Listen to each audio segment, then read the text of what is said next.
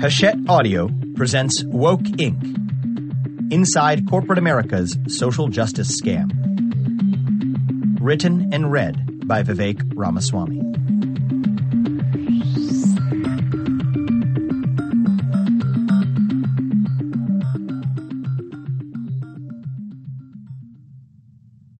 To my son Karthik and to his generation. Introduction. The Woke Industrial Complex. My name is Vivek Ramaswamy, and I am a traitor to my class. I'm going to make some controversial claims in this book, so it's important you know a bit about me first. My parents immigrated from India 40 years ago to Southwest Ohio, where I was born. They weren't rich. I went to a racially diverse public school with kids who came from difficult backgrounds. After I got roughed up in 8th grade by another kid, my parents sent me to a Jesuit high school where I was the only Hindu student and graduated as valedictorian in 2003. I then went to Harvard to study molecular biology and finished near the top of my class. Rather than becoming an academic scientist, I joined a large hedge fund in 2007 and started investing in biotech. A few years later, I became the youngest partner at the firm. In 2010, I had an itch to study law, so I went to Yale while keeping my job at the fund. After law school, I started a biotech company called Roivant Sciences. My goal was to challenge Big Pharma's bureaucracy with a new business model, which proved to be easier said than done. I started by developing a drug for Alzheimer's disease that resulted in the largest biotech IPO in history at the time. Though a few years later, that drug failed spectacularly. Failure hurt, and I was chastened by it. Thankfully, the company went on to develop important drugs for other diseases that helped patients in the end. I've also co-founded a few tech companies along the way, one that I sold in 2009 and another of which is fast-growing today. And now I'm philanthropically active in a number of nonprofit ventures. I know how the elite business world works, and elite academia and philanthropy too, because I've seen it firsthand. I used to think that corporate bureaucracy was bad because it's inefficient. That's true, but it's not the biggest problem. Rather, there is a new invisible force at work in the highest ranks of corporate America, one far more nefarious. It is the defining scam of our time, one that robs you of not only your money, but your voice and your identity. The con works like a magic trick, summed up well by Michael Caine's character in the opening monologue of Christopher Nolan's movie The Prestige. Every great magic trick consists of 3 parts or acts. The first part is called the pledge. The magician shows you something ordinary, a deck of cards, a bird, or a man. The second act is called the turn. The magician takes the ordinary something and makes it do something extraordinary. But you wouldn't clap yet, because making something disappear isn't enough. You have to bring it back. That's why every magic trick has a third act, the hardest part, the part we call the prestige. Financial success in 21st century America involves the same simple steps. First, the pledge. You find an ordinary market where ordinary people sell ordinary things. The simpler, the better. Second, the turn. You find an arbitrage in that market and squeeze the hell out of it. An arbitrage refers to the opportunity to buy something for one price and instantly sell it for a higher price to someone else. If this were a book about how to get rich quick, I'd expound on each of those first 2 steps. But the point of this book is to expose the dirty little secret underlying the third step of corporate America's act. It's prestige. And here's how it works. Pretend like you care about something other than profit and power, precisely to gain more of each. All great magicians master the art of distraction. Flashing lights, smoke, beautiful women on stage. Today's captains of industry do it by promoting progressive social values. Their tactics are far more dangerous for America than those of older robber barons. Their do-good smokescreen expands not only their market power, but their power over every other facet of our lives. As a young 21st century capitalist myself, the thing I was supposed to do was shut up and play along. Wear hipster clothes, lead via practiced vulnerability, applaud diversity and inclusion, and muse on how to make the world a better place at conferences and fancy ski towns. Not a bad gig. The most important part of the trick was to stay mum about it.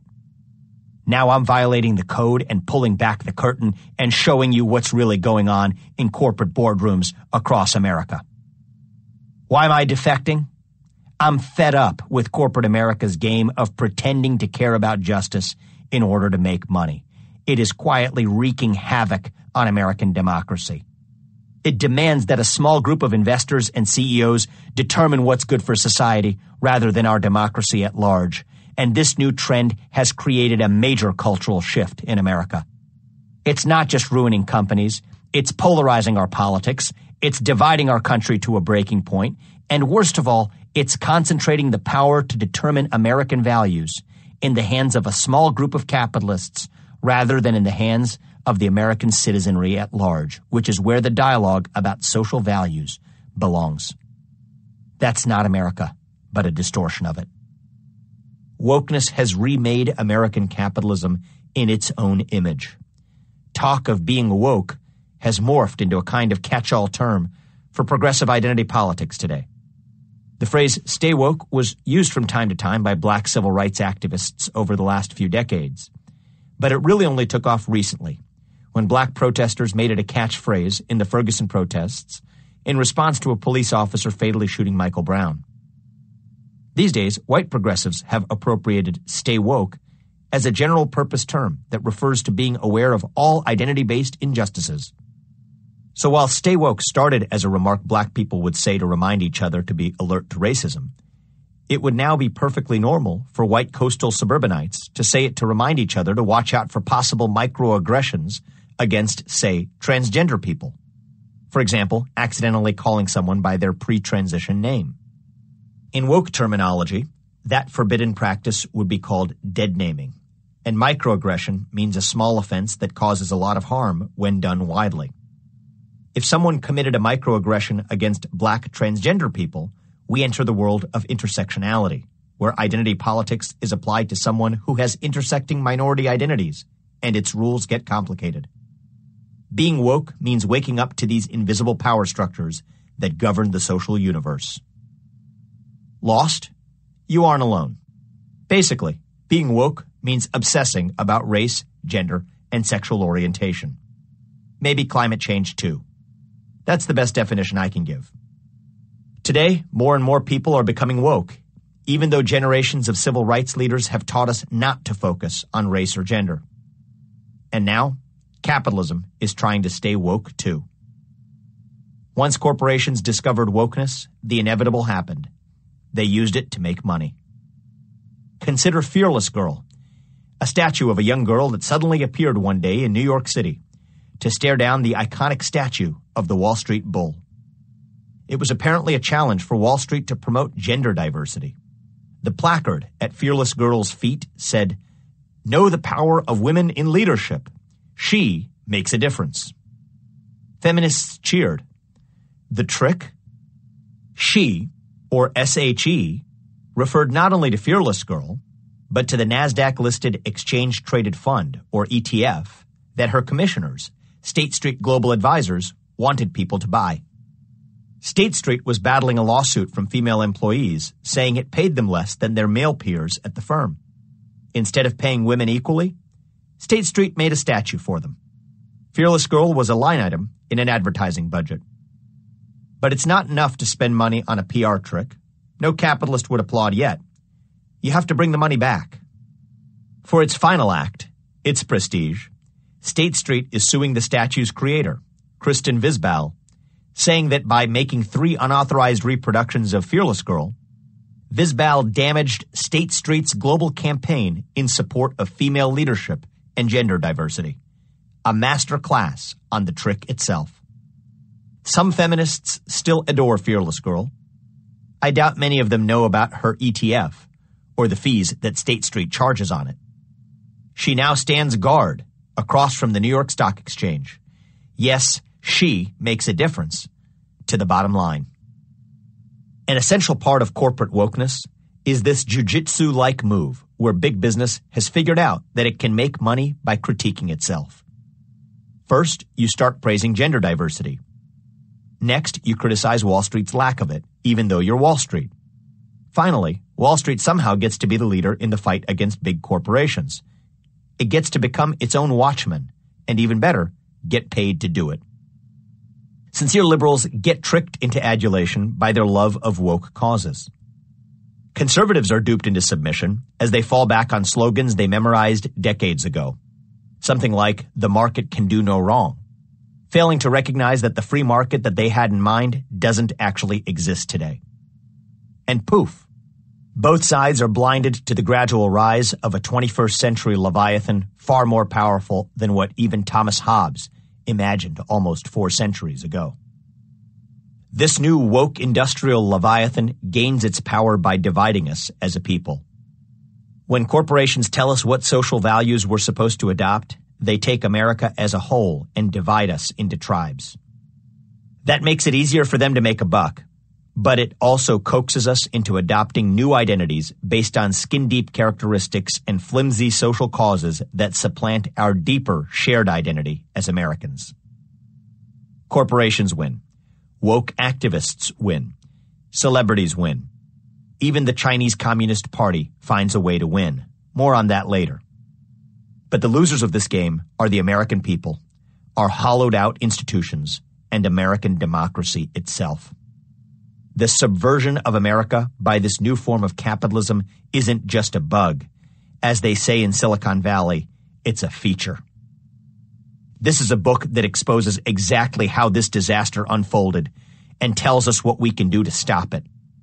I'm not a journalist reporting on my research findings. This is the stuff I've encountered firsthand over the last 15 years in academia and in business. I have seen how this game is played. Now I'm taking you behind the curtain to show you how it works. In the early chapters of this book, I reveal how the woke industrial complex fleeces you of your money. Later, I expose how big business, corrupt politicians at home, and autocratic dictators abroad collude to rob you of your voice and your vote in our democracy. Under the banner of stakeholder capitalism, CEOs and large investors work with ideological activists to implement radical agendas that they could never pass in Congress. Finally, I reveal how these actors consummate their most pernicious heist of all. They steal our shared American identity. Woke culture posits a new theory of who you are as a person, one that reduces you to the characteristics that you inherit at birth and denies your status as a free agent in the world. And it deploys powerful corporations to propagate this new theory with the full force of modern capitalism behind it. The antidote isn't to fight wokeness directly. It can't be, because that's a losing battle. You'll be canceled before you even stand a chance. The true solution is to gradually rebuild a vision for shared American identity that is so deep and so powerful that it dilutes wokeism to irrelevance. One that no longer leaves us susceptible to being divided by corporate elites for their own gain. The modern woke industrial complex preys on our innermost insecurities about who we really are as individuals and as a people by mixing morality with commercialism. That might make us better consumers in the short run, but it leaves us worse off as citizens in the end. Banning bad corporate behavior isn't the ultimate answer. Rather, the answer is to do the hard work of rediscovering who we really are. Earlier this year, writing this book forced me to rediscover who I was. On January 6th, 2021, an angry mob of rioters stormed the U.S. Capitol as Congress convened to certify the results of the 2020 presidential election. It was a disgrace, and it was a stain on our history. When I watched it, I was ashamed of our nation. It made me want to be a better American. But I grew even more worried about what happened after the Capitol riot. In the ensuing days, Silicon Valley closed ranks to cancel the accounts of not only the people who participated in that riot, but everyday conservatives across the country. Social media companies, payment processing companies, home rental companies, and many more acted in unison. It was a Soviet-style ideological purge happening in plain sight, right here in America, except the censorship czar wasn't big government. It wasn't private enterprise either. Rather, it was a new beast altogether, a frightening hybrid of the two. As a citizen, I couldn't stomach it. I argued in the Wall Street Journal, along with my former law professor, that companies like Twitter and Facebook are legally bound by the First Amendment, and that they break the law when they engage in selective political censorship. That's because big tech companies, unlike ordinary publishers, are the beneficiaries of a special federal law that protects them in certain ways, but also obligates them to abide by the Constitution. I couldn't anticipate what followed. 2 advisors to my company resigned immediately. Please immediately remove my name from all internal and public materials reporting or implying an association with Roivent or any of its subsidiary and affiliated entities, one of them wrote. I am submitting my resignation effective immediately, another wrote to me. I was raised to value social justice causes and efforts for the greater good above all others. A third advisor texted me saying, I am profoundly disappointed. Your comments on right-wing media have been deeply troubling. It wasn't just my advisors. Close friends called me to say how disappointed they were. One of them pleaded with me on the phone. My friends have made money by investing in your company. Don't ruin it for them. One of my former executives, her eyes filled with tears, said, Vivek, I had such high hopes for you. What happened? Many of my employees were upset too, even as some of them privately emailed me to say that they agreed with me. Yet there was a peculiarity about it too. 8 months earlier, my advisors and friends were impatient with me for a different reason. Following the tragic death of George Floyd at the hands of a police officer in the spring of 2020, they pressured me to do more to address systemic racism. They felt I hadn't done enough to condemn it. Apparently, being a CEO required me to speak out about politics sometimes, yet other times it required me to stay silent. As CEO, I needed to effectively run a business focused on developing medicines without getting intertwined in political matters. Yet as a citizen, I felt compelled to speak out about the perils of woke capitalism. I tried my best to avoid using my company as a platform to foist my views onto others. But eventually, I had to admit that I couldn't do justice to either while trying to do both at once. So in the end, I decided to practice what I preached. It wasn't easy, but in January 2021, I stepped down as CEO of my own company, 7 years after I founded it, and gave the job to the person who was most qualified to do it, our longtime CFO, whose political perspectives couldn't be more different than my own. He's liberal. He's also brilliant. On the day I appointed him, I said he would speak for the company going forward, and I meant it. There was a certain irony to the decision that lingered with me. When left-leaning CEOs like Mark Benioff write books about their views on business and politics, it doesn't hurt their companies at all. Rather, it seems to help them. But my situation was different. At the company town hall explaining my decision to step down, I said that it was important to separate my personal voice as a citizen from the voice of the company in order to protect the company. No one was confused. I do think there's a double standard at play in America, but ultimately I didn't step aside because I feared a firestorm. I did it because my own beliefs told me I had to keep business and politics apart. A good barometer for the health of any democracy is the percentage of people who are willing to say what they actually believe in public. As a nation, we're doing pretty poorly on that metric right now, and the only way to fix it is to start talking openly again. I wasn't free to do that as a CEO, but now I am as an ordinary citizen. I hope some of you will find what I have to say worthwhile. Chapter 1. The Goldman Rule. In one of my favorite episodes of South Park, 2 sleazy salesmen try to sell shoddy vacation condos in the glitzy ski town of Aspen to the lower middle-class residents of South Park. Their sales pitch is simple. Try saying it. I've got a little place in Aspen. Rolls off the tongue nicely, doesn't it? Eventually, the residents open up their checkbooks. This is exactly what happened when recruiters from Goldman Sachs used to show up on Ivy League campuses in the early 2000s.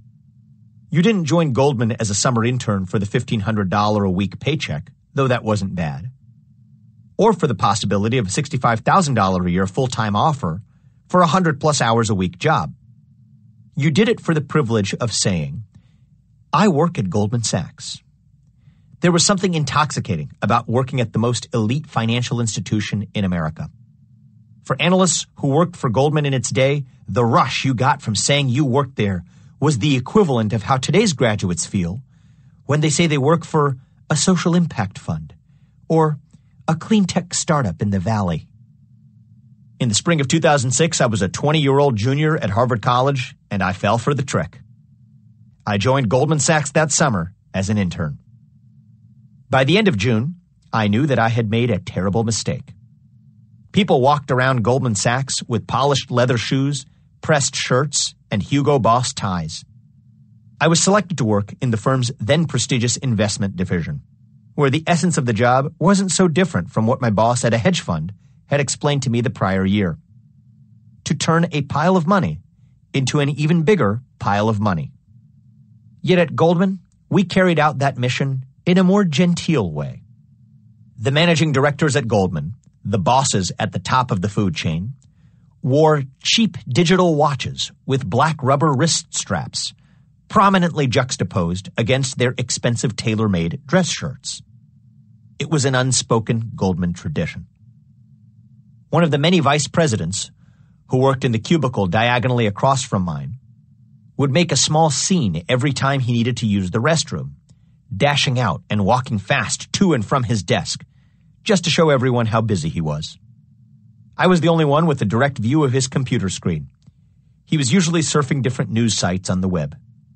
6 weeks into the internship, I hadn't learned a single thing, save for the polite suggestion from my superiors that I wear nicer shoes to the office. The hallmark event at Goldman Sachs the summer I worked there wasn't a poker tournament on a lavish boat cruise followed by a debauched night of clubbing, as it had been at the more edgy firm where I'd worked the prior summer. Rather, it was Service Day, a day that involved dressing up in a t-shirt and shorts and then dedicating time to serving the community. Back in 2006, that involved planting trees in a garden in Harlem. The co-head of the group at the time was supposed to lead the way. I welcomed the prospect of a full day spent at a park away from Goldman's cloistered offices. Yet when I showed up at the park in Harlem, very few of my colleagues seemed interested in, well, planting trees. The full-time analysts shared office gossip with the summer analysts. The vice presidents one-upped each other with war stories about investment deals. And of course, the head of the group was nowhere to be found. It was supposed to be an all-day activity, yet after an hour, I noticed that very little service had actually been performed. As if on cue, the co-head of the group showed up an hour late, wearing a slim-fit suit and a pair of Gucci boots. The chatter among the rest of the team died down as we awaited what he had to say. "All right, guys," he said with a somber expression, as though he were going to discipline the team. A moment of tension hung in the air. And then he broke the ice. "Let's take some pictures and get out of here." The entire group burst into laughter. Within minutes, we had vacated the premises. No trees had been planted. Within a half hour, the entire group was seated comfortably at a nearby bar that was well prepared for our arrival. Pitchers of beer ready on the tables and all. I turned to one of the younger associates sitting next to me at the bar. I remarked that if we wanted to have a social day, then we should have just called it that instead of Service Day. He laughed and demurred. "Look, just do what the boss says." Then he quipped back. "You ever heard of the golden rule? Treat others like you want to be treated?" I replied. "Wrong," he said. "He who has the gold makes the rules." I called it the Goldman Rule. I learned something valuable that summer, after all. Nearly a decade and a half after I learned that whoever has the gold makes the rules, the Goldman rule had only grown in importance. In January 2020, at the World Economic Forum in Davos, Goldman Sachs CEO David Solomon declared that Goldman would refuse to take companies public unless they had at least one diverse member on their board. Goldman didn't specify who counted as diverse, other than to say it had a focus on women. The bank just said that this decision is rooted first and foremost in our conviction that companies with diverse leadership perform better, and that board diversity reduces the risk of groupthink. Personally, I believe that the best way to achieve diversity of thought on a corporate board is to simply screen board candidates for the diversity of their thoughts, not the diversity of their genetically inherited attributes. But that wasn't what bothered me most about Goldman's announcement. The bigger problem was that its edict wasn't about diversity at all. It was about corporate opportunism, seizing an already popular social value and prominently emblazoning it with the Goldman Sachs logo. This was just its latest version of pretending to plant trees in Harlem. The timing of Goldman's announcement was telling. In the prior year, approximately half the open board seats at S&P 500 companies went to women. In July 2019, the last remaining all-male board in the S&P 500 appointed a woman. In other words, every single company in the S&P 500 was already abiding by Goldman's diversity standard long before Goldman issued its proclamation. Goldman's announcement was hardly a profile in courage. Rather, it was just an ideal way to attract praise without taking any real risk. Another great risk-adjusted return for Goldman Sachs. Goldman's timing was also impeccable in another way. Its diversity quota proclamation stole the headlines from a much less flattering event.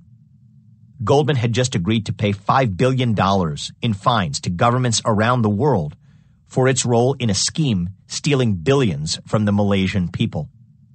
In what has become known as the 1MDB scandal, Goldman paid more than $1 billion in bribes to win work raising money for the One Malaysia Development Berhad Fund, which was supposedly meant to fund public development projects.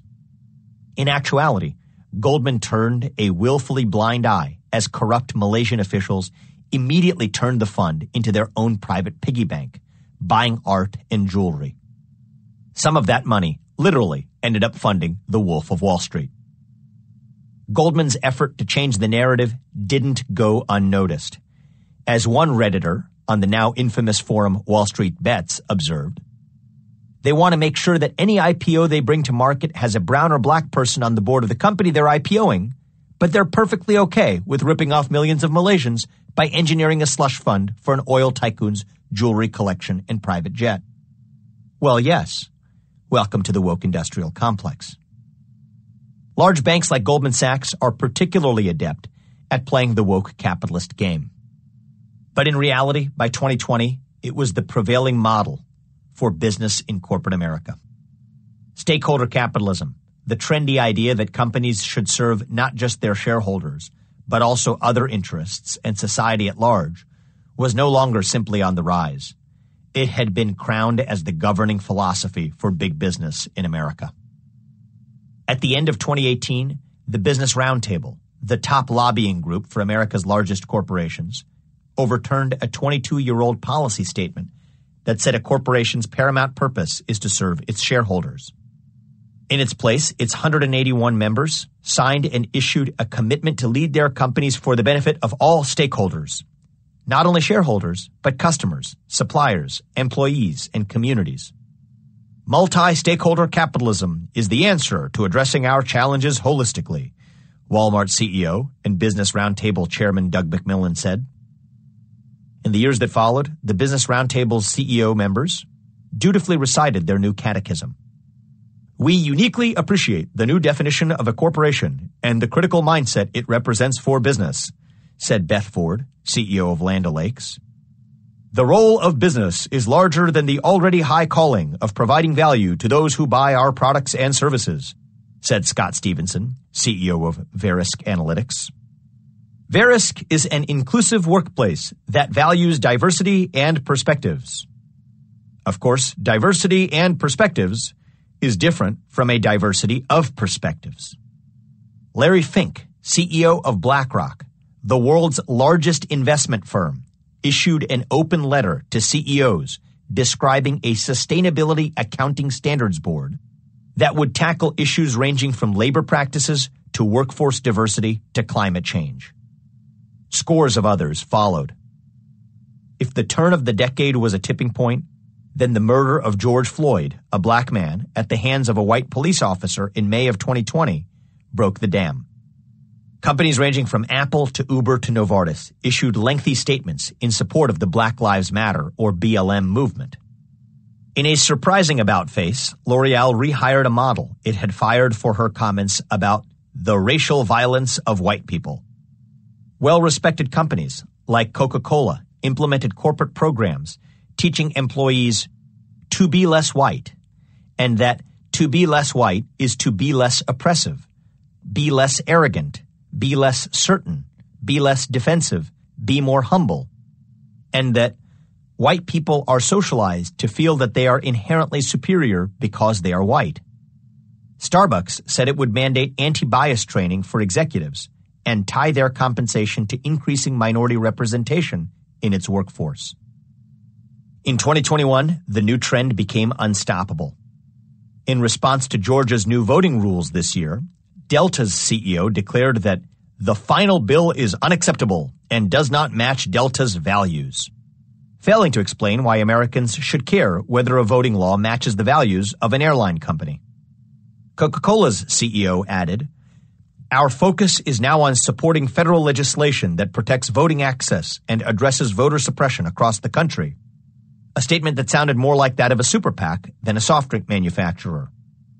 Biotech industry leaders called on CEOs to actively consider alternatives to investing within states that have enacted voter suppression laws, and to encourage alternative venues for conferences and major meetings. Hundreds of other companies issued similar statements. 15 years ago, stakeholder capitalism might have represented a challenge to the system. Today, it is the system, and its tolerance for dissent is vanishing. Al Gore recently declared that stakeholder capitalism is the proven model for business, and that corporate executives who fail to act accordingly could be sued for violating their fiduciary duties. Mark Benioff, the billionaire founder of Salesforce.com, proclaimed that shareholder capitalism is dead. Politicians on both sides, from Elizabeth Warren to Marco Rubio, have jumped on the bandwagon. Today, the case is basically closed. In 2018, New York Times columnist Ross Douthat called this trend woke capitalism. I call it wokenomics, a new economic model that infuses woke values into big business. In late 2020, on the 50th anniversary of Milton Friedman's famous 1970 defense of shareholder capitalism, a few economists made a meek last-ditch attempt to resist this trend by defending the Friedman Doctrine. But their arguments were at best persuasive only to other economists, accustomed to speaking in the parlance of economic efficiency, lacking the moral sheen of the other side. For example, Harvard economist Greg Mankiw argued in the New York Times that corporate executives are unlikely to be well equipped with the necessary skills to serve society, and that there is no metric to determine how well executives are serving society as a whole.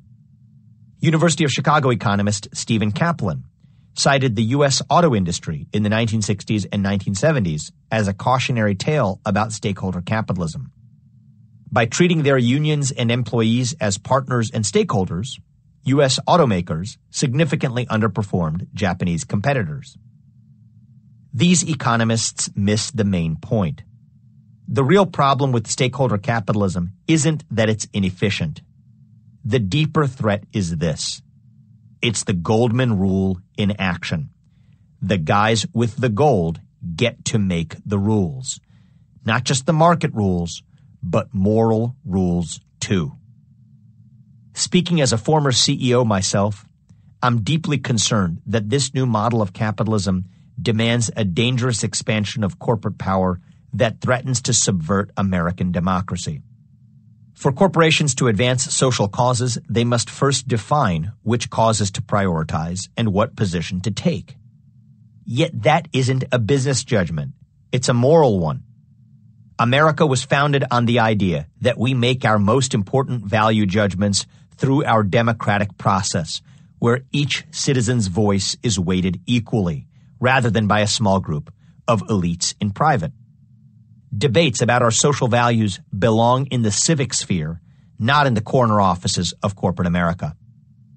I'd love to hear Larry Fink's favorite stock picks, but as a citizen, I don't particularly care for his views on racial justice or environmentalism.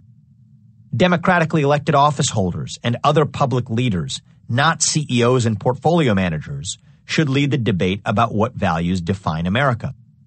Business leaders are supposed to decide how much to spend on a manufacturing plant or whether to invest in one piece of technology or another, not whether a minimum wage is more important for society than full employment, or whether reducing America's carbon footprint is more important than the geopolitical consequences of doing so.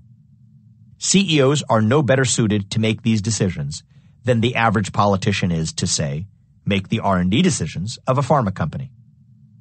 To be clear, that doesn't mean that citizens, including CEOs, should refrain from speaking up strictly in their personal capacities. Corporations may not be people, but CEOs definitely are, and it's a good thing when citizens personally engage on civic issues. But there's a difference between speaking up as a citizen and using your company's market power to foist your views onto society while avoiding the rigors of public debate in our democracy. That's exactly what Larry Fink does when BlackRock issues social mandates about what companies it will or won't invest in, or what Jack Dorsey does when Twitter consistently censors certain political viewpoints rather than others. When companies use their market power to make moral rules, they effectively prevent those other citizens from having the same say in our democracy. Curiously, today the most ardent supporters of stakeholder capitalism are liberal. Many progressives who love stakeholder capitalism abhor the Supreme Court's 2010 ruling in Citizens United v. Federal Election Commission because it permits corporations to donate to political campaigns and influence electoral outcomes. Al Gore, one of the principal proponents of stakeholder capitalism, has described this ruling as obscene and proposed overturning it through a constitutional amendment. Joe Biden, Hillary Clinton, and Barack Obama have all made similar comments. Yet stakeholder capitalism is Citizens United on steroids. It not only permits corporations to influence our democracy, it demands that they do that by advancing whatever social values they choose. Ironically, the people who most vehemently proclaim that corporations aren't people are the ones who now demand that corporations act more like, well, people. Advocates of stakeholder capitalism say it's totally consistent to oppose corporate contributions to political campaigns while still demanding that corporate leaders pursue social agendas that are good for society at large. Yet this argument ignores why it's bad for corporations to influence elections in the first place. It's not just the election that matters, but what the election symbolizes. The idea that every person's vote counts equally in our democracy. That's what's special about an election. That's what makes capitalist influence over elections so troubling. Because when dollars mix with votes, everyone's vote no longer counts equally.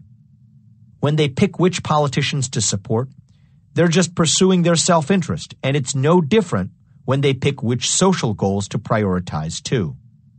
Either Al Gore doesn't understand that, or else his new business interests as an ESG investor make that an inconvenient truth. The damage to democracy is further reaching. The heart of our democracy isn't just about casting a ballot in November. Rather, it's about preserving democratic norms in everyday life, including free speech and open debate.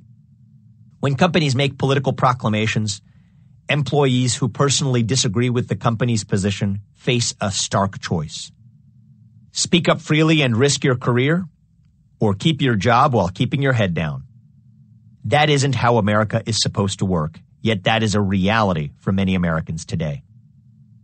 Even worse, Partisan politics is now infecting spheres of our lives that were previously apolitical.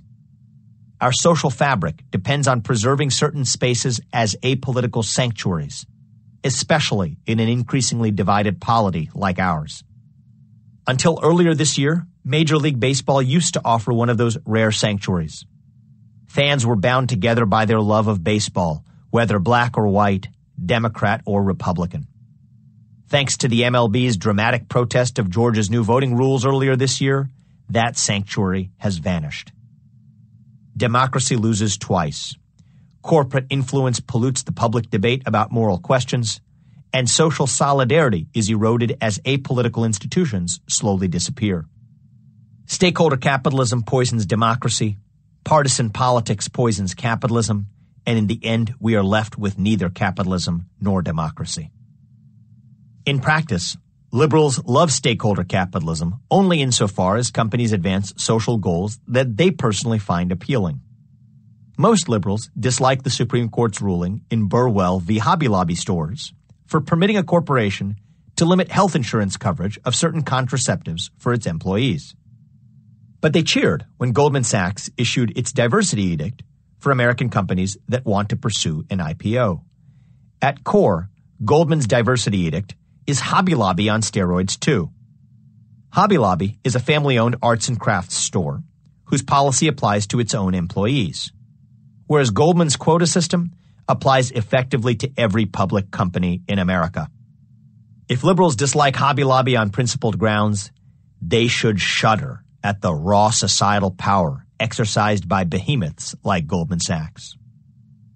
Wokenomics is crony capitalism 2.0, and here's how it works. Big business uses progressive-friendly values to deflect attention from its own monolithic pursuit of profit and power. Crony capitalism 1.0 was straightforward by comparison. Corporations simply had to make campaign contributions to legislators in return for favorable legislative treatment. Here's an example. Big Wall Street banks hire lobbyists to exert influence in Washington, and in return, they get favorable regulations that codify their status as gatekeepers who enjoy oligopoly status in taking companies public.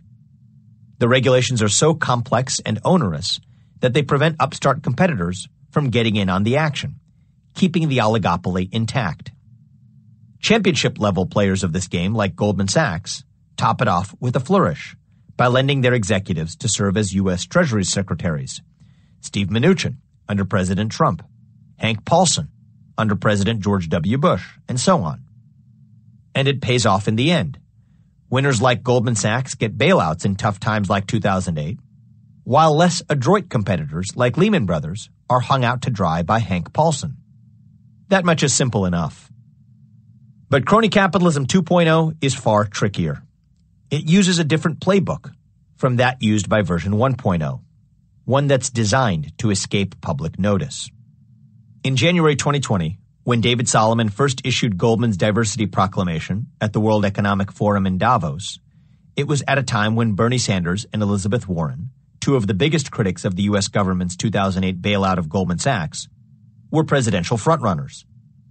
Having supplicated to the swamp uniparty of crony Republicans and centrist Democrats for decades, the moment had arrived for Goldman Sachs to begin placating the identity politics-obsessed far left, just as that wing of the Democratic Party had begun to accrue greater political power. Their new CEO is woker than woke, and he's a DJ on the side too. That's how the 2020 edition of Crony Capitalism looks. Hank Paulson is outmoded by comparison.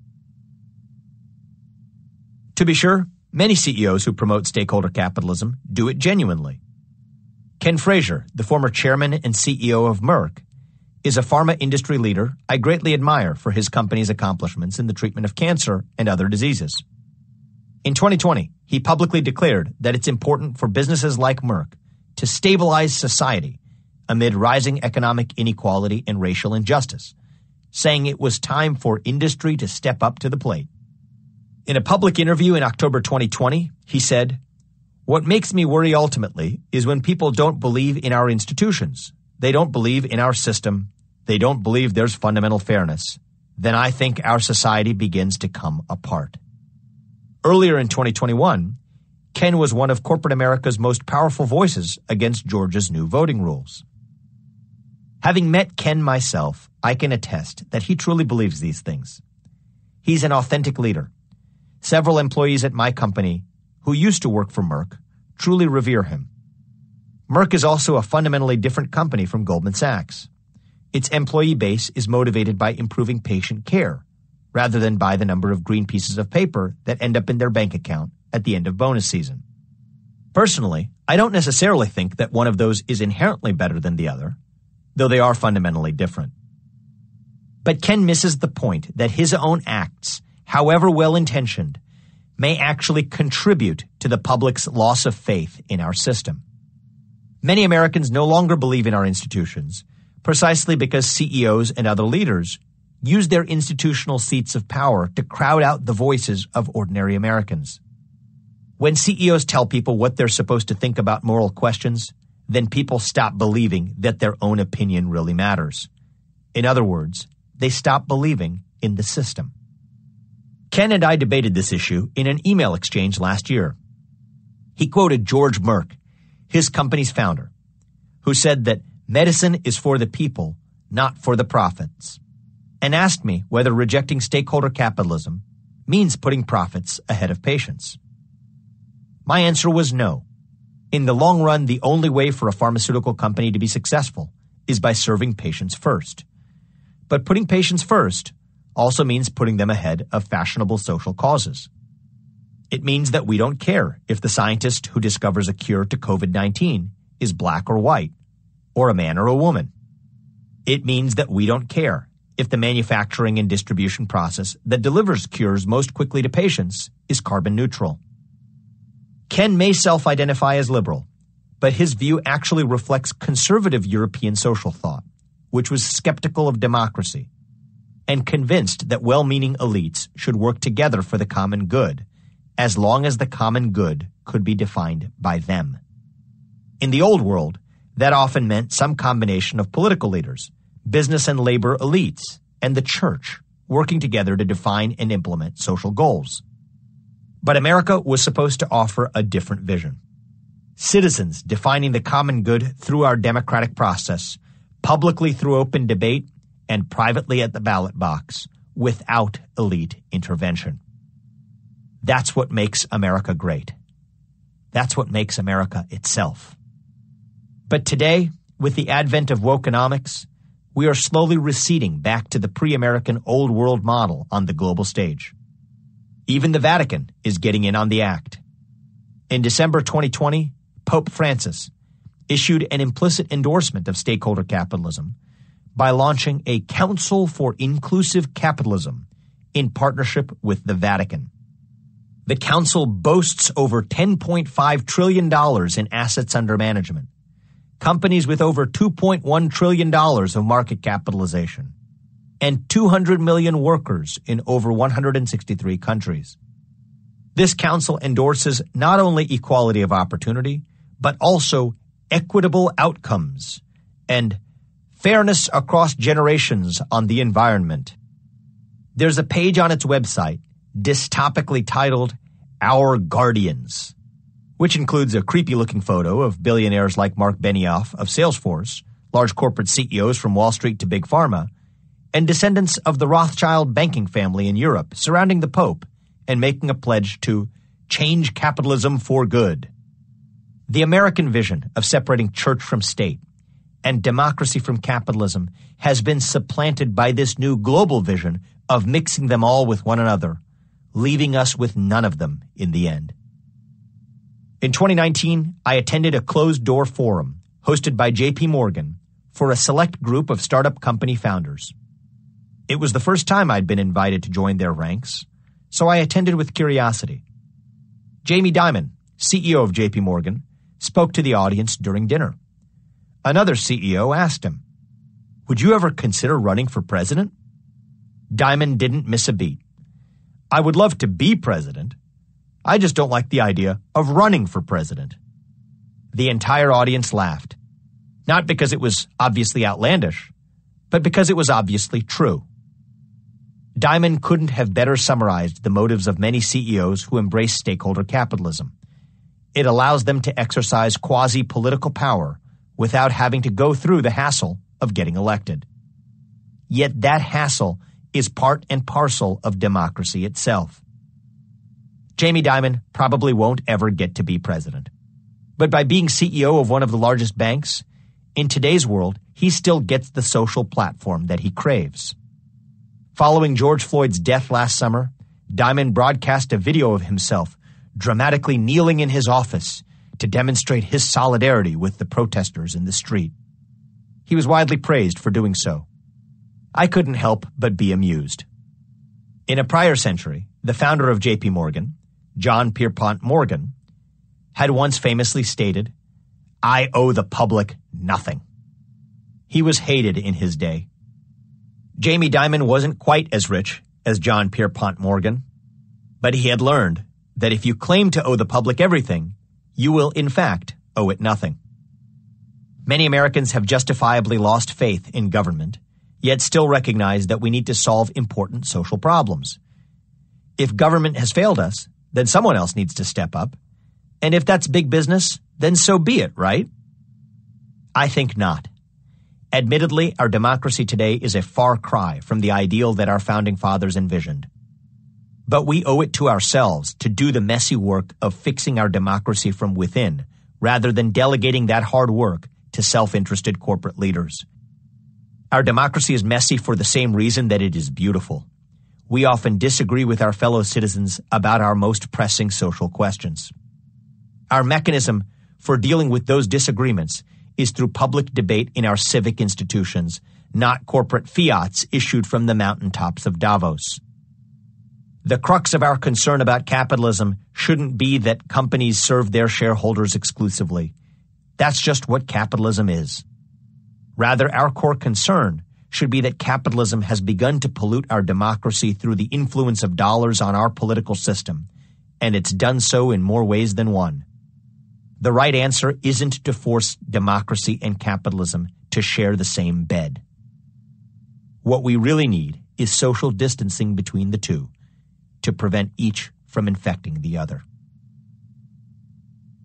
In principle, stakeholder capitalism can mean one of two things. It could mean that corporations should affirmatively take steps toward addressing important societal issues like climate change, racism, and workers' rights. That's the bandwagon that most companies are jumping on these days, committing capital to fight climate change, making donations to BLM, conducting mandatory training sessions for employees on how to be anti-racist, and so forth. That's where my criticism in this book is focused. This trend has taken corporate America by storm in recent years and threatens to subvert the integrity of American democracy. But there's a more sympathetic version of the same idea that refers to something much simpler. Namely, the idea that executives should just account for the negative externalities or unintended consequences of their actions before making important business decisions. That just means they should avoid hurting people. We all have a basic moral duty not to hurt others, and we don't lose it when we band together and start calling ourselves corporations, the argument goes. Think of a tobacco company that might face a choice about whether to include an ingredient that makes its product more addictive, in a way that leaves both consumers and society worse off. If a company knows that its product will harm people, but there's no technical legal prohibition on selling it, the negative externality folks argue that the company should still exercise restraint, even though the profit-maximizing course of action is to sell as much of the product as possible. I acknowledge that's a hard case. In theory, it raises a dilemma for my argument. But in actuality, this kind of case rarely arises in the real world. Most corporate actions that are known to harm people are either illegal or likely to hurt the company's reputation and profits in the long run. During my 7 years as a biopharmaceutical CEO, I never once had to make that kind of choice. Our company's commitment to long-term value meant that it was never in our interest to harm people. We made medicines, not cigarettes. Regardless of where you land on those hard cases, my point is this. A tobacco company's decision to include ingredients that are less addictive in its cigarettes is fundamentally different from that same company writing a check to BLM or mandating anti-racist employee training on how to be less white. The ordinary duty not to hurt people doesn't require corporations to reshape the world into their vision of utopia. Many sincere woke activists resist that distinction, and that's the root of our disagreement. According to their view, capitalism itself systematically rewards, say, white people over black people. That inequity is a negative externality of the very capitalist system that even makes corporations possible, according to them. So any company that benefits from America's capitalist system is therefore contributing to systemic racism and is obligated to fix it.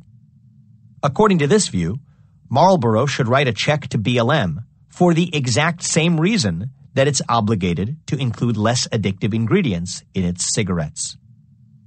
The sometimes blurry line between actively doing good and merely avoiding doing harm is one of those iconic debates in moral philosophy, and it reveals an important point about my disagreement with sincere woke capitalists. Our dispute comes down to this. They think they're morally obliged to minimize the harm that they already do just by being capitalists, whereas I think they're overstepping their authority by trying to affirmatively enact their own conception of the good by using their market power. I think they're trying too hard to save the world. They think they're just trying not to make it worse. But they are making it worse. Even if they're right that the American system harms some groups, the burden of remedying that harm falls on the American people, and the American people should decide what to do about it democratically. It is not a CEO's duty to shoulder America's responsibilities. In reality, that just causes new problems. I believe that even honest woke capitalists fail to see how much additional harm they do to American democracy when business elites tell ordinary Americans what causes they're supposed to prioritize. In my view, this represents a new negative externality that must be weighed by any corporate leader who actually wants to do the right thing. So that's my disagreement with sincere woke capitalists. But my bigger beef is with the insincere woke capitalists. Here's what the sincere guys miss. When they create a system in which business leaders decide moral questions, they open the floodgates for all their unscrupulous colleagues to abuse that newfound power. And there are far more CEOs who are eager to grab money and power in the name of justice than there are CEOs who are agnostic to money and power and care only about justice. Under the guise of doing good, the corporate con artists hide all of the bad things that they do every day. Coca-Cola fuels an epidemic of diabetes and obesity among black Americans through the products it sells. The hard business decision for the company to debate is whether to change the ingredients in a bottle of Coke. But instead of grappling with that question, Coca-Cola executives implement anti-racism training that teaches their employees to be less white, and they pay a small fortune to well-heeled diversity consultants who peddle that nonsense. That's the Goldman playbook. It's not by accident, it's by design. So the "I'm just trying not to hurt anyone" version of stakeholder capitalism inadvertently provides intellectual cover for the real poison at the heart of modern wokenomics. In the real world, very few American companies are able to harm people over the long run while still making sustainable profits, because the public holds them accountable over time through both market mechanisms and democratic accountability. But now the rise of woke capitalism creates a decoy that prevents those corrective mechanisms from working as they should. It's the equivalent of tampering with a smoke detector in the airplane lavatory, which is a federal crime because it risks hurting people. Some of my fellow CEOs make thoughtful arguments in response. I recently caught up with Nick Green, a former college classmate of mine, who leads Thrive Market, a very successful healthy lifestyle company in California. We're good friends. We even invested in each other's companies. But we disagree about stakeholder capitalism. Nick argues that stakeholder capitalism works because consumers are demanding more of companies. Consumers want to buy things from the companies who share their values, and often that means supporting social causes that their consumers care about. What's wrong if companies just do what consumers want them to do? Isn't that what capitalism is all about? Nick is a great CEO. He built a thriving enterprise from scratch. Every dollar that I invested in his company a few years ago is now worth nearly 100. So if he has something to say about building great companies, then he has my attention. After reflecting on Nick's comments, I realized that practitioners of stakeholder capitalism come in a few different forms, each of which raise unique issues. First, there are woke executives who use their positions as corporate managers to advance a particular social agenda. This is fraught with principal-agent conflicts. An agent is supposed to represent a principal. For example, a lawyer is an agent, and his client is the principal. A principal-agent conflict arises when the agent has different interests from the principal. For example, if the lawyer stands to make more money if the client loses her case. In the case of a company, the principal is the company's shareholder base, and the CEO is the agent. Often, the CEO has an interest in using the company to maintain his personal brand, often at the expense of the company's shareholders. Here, the main victims are the company's shareholders.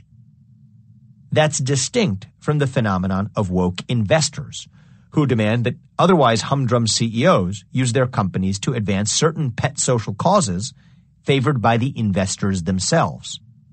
This isn't the agent betraying the interests of the principal, but the principal, a shareholder, demanding exactly what the agent, the CEO, should do. Effectively, this is what ESG investing is all about. But it's not just ESG investors who play this game. Sometimes, these activist investors include sovereign nations and autocratic dictatorships like China, who have their own ideas about what causes to advance. Woke executives and woke investors raise distinct problems that I address later in the book. But at core, they're both examples of this form of paternalism. In both cases, it's about business elites telling ordinary Americans what they're supposed to do and how they're supposed to think. Each presents an equal affront to American democracy. My critique is mostly directed at this top-down elitism. But my friend Nick is talking about a third distinct phenomenon in which woke consumers are the ones who demand that companies drive social change. That's what I call woke consumerism. That isn't a top-down phenomenon. It's a grassroots, bottom-up demand that consumers make upon companies. For example, in 2020, many consumers boycotted Goya Foods following its CEO's praise of President Trump. This isn't a new trend. Back in 2012, consumers turned on Chick-fil-A after its CEO made anti-same-sex marriage comments. That's different from top-down elitism, and it raises unique issues of its own. Woke consumerism is real. It divides us as a people and weaponizes buying power to stifle authentic debate. And there's no easy fix, since we live in a free country and people still get to do what they want. Fundamentally, it's a cultural problem that demands a cultural solution, one that neither business nor law can provide. But woke consumerism is not nearly as big of a phenomenon as CEOs and investors claim.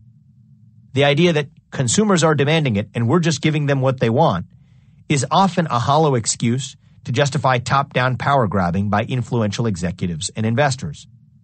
Very few retail mom-and-pop investors in the stock market choose a BlackRock mutual fund over one from Fidelity based on the social values that it adopts.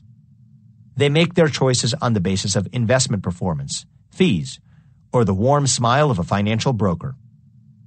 In reality, companies like BlackRock, and in particular their leaders, are using social causes as a way of assuming their place in a moral pantheon. And in the process, they're quietly dropping hints to consumers to take the bait and make purchasing decisions on the basis of moral qualia, rather than product attributes alone. And many consumers then do it, especially when they're feeling lost and hungry for a purpose, as so many Americans do today. It's like the equivalent of Virginia Slims targeting insecure teenagers with catchy cigarette ads in the 1990s. Woke consumerism is born when woke companies prey on the insecurities and vulnerabilities of their customers by deflecting our focus away from the price and quality of their products. As it turns out, morality makes for a great marketing tactic. Just ask Fearless Girl. She will tell you what to buy. Before the 2008 financial crisis, capitalist excess took the form of lavish spending on oft inappropriate entertainment. Strip clubs, dwarf tossing from private yachts, chartered jets to the Super Bowl, and so on, all funded by the corporate Amex card. I had a front row seat to capitalist excess during my first corporate internship, one that I did in 2005, the year before my internship at Goldman Sachs. That summer, I worked at a hedge fund called Amaranth.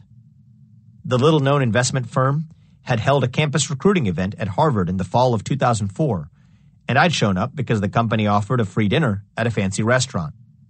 Amaranth had hired a team of doctors and scientists who professionally evaluated biotech stocks. It sounded pretty cool to me, so I decided to give it a try. The most valuable lesson I learned that summer was to understand the essence of what it meant to pursue wealth for its own sake. The firm's founder, Nick Mayonis, graciously spent time with the summer interns during lunch sessions. He explained with disarming clarity that the purpose of a hedge fund was to turn a pile of money into an even bigger pile of money, and to get paid a lot for doing that. It sounded simple, even honest. I asked him, "What's the main goal of your career?" He thought about it deeply in silence, and then answered, "To be a billionaire, and also to own a sports team." Sadly, Mayonis never achieved either goal because Amaranth famously imploded the following year. It used complicated tactics to corner the market for natural gas, which proved to be a profitable strategy in the short run, but the house of cards came tumbling down when the market turned sharply against it. Mayonis still left the whole situation a wealthy man because hedge fund managers lock in gains on an annual basis, and even if they lose everybody else's money, they usually still get to walk away with a good chunk of the money that they made during the good years. As one colleague explained it to me, it wasn't all that surprising, or even that unfair. Every job has its perks. If you're a nurse, you go home with a few extra latex gloves. If you're in finance, you go home with a few extra bucks. His take was cynical, but there was something self-evident about it, too.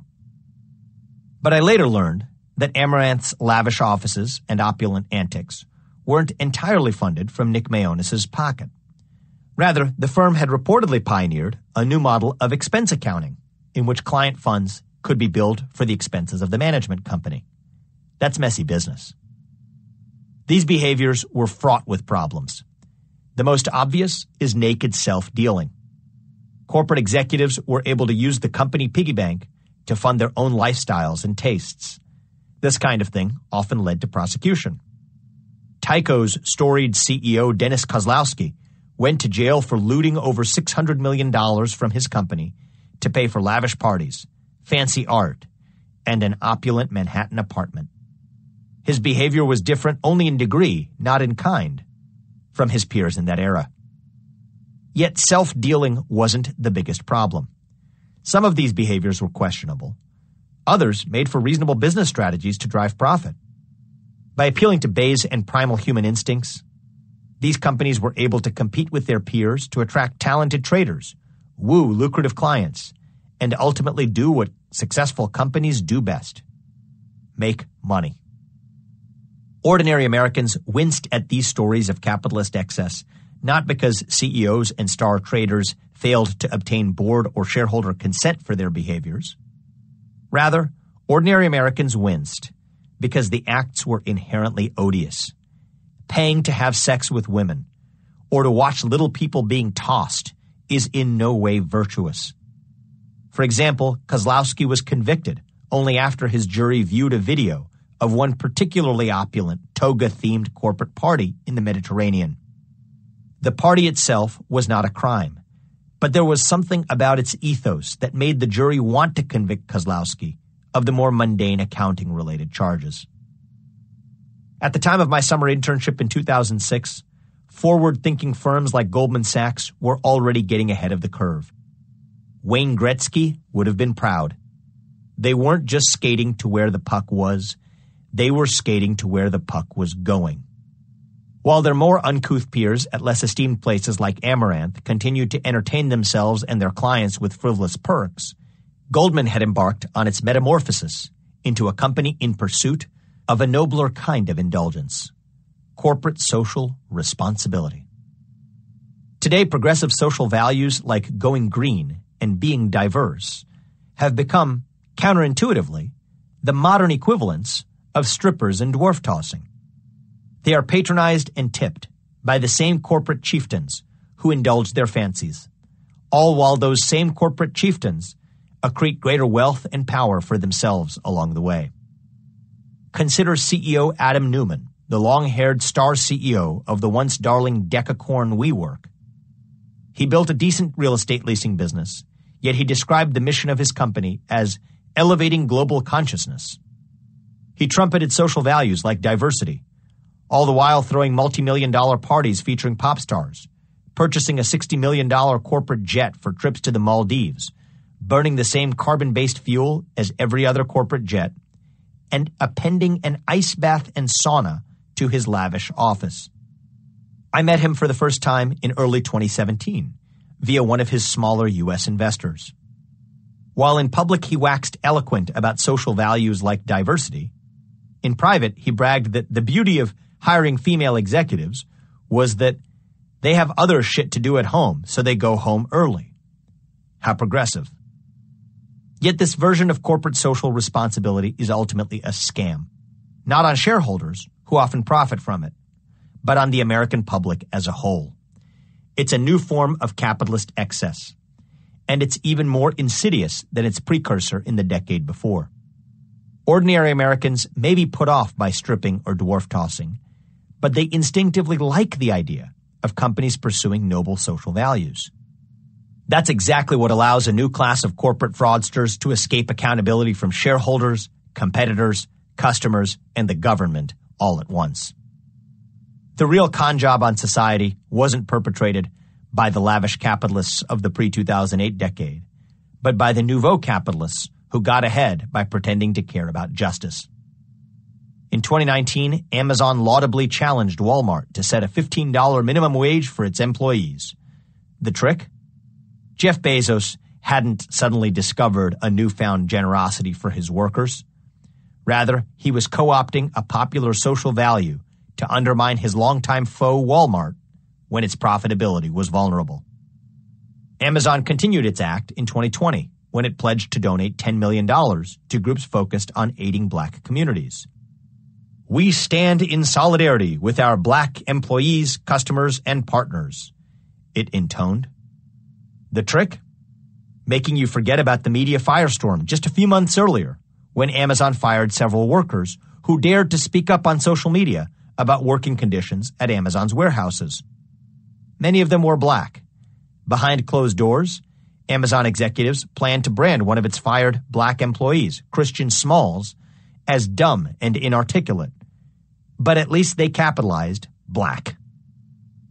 That very same month, Nike acted in synchrony, pledging a $40 million commitment over the next 4 years to support the black community in the U.S. This followed Nike's widely aired commercial featuring former NFL quarterback Colin Kaepernick, who kneeled during the national anthem in protest of social injustice. The trick? Distracting you from Nike's practice of employing child labor in sweatshops across Southeast Asia, or marketing $200 sneakers to inner-city black kids who can't afford to buy books for school. Right-wing CEOs are hardly blameless. They've started to simply imitate their progressive counterparts for their own private gain. MyPillow CEO Mike Lindell has achieved near folk hero status in conservative circles, and he's often swarmed by fans at political conferences.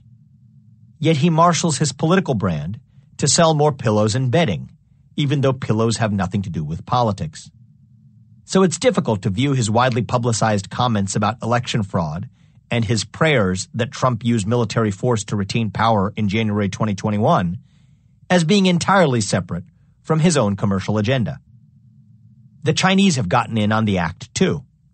During the COVID-19 pandemic, one state-affiliated Chinese company charitably donated drones to local U.S. law enforcement agencies to help enforce social distancing and contact tracing during the national lockdown. The trick? Free surveillance. The victims of pre-2008 capitalist excess were the cash-strapped strippers and little people, and arguably, in certain cases, the shareholders and clients who were shortchanged a few bucks to pay for lavish entertainment. In 2008, the American taxpayers found themselves on the hook when corporate excesses were fixed with a bailout. But today, the victim is America's entire system of democratic governance. The perpetrators of pre-2008 capitalist sins were innocently naive by today's standards. Their actions were so glaring that they invited scrutiny, which in turn empowered society to hold the bad actors accountable, either through investor skepticism in the case of Mayonis, where nearly all of his investors pulled their money out of the fund, or through the courts in the case of Kozlowski, where he was convicted of fraud for duping shareholders into funding his lavish personal lifestyle. It turns out that the American system works pretty well when the American public knows exactly what to expect.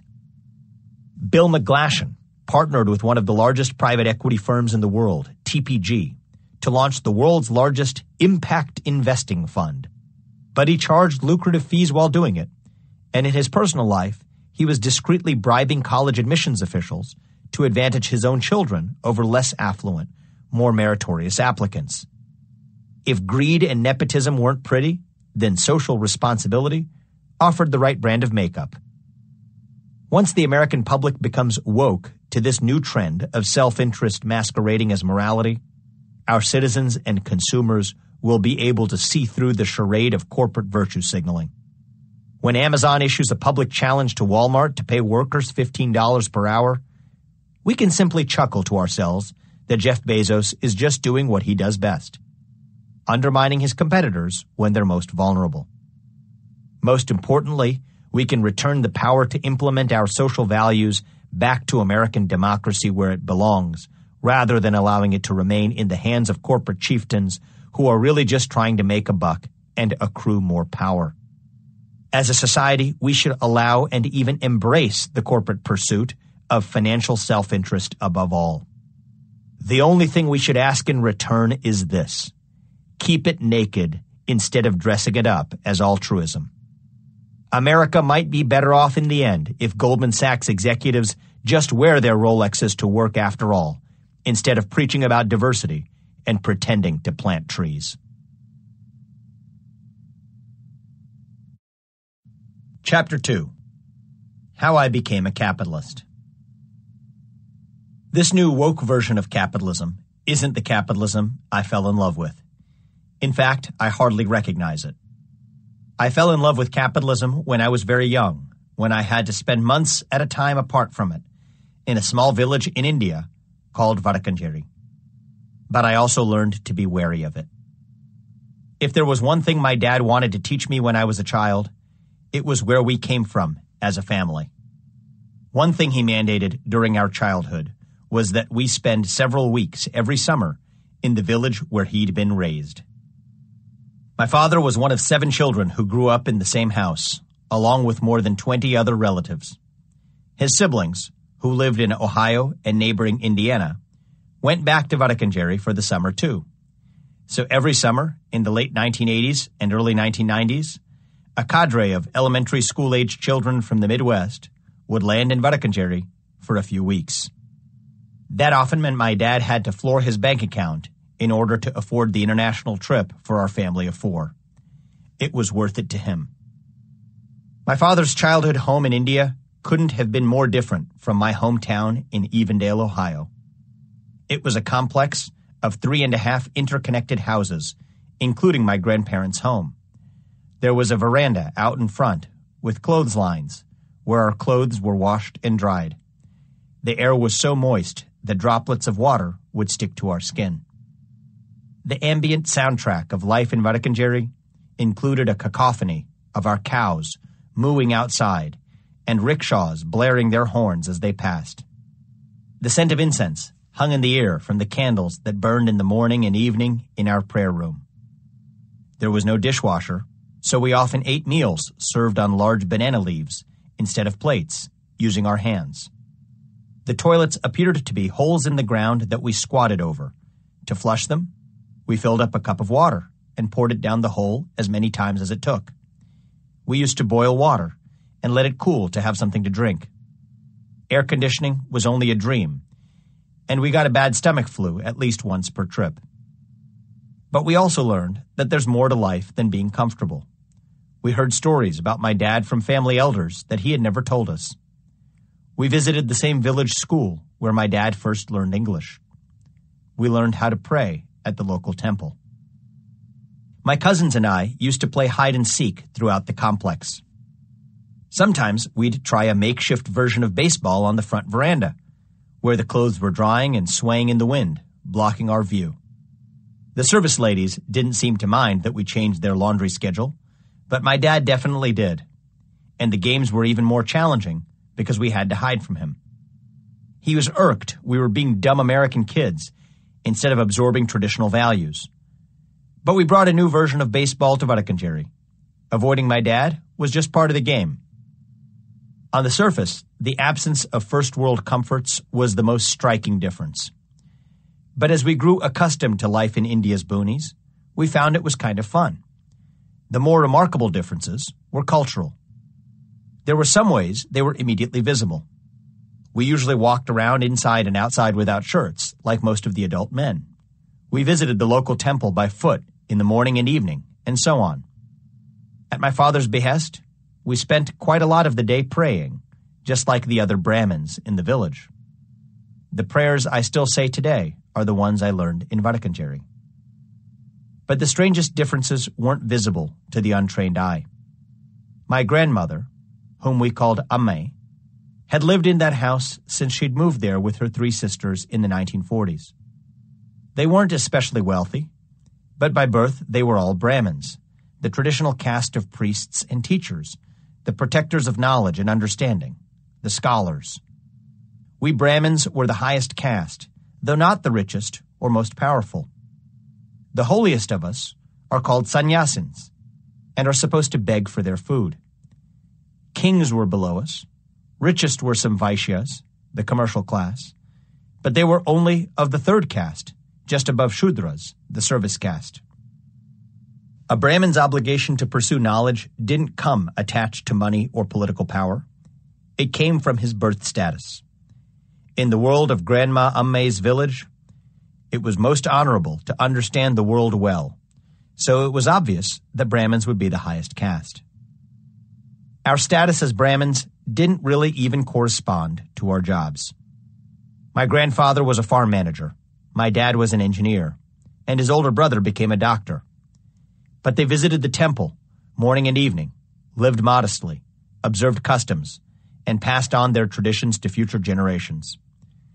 As Brahmin men, we wore a punal, a sacred string, across our bodies, starting at around age 8. Most Kerala temples require men to remove their shirts before entry, and you knew who was Brahmin and who wasn't based on who had a punal.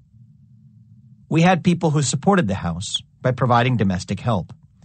They weren't technically my cousins, but we treated them like relatives in many ways.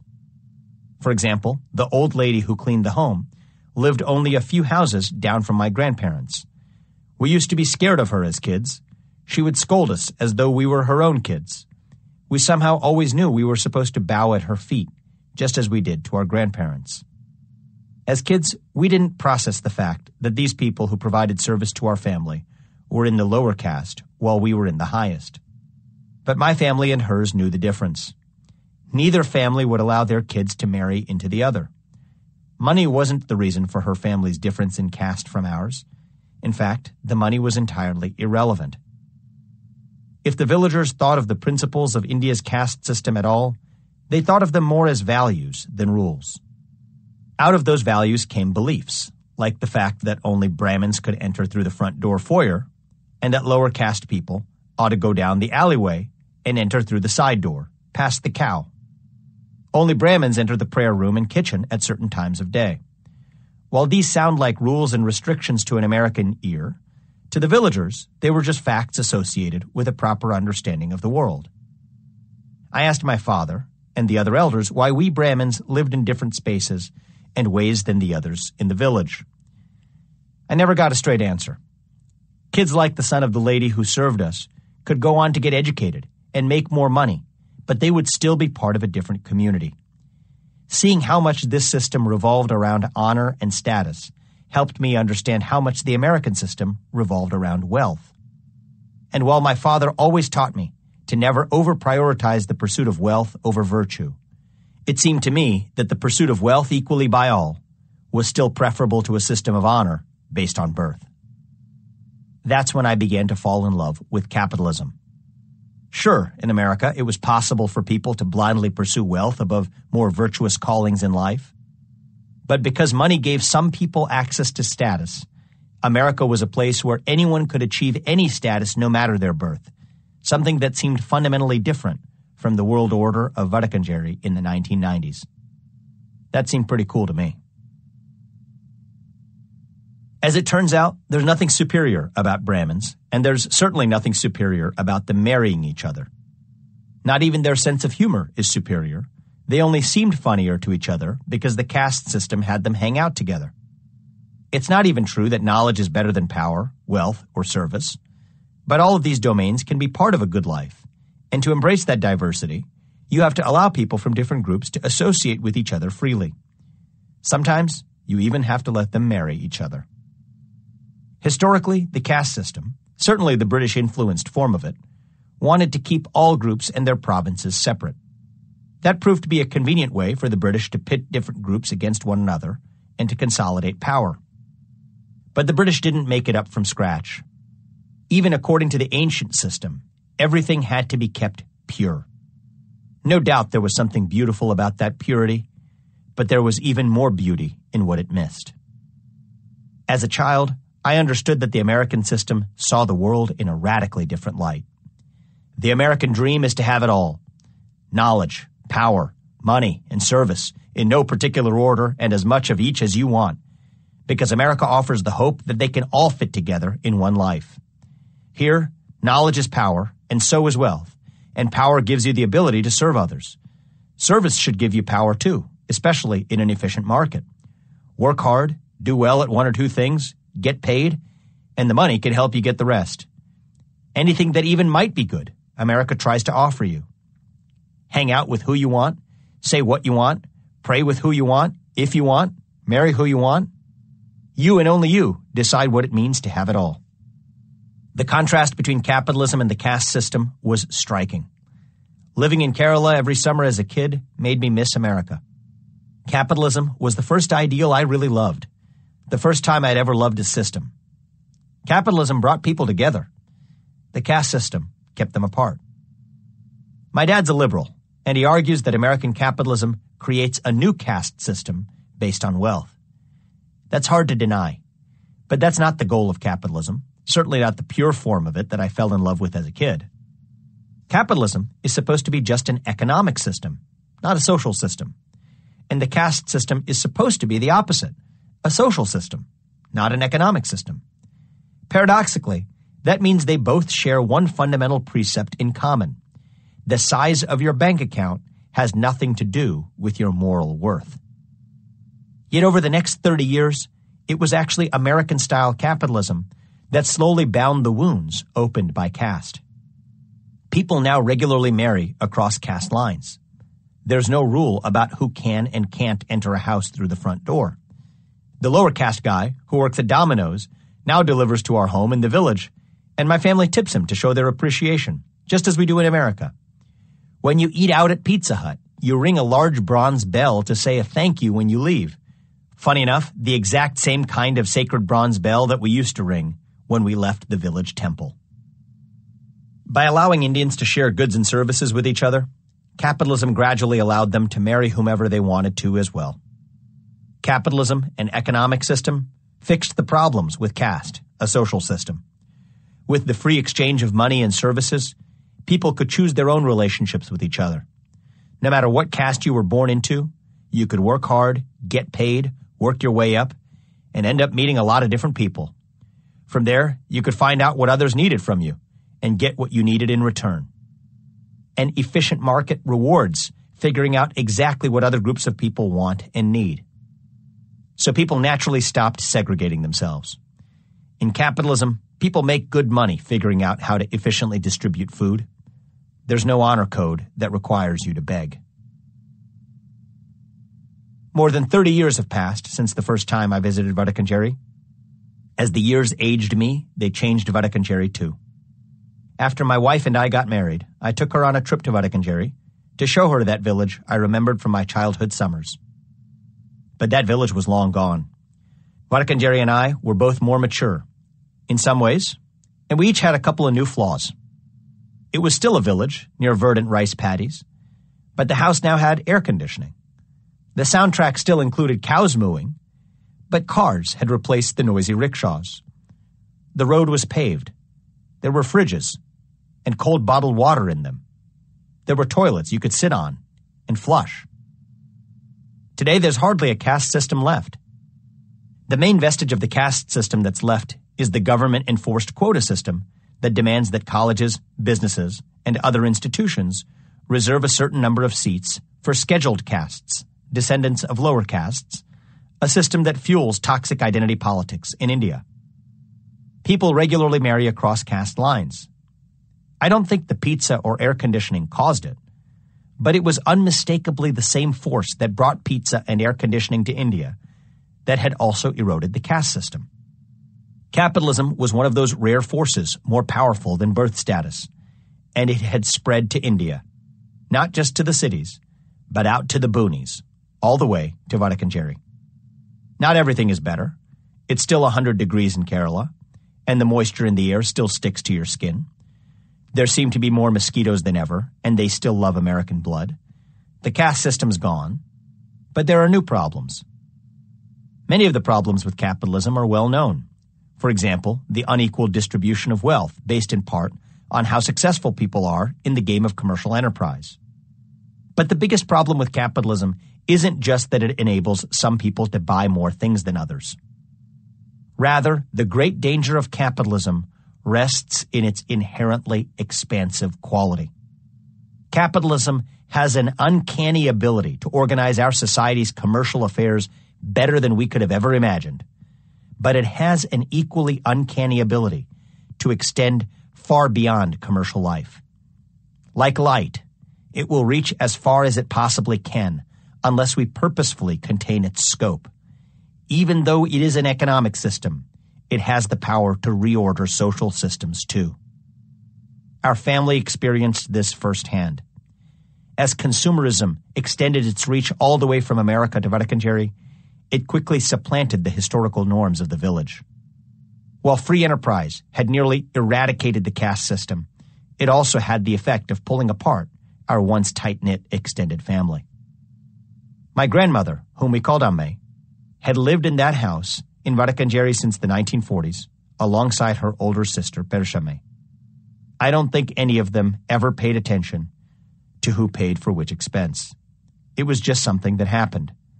It was a Brahmin virtue to live simply, so spending money was little more than an afterthought. But everything changed in 2006, when my great-aunt Pershame passed away. She was the matriarch of the family, and one of those rare figures who could, it seemed, contain the otherwise inevitable spread of light from one space to another. But she could only do it for so long. She was in the prayer room, lighting the candles on each of the lamps, as she had done for countless decades. One day, the flame on one of the candles lit the back of her sari, setting it ablaze. She suffered full-body third-degree burns and passed away several days later. Over the next decade, things changed dramatically in Vadakanjeri. The house itself was better. There was the new refrigerator. The bathrooms had been redone with those Western-style toilets. When my cousins and I visited India, we got sick less frequently. I learned that Sri, Pershame's granddaughter and my second cousin, was responsible for those improvements. She had emigrated from India to Europe and married into a wealthy family. She used that newfound wealth to modernize her childhood home, where the rest of the clan still lived, including my own grandmother. Yet there were other changes beneath the surface, too. Years after Pershame passed away, we heard that Sri's side of the family had requested that Amme move out of the house and join her own children in America. That would have been unthinkable a decade earlier. The biggest difference was the death of my great-aunt Pershame, whose sheer presence loomed large enough to bind a sprawling family together. But it would be naive to think that the spread of capitalism had nothing to do with it either. Yes, it brought air conditioning and bottled water to our family home in Vaticanjeri. But it also brought with it a new consciousness about who paid for what. My dad's side of the family was doing fine in America by that time, and could have borne the costs too. But the real problem wasn't the money itself. It was the new consciousness of money within the family. Eventually, my grandmother Amme came to America, an immigrant just like her children. Like all immigrants, she was searching for a better life, but in a different way. She had a good life in Vaticanjeri, but now she had come to America to make one here. She has in many ways. Sri's side of the family was ultimately right that it would be good for Amme and her kids to be together. She has 13 grandkids and 10 great-grandkids, and she visits them all, doing the rounds in Ohio, Indiana, Michigan, and Kentucky. She spends weeks at a time in each place and turns it into some kind of social hub that the rest of the family drops in on. When I see Amme watching her grandkids play or sitting on someone's front porch in the American Midwest watching a sunset, I think about how she used to sit on her front veranda in Vaticanjeri and how she'd watch us play baseball as the clothes dried and the light faded. I think about how money can change family relationships and about how there are still some things that money can't buy. Maybe that's the moral of my family's story. That's when I first learned that capitalism often shows up where it's not supposed to, like an uninvited guest in life. Like light, it travels everywhere constantly, in all directions. Like light, it can grow things. But sometimes the light of the candle becomes a fire that sets the whole thing ablaze. Liberals know that capitalism sometimes hurts people, but they frame the issue poorly.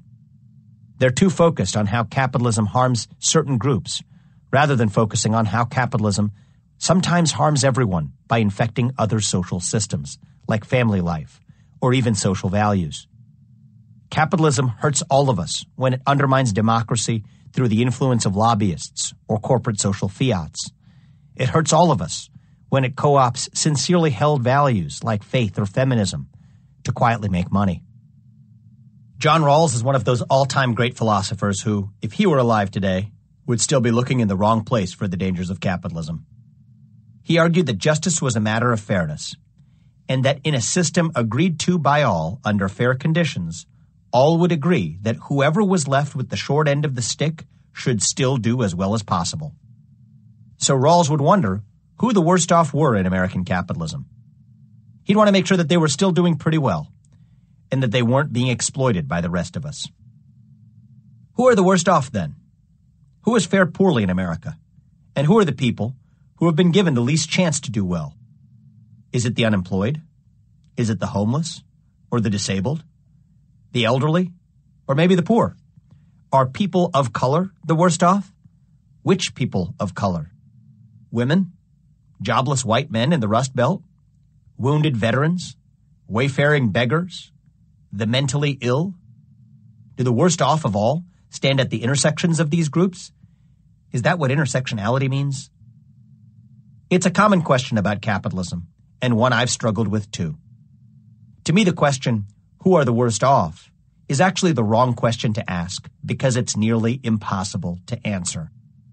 There are many good things in life and many ways to lack them, and there's no fact of the matter about whether a poor white man is or isn't worse off than a rich black woman. Today, like the British in colonial India, we unnecessarily pit groups against each other when we ask who the worst off are, instead of asking how capitalism sometimes complicates things for everyone. Grandma Amme probably wouldn't be counted among the worst off. She's made a good life here. We're a bit more distant from the other side of the family than we used to be, but we've made amends with them. As for our side of the family, we're closer than ever. Amme visits Vaticanjeri for a couple of months a year, escaping Ohio's cold winters for Kerala's warmth. She's not the worst off, but I still wish the spread of capitalism to Vaticanjeri had treated her better. I used to be angry at Sri. I thought of the way I had appreciated the fridge, the toilets, and the stoves, and never knew they would come with a cost. But they had come at an actual cost. Someone had to, quite literally, pay for them. Meanwhile, my side of the family was sitting blissfully unaware in American suburbia, acting like Vaticancheri was still in the idyllic 1990s and like money didn't matter to us Brahmins. Over time, I came to think my side of the family was in the wrong too. Capitalism had come to India, even to Kerala, and it brought changes we didn't expect. It changed the norms. I was mad at Sri because I thought she was violating Vaticancheri's old norms. But in reality, that code had changed long ago. My dad and his siblings in the American Midwest just hadn't woken up to the reality that Vaticancheri in 2015 was fundamentally different from Vaticancheri in the 1990s. In the new capitalist world, unlike in the old system, it was normal to expect that parents would give financial support to their own parents. Sri had been fixing up the house that her dad lived in. She'd been doing that for years, mixing her sweat and labor with it, making it more and more a product of her efforts. In the new system, it was perfectly normal for her side of the family to feel like they should be the ones living in the house. Back in the 90s, the fact that my grandmother Amme had lived in the house for so long would have been a powerful justification for her to continue to stay there. Tradition trumped capitalism. But in modern Vaticancheri, the relevant fact is who invested in the home. So who really owns the house? Nowadays, the answer is no different in Vaticancheri than in Ohio. Whoever paid for it. Capitalism didn't just reorder the caste system in India. It changed religion too. In the 90s, we used to make pilgrimages to temples across India. We would wait in line with other devotees, often for a day or longer, waiting our turn for a few seconds before the deity. We used to get our heads shaved to the scalp while waiting in line. Like any spoiled American brat, I dutifully whined about it to my parents. Secretly, it was fun. When my family visited India again in 2011, we didn't do that anymore. When we visited the big temples, we made a donation at the front and avoided waiting in line with the other devotees. We took a private car instead of a rickety bus. Our pilgrimages became more efficient. At Tirupati, a sort of Hindu Mecca in southern India, there's a ticket-based system. Everyone gets in if they wait long enough. But if you pay, you can shorten the wait. If you pay a lot, you can skip the line altogether. And if you pay a ton, you get to do a special ritual right in front of the deity. You just select your ticket at the kiosk. That's what's supposed to happen at Disney World, not a temple. It betrayed my understanding of what prayer was supposed to be about. What's the moral of the story? I learned 2 lessons. First, capitalism doesn't have an on-off switch. Capitalism eroded the caste system in India, but it also dissolved the subtle bonds that held my Vaticancheri family together for generations. My dad no longer has to run his bank account to zero to make a family trip to India. But capitalism had also caused my parents to worry in the 1990s when my dad, who under Jack Welch's ruthless tenure at General Electric, faced layoff risks every day while raising 2 kids in a foreign land. Those realities were inseparable from one another. Capitalism thrives on individualism and picks apart institutions built on collective identity. Maybe that's a good thing when it tears down institutions like caste, but it also tears down other communal institutions that are worth preserving. And that's my second lesson. I love capitalism, but I love other things too, like family and religion and democracy. In order to save those things, we need to protect them from being infected by capitalism. I shouldn't be able to buy a fast pass at Tirupati any more than I should be able to buy extra votes in a democracy. Yet that's exactly what stakeholder capitalism is about. Stakeholder capitalism pretends to be a milder form of capitalism, but it's actually capitalism gone wild. It encourages capitalism's winners to wield greater power in our democracy.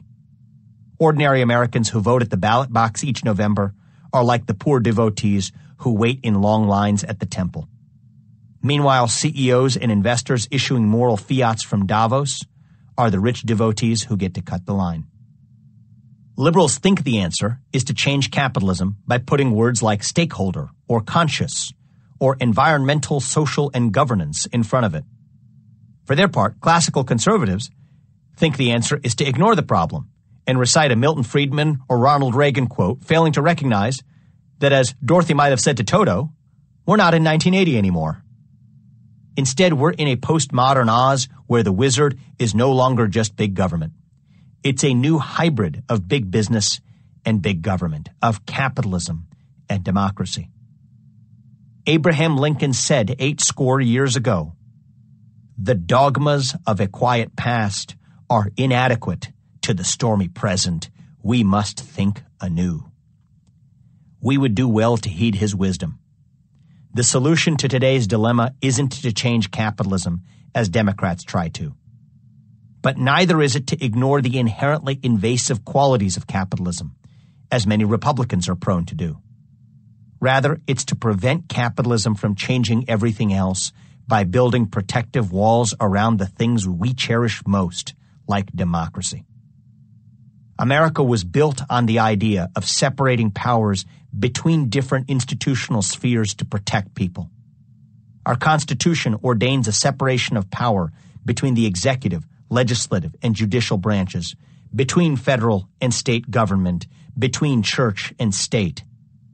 As Americans, we now need to separate the powers of capitalism from the workings of democracy. To keep them alive, we need to keep them apart. In order to do that, we must first understand what the modern corporation is supposed to be and what it's not. Chapter 3. What's the purpose of a corporation? During my tenure as a CEO, there was nothing that more dramatically revealed the struggle for the soul of corporate America than what happened in the aftermath of George Floyd's horrific death. It was another tragedy in an already tragic year. Floyd was a black man who died in May of 2020 at the hands of police in Minneapolis during his arrest for using a counterfeit $20 bill to buy a pack of cigarettes. The nation erupted in protests and riots across America's streets. It was painful to read about in the news, and it was even more painful to watch the video of how he died. The offending officer, Derek Chauvin, was later convicted of second-degree unintentional murder and other charges. Notwithstanding the sad news, I quickly returned to focusing on my work in leading Roivant, including all that we were doing to address the ongoing pandemic and the issues that I thought we were well positioned to solve. The murder of George Floyd was tragic, but it was also tragic that thousands of people of all races died of diseases every day that could be better treated by a broken healthcare system, one that regularly fails to deliver life-saving medicines quickly.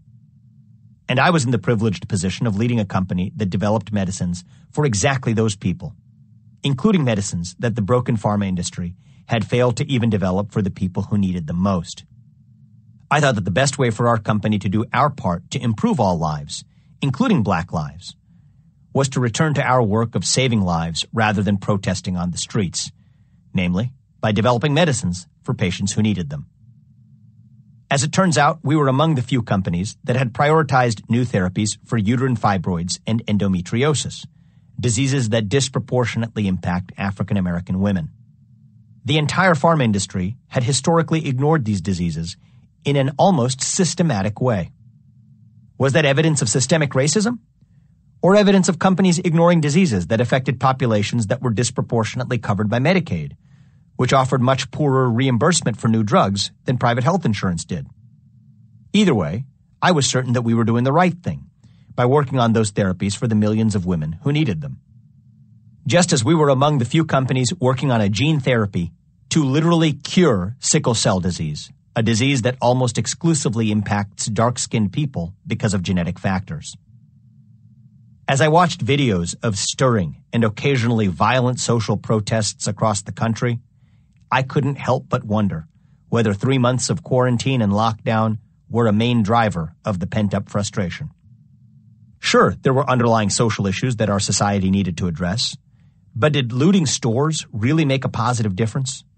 Were mass protests in the middle of a pandemic that was killing a lot of black people really a good way to save black lives? But But those nuances didn't stop media outlets from reporting a singular black and white narrative. And it didn't stop corporations from pouncing on the opportunity to achieve their own ends. High-profile CEOs like Tim Cook of Apple and Dara Khosrowshahi of Uber rushed to issue staid statements of solidarity.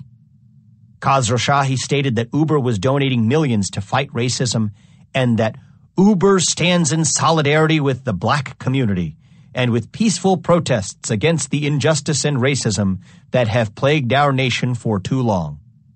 The company announced that it would promote black-owned businesses on its ride-sharing app and tie executive pay to diversity goals. Lastly, Khosrowshahi wrote, "Let me speak clearly and unequivocally. Black lives matter." In the weeks later, he pledged that Uber would be an anti-racist company. Meanwhile, at the same time, he was aggressively lobbying California to pass Proposition 22, which permits Uber to classify its drivers as independent contractors rather than as employees. Uber said it would go out of business if it had to reclassify drivers as employees, pleading unprofitability, even as it doled out millions to BLM. I don't know exactly what it means to be anti-racist, and Khosrowshahi's dual actions certainly didn't help clarify it for me. Uber and Apple were hardly alone. Countless other companies did the exact same thing, down to the exact words they chose. It was as though they had all hired the same PR consultant to copy and paste the same text for different clients. The pressure to publicly support BLM started to weigh heavily on me personally. My peers pressured me to be courageous enough to do the same thing that, well, everyone else was doing. Of course I believed that Black Lives Mattered, but I definitely didn't believe in the stated goals of the Black Lives Matter organization. For example, disrupting the nuclear family structure. Wouldn't that harm black families? So I chose to take a different approach instead and sent the following email to the company. Dear Roivent team, I enjoyed seeing all of you at the town hall on Friday. I just wanted to offer a brief comment on the tumultuous period in our world and in particular in the United States in recent days. The last few months have tested us. The COVID-19 pandemic disrupted our lives. A staggering 40 million Americans lost their jobs, and many others continue to live in fear of both the virus and its economic consequences. On top of that, the events of the last week have been particularly painful, especially the tragic death of George Floyd. As you probably know well, cities are erupting in protests, including New York City, as well as other cities where some of you are located. My main reason for writing is to ask all of you to stay safe during these difficult times, and to let you know that as a company we are here for you, both physically and mentally. Please talk to any of Roivent's senior leaders, including me, at any time. And you can also reach out to the HR team, CC'd, to access our health resources during this challenging period. Personally, I'm at a loss for words as I'm still processing these recent events. In the meantime, I'm proud to continue our own work on developing important new medicines for patients who need them. Even if our efforts won't cure all of society's ills, curing diseases and treating patients are among those rare things that everyone can agree is strictly good for our world. I read it over a couple of times before sending it, and I was convinced that it struck the right balance between exhibiting empathy for our employees while avoiding using my company as a vehicle for foisting social views onto them. I thought it fit the culture of Roivent, a company whose very name centered on improving the ROI, return on investment, of pharmaceutical research and development above all else. But I misread the situation. Badly. We had spent years recruiting top students from Ivy League universities, inviting them to join the pharmaceutical industry rather than finance or consulting or Silicon Valley, in part with the pitch that they could actually save lives by joining us.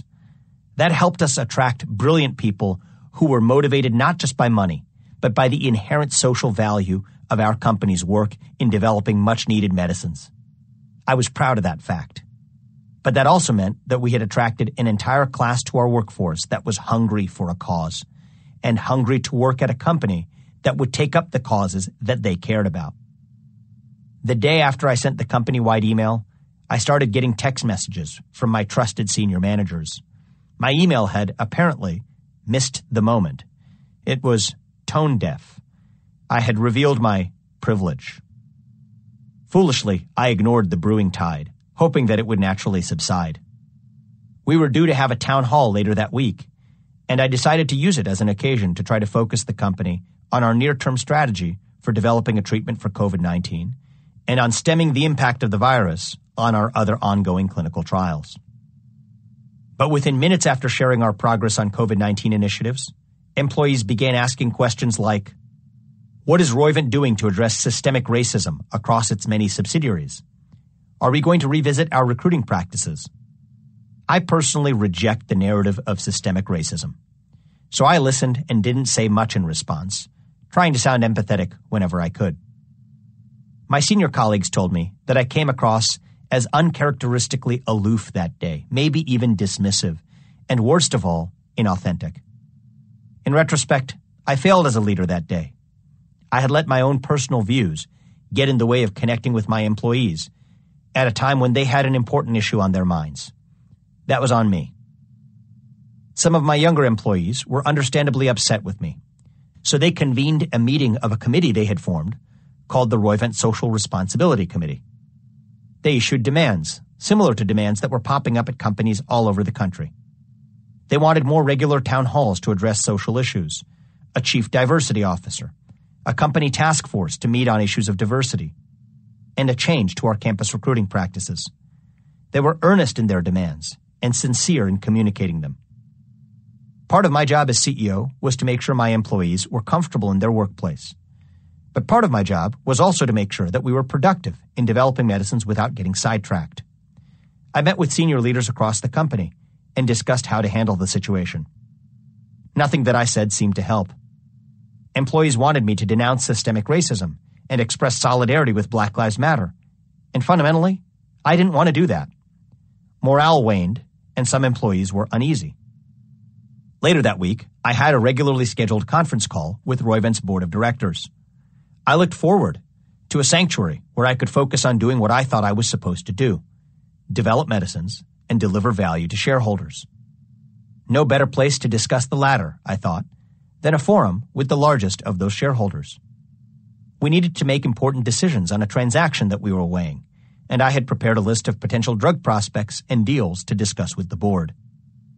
Yet I was blindsided by a question from one of my investors, who had in the past been most focused on making sure that we were minimizing our cash burn. What, he asked, were we doing as a company to examine whether we too were perpetuating systemic racism? There was something curious to me about corporate America's fixation on the BLM movement, even as other obvious injustices continued to abound. I was personally appalled by China's persecution of its Uyghur population in what Beijing calls Xinjiang and the Uyghurs call East Turkestan. That too was happening during those same months and was no less relevant to a global business like ours, especially considering that we were still actively doing business in China. Yet none of my employees or directors expressed concern to me about these human rights violations. Meanwhile, I wanted to make the world better by developing medicines while leaving it to public officials to address problems like inequality at home or human rights abuses abroad. The problem with tackling these broader issues as a CEO, I felt, wasn't simply that it would distract us from our mission of developing medicines. Even more importantly, it was that I might actually make the world worse by using my position as the CEO to foist my views onto our democracy.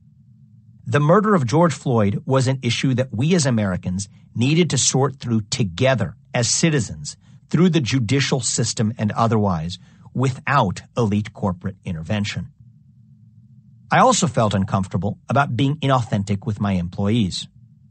Personally, while I believe that racism exists and should be eliminated, I don't believe in systemic racism. In fact, I don't even know what it means. To me, it sounds like a catch-all phrase designed to allow political leaders to escape accountability for solving real-world problems like poverty and failure in education. So I didn't want to publicly denounce something that I didn't believe in, or at the very least, that I didn't fully understand. At the same time, my senior team at Roivant convinced me that I needed to do something to address the concerns of our employees. So I declared that Juneteenth would be a holiday and a day for reflection at our company, an action I felt had inherent value, especially in a difficult COVID-19 year where people might have appreciated a day to reflect on what was happening in their lives and in the world. I kept my promise and canceled all of my meetings that day, and instead spent Juneteenth doing my own reflection. Where did this notion that CEOs were supposed to pursue social ends come from in the first place? If my employees and even some of my investors believed in this new philosophy, then why was I so hesitant to get on board? Was I wrong? Why was I hopelessly clinging to the antiquated ideal of maximizing shareholder value? As it turns out, the answer wasn't so simple. The Milton Friedman approved account of the corporation goes something like this. DJ, my barber since childhood in Sharonville, Ohio, started a barbershop because it was his dream to run a business and to drive a Corvette to work. In order to do this, he needed enough money to buy that Corvette. So he opened a shop, hung a shingle, and started to cut people's hair. Eventually, there were more people waiting in line to get their hair cut than he had time to handle himself. So he hired 2 employees. DJ still runs his shop in Sharonville. So far, so good. Suppose he wants to expand his business by opening branches in other townships. First, DJ would need to hire people to operate those stores, and he wouldn't be able to manage them directly anymore. That means DJ might need to hire a professional manager to oversee the operation. But entrusting people with what you've created is a risky proposition. DJ owns the business. The people he'd hire, no matter how good they were, would just be hired hands. Those hired managers would be accountable for certain results and would be paid to deliver those results, but it would be impossible to fully police their every action to make sure they were truly acting in DJ's interests at all times. That's what business school professors call the separation of ownership and control. The guys who run businesses often aren't the ones who own it. There's a second problem, too. As soon as DJ expands his business, he exposes himself to the risk of getting sued out of existence. When he's operating just one store, he can personally make sure that customers don't slip and fall because someone forgot to clean the hair on the ground. But DJ can't do that on his own if he were to expand his business to 2 locations, or 5, or 100. The reality is that nearly every major business ends up with some disgruntled customers and employees over time. It would be a pretty frightening prospect for an entrepreneur like DJ if people could sue him personally every time they got upset with one of his shops. The wrong lawsuit could wipe out his entire personal savings. If the damages in a given case were high enough, he might have to sell his Corvette and his house and still not have enough money to pay up. If people like DJ face a risk, even a small one, of personal bankruptcy every time they want to scale their business, very few people would do it. Certainly, fewer people would do it than is optimal for society overall. We would have fewer places to shop, and we'd have fewer opportunities to find employment. The only people who would be able to do it are those who already have enough assets to withstand the risk of liability. The invention of the modern corporation solved both of these problems in one fell swoop. A corporation is nothing more than a legal invention, a bunch of words written on a piece of paper. Those words on paper accomplish 2 basic things. First, corporate law creates an obligation owed by managers to the owners of a business. That obligation is known as a fiduciary duty, the highest form of trusted obligation that one person can legally owe another. It's the same obligation your lawyer owes you when you entrust him to write and administer your will. Likewise, it's the obligation that an executive or director owes to the shareholders or owners of a corporation. So if you run DJ's business for him, you owe the highest standard of care to DJ as the owner of that business. You have a legal duty to put DJ's interests above all else. In fact, if you fall short of fulfilling your legal obligation, DJ can actually sue you, not the corporation, but you as a person, for betraying your fiduciary obligation. The corporate shield from liability protects DJ as the owner from outside claims, but it does not protect DJ's managers from being sued directly by DJ himself. Poof, a nice win for DJ. Many businesses, like Roivant, for example, are more complicated than DJ's because they have more than one owner. These owners each hold shares in the corporation, so we call them shareholders. Publicly traded companies have thousands of shareholders at any given time, and who owns the company changes every day, even every second. When DJ is the sole owner of his business, it's relatively easy for him to directly communicate to his managers what he wants to see on matters of profitability and workplace culture to the social values that matter to him. But what if there are thousands of owners, each of whom may have different views on those questions? Enter the board of directors. Because shareholders are often disparate geographically, diverse in their views, and unknown to one another, they elect a board of directors to look after their affairs by representing their collective point of view. The board then becomes the so-called fiduciary of those shareholders. They owe the shareholders the highest level of care, just as DJ's externally hired managers owe him that duty. But what if shareholders have different views on what the board should do? Corporate law in most jurisdictions deals with this problem in a simple way. It demands that the board make decisions to maximize overall shareholder value.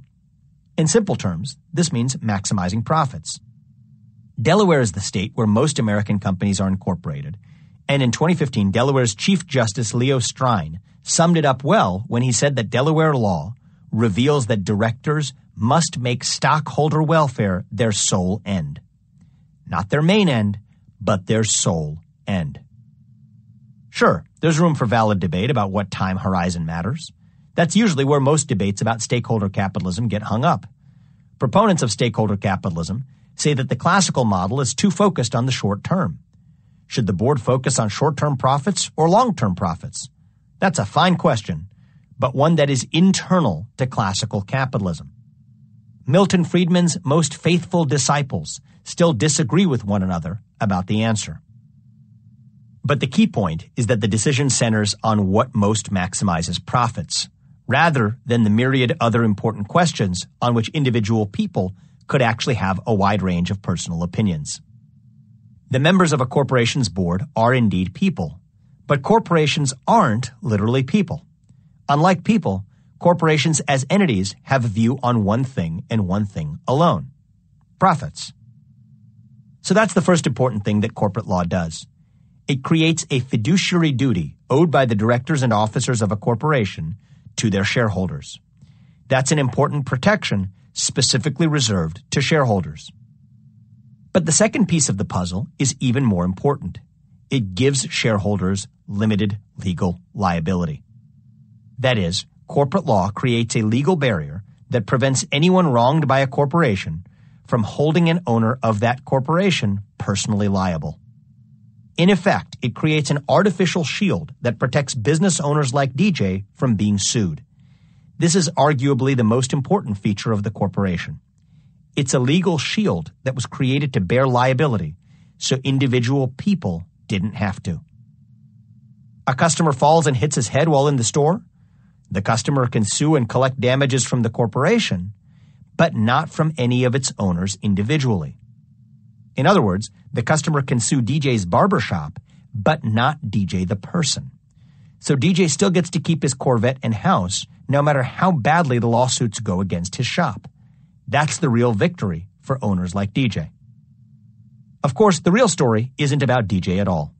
Like most small businesses, DJ is the sole owner of his company. The real reason that limited shareholder liability is so important is that it empowers entrepreneurs to raise outside capital from third-party investors to build businesses that they could have never possibly built on their own. Take shipping, for example. Shipping is incredibly capital-intensive and risky. If an investor puts $100 into a shipping venture and stands to lose his house if things go south, he's not going to put up the $100. But with limited liability, the $100 investor risks only his $100. That's really what limited liability is all about, enabling the $100 investor to back a risky shipping project, or a railroad, or a steel mill, or in today's world, a clinical trial, a new piece of software, or a 5G network. You might be able to build a chain of barbershops or restaurants without taking on outside investors, but you simply can't build a major pharma company, telecommunications company, or shipping company without taking on serious outside investment.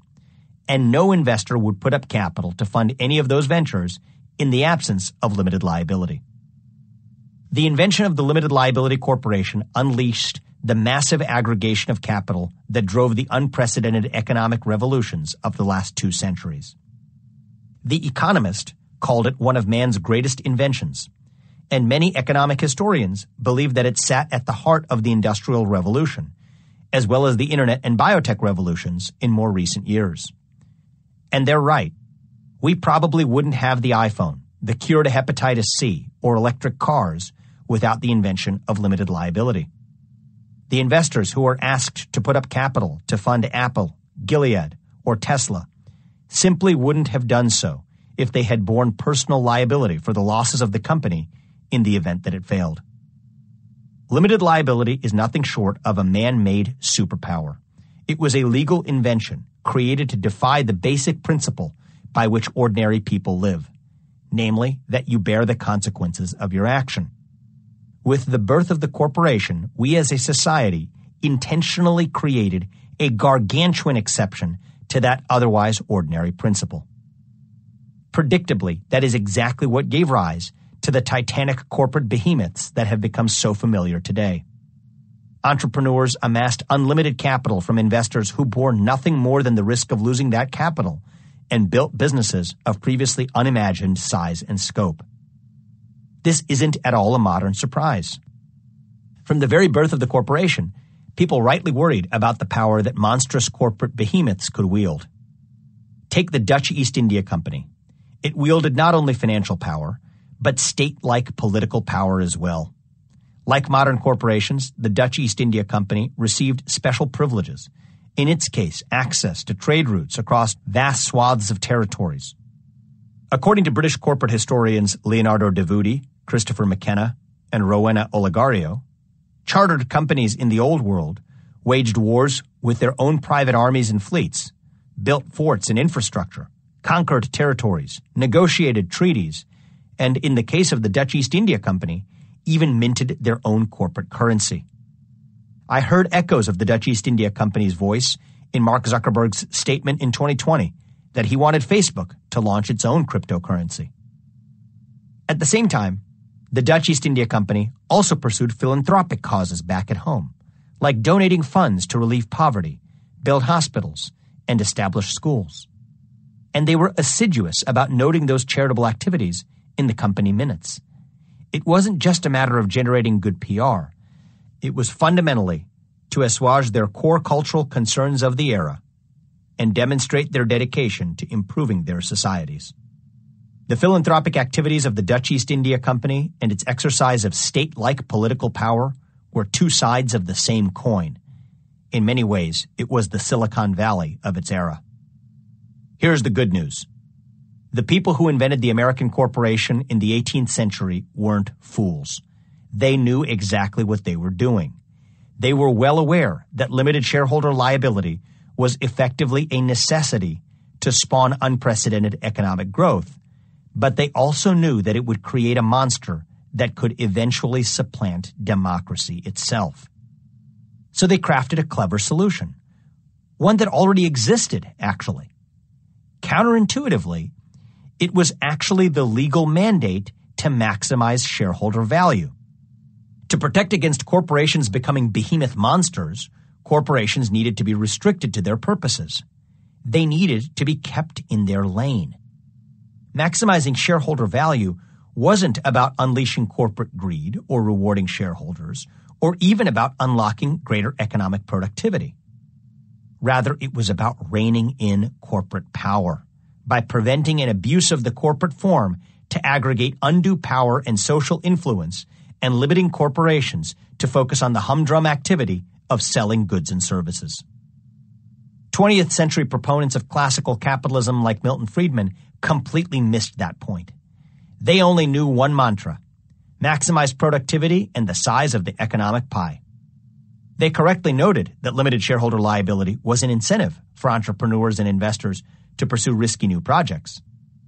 But they wrongly assumed that the mandate for corporate boards to maximize shareholder value was just another incentive to take risks. limited shareholder liability was the incentive to do that. By contrast, the mandate to focus on profits rather than on social or moral issues was the demand that society made in return to ensure that powerful corporations didn't supplant the state itself. Thoughtful liberals have long argued that in return for the gift of limited liability, the state ought to have demanded something greater in return from companies. That's effectively the idea that we now call stakeholder capitalism, the idea that businesses have at least some obligation to serve not just their shareholders, but the interests of society at large. They argue that this was an implicit social contract at the birth of the modern corporation. Professor Luigi Zingales, a well-respected economist at the University of Chicago, captures this debate aptly. Historically, we know that corporations were born as public institutions with a special privilege granted by the state. Even today, we do know that the privilege of limited liability, especially with respect to tort claims, is an extraordinary legal privilege granted by the state. So to what extent does this special privilege bring with it special responsibility? This is the most compelling case for stakeholder capitalism. Advocates of stakeholder capitalism correctly point out that corporations didn't exist in the state of nature. Rather, the corporation only exists because the state permitted it to exist. Society gave corporate shareholders the extraordinary gift of limited liability, a gift that no ordinary person enjoys. In return, those shareholders owe an implicit obligation back to society. Their corporations ought to consider not only shareholder interests, but broader societal interests when making decisions: employees, local communities, minority groups, the climate, and so on. That was the unspoken grand bargain at the birth of the corporation, progressive advocates argue.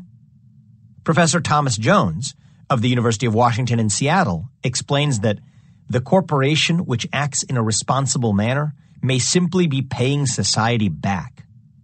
Stakeholderist-in-chief Larry Fink borrows this logic when he frequently proclaims that companies need to earn their social license to operate every day. The shield of limited liability is what allows entrepreneurs to raise capital from outside investors who can bet on risky new ventures while limiting their losses to the amount of their investment. But it's also what allows the Sackler family to remain multi-billionaires even as their wholly owned company, Purdue Pharma, goes bankrupt for having illegally marketed a painkiller that resulted in hundreds of thousands of deaths globally. It's what allows President Donald Trump to remain a billionaire, even though many of his properties have defaulted on their debts over the years, including payments to contractors who were struggling to make ends meet. It was the dark side of a grand bargain that society struck to incentivize entrepreneurial innovation. Classical capitalists have all but ignored this fundamental argument that corporations owe society concern for its welfare in return for its gift of limited liability. Milton Friedman evaded this issue in his famous and otherwise compelling 1970 essay. His free market disciples never addressed the point in the subsequent decades either. Free marketeers and classical capitalists reject out of hand the idea of an implicit social contract. Yet they fail to offer a compelling answer to what corporations owe society in return for the state-granted superpower of limited liability. In doing so, they have missed a fundamental opportunity to defend shareholder primacy. A critical reason why state corporate law codified shareholder primacy wasn't simply to protect shareholders from management. It was to protect American democracy from both managers and shareholders. The creation of the limited liability corporation was a potent tool to unlock not only productivity through the private sector, but also potentially limitless corporate power that could infect other spheres of society beyond the marketplace for goods and services. By limiting the focus of corporate boards to shareholders' financial interests alone, corporate law is actually confining the sphere of influence of corporations. That protects our democracy and other civic institutions from corporate overreach. This view is analogous to the approach that federal law takes to the formation of nonprofit corporations. In return for tax-exempt status, we demand that nonprofits confine their activities to the sphere of charitable causes. With for-profit corporations, we do precisely the reverse, not just to protect corporate shareholders, but also to protect the rest of society from frighteningly expansive corporate power to influence every aspect of our lives. History provides ample support for this view. In the 18th and 19th centuries, U.S. corporations were created by government charters that limited them to specific purposes. This was derived from the British system created in the 1600s, when the monarch granted monopolies to groups of people to incentivize them to undertake ventures that the government had an interest in. Alexander Hamilton, for instance, successfully argued for a federally chartered national bank, and in the 1800s, the federal government granted charters to Union Pacific Railroad and others to create the Transcontinental Railroad. In the early 19th century, each U.S. corporation had to receive a special charter from the legislature laying out its purpose. States granted charters to corporations to pursue very narrow purposes, for example, to build a bridge. Corporations were legally barred from going beyond the scope of their charters and could be sued for doing so. If a corporation were granted a charter to build a bridge and tried to build a general-purpose road instead, it would lose all of the formal benefits of incorporation, including limited liability. By the 1800s, the U.S. had shifted to a model of general incorporation, in which states granted charters to any corporation that met fixed statutory requirements. But the underlying statutory requirement to sharply limit the scope of corporate activities remained intact. In Massachusetts, for instance, a corporation had to have a single specific purpose set out in its charter, and the law generally held corporate actions unconnected to that purpose void, with only unanimous shareholder consent able to alter a corporation's charter-specified purpose. This restriction became so fundamental that it came to bear the signifying hallmark of any truly important legal doctrine, a Latin name. It was called the ultra vires doctrine, beyond the powers. Today, almost all corporate charters allow corporations to conduct any lawful business, and the ultra vires doctrine has become a formality that only has serious legal consequences for nonprofit corporations and state-created ones like universities. But history teaches us a lot. For most of our nation's life, our law has held that corporations were granted their special legal protections as part of a package deal, saying that their activities had to be strictly limited to the narrow purposes outlined in their charters. The general form version of those charters today is the mandate to simply maximize shareholder value and to avoid pursuing other activities that could result in a greater aggregation of corporate power than society intended. Making the pursuit of profit the corporation's singular mission wasn't simply a matter of administrative convenience. It was a fundamentally new American invention. In the old world European model, what is now termed classical corporatism, the role of the corporation was to serve as one among many societal institutions tasked with the betterment of the public at large. In Europe, business leaders were supposed to work with labor leaders, church officials, and politicians to determine and implement the common good. But in America, the job of corporate managers has been to maximize profits alone, leaving it to other institutions to look after broader societal goals. The genius of the American vision was to separate the activities of innovators and entrepreneurs from those of other societal institutions, like church and state and local governments. While the leaders of other institutions, including government, looked after the interests of society at large, American capitalists were legally obligated to look after only their own interests. History supports this view, but so does common sense. Society gave corporations superpowers. Foremost among them was the gift of limited liability. In return, society demanded that companies use that power for only a narrow set of activities, namely to make products and services, to prevent them from wielding too much power in our politics and other non-commercial spheres of our lives. Advocates of classical capitalism like Milton Friedman wrongly assumed that both fundamental features of the corporation, limited shareholder liability and the mandate to maximize shareholder value, were strictly about incentivizing entrepreneurs and investors to unleash innovation. They ignored the way in which limited shareholder liability would create titanic corporate monsters with power heretofore unimagined, offering no coherent theory for how society should constrain the power of those monsters outside the marketplace. By contrast, advocates of stakeholder capitalism were correct to acknowledge a social contract between shareholders and society, in which shareholders owe something back to society in return for the great gift of limited liability. They were also correct to recognize that the social contract was one that demanded restraint from corporations. They erred only in surmising that this social contract was implicit and that corporate restraint was about tamping down the pure pursuit of profit. To the contrary, if limited liability was the quid from society, then the mandate to maximize shareholder value was the quo from corporations. That was the true grand bargain. The requirement to maximize profits wasn't just about protecting shareholders, as Milton Friedman types had assumed. It was about protecting the rest of society from a Frankensteinian corporate monster. That's why we keep the monster trapped in the cage of capitalism, to protect democracy and other civic institutions from a monster that, once unleashed, would exercise more power than any business or person ever should. Just as society demands that nonprofits confine their activities to the sphere of charitable causes in return for tax-exempt status, with for-profit corporations, society did precisely the reverse.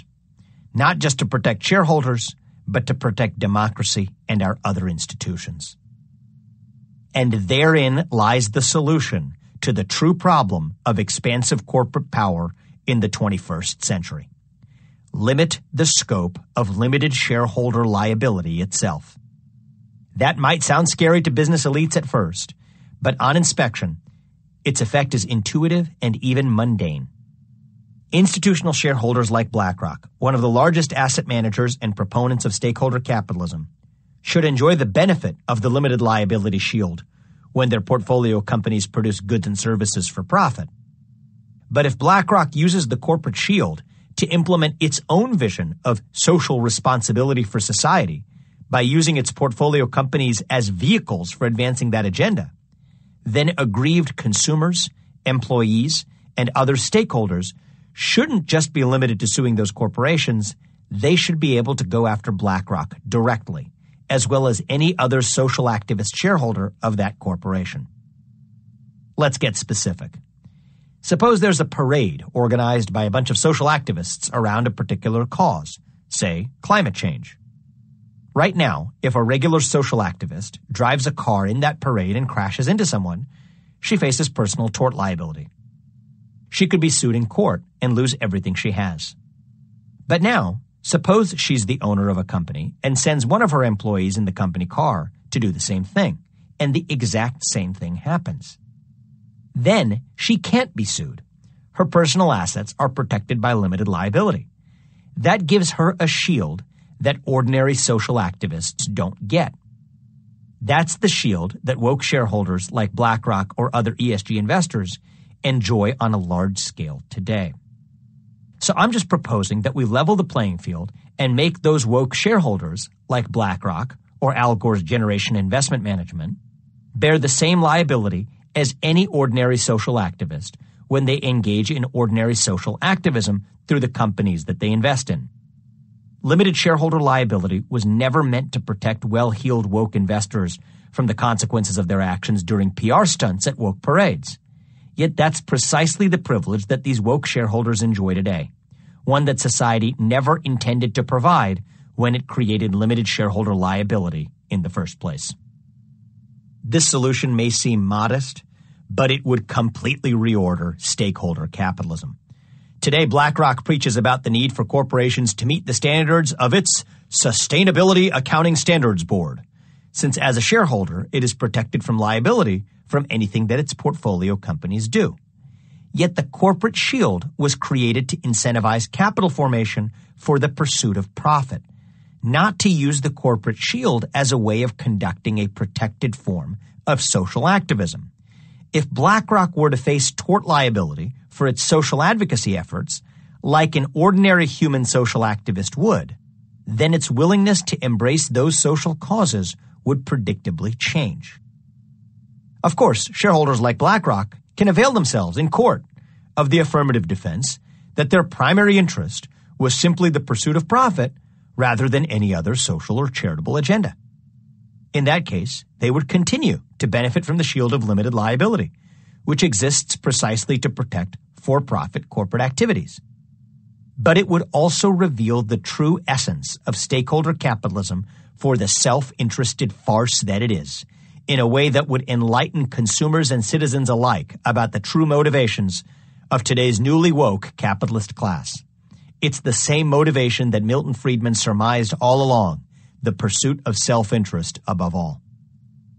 For those like me who believe the rise of wokenomics represents a problem for democracy, the simple answer is to limit the scope of limited liability of the corporation to cover only the set of activities it was intended to cover. A corporation ought to be free to pursue activities that go beyond the pursuit of profit. America is a free country, after all. But to the extent that it does, its social activist shareholders shouldn't receive any special protection from direct liability. There is no government regulatory action needed here, just a simple legal fix, arguably a form of deregulation, that clarifies that the construct of limited liability is, well, limited. I kept my promise to my employees to engage in a day of reflection on Juneteenth. Though I was initially frustrated by the employee backlash, I learned something valuable from it. It forced me to think about how to build a better company. I began the day wondering where this social revolution had come from. But I ended the day by asking the question of how the social tumult in America could push Roivant to become the best version of itself. A new week brought a new town hall and a new chance to engage with my socially conscious employees. I told my employees that I'd realized Roivant had indeed fallen short of its goals. One of our founding values was scrappiness. It might as well have been written in our corporate charter. Think big, stay scrappy, we often said. We weren't supposed to be one of those glossy big pharma companies. We were always supposed to be the young upstarts with chips on our shoulders. We were supposed to be hungry. And we needed to recruit fresh hires who saw themselves as underdogs too. For years, we had prioritized Ivy League schools in our campus recruiting process. Sure, there are plenty of scrappy kids at Harvard, just as there are at state universities. But recruiting Ivy League grads wasn't automatically going to select for hunger and scrappiness. There was another issue, too. As CEO, I often declared with pride that we valued diversity of thought and diversity of experience among our employee base. But if I'm being honest, we weren't actually doing very much to screen for diversity of thought or diversity of experience in our recruiting process, even though we declared that to be an important objective. At the prior week's town hall, one of my employees had been brave enough to publicly challenge me about that in front of the entire company, pointing to a campus recruiting process that was concentrated heavily on Ivy League universities. At the time, I had answered her question defensively, meekly pointing to the fact that colleges like Harvard and Yale already invested immense efforts to create diverse student bodies. But as a company, when did we simply take someone else's judgment as gospel without pressure testing it ourselves, especially about something we said was important? Answer, we didn't. If anything, we prided ourselves on being contrarian. So on that Zoom call the following week with my employees, I made a surprise announcement about a new hiring policy. One not only that would help keep Roivant scrappy, but that respected our long-standing business principle that actions speak louder than words. I announced that we would prioritize recruiting a certain number of candidates who grew up in a family where the household income was below the 25th percentile. Over the last year, Roivant has since expanded the program to be more inclusive by increasing the qualification threshold to below the 50th percentile. If one of those employees joined our company and remained employed by us for 4 years, we would assume any outstanding student debt that they had, up to a total of $100,000. And we would implement that program without compromising on the other qualities we seek from our job candidates. The announcement came as a shock to the entire company. To be sure, some employees thought I'd once again missed the moment, since the program made no mention of fighting racism or standing with the black community.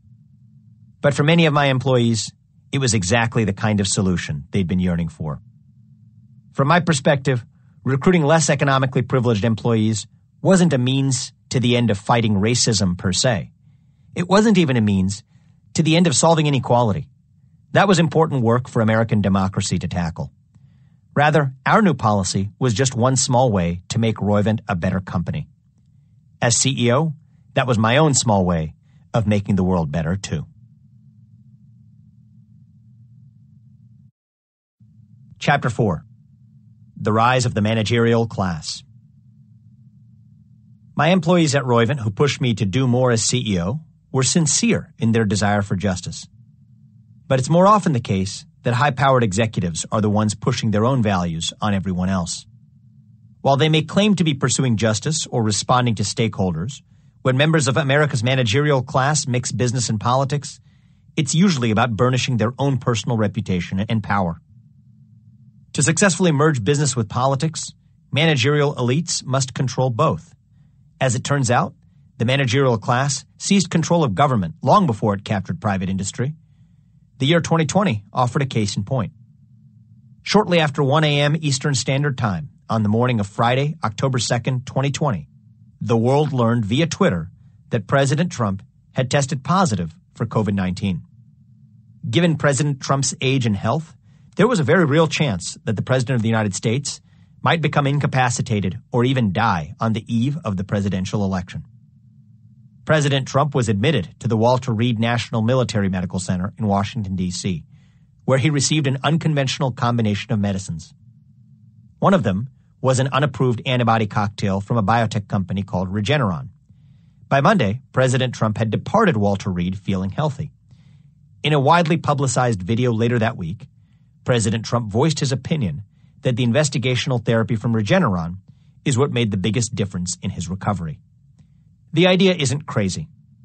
Regeneron's cocktail contained antibodies that were specifically engineered to bind to the virus responsible for the COVID-19 infection.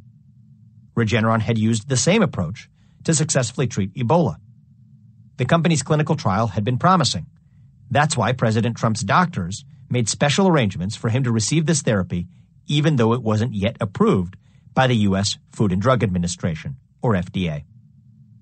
If I'd had an elder family member who'd contracted the virus at the same time as President Trump, I'd have wanted them to receive the exact same treatment regimen as him. But here's the rub. There's no way that would have happened. I couldn't have accessed Regeneron's therapy for a family member. I was a well-connected biotech CEO and still wouldn't have stood a chance. Hundreds of thousands of hospitalized COVID-19 patients could simply forget about it. The reason? A three-letter answer. FDA. Regeneron's antibody cocktail wasn't FDA approved at the time that President Trump received it. As it happens, President Trump belongs to the same golf club as Len Schleifer, the CEO of Regeneron. And President Trump was also the president. So he was in a unique position to make one phone call and immediately access an investigational therapy that no ordinary American could. It's obvious that the President of the United States should get the best possible treatment.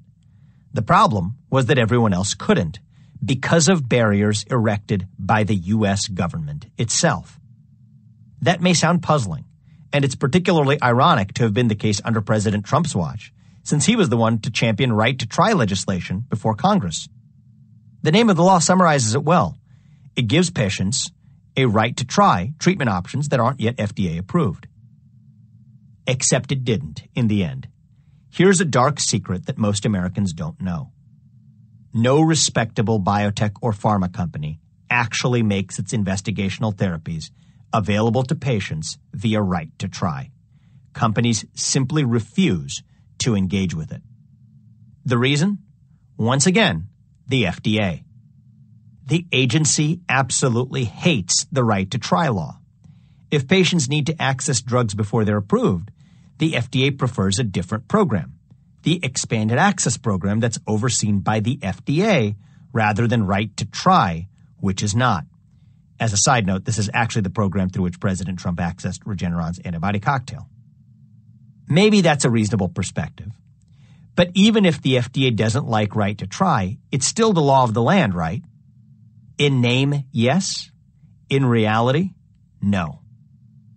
The general rule of thumb in the pharma industry is this. You do what the FDA wants. Period. It's well known in the industry that if you indulge right to try, then you do so at your own peril. As the old adage in pharma goes, FDA never forgets. Companies don't make money when making drugs available through right to try, but every year of delay in formal FDA approval to sell the drug could be very costly. All it takes is a line-level bureaucrat citing some technicality as the reason for a delay. Measured against that risk, no rational company wants to alienate the FDA, even if that means giving a cold shoulder to right to try. As if there were any doubt, the FDA makes its view known in no uncertain terms. There is no evidence that either bill would meaningfully improve access for patients, but both would remove FDA from the process and create a dangerous precedent that would erode protections for vulnerable patients, a group of former FDA leaders wrote. It was typical FDA. They hid behind the reasonable-sounding talking point that there is no evidence of expanding patient access through right to try. Yet the very reason why right to try doesn't expand patient access is precisely because companies don't want to take the risk of pissing off their bureaucratic regulator. In sum, even though the American people went through the proper democratic process to pass right to try legislation, it's wholly futile. Why? Because the FDA's managerial class just doesn't like it. Congress passes laws, but it can't prevent administrative agencies from exercising soft power. When the FDA blows its dog whistle, the pharmaceutical industry listens very carefully. This is the fourth branch of government in action. It's the real deep state, not a conspiratorial kind, but a much more mundane version. They teach us in high school that there are three branches of government: legislative, executive, and judicial. That's certainly what the Constitution says. Yet in real life, the fourth branch of government, the administrative state, is often more powerful than any of the other three. This alphabet soup of government agencies, SEC, FAA, FTC, HHS, FCC, and so on, runs the day-to-day affairs of the federal government, staffed by civil servants largely insulated from political accountability. The reality is that most career staffers at the FDA genuinely care about protecting public health, just as most career staffers at the CIA genuinely care about protecting national security. That noble motivation guides their day-to-day actions, occasionally combined with a hunger for relevance and power. They usually make sound scientific judgments. Even when these staffers are wrong, they often have good reasons for wanting things to be done in a certain way. But my chief complaint isn't that these technocrats are making the wrong judgments. It's that they use their technocratic authority to subvert the will of the American people. Right or wrong on the merits, that is an insult to democracy. In 2016, political scientist Michael Lind observed that the greatest threat to Western democracy is its gradual decay under well-educated, well-mannered, and well-funded elites. According to Lind, modern American government implicitly transfers political power from national legislatures to executive agencies, transnational bureaucracies, and treaty organizations. Congress's toothless right-to-try law is emblematic of the problem that Lind described. But my focus goes beyond government. Today, there's a deep corporation problem in the private sector as well. The perpetrators are the hired C-suite managers at large companies. Just like government bureaucrats, these executives often implicitly frustrate the will of a corporation's shareholders. Their main goal is to aggregate power for themselves in the name of serving their companies and society. Similar to the three branches of government, there are three legs to the stool of any company: founders, investors, and employees. Founders start companies, investors fund companies, and employees work for companies. It's supposed to be simple. But as in government, especially at America's largest corporations, there's now an invisible fourth leg to the stool: the managerial class. The folks who sit in glass-walled corner offices in Manhattan skyscrapers or communal beanbags in Silicon Valley and use the company piggy bank to travel to Davos each January. They're high-paid bureaucrats charged with balancing the interests of founders, investors, and employees. These managers often make handsome salaries, but they own much less of the company than founders and investors do. In general, they're not billionaires, and they're not playing the capitalist game just for money. They're playing for power. Academics like Michael Jensen and Eugene Fama have commented at length about the incentive misalignments between hired corporate managers and their shareholders. They wrote a famous paper in 1998 entitled Separation of Ownership and Control, which made the basic observation that managers own very little of firms, yet wield day-to-day control of them. And that in turn creates so-called agency costs, an economic term referring to the value an entity loses when it outsources some of its decision-making to an entity with different interests. But misalignments arising from differential ownership are only part of the story. In the real world, there's an even bigger issue. Shareholders of public companies are generally anonymous, while CEOs and other corporate managers are personally well known. Unlike shareholders, managers have a personal reputation to maintain. Unlike a shareholder, a corporate manager's main asset isn't wealth. It's social stature. That's their ticket to wielding power, to getting hired to run another company in the future, to gaining a membership at a prestigious golf club, to getting appointed to a cushy job as an ambassador. According to academics like Jensen and Fama, the role of a corporation's board is to oversee CEOs and other managers to protect shareholders from their actions. Problem solved? Not quite. In the real world, most board members are themselves hired hands. In other words, themselves members of the managerial class. These independent directors are well compensated for their services, often six-figure or even seven-figure sums for attending one half-day board meeting per quarter. There's a reason they call it sitting on a board. In practice, this class of independent directors is now populated by people who professionally serve in that capacity, some of whom become lifers in that role. Some are ex-politicians. Some are ex-CEOs and ex-CFOs. Others are retired partners of large law firms or accounting firms. Regardless of their backgrounds, these repeat players in the game know where their bread is buttered. In practice, they aren't selected by public shareholders. Most often, they're selected by CEOs themselves. Every time I've personally been asked to join the board of a public company, it's almost always the CEO of that company who invites me to do it. To date, I've always declined. Personally, I find the idea of serving as another CEO's pawn about as appealing as a sharp poke in the eye. So in sum, independent directors get paid a lot of money to provide oversight of CEOs at public companies. Yet those CEOs are effectively the main ones who select and influence the people who will oversee them. Sounds like a racket? Welcome to the world of the managerial class. The consequences aren't just bad for corporate shareholders. They're bad for America. Michael Lind correctly observed that the most important managers are private and public bureaucrats who run large national and global corporations and exercise disproportionate influence in politics and society.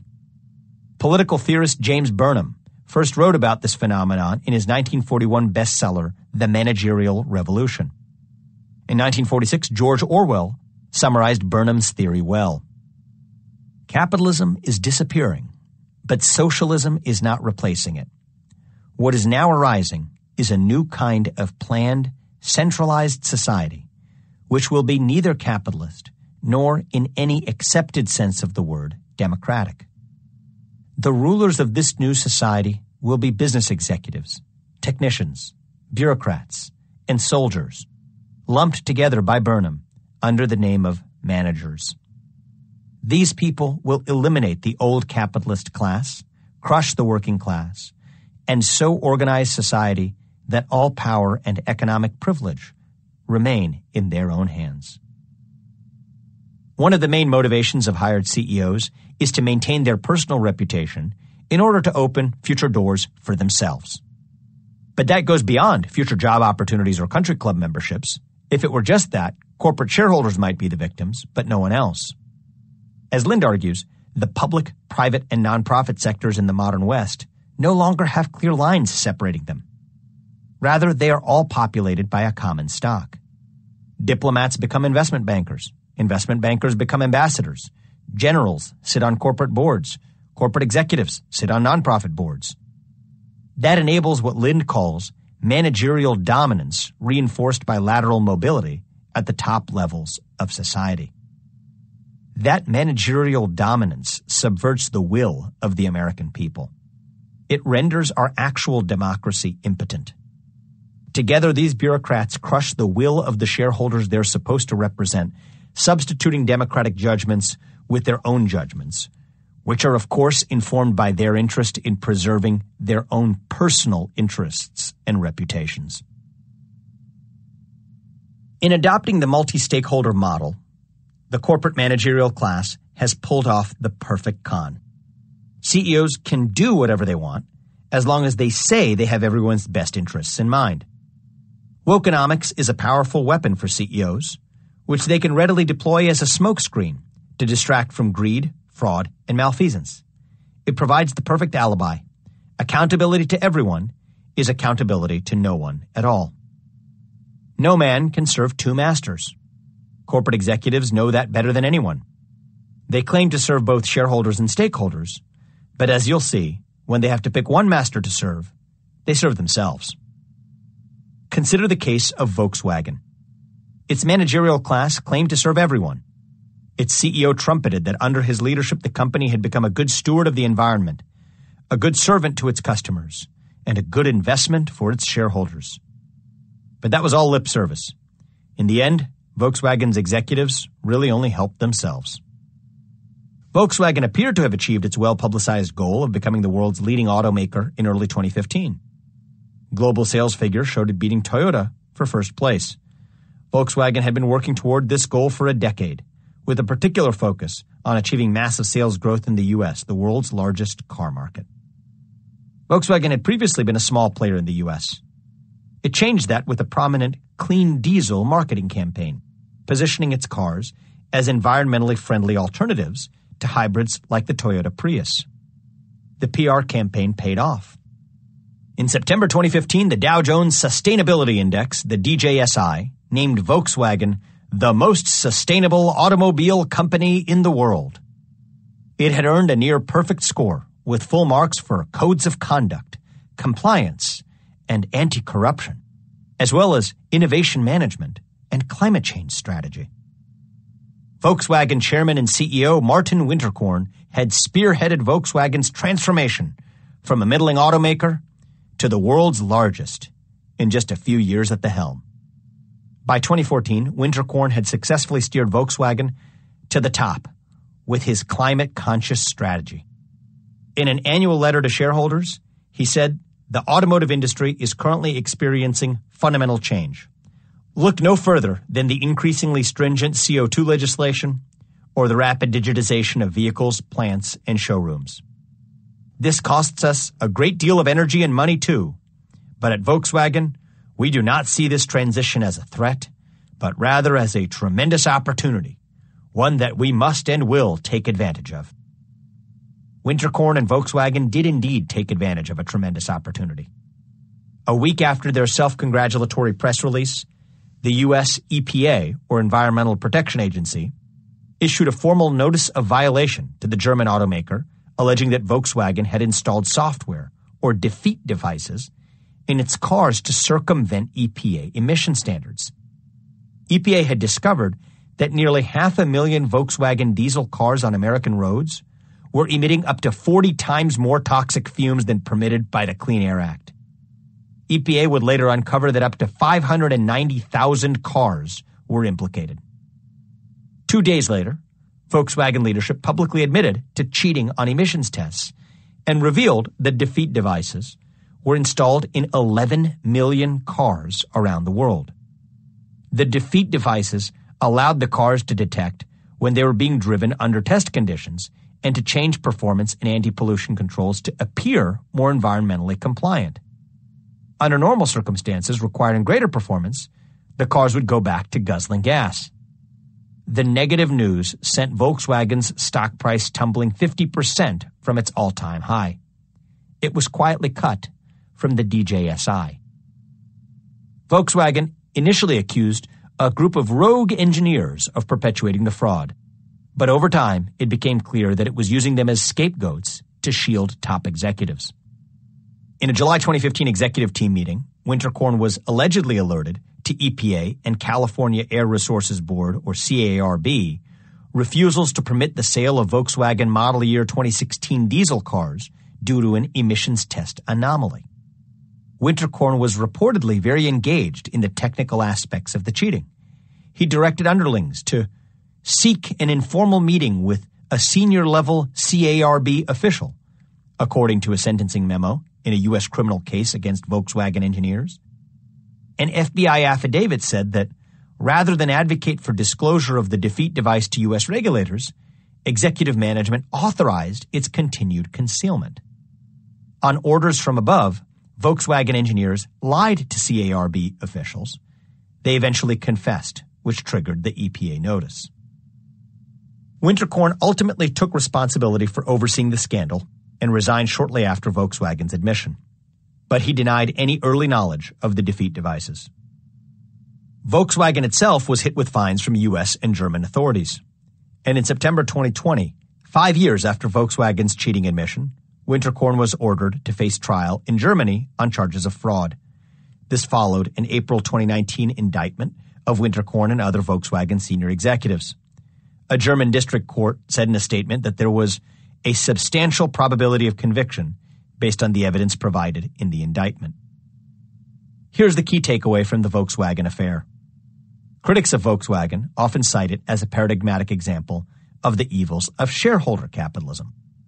They say that if Volkswagen hadn't been so focused on short-term profits, it wouldn't have cheated. But this crude conclusion belies a more subtle point. The scandal only happened in the first place because Volkswagen gained market clout by advertising its supposedly clean diesel cars. Being the environmentalist golden boy was what made Volkswagen so successful selling snake oil for a decade. If only what happened at Volkswagen had been an isolated incident. Unfortunately, it's just one example in a long and ongoing history of executive wrongdoing in the name of stakeholders. There's Wirecard, a German ESG darling that used its sterling reputation to cover up the fact that it committed massive fraud by generating $1.9 billion in fake transactions. There's Nikola, a supposed Tesla rival whose executive chairman, Trevor Milton, promised to save the planet with its hydrogen-powered vehicles, only to quickly unravel as he was, in a matter of days, accused of fraud and sexual abuse and investigated by the Department of Justice and the Securities and Exchange Commission. There's WeWork, a trendy, socially conscious VC-backed hero that imploded under the weight of CEO Adam Neumann's voluminous self-dealing. The list goes on. I could write an entire chronicle on each of these nefarious episodes, but that's not the point of this book. Just for fun, though, let's go through one more example. This time, I'll take you behind the curtain to show how pharmaceutical companies use stakeholder capitalism as a smokescreen to continue doing business as usual. In September 2015, Hillary Clinton famously tweeted, "Price gouging like this in the specialty drug market is outrageous. Tomorrow, I'll lay out a plan to take it on," in response to a New York Times article detailing Martin Shkreli's exorbitant price increase of Daraprim by over 5,000%. Clinton was the Democratic presidential frontrunner, so her comments sent biotech markets into a tailspin. Clinton's concerns were echoed by then Republican presidential candidate Donald Trump. The writing was on the wall for pharma companies. Drug pricing would be a policy focus of any new administration, and the industry was losing in the court of public opinion. So what did it do in response? In 2016, the pharma industry created an unofficial social contract to limit drug price increases to 10% per year. Allergan CEO Brent Saunders kicked it off by pledging to increase prices at most once per year and to do it by single digits. Other companies quickly fell in line. This created a new norm of all companies raising their prices by, of course, about 9.9%. A price increase of 10% per year, compounding each year, adds up quickly, but slowly enough to escape the public's notice. The pharma industry's insight was that it could continue to raise prices, but that it needed to do so in stages, rather than all at once. Then the companies could condition the public to accept price increases as normal, while also making themselves seem socially responsible by only raising them 10%. If government regulators stepped in, drug prices would be restricted far more. As one article put it, as rising drug prices continue to be a major cause for discord in the U.S., the self-regulation of price hikes could help the industry avoid regulatory reform. With rising drug prices more constrained in 2017 and 2018, the pharma industry may be on its way to dodging federal regulation. Stakeholder capitalism has created a world in which ordinary people not only expect but also assume companies pursue not just their own interests, but societal interests too. Yet when we make that assumption, we as consumers are less likely to question those companies' business decisions. Customer cynicism is a powerful force in the market too, one that any well-functioning market depends on, but also one that gets blunted by corporate stakeholderism. Pharma companies know this. That's exactly what they have in mind when they make hollow declarations to help stave off climate change or make public commitments to cap the magnitude of annual price increases that they take.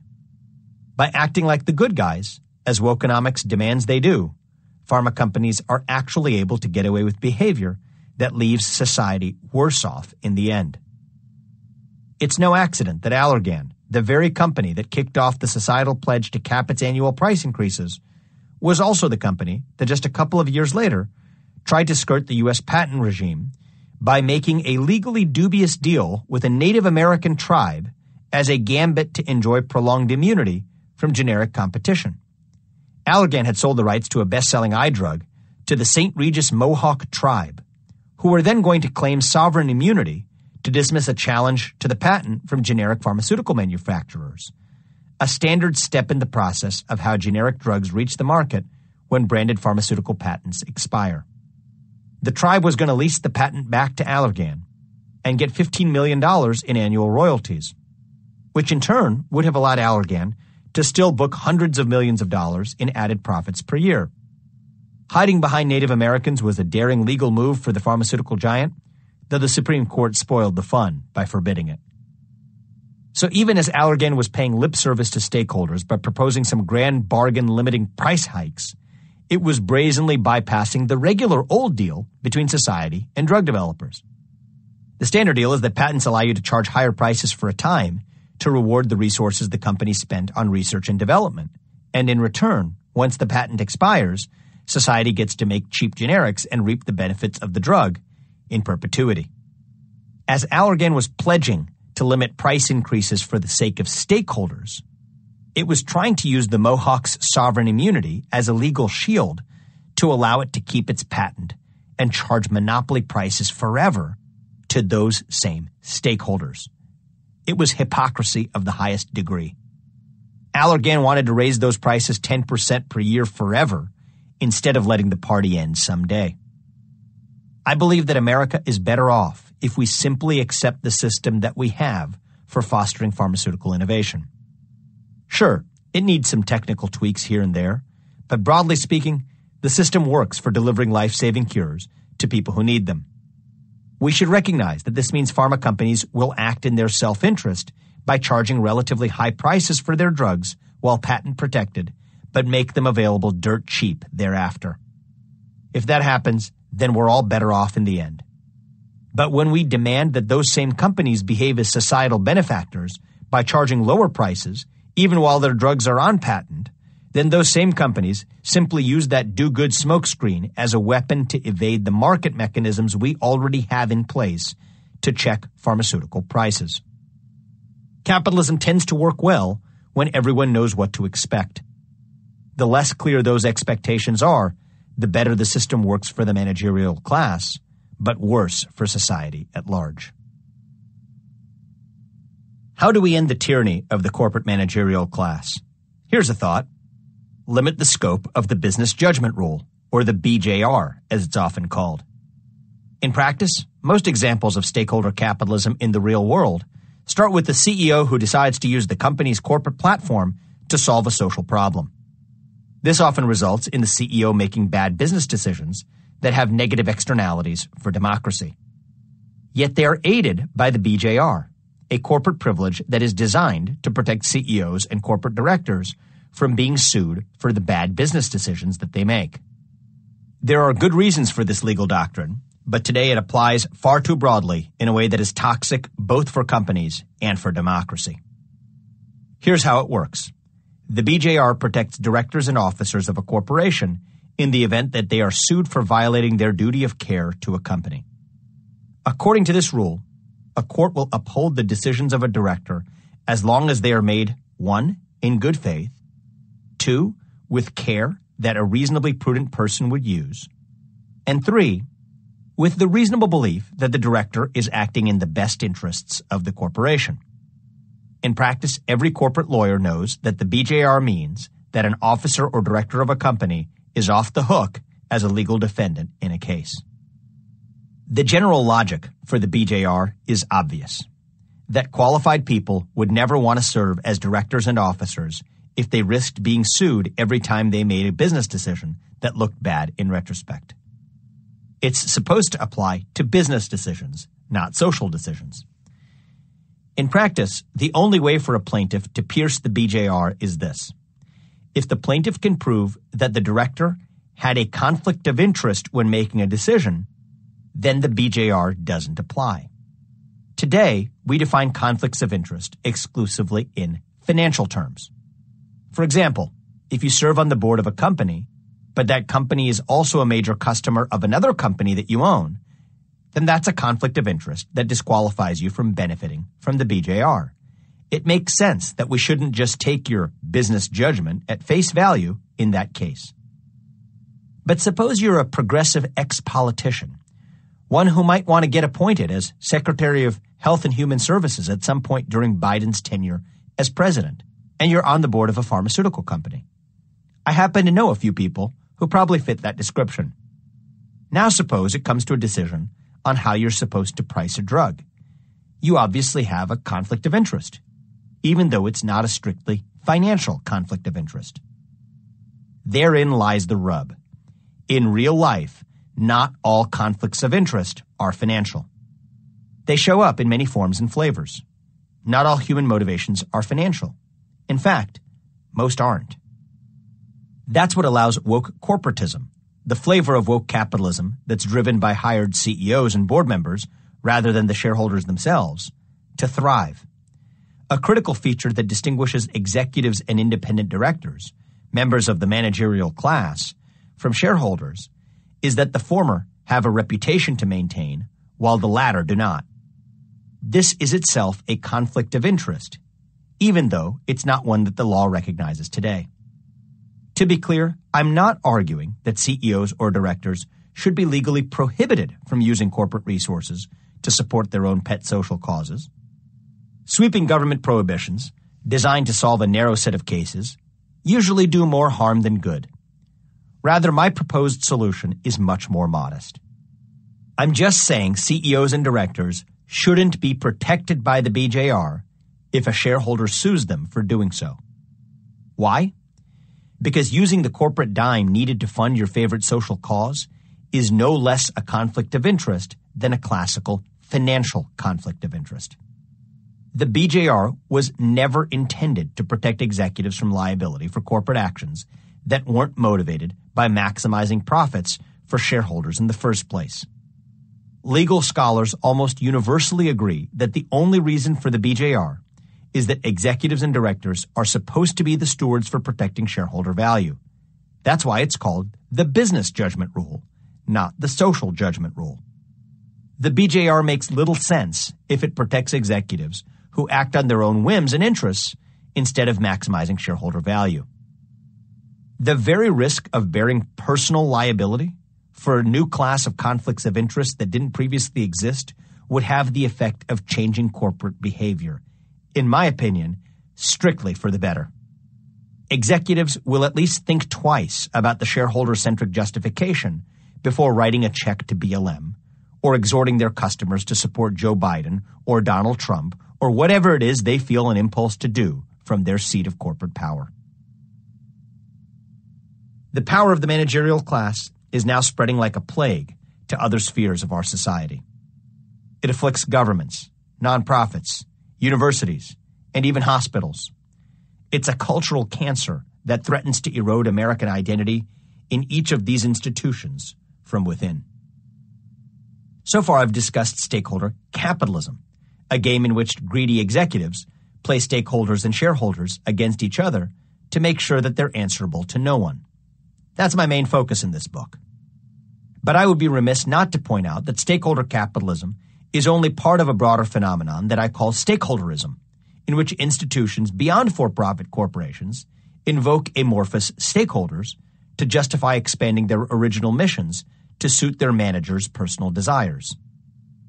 This stakeholderism is perhaps nowhere more dangerous today than at universities where the next generation of elites is being educated right now.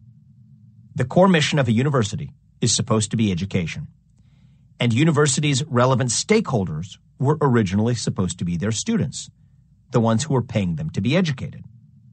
But as socially conscious managers have gradually taken over the universities, they've expanded their conception of stakeholders to include racial minorities, sexual minorities, future generations, the environment, and whatever other groups progressive activists say they should care about. So the students are still the stakeholders footing the bill, but their money is now paying to support nebulous, distant stakeholders like future generations, whose will liberal administrators get to represent. A 2014 analysis found that from 1987 to 2012, the higher education sector added more than 500,000 administrators. Their numbers have doubled relative to academic faculty, and the cloud of these administrators has also grown alongside their numbers. As Philip Hamburger of Columbia Law School has argued, the balance of power at universities has increasingly shifted toward administrators who increasingly control academic policy. In his book, Restoring the Promise, Higher Education in America, economist Richard Vedder calculates that if the ratio of campus bureaucrats to faculty had held steady since 1976, there would be 537,317 fewer administrators, saving universities $30.5 billion per year and allowing student tuition to decrease by 20%. It's no wonder college costs so much these days. Today, university administrators are generally monolithic in their political perspectives, choking the free exchange of diverse ideas at universities. Samuel Abrams, visiting scholar at the American Enterprise Institute, found that liberal staff members outnumber their conservative counterparts by an astonishing ratio of 12 to 1. Yet ironically, the fastest growth in recent years has been in the area of diversity administrators. Mark Perry, an economics professor at the University of Michigan Flint, recently calculated that his university has nearly 100 diversity administrators, with a total cost of approximately $14 million per year, or $300 per enrolled student. Just as in corporations, the goals of these university administrators are misaligned with the goals of the principals, in this case, the university itself. The diversity administrator has a vested interest in perpetually preserving the perception of a diversity problem, or else their own job becomes superfluous. Remember, Michael Lind framed the rise of the managerial class as part of a battle between elites and ordinary people, one the elites were winning. There's some truth to that account, but it's too low resolution. Not all elites are the same. Both professors and university administrators are elites, but their contributions, roles, and essential character are completely different from one another. Professors come up with new, wild, often controversial ideas. University administrators, well, administer things. In my view, zany professors are more likely to help the university realize its own essential purpose than any administrator. The same goes for companies. Founders, investors, and hired C-suite managers are all elites in the grand scheme of things, but that entirely misses an important power struggle within the corporation itself, between the founder-shareholder class and the managerial class. To me, America is about empowering true innovators like founders, true risk-takers like investors, true thinkers like professors, and true elected leaders over the bureaucratic intermediaries who are hired to manage them all. So the real problem with the rise of the managerial class isn't simply that the elites are winning and ordinary people are losing. It's that the essential purpose of an institution, be it a company or a university, is less likely to be realized when it's led by a manager than when it's led by someone who embodies the essence of what that institution does. That's where my view departs from Lynn's. We both agree that the rise of the managerial class is a fundamental problem for America, but Lynn views it as a battle between elites and ordinary people. By contrast, I view it as a battle between hired hands and those who embody the essence of an institution, like professors at universities, doctors at hospitals, or founders and shareholders at companies. When viewed through my lens rather than Lynn's, the relevance of all of this to stakeholderism becomes clear. Stakeholderism is the philosophy that posits institutions should not only advance their essential purpose, but also advance societal goals that go beyond the institution's essential purpose. On its face, that philosophy sounds benign enough. Sure, you could argue that a university is worse at educating students if its administration is also focused on, say, addressing climate change or fighting racism. But you could equally argue that engaging with those social questions makes the university better positioned to educate students on how to address important societal challenges. Reasonable minds can differ. But that's not really what stakeholderism is about. At its core, it's a tool that empowers the managerial class and allows them to escape accountability for their failures to properly advance the essential purpose of an institution. It's what gives university administrators or charity administrators or hospital administrators or fancy New York City private school administrators greater power and insulation from the people they're supposed to be accountable to. And that's a critical part of the cultural cancer afflicting America today. Not just the government, but companies, universities, museums, philanthropies, and even religious institutions. If that's true for stakeholderism broadly, then it's most acute in the case of stakeholder capitalism. Here's why. The number one rule of the game for any CEO to consolidate power is this: the more people you're accountable to, the more powerful you become. In my industry, that's why nearly every hired CEO wants to take their company public if given the choice. Why? As a private company, you're accountable to a small group of shareholders, often venture capitalists and private equity firms, who are looking over your shoulder at every step of the way. But as a public company, you get to be accountable to thousands of shareholders, most of whom you'll never meet, and most of whom will never meet each other. That means even if one shareholder isn't happy with what you do, you can always claim that another one was. That's nearly impossible to do at a closely held private company. If it's true that CEOs become less accountable by becoming accountable to more people, then stakeholder capitalism empowers the corporate managerial class to consummate their coup. By becoming accountable to literally everyone, they become accountable to no one. That's the heart of the problem of stakeholder capitalism. It's not about serving stakeholders rather than shareholders. It's about serving the managerial class itself. With the rise of the managerial class, America is becoming less and less like itself and more like a bastardized version of the European model of social progress, where elite executives work hand in hand with government to do what they think is best for society. Maybe this works for Europe. I'd say that America's history of innovation shows that our corporate focus on shareholder value works better, though that's an argument to be had elsewhere. My point is different.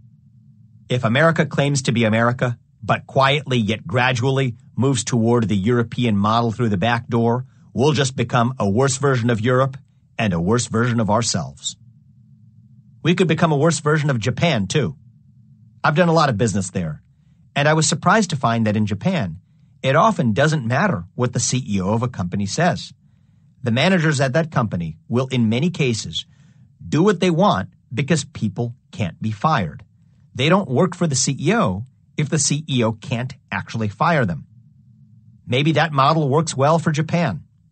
But our social culture is different, so our corporate culture must be as well. These observations are based on confidential conversations with executives, consultants, and investment bankers in Japan, and are nonspecific to the pharma industry. The main issue with the rise of the managerial class in the U.S. is this. American employees harbor a self-interested greed that Japanese employees often do not. That self-interest is a fuel for good if channeled through a system like ours that was built on that premise, but wouldn't work as well in the Japanese or European system. America's competitive advantage rests in harnessing our self-interested impulses toward building something greater than ourselves. But if we try to pretend that we're Japan, where ordinary people behave according to duty rather than self-interest, then when our people don't actually behave that way, the new American model will be worse than either the classical capitalist model, the European model, or the Japanese model, and will be a broken version of all of them. America's identity was always about the power of the people overcoming the managerial class, in our democracy and also culturally, in our universities, companies, and government. The rise of the managerial class is a disease afflicting the soul of our most important institutions. History teaches that what begins as an accountability crisis for individual companies, if left unchecked, becomes a crisis for the system as a whole. Chapter 5. The ESG Bubble. Earlier this year, I got a call from the House Financial Services Committee to testify as an expert about a seemingly abstruse issue. New SEC rules that would require U.S. public companies to regularly disclose so-called ESG factors. Congress was weighing new laws to require companies to disclose not only their financial metrics in their quarterly and annual reports, but also environmental, social, and governance factors as well. Things like racial and gender diversity in the workforce, climate change impact, and so on. As I listened to the Democratic congressmen and their witnesses lay out the case for these new SEC rules, I had a flashback to my own experience watching the 2008 financial crisis. In fact, my own induction into the business world began with the 2008 financial crisis. No doubt that shaped my own cynicism of Wall Street from early on. In 2007, I joined a firm called QVT Financial right after I had graduated from Harvard. I was a young analyst on a biotech team that represented, at least at the time, a tiny portion of the sprawling hedge fund. The people who ran the firm were physics majors from places like Harvard and Caltech, who discovered that they could make more money trading complex securities than working in a lab. The firm's culture was distinct from its peers. It lacked the artifice of Goldman Sachs and the frivolity of Amaranth. Its leaders were among the smartest people I'd ever meet. They were obsessed with figuring out the truth and making contrarian bets, not just about stocks, but about people too. If I'd been judged simply on my math skills, I doubt I'd ever have made it through the interview process. I owe a lot of my success to their willingness to take an early bet on me. Dan Gold, the founder and CEO of QVT, sat at the center of the trading floor, flanked by multiple computer monitors and telephones. He was the fixed point around which the rest of the firm turned. The most important people sat closest to Dan, and the guy who sat to his right was Arthur Chu. In the same year that I joined QVT, Arthur and his team figured out something that very few people in the financial world recognized. There was a bubble in mortgage-backed securities in the United States. He and Dan made a series of complex bets that their prices would fall, and they were right, making QVT one of the most profitable hedge funds in the world in 2007 and earning it a mention in Michael Lewis's bestseller, The Big Short, despite Dan's request that Lewis not mention the company in the book. The standard explanation for the subprime mortgage bubble was that predatory lenders were greedy sharks who took advantage of the opportunity to make home loans to individual borrowers who weren't very creditworthy. That's why they were called subprime mortgages. Prime mortgages were home loans made to people with reasonable creditworthiness. Subprime referred to everything else. Wall Street banks bundled up these different mortgages to reduce risk and then sold them to speculative investors. That bundle is what we call mortgage-backed securities. But the unsatisfying thing about blaming greed for the 2008 financial crisis is that it fails to account for the fact that the greediest and smartest thing that someone could have done in 2005 and 2006 was to bet against those mortgages. In retrospect, it should have been obvious that many of these subprime borrowers would default on their home loans, and that's exactly what happened. If Wall Street bankers were so greedy, then why did so many of them fail to capitalize on the opportunity? The true culprit was upstream of that greed. Starting in the 1990s, the U.S. government embarked on an ambitious policy to drive home ownership. The idea of owning a home was seen as the pinnacle of the American dream. So the government decided to make that dream come true by creating special categories of loans to spur more home ownership, including among people whose incomes didn't support the value of the homes they went on to buy. That's where government swamp creatures like Fannie Mae and Freddie Mac came from. Though they were technically created during the Great Depression, they took on a role of renewed importance under President Clinton. The real question isn't why predatory lenders in the early 2000s lent money to a bunch of borrowers who had poor credit scores. It's why bad predatory lenders had all that money to give out in the first place. Answer: bad government policy. That ought to be one of our key lessons from the 2008 financial crisis. Socially driven economic policy risks creating asset bubbles.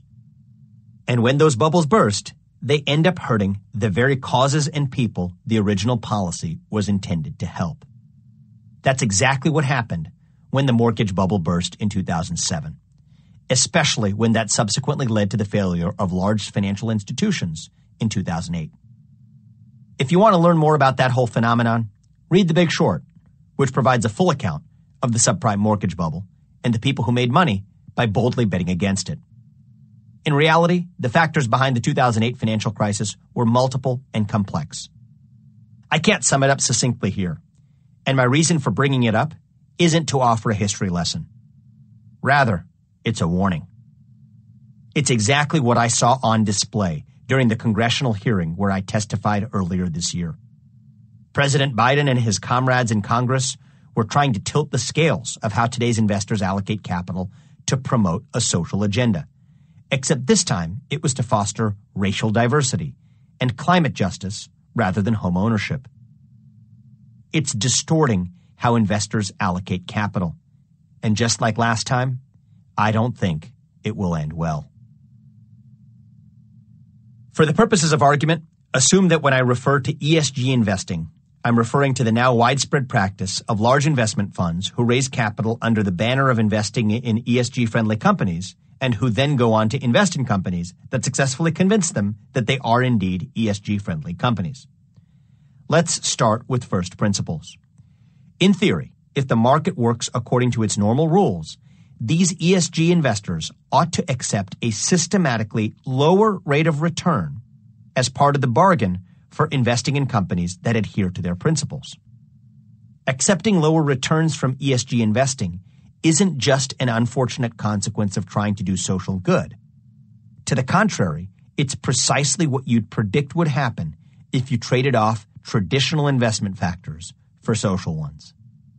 In fact, if you're an authentic, ESG-oriented investor who cares about environmental and social goals, this is a desirable outcome. In fact, the only way you can effect changes that you want to see. In demonstrating why, I'm going to borrow heavily from an argument made by Cliff Asness, founder of AQR Capital Management.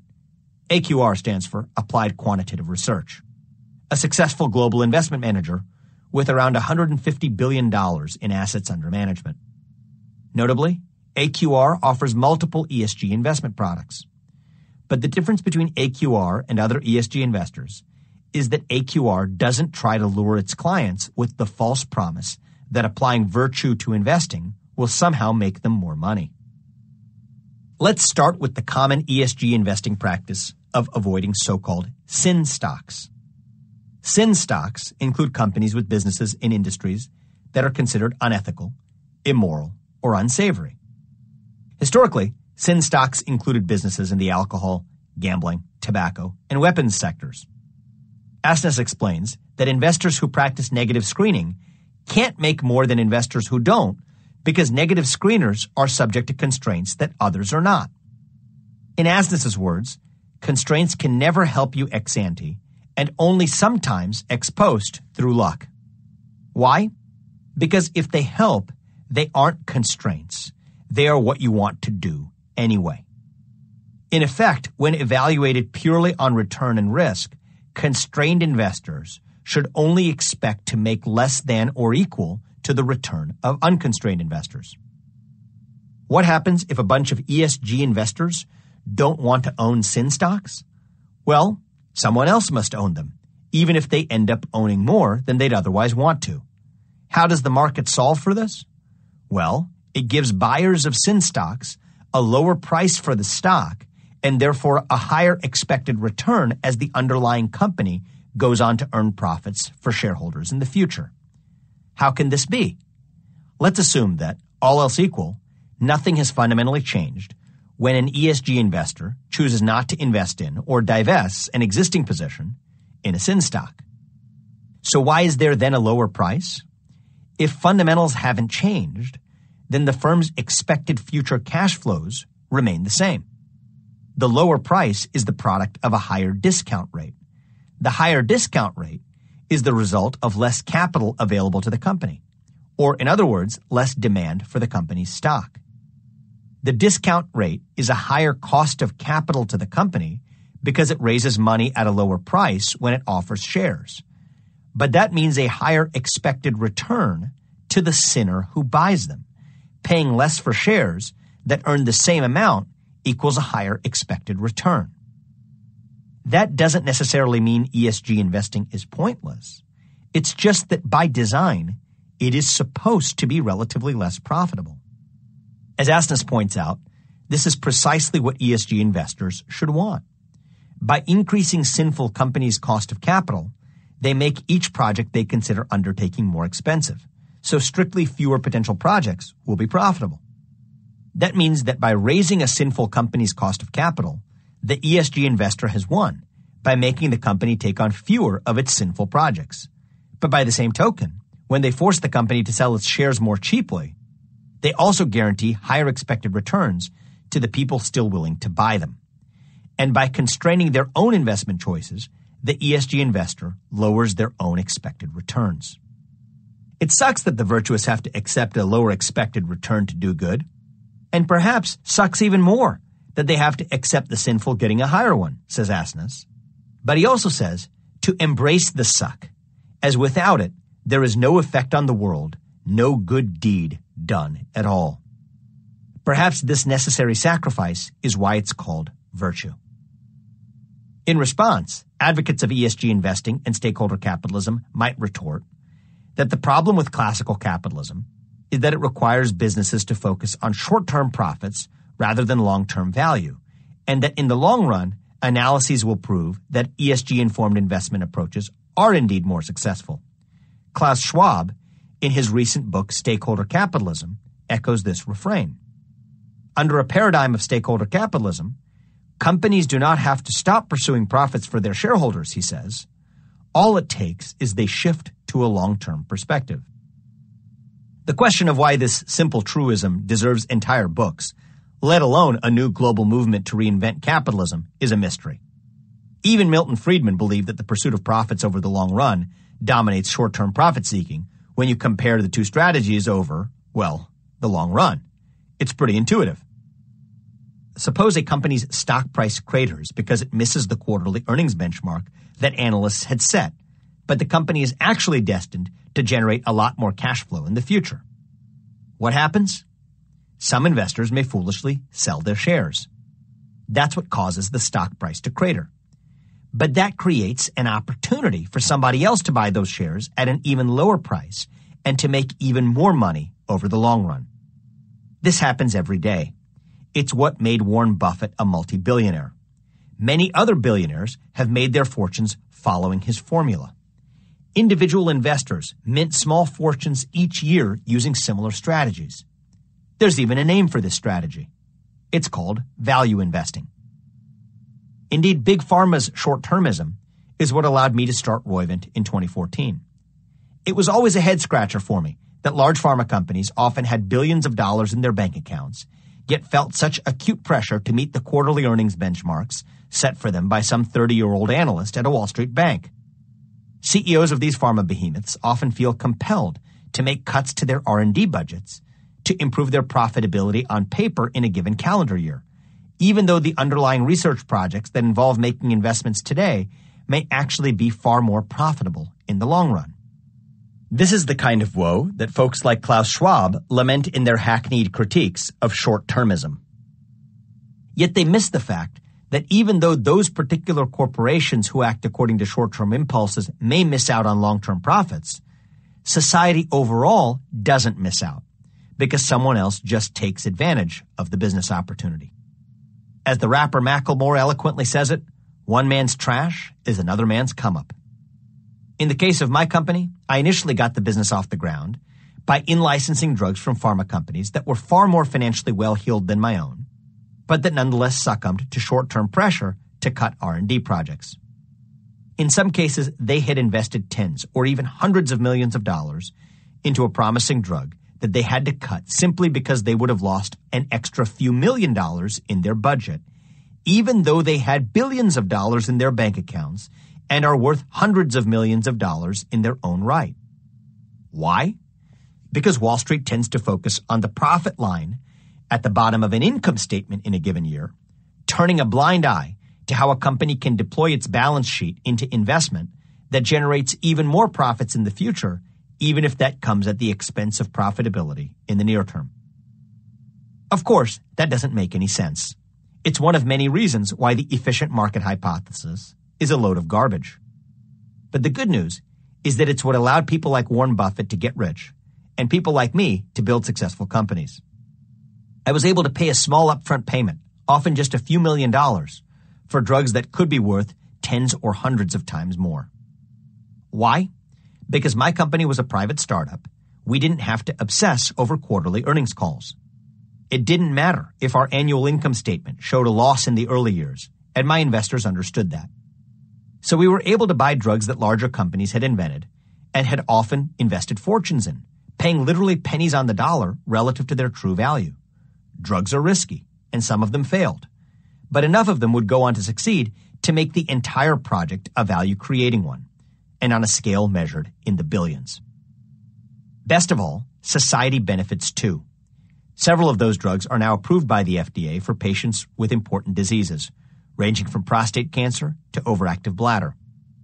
I can proudly say that those drugs would have never reached patients if they had stayed in the hands of the companies that were oriented towards the short term, or apparently those whose CEOs didn't think that urology was a sufficiently sexy area for investment.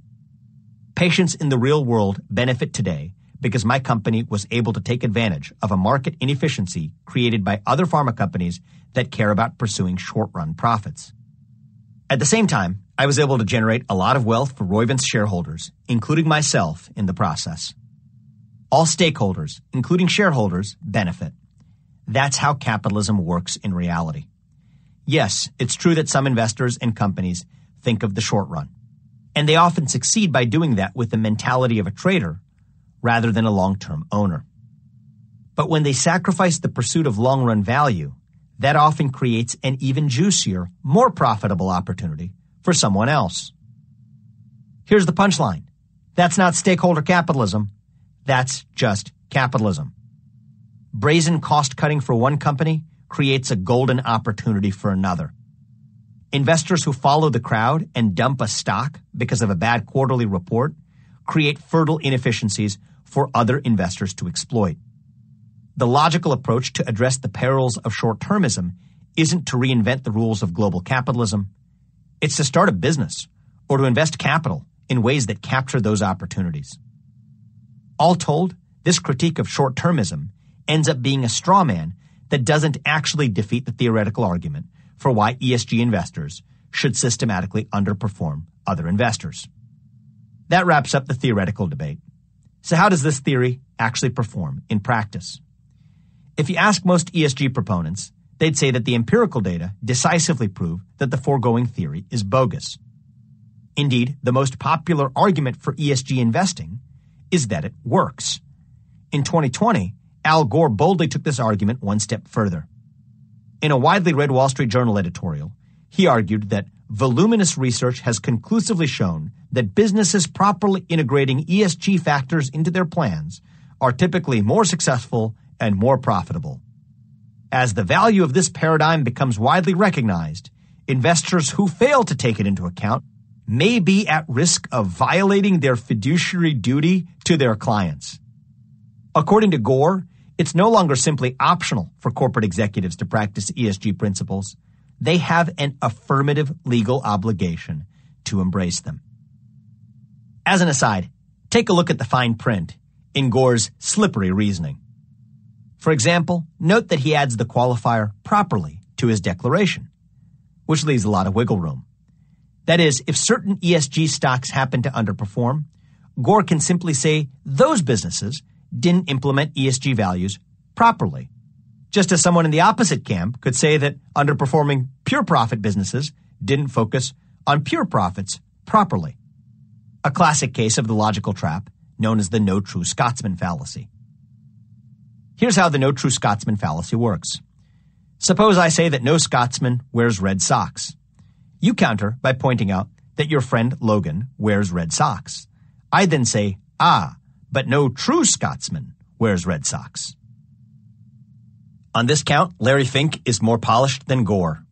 In a paper titled A Fundamental Reshaping of Finance, Fink writes, BlackRock's investment conviction is that sustainability and climate-integrated portfolios can provide better risk-adjusted returns to investors. Fink's comments were well-crafted to elude criticism.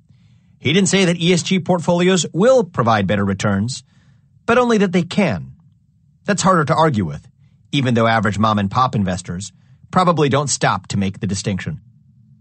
And Fink has ample quantitative support to back up his claims. In 2019, Savita Subramanian, head of U.S. equity and quantitative strategy and global ESG research at Bank of America, observed that U.S. companies with high ESG rankings in the S&P 500 index outperformed their counterparts with lower ESG rankings by at least 3% each year for the preceding 5 years. Subramanian went so far as to argue that ESG metrics are the best measure for signaling future earnings risk, superior even to financial risk factors like the level of a company's leverage or debt burden. Harvard Business School professor George Serafeim, working in collaboration with Boston mutual fund manager State Street, observed that during the market collapse in the early stages of the COVID-19 pandemic, firms experiencing more positive sentiment on their human capital, supply chain, and operational response to COVID-19 experienced higher institutional money flows and less downside in share prices. Similar analyses abound. Morningstar found that sustainable index funds outperformed traditional index funds in the first quarter of 2020. Hermes Investment Management observed in 2018 that companies with good or improving ESG characteristics outperform companies with poor or worsening characteristics. Countless other reports come to similar conclusions. So which one is right, the theoretical account or the empirical account? The answer is neither. As for the empirical data, on closer inspection, it's mixed at best. Most of the analyses are contrived, cherry-picked, or circular. Take the analysis from Serafeim and State Street, for example. Their argument is both circular and conflating. They say that firms experiencing more positive sentiment were the ones that experienced higher institutional money flows and thus performed better in the stock market. Yet that argument fails to distinguish whether ESG asset class outperformance, even if it exists, is actually a function of improved underlying corporate performance or simply a function of an asset bubble driven by growing pools of capital chasing socially conscious investment opportunities. Serafeim's dataset suggests it's the latter, that positive share price performance correlates with favorable news coverage. In other words, he's saying that the best reason for investing in ESG-oriented companies is that everyone else is doing it. Further, it's even debatable whether ESG-oriented companies actually do command higher stock prices or not. It depends on how you count.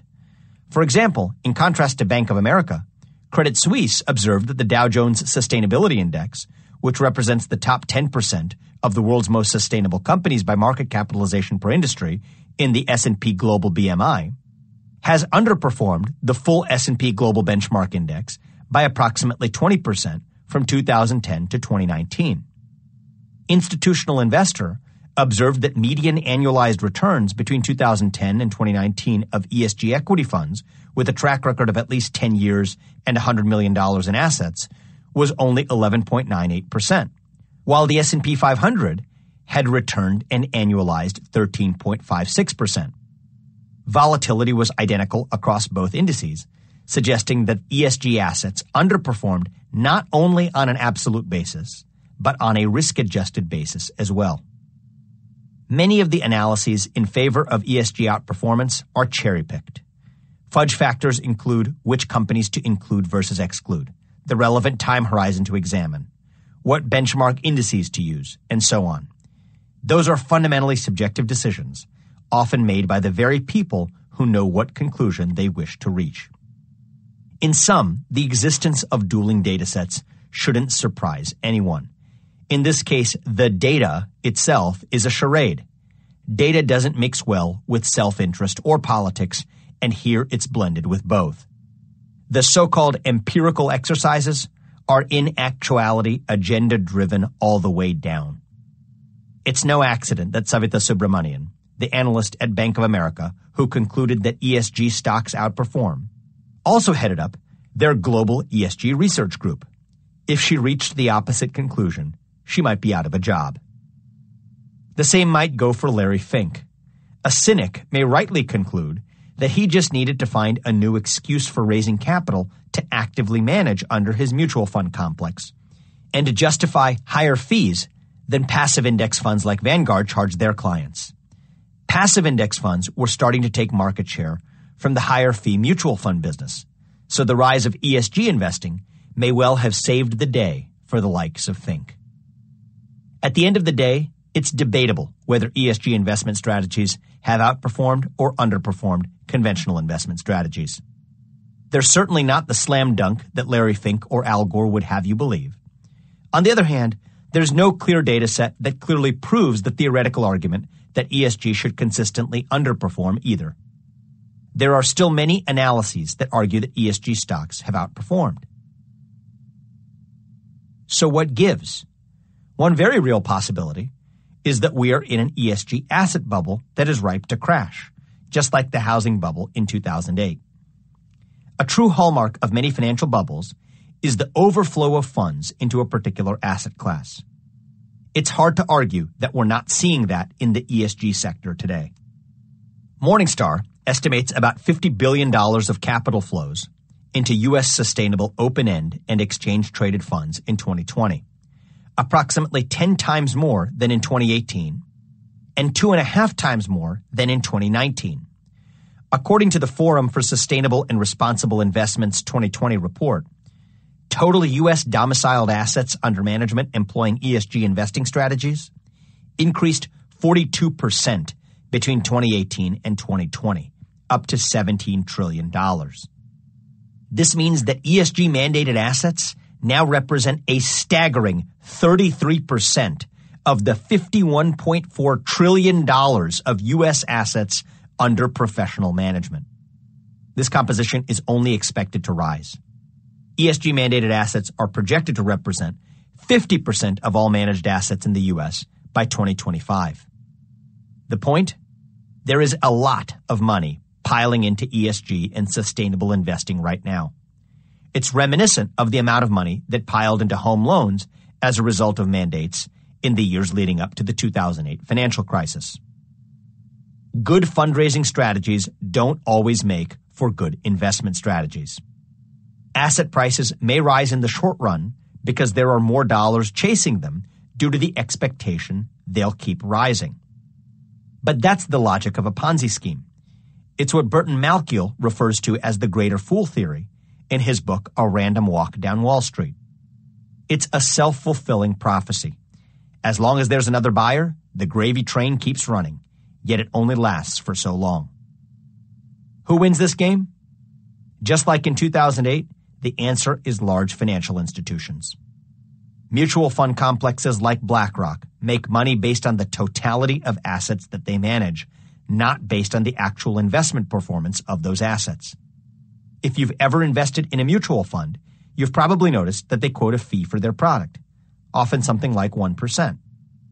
Know that they're referring to the fee that they charge on the money you hand over to them, not on the actual gains that they generate. In fact, mutual funds like BlackRock profit just the same, whether they make money or they lose money.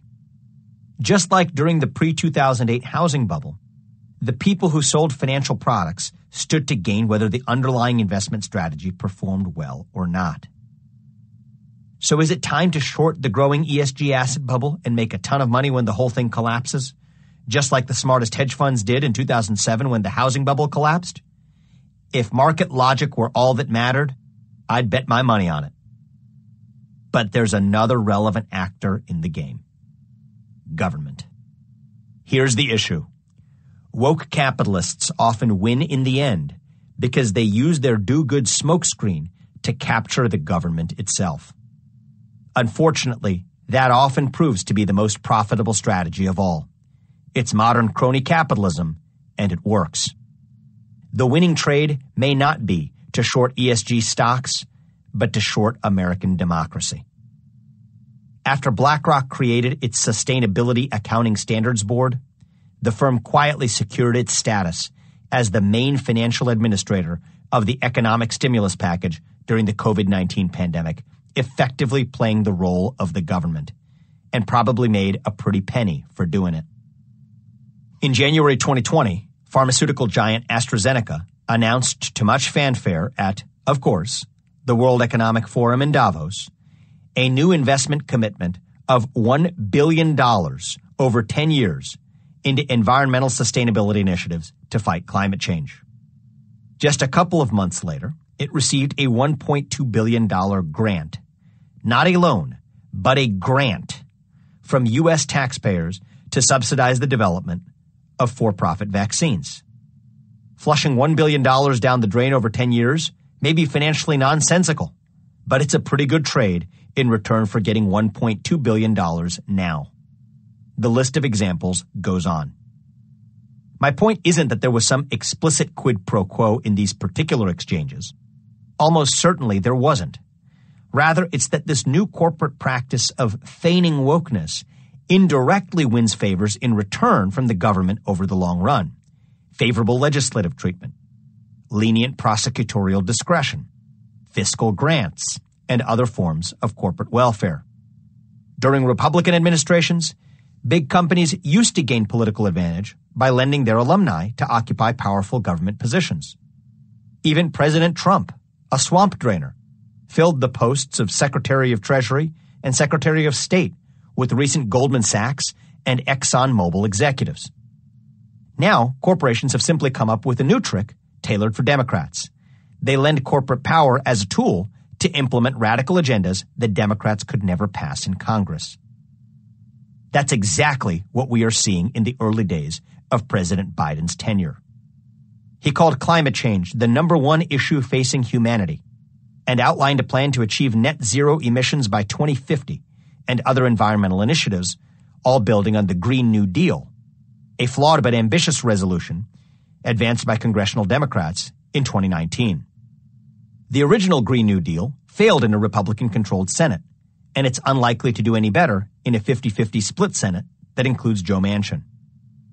But with the advent of the modern alliance between big government and big business, new laws may not be required at all. The Biden administration can simply use Wall Street's ESG apparatus to do it instead. Earlier this year, Politico reported that U.S. climate envoy and former Secretary of State John Kerry wants America's banks on board with the administration's climate goals, and that he was leveraging his personal ties with Wall Street to persuade Citi, Wells Fargo, Bank of America, Morgan Stanley, Goldman Sachs, and J.P. Morgan Chase to create a U.S. net zero banking alliance. The effort was reportedly aimed at drawing pledges that could be announced for the administration's climate strategy rollout. Do we really want to live in a democracy where top government officials leverage their personal ties with the CEOs of big banks to accomplish what they can't get done in Congress? Banks are not charitable institutions. When they do favors for government officials, they expect something in return. The real question is this: what did America's banks get in return for agreeing to Kerry's climate-related demands?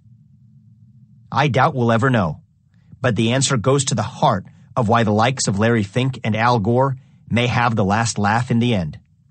Reducing carbon emissions, implementing racial diversity goals, and waxing eloquent about social justice don't inherently make them more profitable. That's just the dowry they pay in return for the protection of big government, consummating the marriage of America's newest power couple. To be clear, it's not that I think furthering social causes is meritless. Some are definitely worthwhile. I'm just skeptical that an investment strategy centered on these narrow characteristics is likely to outperform in the long run, or to substantively advance the cause in a way that's actually impactful. Even if some good comes out of it, that's outweighed by the negative consequences of the outsized political and social influence that these ESG-oriented investors and executives exercise. There are better ways to further those same social causes. One way is through targeted and meaningful nonprofit endeavors. Another is through sound government policy with proper democratic accountability, including open public debate and the ability to be elected out of office if you do a poor job. As imperfect as these solutions may be, one thing is clear to me. Mixing ancillary social causes with the pursuit of profit is a bad investment in every sense. Here's another good way to advance a social cause. Make a great product that happens to help the cause you care about. Don't just throw money at ESG funds. Make an exceptional product that advances your goals. And sell a lot of it. That's the kind of business that shareholder capitalists and stakeholder capitalists can both get behind. Making a great product that happens to serve your social goals is an authentic form of stakeholder capitalism, like the kind that focuses on minimizing harm. I discussed the harm-minimizing kind of stakeholder capitalism at the end of Chapter 1. Take a couple of causes that are near and dear to my heart. I'm a vegetarian, for religious reasons and moral ones. I think it's generally wrong to kill animals simply for culinary pleasure. I also consider myself to be an environmentalist. I care a lot about the quality of the air that people breathe and the water people drink. The right way to advance these goals through a commercial enterprise isn't for a biotech CEO to use the company as a platform to advocate against pollution and killing animals. Rather, it's to start a company that creates products that accomplish those same goals. And indeed, several companies today are doing just that. Take Upside Foods, formerly Memphis Meats, led by Uma Valeti, which grows meats from the ground up using the building blocks of life: cells. Rather than slaughtering animals, Upside sources these cells from animals and cultivates the cells by feeding them essential nutrients. According to Upside, meat can be made healthier, safer, and more nutritious through its process. I first met Uma at an event hosted by a large institutional investor, where one of the events involved test driving race cars. Yes, these are the kinds of things that CEOs do at fancy conferences in places like Los Angeles. Uma and I drove a race car together, and we had a chance to chat during the ride while we weren't turning around hairpin bends. At first, when he started telling me about the mission orientation of his company, I reflexively rolled my eyes.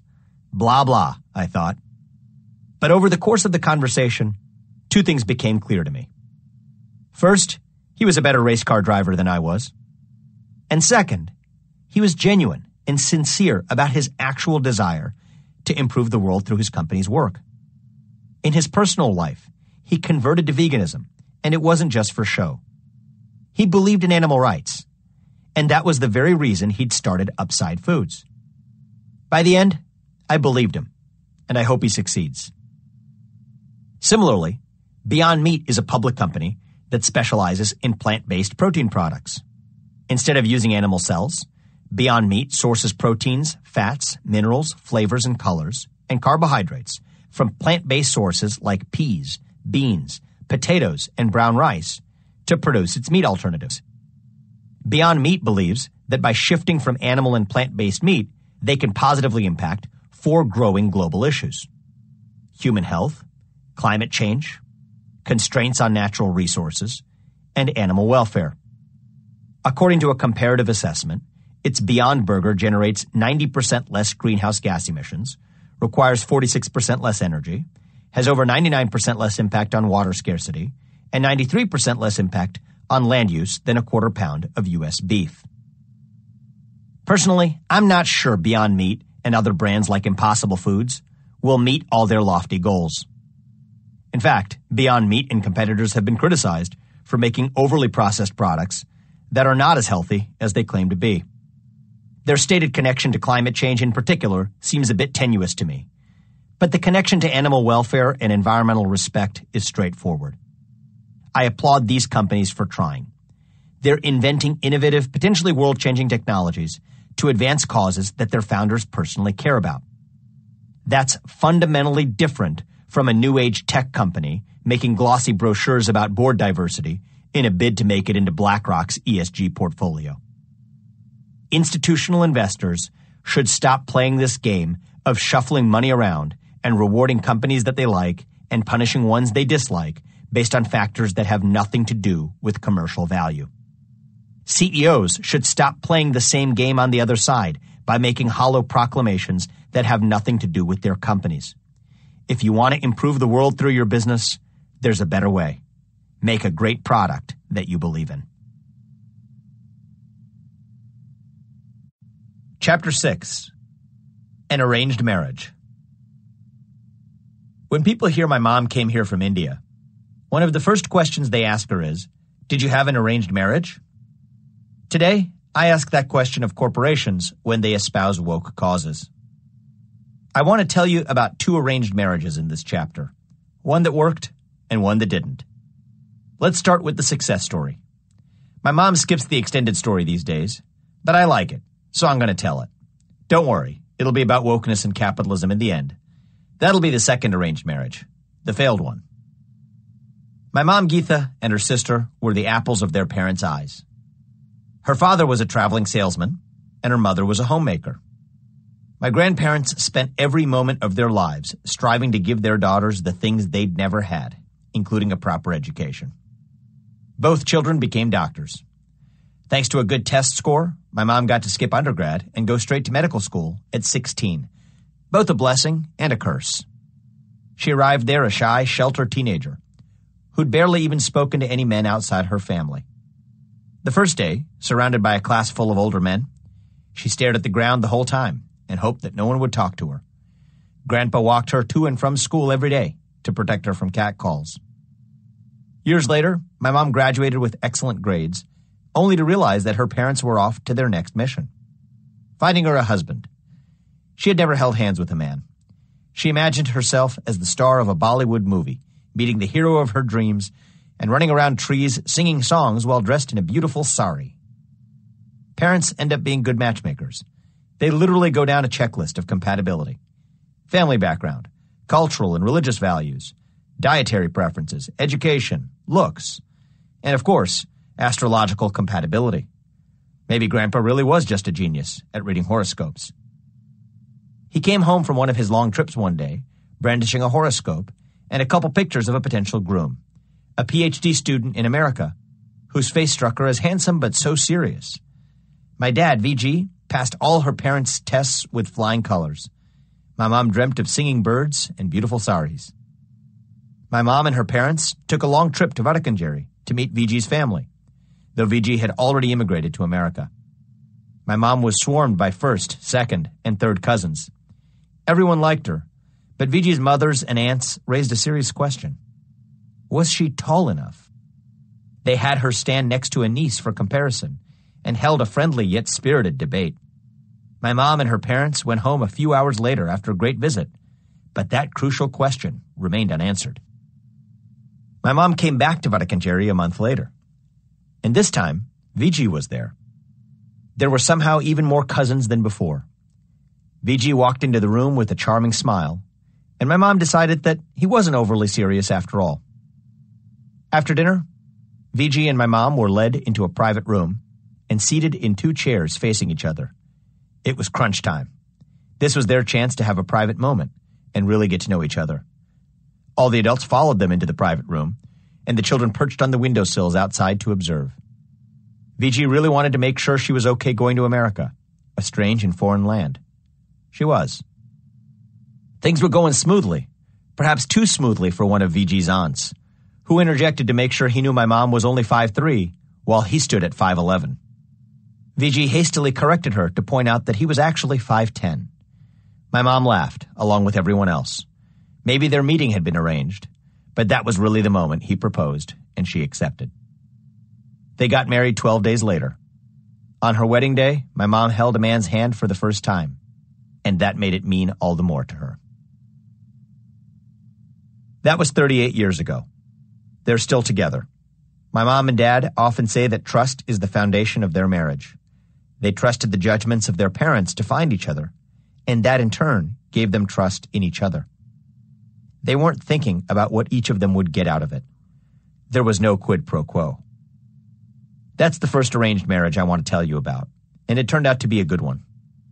But now, let's talk about a marriage of convenience, one that left both partners worse off than they started. I refer to the unholy union of wokeness and capitalism, more of an arranged marriage than my parents' ever was. Circumstances forced wokeness and capitalism together, and they only stayed together so they could both gain money and power, but each secretly disdained the other. The seeds of this unhappy marriage were sown decades ago, but wokeness hadn't even been born yet. Capitalism was coming of age. The story begins not with a courtship, but a rivalry. Our contemporary understanding of capitalism is influenced by a little appreciated intellectual feud between Milton Friedman and Klaus Schwab. In 1970, Friedman famously wrote in the New York Times Magazine that the social purpose of the corporation was to pursue profit. He argued that the doctrine of social responsibility in business, if taken seriously, would extend the scope of the political mechanism to every human activity. He warned that its proponents were preaching pure and unadulterated socialism and undermining the basis of a free society. Yet as Friedman argued for shareholder primacy, other prominent economists organized against him. In 1973, Schwab, the World Economic Forum executive chairman, wrote the Davos Manifesto, calling for a new code of ethics for business leaders. Executives were no longer to simply seek a return on investment for their shareholders, Schwab declared, but to serve their workers and employees, as well as societies, and to harmonize the different interests of the stakeholders. Corporate executives and investors were beginning to redefine the very purpose of the corporation. The single largest driver of prosperity in American history, the corporation, was to be legally and structurally reimagined and rebuilt with an eye toward social responsibility. The motivation of a corporation and its leaders would change to reconcile the disparate interests of stakeholders, as Schwab said in 1973. It was to be left to a class of capitalist leaders to decide just what that meant. So every January they met at a ski resort in Davos, Switzerland, to pontificate about ethical capitalism. Speaking of pontificating about ethical capitalism, Schwab just came out with a book on stakeholder capitalism, cunningly titled Stakeholder Capitalism. I was asked to review it for the Wall Street Journal. The first 2/3 of the book is Schwab's history of the world economic system since World War II.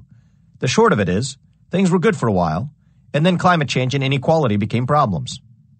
In the last third, Schwab gets to the solution, which he presents in an updated Davos Manifesto.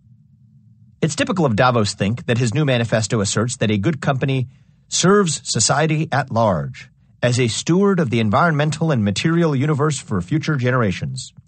Steward means unofficial king in my book. Schwab's idyllic vision of benevolent company kings shepherding society toward prosperity strikes me as a very European way of thinking. Part of what it means to be American is to have no king.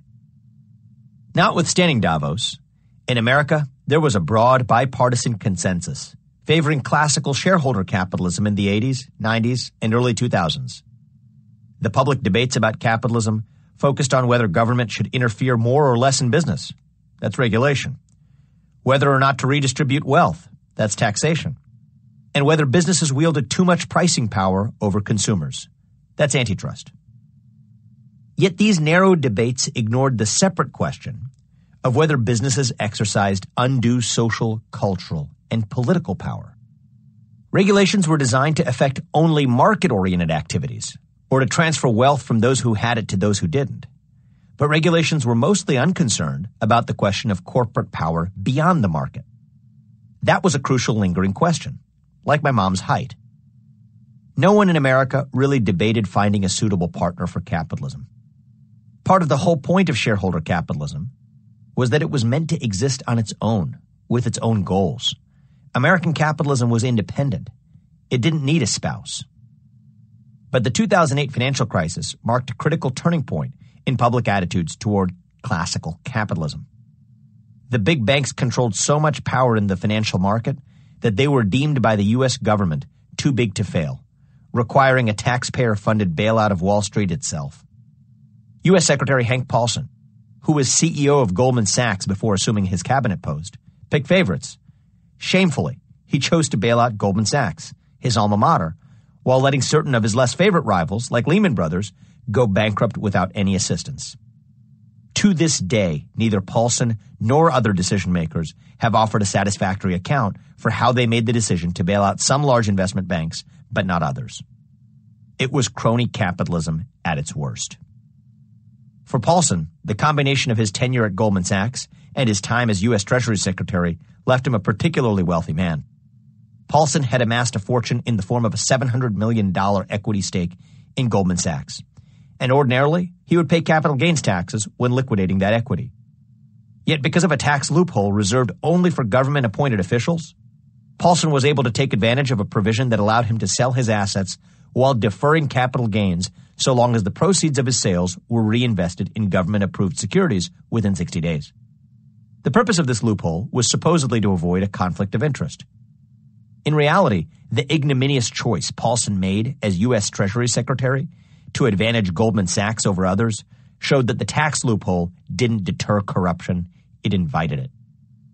The public was understandably livid about having to support bankers who made more money than they did in good times, yet who required a bailout from the public when things went bad. Public attitudes toward capitalism became jaded.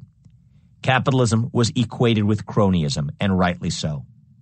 The public came to expect something different from business leaders and government leaders alike. That's when modern stakeholder capitalism really took off. The moment where the Klaus Schwab crowd overtook Milton Friedman in the fast lane. Meanwhile, in 2008, a former community organizer was elected president of the United States. For the first time in decades, a true political reordering of the power structure appeared possible, if not likely. Wall Street was overrun by the Occupy Wall Street movement. My hedge fund bosses in 2008 advised the new class's analysts that compensation would be chronically lower for years to come. And one of them warned me that if we wanted to exit the finance world, now is probably a good time. And then something curious happened. Consider what happened at an Occupy Wall Street protest in Richmond, Virginia, in October of 2011. A group of protesters had gathered in Monroe Park at the first General Assembly of Occupy Wall Street, a movement that had grown in fewer than 3 years to be something more than just a local affair in Lower Manhattan. One particular incident happened to be captured on video by an attendee. A white woman in her late 20s spoke to a sprawling audience in the park. She explained at the start of the rally how things were going to work. The leaders of the protest were going to start emulating a practice that had originated in New York City, stacking names, a list of people who were due to speak at the rally. But it came with a twist. The stack was to be administered as a progressive stack. This means that if you're on the list and you come from a traditionally marginalized background, then you move up higher on the list. But this was an Occupy Wall Street movement. Everyone there was protesting on behalf of those who were marginalized and against those who wielded disproportionate economic power, right? The millennial white woman had an answer for that too. Race, gender, or ethnicity, anything that is sufficiently marginalized, you get bumped up the list. We want to hear what everyone has to say, she explained. There were a couple of distributed shouts of woohoo from the audience, but they were scattered. and most of the attendees listened with attentive silence. She continued with her explanation to the crowd. Also, one of the things stressed at Occupy Wall Street now is step up, step back. There was a notable verbal emphasis when she said step back. This means that people who have been privileged their entire lives, white men, maybe women even, people who have been privileged need to step up and step back. The crowd murmured. After some uncomfortable silence, someone spoke up from the back. He didn't identify himself, but he was a white male. In response, he said, I think it doesn't matter, what their general background is because, most of us are already part of the marginalized class of people. Some people in the crowd sounded boos in dissent, while others could be heard saying yeah in assent. Continuing, he said, your background doesn't matter because more people would get to speak anyway, and I think... But then he was interrupted as more people began to object to what he had to say. He asked, what? He was confused why anyone thought he was saying anything wrong. And then a speaker interrupted him from the stage. We are talking about privilege. You have privilege over other people at certain levels. Some of us are far more marginalized than others. There are people who are way more marginalized than we are. This speaker from the stage was, of course, also a white man. According to this new orthodoxy, the problem really wasn't corporate power, as Occupy Wall Street had presupposed. Rather, it was based on inherited disempowerment. Race and gender, the immutable and the visible, took the place of class-based struggle. Decades of critical theory at American universities gave the imprimatur of the academy and its supposed rigor to these new ideas. In short, woke culture stole the show.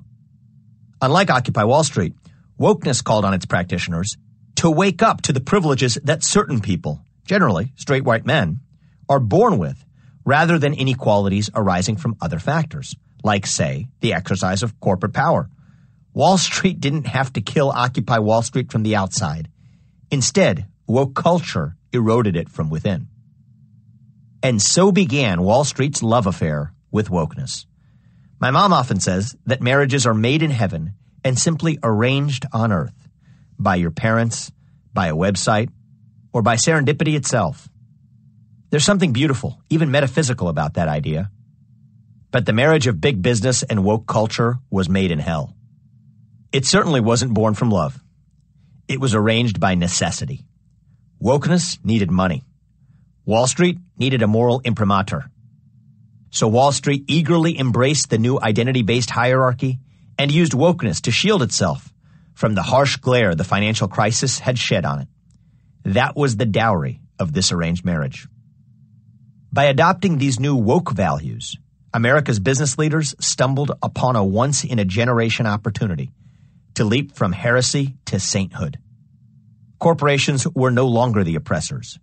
Instead, corporate power, if wielded in the right way, could actually empower the new disempowered classes who suffered not at the hands of evil corporations, but instead at the hands of straight white men, the real culprits who had exploited their power not only since the birth of the corporation, but throughout all of modern human history. Enter woke capitalism, or more elegantly, the multi-stakeholder model of the corporation.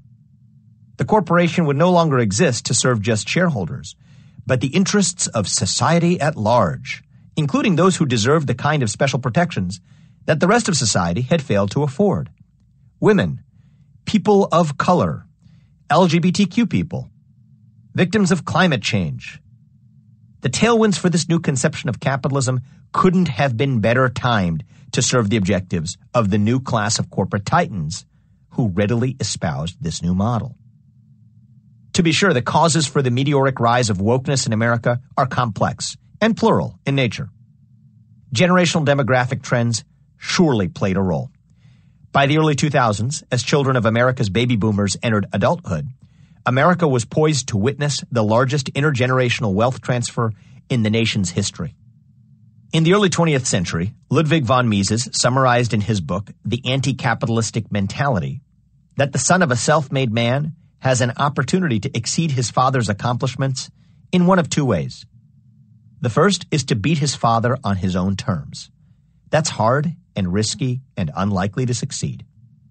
The second approach was to be morally superior to one's own father, a goal that's easier to achieve because moral superiority can be subjectively defined.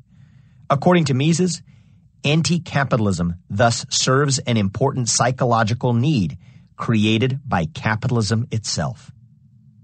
So what happens when an entire generation stands to benefit from the economic spoils of their parents' work?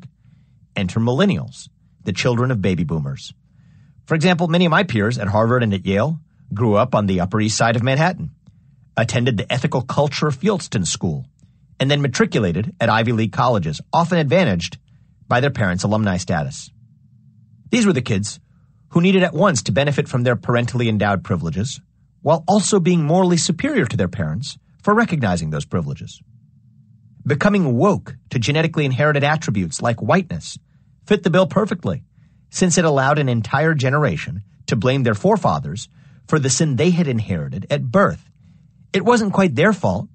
It was someone else's sin that they were merely burdened with. When big business took up their causes, the woke movement, having already shunned their sinful parents, awkwardly embraced their new corporate patrons. So in a nutshell, here's how wokeness and capitalism shacked up. Large corporations knocked up woke millennials. Together, they birthed woke capitalism, and they put Occupy Wall Street up for adoption. That trade couldn't have come at a better time for big business. On the back of the government scratching Wall Street's back with its corrupt bailout, it was corporate America's turn to return the favor. They did it by directly assuming the responsibilities of democratic government, especially the agendas of liberal politicians who might otherwise have harmfully regulated or penalized big business. Messy debates about racial inequality? Don't worry, we've got it covered. New policies to fight climate change? We'll take care of that too. Big business volunteered to take on the role of liberal government itself, crucially, on terms that were favorable to its own interests. That's what woke capitalism is all about. It's the hip new avatar of old school crony capitalism. Wall Street and Silicon Valley pounced on the opportunity.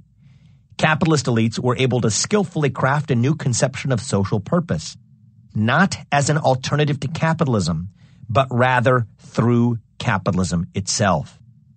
Al Gore, who famously invented the internet and then went on to discover climate change, had now made his greatest discovery of all, a new model for the corporation that existed to serve not just shareholders, but also other societal stakeholders as well. And he also raised a large-scale family of ESG, environmental, social, and governance-oriented funds that turned him from an impecunious former civil servant into an investment titan worth hundreds of millions of dollars. Those who followed in his mold, riding what was to become a boom in the ESG asset class over the subsequent decade, were also handsomely rewarded. On the one hand, Gore advocated to repeal Citizens United v. Federal Election Commission because it allowed companies to influence government. On the other hand, he became a professional investor in companies that proposed to replace the work of government and to get rich himself by doing it. Not a bad consolation prize for losing a presidential election. What makes an arranged marriage work? My mom and dad's arranged marriage worked because people who knew them and cared about them got them together after thinking hard about whether they'd be compatible. Each of their parents ran through an exhaustive checklist. The whole point of it all was to make sure that each of them would end up as happy as possible. And when the time came, the decision about whether to get married or not came down to whether they liked each other. That's not how wokeness and capitalism came to be intertwined. The way I see it, corporations were the one who arranged that marriage, and they arranged it mostly to take the heat off themselves after the financial crisis. Get people talking about identity politics, and they'll stop talking about socialism and, perish the thought, communism. Robin DiAngelo, high-fee speaker and author of White Fragility, and other elite diversity consultants like her are no threat to big banks. But Karl Marx is. You can pay a diversity consultant good money to do the rounds giving bankers seminars on how whiteness is bad. It's much harder to buy off a principled Marxist, and bankers would not like the seminars they would give. So corporations embraced wokeness to give themselves cover from the financial crisis and to direct anger toward white men instead of capitalism. Yes, big business is a problem, they'd say, but what do you expect when it's run by white men? We all know that patriarchy is the real problem, along with racism. Oh, now you want to say systemic racism is the problem? Yes, very good. Systemic racism and systemic patriarchy. We condemn them. Look, we'll even build a statue for you. Just don't say that systemic financial risk is the problem.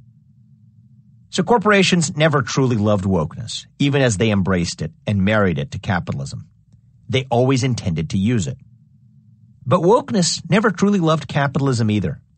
There was nothing fundamentally woke about capitalism, no natural compatibility.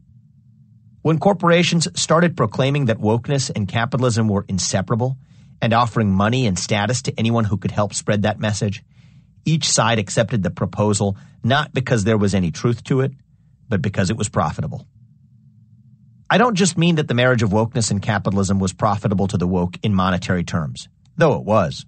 I'd love to see Robin DiAngelo and Ibram Kendi disclose the speaking fees they've earned from preaching about white privilege and anti-racism to corporations. It's definitely in the millions of dollars. The only question is how many. But the main thing wokeness gets out of this marriage of convenience is that it gets to use every major company as a platform to blast its message to the universe. Money was not the only dowry that corporations offered. What they really promised wokeness was a megaphone to turbocharge its message and make it mainstream. By turning wokeness into the default ideology of business, they offered to make it the default everywhere. In exchange, corporations got to wear the protective cloak of wokeness's moral superiority. It was a cynical arrangement. I gave a presentation on an early version of this book to a class at Harvard Law School. What one woman said stuck with me. I thought that pointing out the cynicism and hypocrisy behind Fearless Girl and her exchange-traded fund and her lawsuits would be enough to make people see that something was deeply wrong with what she represented. But this woman basically said, so what? She still gave me hope. I was black and a woman and felt all the odds were against me. And seeing Fearless Girl made me feel fearless too. I can't say that woman was wrong to be inspired, but that's exactly the bargain that corporations offer you with woke capitalism. Accept the way they profit from your ideals because they'll help spread them. The bargain did good things for her.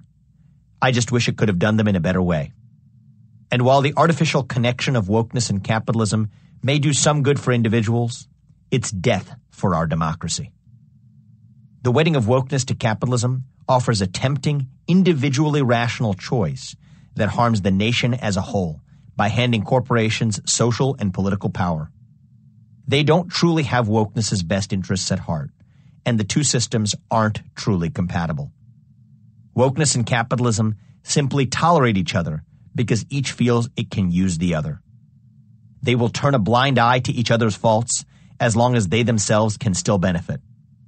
But a marriage in which each side secretly has contempt for the other cannot end well.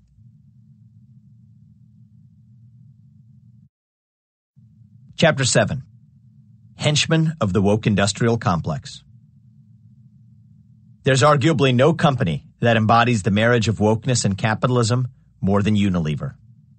Investigative journalist Maria Hengevold notes that over the last decade, the company has positioned itself as the corporate leader in the fight to empower women. If you want to join that fight, Unilever's website tells you a good place to start. Every time you scrub with Dove, wake up with Lipton, or clean up with Persil, you're supporting fempowerment by helping girls and women unlock their amazing potential. As a savvy consumer, perhaps you suspect there's something self-serving about this. That's fine. You don't have to take it from Unilever. Just listen to UN Women, a nonprofit branch of the UN dedicated to advancing gender equality and empowering women. UN Women regularly sings Unilever's praises, and the two have partnered up on many projects over the last few years, ranging from its Unstereotype Alliance, which aims to reduce gender stereotypes in advertising, to a global partnership to improve women's safety in the tea industry. Many workers in the tea-picking supply chain are women of color, and as Unilever CEO Alan Jope puts it, The immutable laws of intersectionality mean that the better the job we do for women of color, the better chance we have of progressing gender equality everywhere. The year 2016 was a tumultuous year for Unilever's feminist efforts. On the one hand, it began its journey with UN Women to protect female workers in the entire world's tea industry. On the other, it was facing a lawsuit from a group of its Kenyan tea plantation workers who claimed it had failed to protect them from rape. I drew many of the details of this story from Hengevold's reporting. The story of Unilever's mutually profitable partnership with UN Women is inextricably connected to that lawsuit from its Kenyan workers, who continue to seek justice from Unilever to this day. In December 2007, after the local ethnic majority's preferred candidate lost Kenya's presidential election, hundreds of men attacked the ethnic minority workers on Unilever's plantation. They looted and burned thousands of homes and raped husbands and wives in front of their children. At least 56 women were raped. Many people were maimed, and at least 11 were killed. Some of their attackers were their own Unilever co-workers. Unilever had been worried about possible violence before the election, so it stationed guards around its facilities and its management's homes, but none at the workers' camps. Unilever closed the plantation for 6 months after the attack. When the brutalized workers returned, they saw many of their attackers still working there. Instead of pursuing criminal charges against the attackers or paying the injured workers' hospital bills, Unilever compensated them for their suffering by giving them a month's wage. It had placed them on unpaid leave for 6 months. Unilever may believe the immutable laws of intersectionality require it to help women of color, but when its Kenyan workers sought justice from it, it hid behind the mutable laws of men. In 2015, some 218 survivors of the attack banded together to sue Unilever's Kenyan subsidiary and the British parent company in London's High Court for failing to keep them safe. Unilever claimed that as a parent company, it had no duty of care to its Kenyan workers because it wasn't actively involved in managing the Kenyan operation. Testimony from 4 ex-Unilever Kenya managers suggested that was false. In 2018, a UK judge sided with Unilever and ruled that the workers lacked standing to sue it. Having lost their chance for legal remedies, the women are now, as of this writing, appealing to the UN's Working Group on Business and Human Rights, hoping it will make a declaration siding with them to place PR pressure on Unilever. Meanwhile, shortly after their lawsuit in 2016, Unilever created a broad partnership with UN Women and started donating more than $1 million a year to it. And so the Kenyan women who are pleading with Unilever for justice face a bitter irony.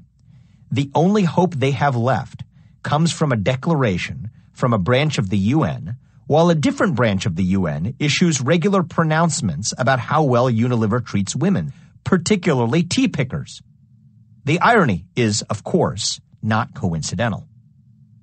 A corporation offers woke people money and influence, and in return they lend it the protective cloak of wokeness's moral superiority to hide its wrongdoing. It's a familiar bargain, the same one I talked about in Chapter 6. It's the same thing that happened when State Street's female employees sued it over pay inequity, and State Street made a feminist statue as part of its cover-up. What's new in Unilever's variation on the arranged marriage between wokeness and capitalism is that it's hiding behind a nonprofit instead of a statue. Statues are silent, but feminist nonprofits can speak on your behalf. UN Women is surely making the same calculation all woke people do when they accept woke capitalism's proposal. It knows that Unilever is using it to provide moral cover for the Kenyan massacre, but it calculates the money from Unilever can do enough good to make that cost tolerable. UN Women said as much in a different context, when human rights activists at AIDS-Free World pleaded with it to cut ties with Unilever over its marketing of skin lightening creams, which promotes white skin as good. The activists said, "We were dismayed by a reply that seemed to say that UN Women is willing to tolerate racism in exchange for a token portion of Unilever's enormous profits. What we saw was an intolerable quid pro quo and an indefensible trade-off. They're completely right. This kind of quid pro quo between woke nonprofits and corporations is an essential part of the woke industrial complex. The bargain is indefensible. But as you'll see in this chapter, it happens all the time. Here's another angle to the quid pro quo between woke nonprofits and corporations. Remember those massive settlements that companies like Goldman pay for violating laws? Like the $5 billion in fines it paid for the Malaysian scandal that I talked about in Chapter 1? Well, here's a second part of the scam. The settlement money that's supposed to go to taxpayers ends up in the pockets of left-wing nonprofits, while sometimes cutting the fines actually paid by those companies by half or more. It's still too early to know where the Goldman money is going to go, but if history is any guide, taxpayers won't see much of it. After all, that's exactly what happened with the billions of dollars in fines that Goldman Sachs and all the other major banks had to pay after the 2008 financial crisis. In Chapter 5, I described how Clinton administration policies encouraging home ownership incentivized banks to hand out subprime loans like candy to people who couldn't afford to pay them back. The banks certainly bore a large share of blame for the inevitable collapse of the mortgage-backed securities market, and there was a lot of corruption and cronyism in the way they got bailed out. But eventually, between 2014 and 2016, they did pay a price for their wrongdoing, and it was a big one on paper. Goldman Sachs reached a $5 billion settlement with the Justice Department. Maybe that's just its number. Morgan Stanley agreed to a $3 billion fine. It got off light. Citigroup got hit with a $7 billion fine. JP Morgan Chase got hit with $13 billion. And Bank of America reached the largest civil settlement in American history at nearly $17 billion. That's a lot of billions. A good chunk of that money, $11 billion, was earmarked for consumer relief to help out homeowners who had been hurt by the Great Recession. But here's the thing. Those homeowners may not have seen a dime of that money for all we know. What we do know is that a lot of it was handed out to nonprofits picked from a list created by the federal government, and a lot of them were liberal favorites like La Raza and the National Urban League. Andy Koenig wrote a great expose of it in the Wall Street Journal.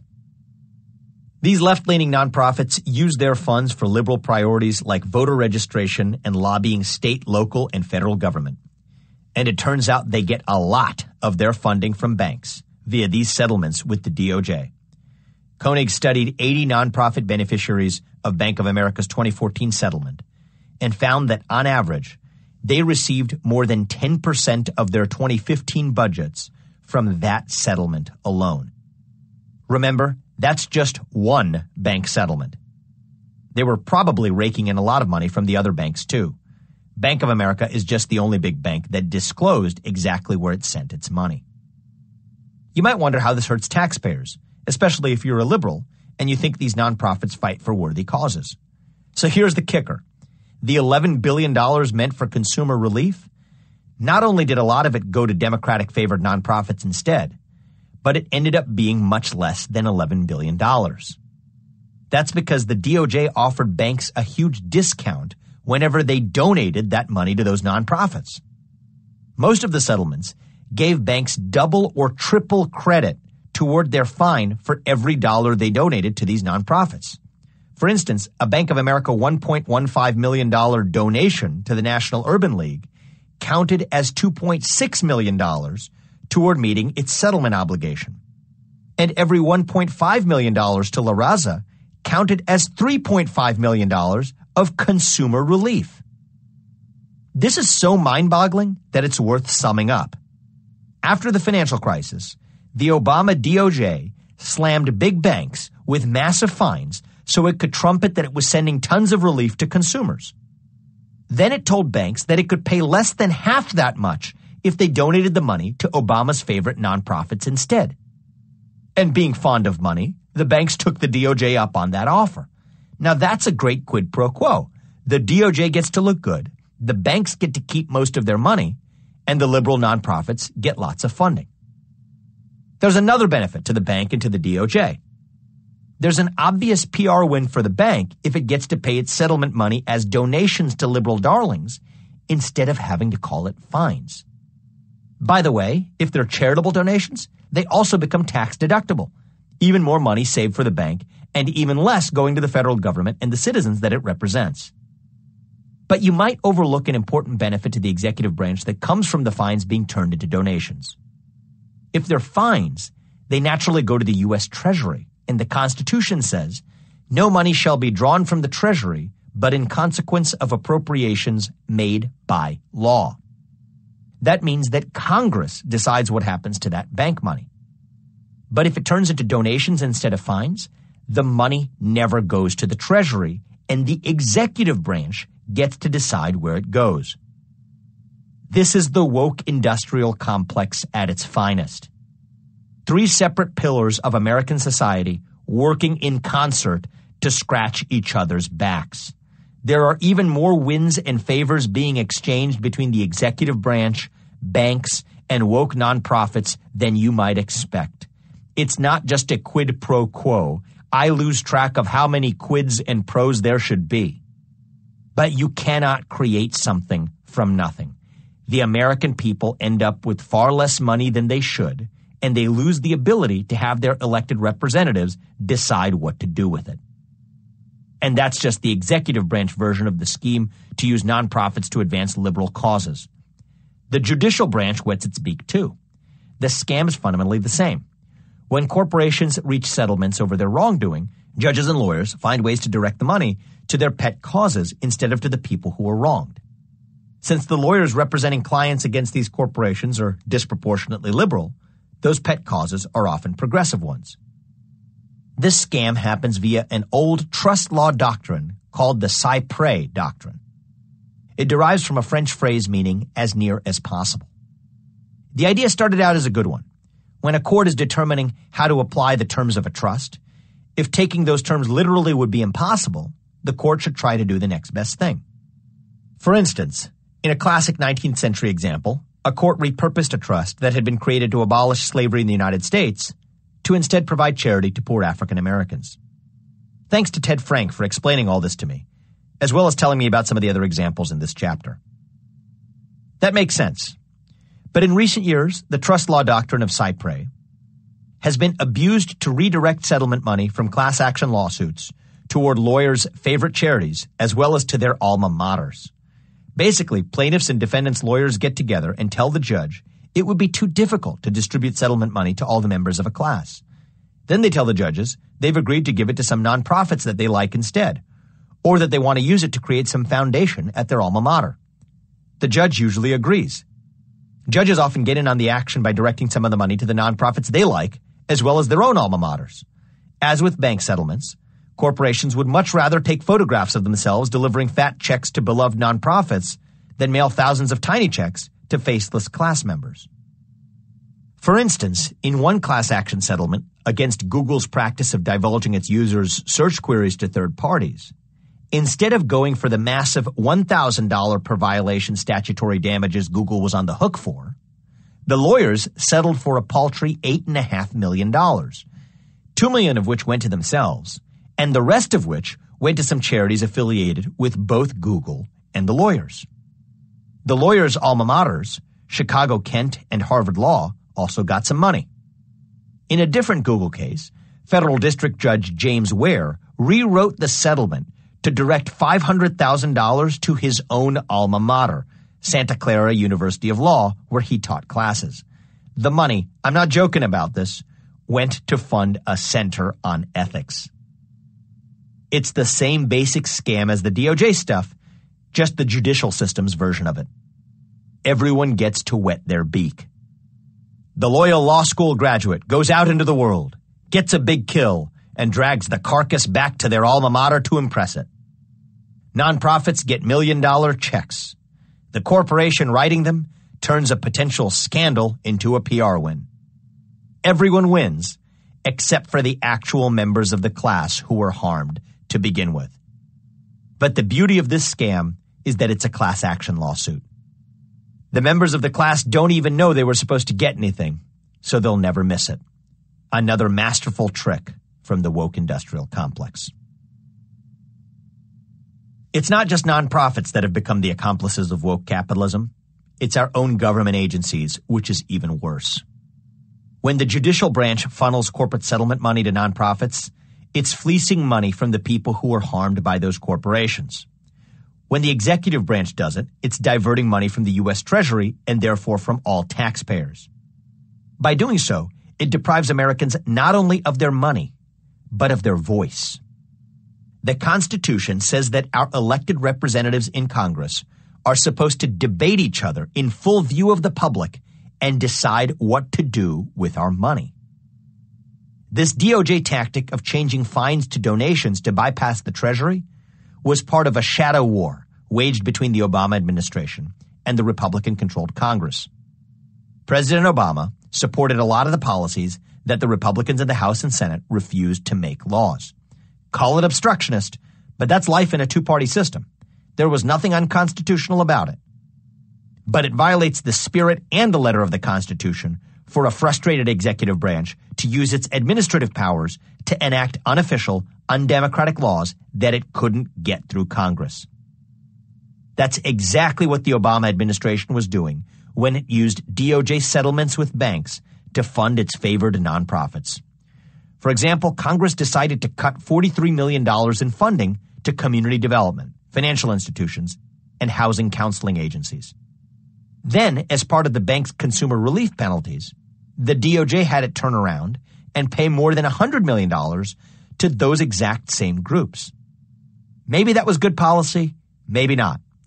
But there's no denying that Congress, which holds the constitutional power of the purse, decided to cut funding to those groups, and the executive branch immediately used its power to create a new purse and dole out money from it. The executive branch is charged to enact Congress's laws, not to outright defy it by creating its own. Remember Volkswagen, that big scandal where it preached about how environmentally friendly its cars were, and it turned out it just installed hardware to cheat on all those tests? Volkswagen comes back into this story about the woke industrial complex too. And the DOJ is again a star, once again acting as the shadow legislature. President Obama had promised to put 1 million electric vehicles on the road by 2015 and asked Congress for $300 million to make it happen. Congress refused. Constitutionally speaking, that should have been the end of it. But the Obama administration bypassed the Treasury and realized it could use Volkswagen as its piggy bank. The DOJ forced Volkswagen into a settlement where it had to invest $1.2 billion in creating electric vehicle charging stations, and it had to get the EPA to approve the plan.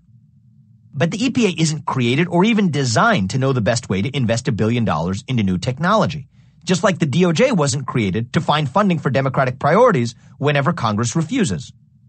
But like nonprofits, those administrative agencies became the willing henchmen of the woke industrial complex. Part of being a loyal henchman is that you don't just reward your boss's friends, you punish their enemies. And that's what the DOJ has become, a goon squad that kicks down the doors of wokeness's public enemies. This was most evident in the way it took down public villain Martin Shkreli. One rule of woke capitalism is that jerks who obviously care only about money don't get to keep making it. Shkreli violated that rule, and the DOJ came down on him like a ton of bricks. I met Shkreli for the first time in 2013. I was 28 years old. When I read in Forbes magazine about a guy around my age who had graduated from Baruch College and was supposedly the young savant of the biotech industry, I was reflexively skeptical. And if I'm being honest, even a little envious. But when I met him, I could tell within minutes he was brilliant. I was still an investment analyst, and he was the young CEO of a company called Retrofin. His knowledge of genetic diseases was encyclopedic. He knew the clinical data of his competitors cold. He often knew more than even their own scientists. He was a rare genius. Yet I also learned pretty quickly that he was pathologically incapable of telling the truth. He wasn't a liar in the conventional sense.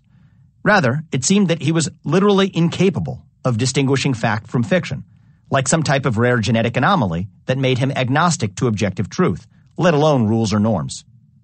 The media would later portray him as a pharma bro, because he was once photographed wearing sunglasses and a douchey-looking outfit, but they fundamentally missed the mark. He wasn't a bro.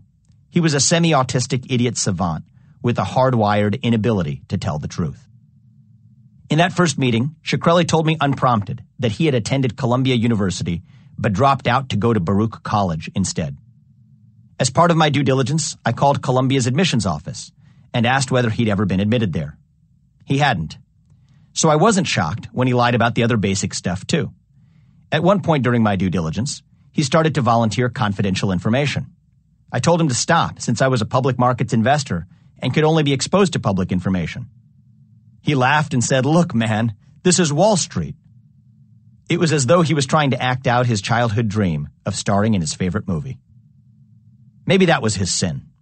Martin Shkreli just wanted to be the Wolf of Wall Street. He didn't just want to make money. He wanted everyone to know he cared about nothing else. So ironically, he didn't actually care only about money. He cared even more about making sure everyone knew that. Martin Shkreli didn't dream of being rich. He dreamed of being a rich asshole and being famous for it. I watched from afar as he became an industry pariah for acquiring Daraprim, a medication to treat a rare condition in certain HIV patients, and jacking the price over 5,000% from $13.50 to $750 per pill.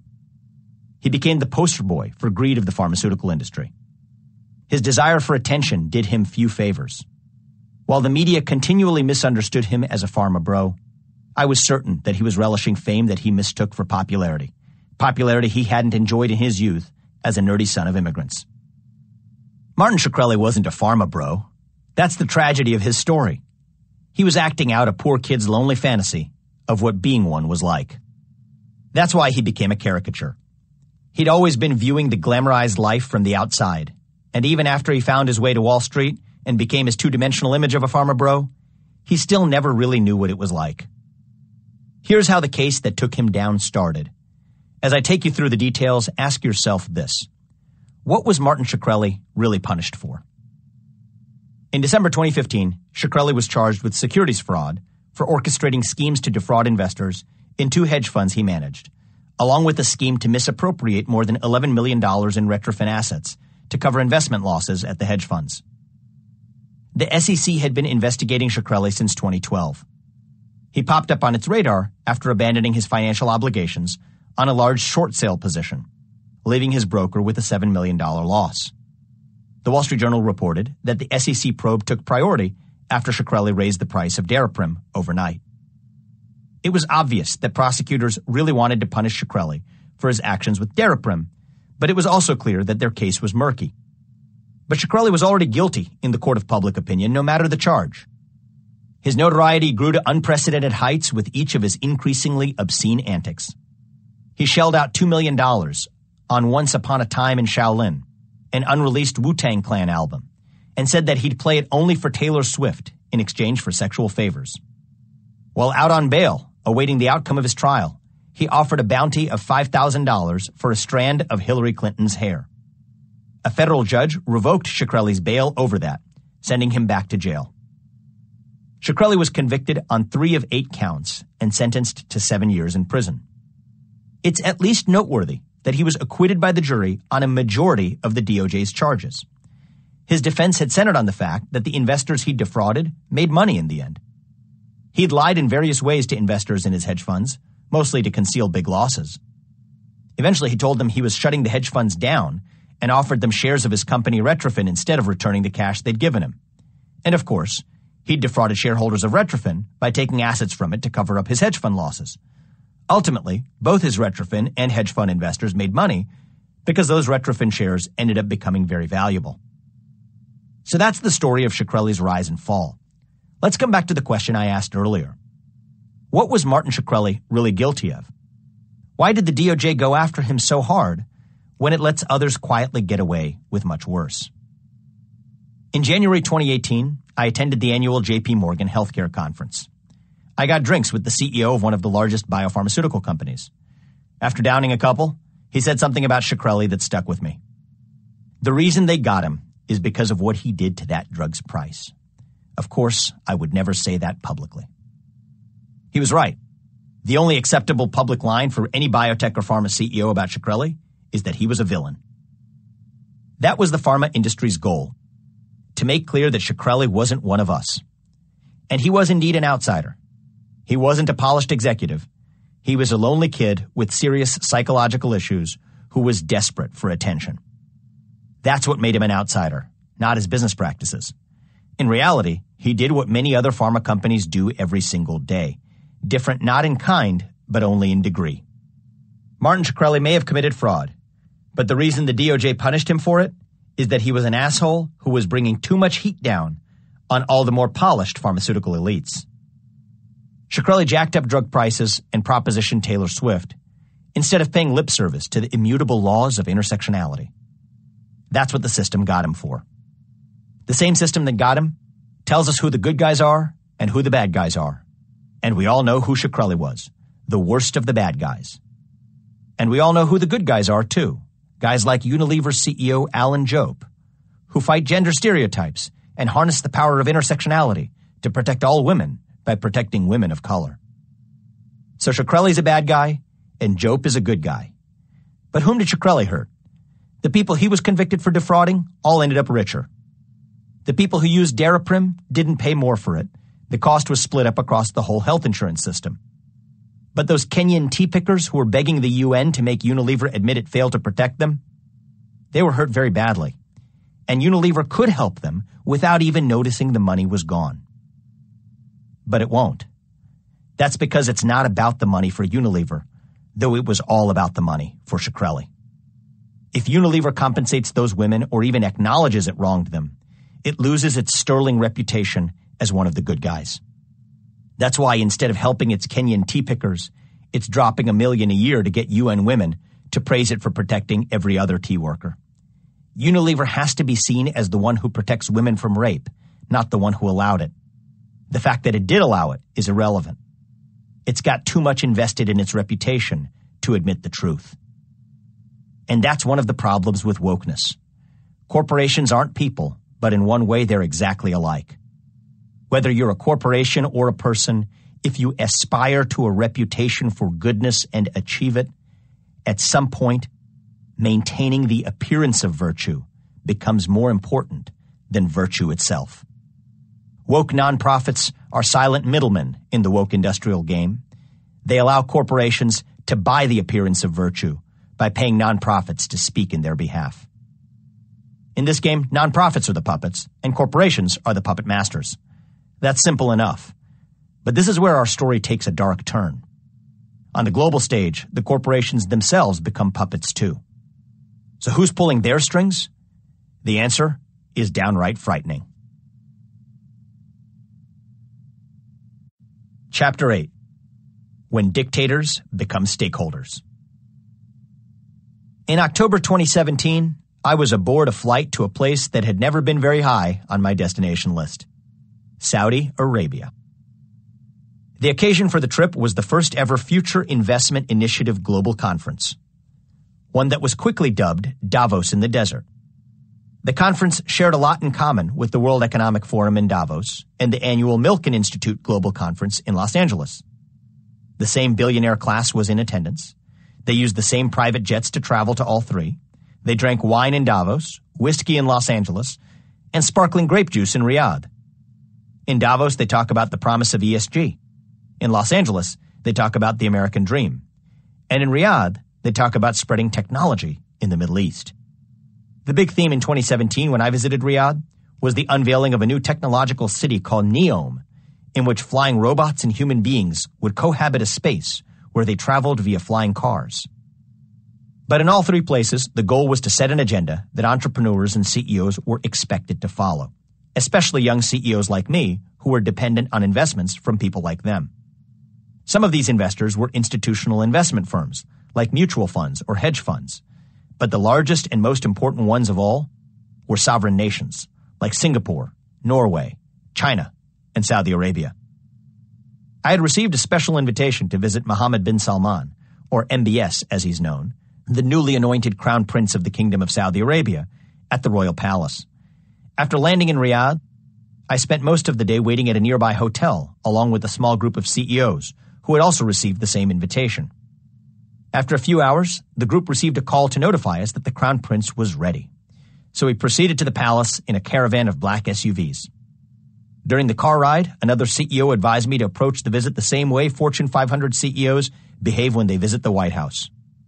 When in doubt, shut up and listen, and always let them know that you're ready to help.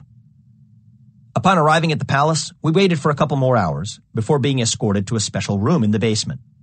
Soon enough, the Crown Prince arrived. Each CEO stood individually as they spoke and addressed him as Your Highness, and his royal sidekicks as Your Excellency. I did the same. Several of them expressed fealty to the nation of Saudi Arabia in various ways and volunteered to launch ambitious collaborations with the kingdom to help advance the Crown Prince's sweeping Vision 2030 plan. I was captivated, fascinated, and even a bit smitten with the new Crown Prince, who, despite being my age, was seemingly determined to modernize an entire society. He was arrestingly knowledgeable about the different areas of science and technology, spoke fluent English, and listened carefully to what every CEO in the room told him. Shortly after the trip, safely back in the United States, I read in the news that MBS had indefinitely imprisoned nearly 100 business leaders on unspecified charges of corruption. The same hotel where my peers had stayed only weeks ago, the Ritz-Carlton in Riyadh, was used as a makeshift prison to house them. After that, they came for the feminists. As MBS paid lip service to the cause of women's rights, he jailed its most vocal supporters.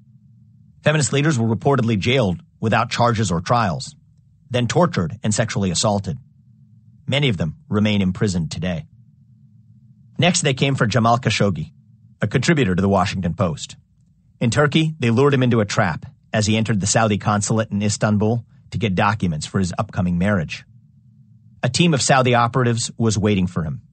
They tortured him, strangled him to death, and dismembered his body with a bone saw. Then Saudi Arabia denied it. Once it was confronted with overwhelming evidence, it denied MBS had anything to do with it and trotted a few guys to take the fall. The Saudis had sent a 15-man team to the consulate, including a forensics doctor. The mission was led by Ahmad al-Asiri, a close advisor to MBS.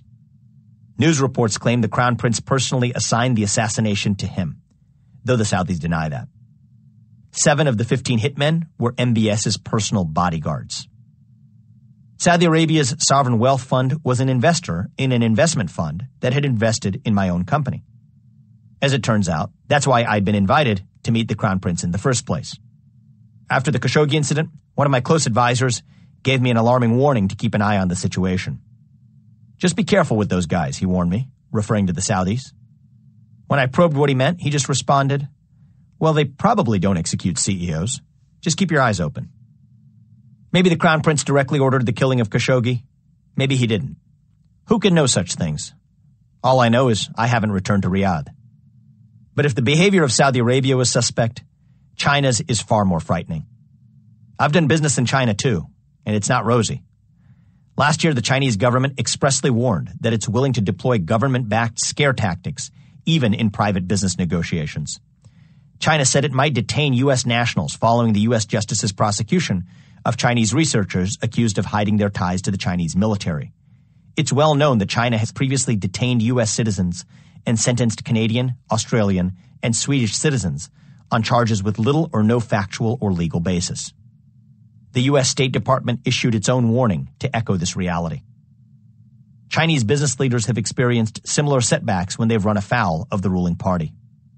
For example, when Chinese President Xi Jinping caught wind that the prominent entrepreneur Jack Ma had made comments critical of government regulators, he personally pulled the plug on the IPO of Ma's Ant Financial, the day before it was due to debut as the largest IPO in world history.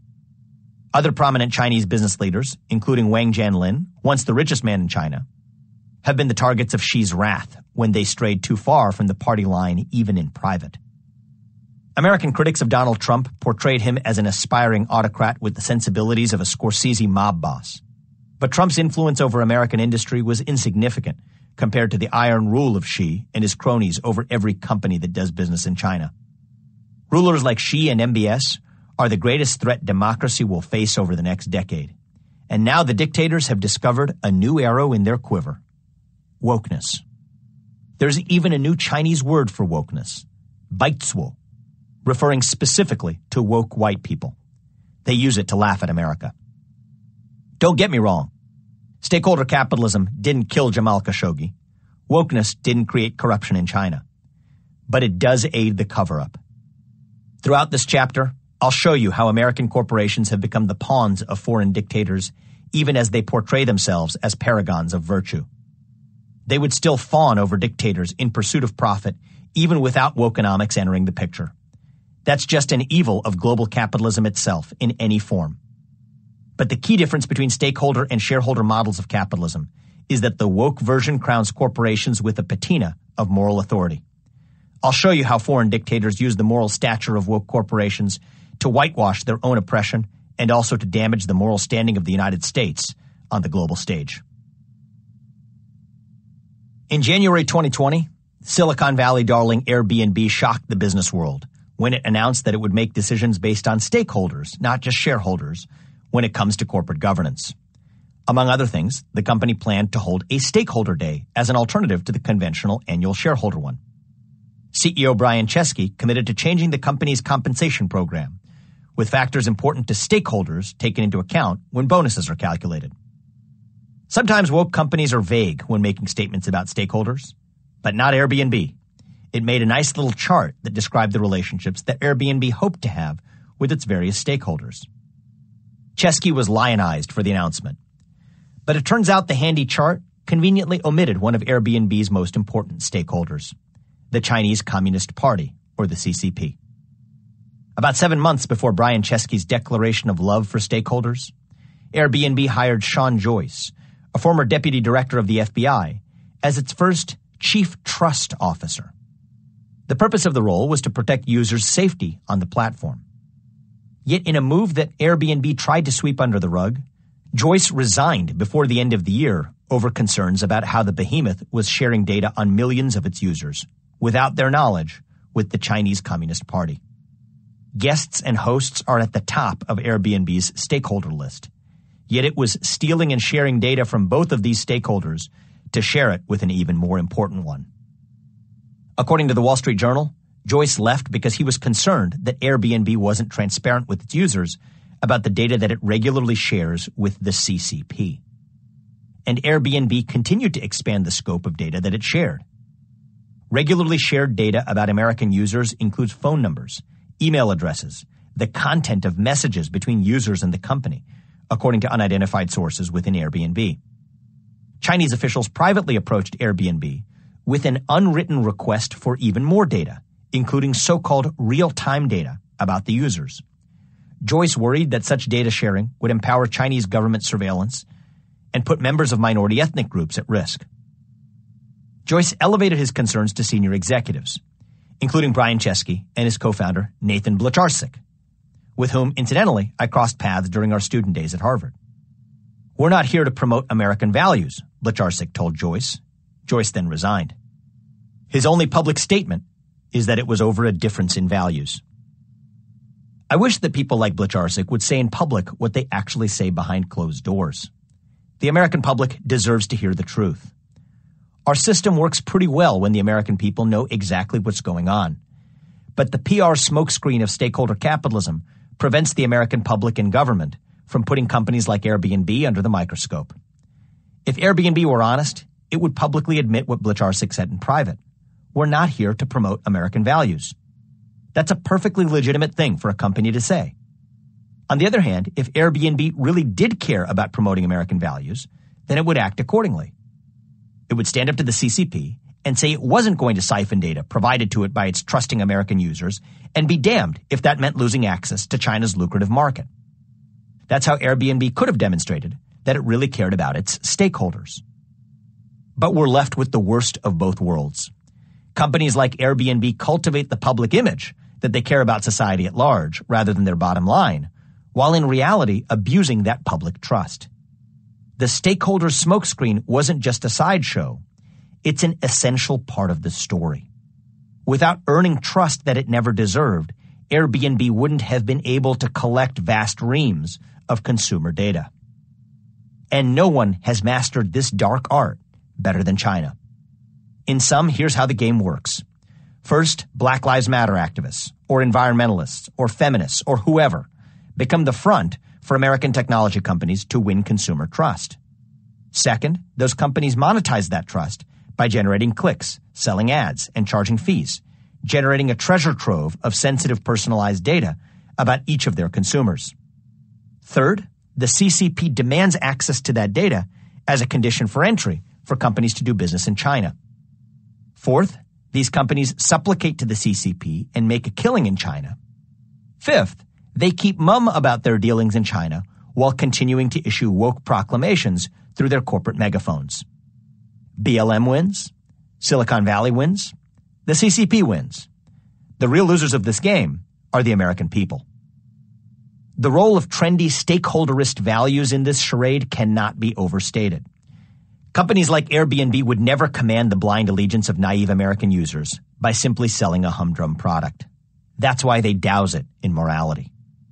They flaunt their wokeism precisely to win the trust of U.S. consumers, which in turn provides air cover when they betray those same consumers by handing over their data to the Chinese government. It's a dirty bribe to the CCP, plain and simple, one that leaves American consumers hanging dry. For many progressive consumers, it's easier to trust a company that posts a black square on its corporate Instagram account rather than one that posts a red flag with 5 golden stars. Yet Airbnb effectively gets to have it both ways, flaunting a sleek video titled, "We stand with #Black Lives Matter," while quietly collaborating with the CCP without any mention of China on Instagram or anywhere else.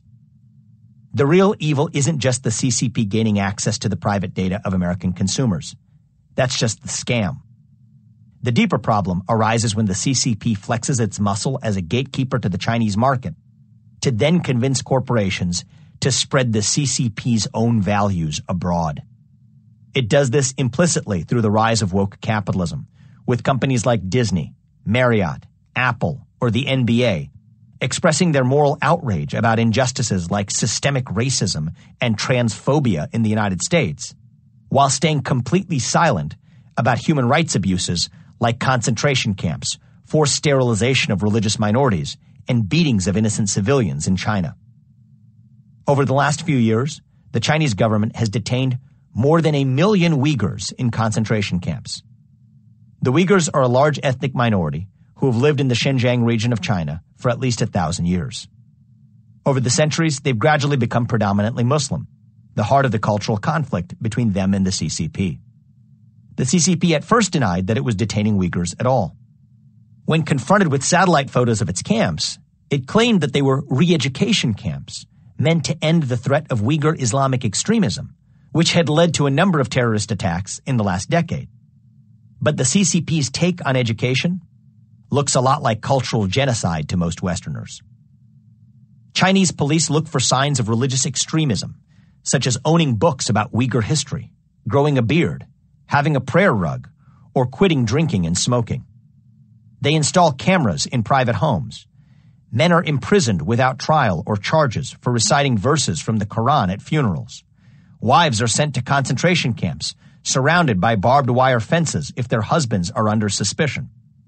Inmates at the camps are beaten, insulted, and forced to write self-criticism essays and sing hymns in praise of the Communist Party. They're also forced to labor in factories producing goods for China to export. The CCP claims it's just giving them training and jobs, but the Uyghurs aren't given a chance to say no. The Chinese government isn't just brainwashing Uyghurs, enslaving them, and erasing their culture. It's forcibly sterilizing them. In June 2020, German anthropologist Adrian Zenz released a report alleging that Uyghur women are being compelled to have abortions, undergo sterilization surgeries, and be outfitted with IUDs, all under the threat of internment. He made a few startling statistical discoveries. For instance, in 2014, right before the CCP's campaign to control the Uyghurs, only 2.5% of all IUD placements in China occurred in Xinjiang. But by 2018, 80% of all new IUDs in China were in Xinjiang. The program seems to be having its intended effect. Between 2015 and 2018, population growth rates in the Uyghur regions of China plummeted 60%. If Zenz is right, the Chinese government is committing cultural genocide against the Uyghurs in a very literal sense, Instead of killing them or controlling them, it's decided it's easier to prevent more from being born. While the Uyghurs suffer the worst of China's atrocities, they're far from alone. The Chinese Communist Party has taken advantage of the free rein given to it by the global pandemic to extend its brutal hand outward. Its soldiers attacked Indian ones on the supposedly demilitarized border in Ladakh, killing dozens in hand-to-hand fighting and executing the wounded by pushing them over a cliff.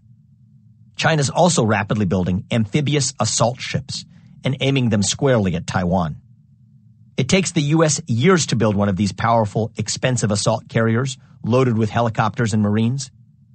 China's churning out a new one every 6 months. The Communist Party has turned its all-seeing eye to another island, Hong Kong.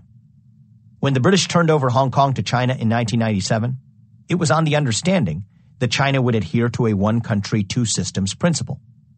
China agreed to the drafting and adoption of Hong Kong's basic law, a mini-constitution letting Hong Kong maintain its own unique capitalist system, currency, laws, and freedoms until 2047.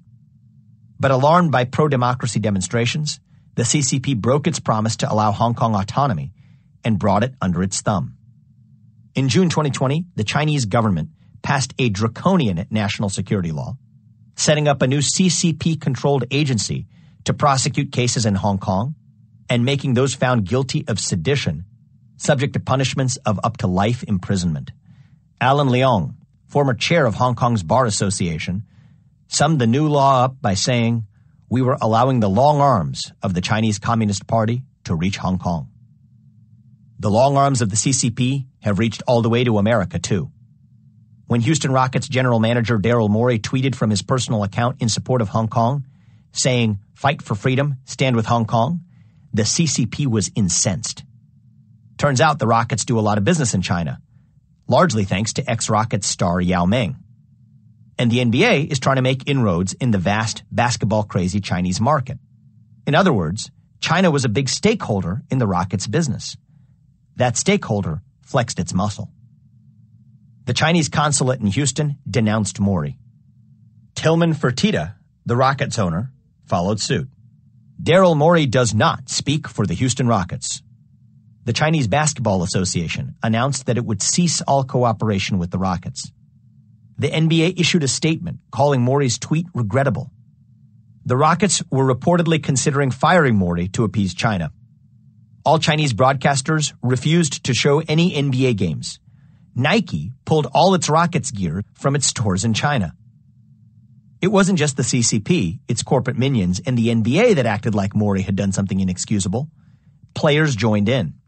Rockets star James Harden said, "We apologize. You know, we love China. We love playing there."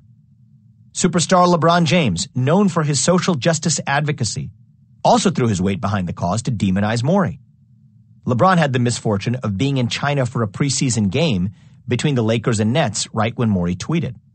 LeBron claimed Morey had misused his right of freedom of speech, adding, "I believe he wasn't educated on the situation at hand." It's jarring when you compare LeBron's criticism of Morey to his vocal support of Black Lives Matter protesters and his frequent criticism of Donald Trump. LeBron spearheaded a get-out-the-vote effort called More Than a Vote, a laudable goal if he hadn't simultaneously been criticizing Morey's effort to allow voting in Hong Kong. The whole affair exposed a darkly hilarious truth. The NBA and its stars felt duty-bound to criticize America's president and judicial system, but considered it beyond the pale to criticize China's. It sounds great to some people when woke capitalists support the causes they like BLM. But the bottom line is always there, right there beneath the surface, dictating which causes a stakeholder capitalist supports. And what's worse is that foreign authoritarian nations understand the weakness of America's new stakeholder model far better than America does, and ruthlessly leverage their stakeholder status to selectively determine which causes the woke capitalists throw their weight behind. The NBA can put Black Lives Matter on all its courts because the CCP isn't threatened by that message. But the Communist Party would never allow the NBA or any of its employees to breathe a word in support of Hong Kong, Taiwan, or the Uyghurs. That imbalance lends a silent moral authority to all the CCP's oppressive acts. The people who are known for criticizing injustice never criticize it. China could invade Taiwan tomorrow with all those assault ships it's been building, and the NBA would act like nothing happened. So would Disney. After all, Disney wasn't bothered by all those concentration camps in Xinjiang. It got to film Mulan there. In the movie's credits, it thanked the CCP's propaganda bureau in Xinjiang for its assistance. Meanwhile, back at home, Disney's CEO said that it would be very difficult for Disney to film movies in Georgia if it implemented a new abortion ban because people wouldn't want to work there. It's tough to render Disney's decisions consistent. Maybe Disney's fine with forced sterilization, but it'd draw the line if the CCP forbade abortions. That was far from the first time that Disney had abased itself to appease the CCP's dictatorial tendencies. Before Mulan, Disney was worried about getting Dr. Strange approved in the lucrative Chinese market. The problem? The Ancient One, a prominent character in the comics, was a Tibetan monk. As with Taiwan, China thinks Tibet is part of China, and Tibet does not. Disney cut this Gordian knot by making the Ancient One white. Woke critics then howled that Disney had committed the cardinal sin of whitewashing by making an Asian character a white one. But they missed the real move, making a Tibetan character a white one. Disney had cunningly juked controversy with the CCP by inviting a woke controversy instead. As it turns out, woke activists are more easily appeased. To mollify them, Disney made the Tibetan monk a woman instead of a man, casting popular actress Tilda Swinton in the role. This isn't my take on things. It comes straight from Robert Cargill, the screenwriter of Doctor Strange. White woman washing the Ancient One was good for China, good for Disney, and good for feminism. Really, it was good for everyone but Tibet. Wokenomics whitewashes the abuses of dictators abroad while condemning actions of government at home. And that makes the U.S. less safe. Implicit in all this corporate doublespeak from companies like Disney and the NBA is a mechanism to elevate the moral standing of China as compared to the U.S. on the global stage. The moral standing of the United States is one of our greatest competitive advantages on the global stage. Autocratic dictatorships like China know this well and are now able to implicitly use their power over multinational corporations and the rise of woke capitalism as a tool to chip away at that advantage. Over the long run, that weakens the geopolitical standing of the U.S. by creating a false moral equivalence to China, even though there's no comparison between how, say, black people are treated in America as compared to how Uyghurs are treated in China. Xi Jinping himself took advantage of this. When European officials criticized him for China's treatment of the Uyghurs, he smoothly pivoted to pointing out how the BLM movement shows U.S. human rights problems. In March 2021, Chinese diplomat Yang Jiechi followed suit at the U.S.-China summit in Alaska when he falsely claimed that black Americans were being slaughtered and that we hope the United States will do better on human rights. There's a special irony to all of this. The only reason that companies like the NBA or Disney are able to criticize social injustice in the U.S., even those that pale in comparison to day-to-day reality in China, is because our liberal democracy permits them to. By contrast, China imprisons those who publicly dissent against the CCP and would punish corporations that fail to follow its party line. Yet paradoxically, that has empowered the CCP to co-opt American companies to do the CCP's own bidding back home in America. They're turning multinational corporations into Trojan horses to achieve their longer-run geopolitical objectives. These companies then come back to the U.S. with pent-up moral frustration for what they can't say in China and let off their moral steam back home through the performative acts of woke capitalism. Then when some of the very largest of these corporations find the absence of a single dictatorial overlord back home in the U.S., they choose to fill that void themselves by becoming the dictators who decide what the right moral norms should be. Yet all the while, their real bosses in the true global hierarchy are the real dictators in places like China, where the government uses access to the world's second largest market as a condition to achieve its geopolitical ends. The American people would never let that happen if they actually knew what was going on. That's what makes stakeholder capitalism so dangerous. It tricks us into allowing large multinational companies, and their dictatorial overlords abroad to do what we would have never allowed them to do if we knew what was actually happening. Companies like Airbnb, Disney, and the NBA gain moral clout when they preach about how much they care about stakeholders at home. But then they turn around and use that moral clout to implicitly endorse atrocities abroad when foreign dictators flex their own stakeholder status. That's the key difference between stakeholder and shareholder capitalism. If corporations never gained unearned moral authority to begin with, they couldn't be weaponized so easily by authoritarian stakeholders. The CCP is the spider at the center of the global web of stakeholder capitalism. This theoretical observation is borne out by the actions of American companies abroad. For example, when Google first drafted its code of conduct for employees in 2000, it famously included the line, "Don't be evil."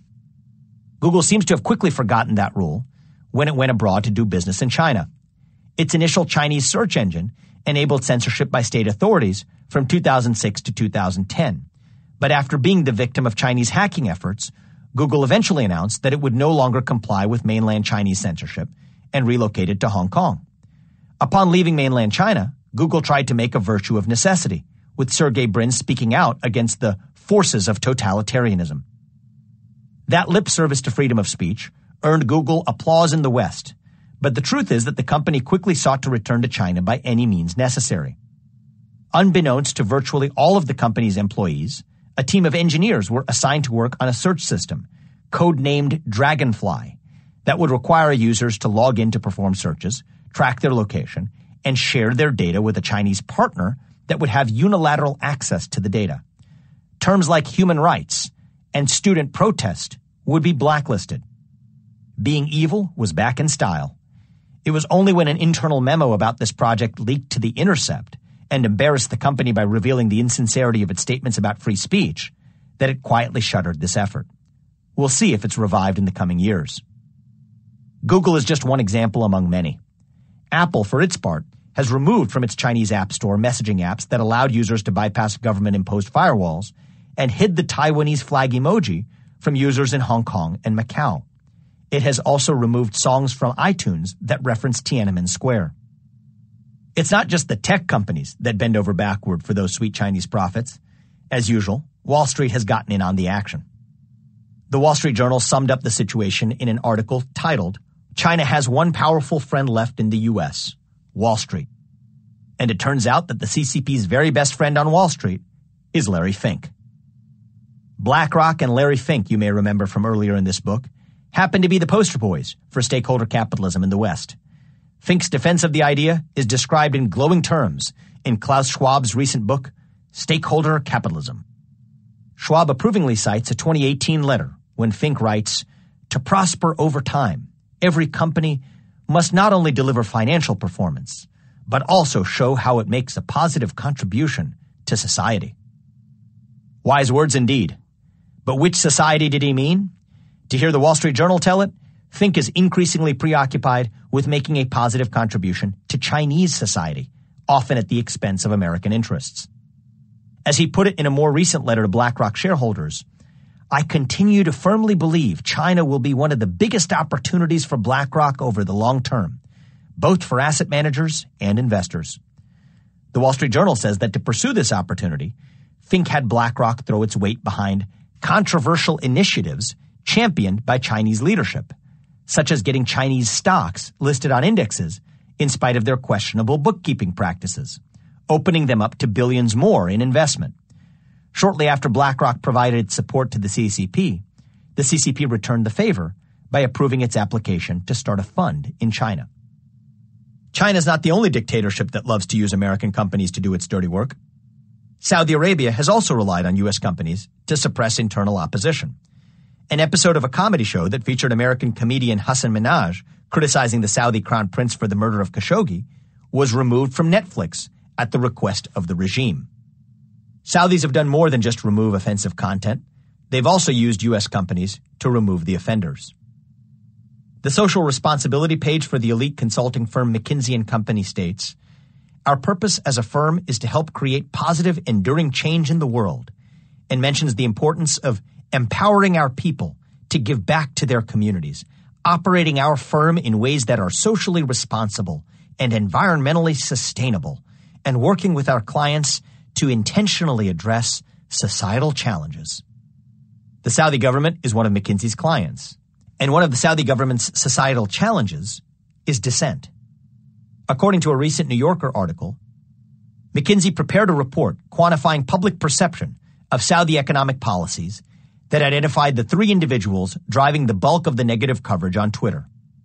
A writer in Saudi Arabia named Khalid al-Alkami, a dissident in Canada, Omar Abdulaziz, and a third anonymous account. McKinsey's research proved useful for the regime, and they went out of their way to intentionally address the issue. Al-Alkami was arrested, Abdulaziz's brothers living in Saudi Arabia were put in prison, and the anonymous Twitter channel was shut down. If authoritarian regimes were only interested in suppressing dissent internally, that would be bad enough.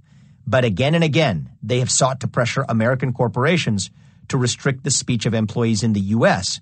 critical of the Chinese government. Witness what happened to Daryl Morey when he supported pro-democracy protesters in Hong Kong. Hollywood is no exception to this obeisance. Casting decisions, content, dialogue, and plot lines are increasingly edited to appease the censors in Beijing. The sequel to Top Gun, expected to be released in 2021, provides an illustrative example. In the original film, Tom Cruise wears a leather bomber jacket that belonged to his late father. The jacket has patches from his dad's U.S. Navy tours and includes flags from allies, including Taiwan and Japan. For the sequel, those politically problematic flags were removed from the jacket. So much for being a maverick. Remember Disney's note publicly thanking the CCP's propaganda department for helping it film Mulan in Xinjiang? That would be analogous to a note at the end of Disney's 1941 film Dumbo, thanking the local Reich main security office in Theresienstadt and the Reich Ministry of Public Enlightenment and Propaganda in the Sudetenland for their assistance. Mickey Mouse always says thank you for his cheese.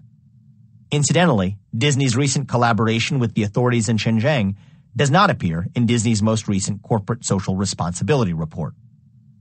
The more we go woke, the easier it becomes for countries like China to co-opt woke methods to serve their own ends.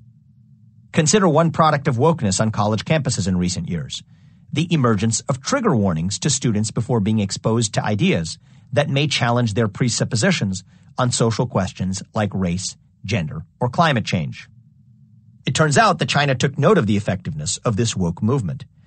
In 2020, based on a new Chinese law, top universities, including Harvard and Princeton, have begun to label certain courses with a warning label if they teach any material that China considers sensitive. And there's a growing list of subjects that Beijing considers to be off limits. In response, at Princeton, students in a Chinese politics class now use codes instead of names on their essays to protect their identities.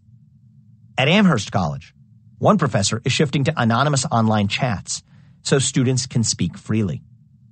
Harvard Business School now excuses students from discussing politically sensitive topics relevant to China if they're worried about the risks of doing so. While class participation is normally an element of students' grades, if amnesty is put in place for political reasons, students won't be penalized for opting out. The new law in China that prompted these changes is one that bars what it calls sedition, subversion, terrorism, and colluding with foreign forces. Chinese authorities have made clear that this law applies not only within China, but also in Hong Kong, and now even outside Hong Kong, including in the U.S. What's striking is that the same approach used by woke activists to constrain the scope of acceptable speech, like trigger warnings in college course catalogs, is now being copied by the Chinese Communist Party at the very same institutions. Woke activists and Chinese autocrats may make for strange bedfellows, but they are increasingly using the same methods in the very same places. Ibram Kendi and Xi Jinping both have an alarmingly similar effect on what can and can't be said at U.S. companies or universities. What struck me was how fear-inspiring China has become, even among America's otherwise fearless icons.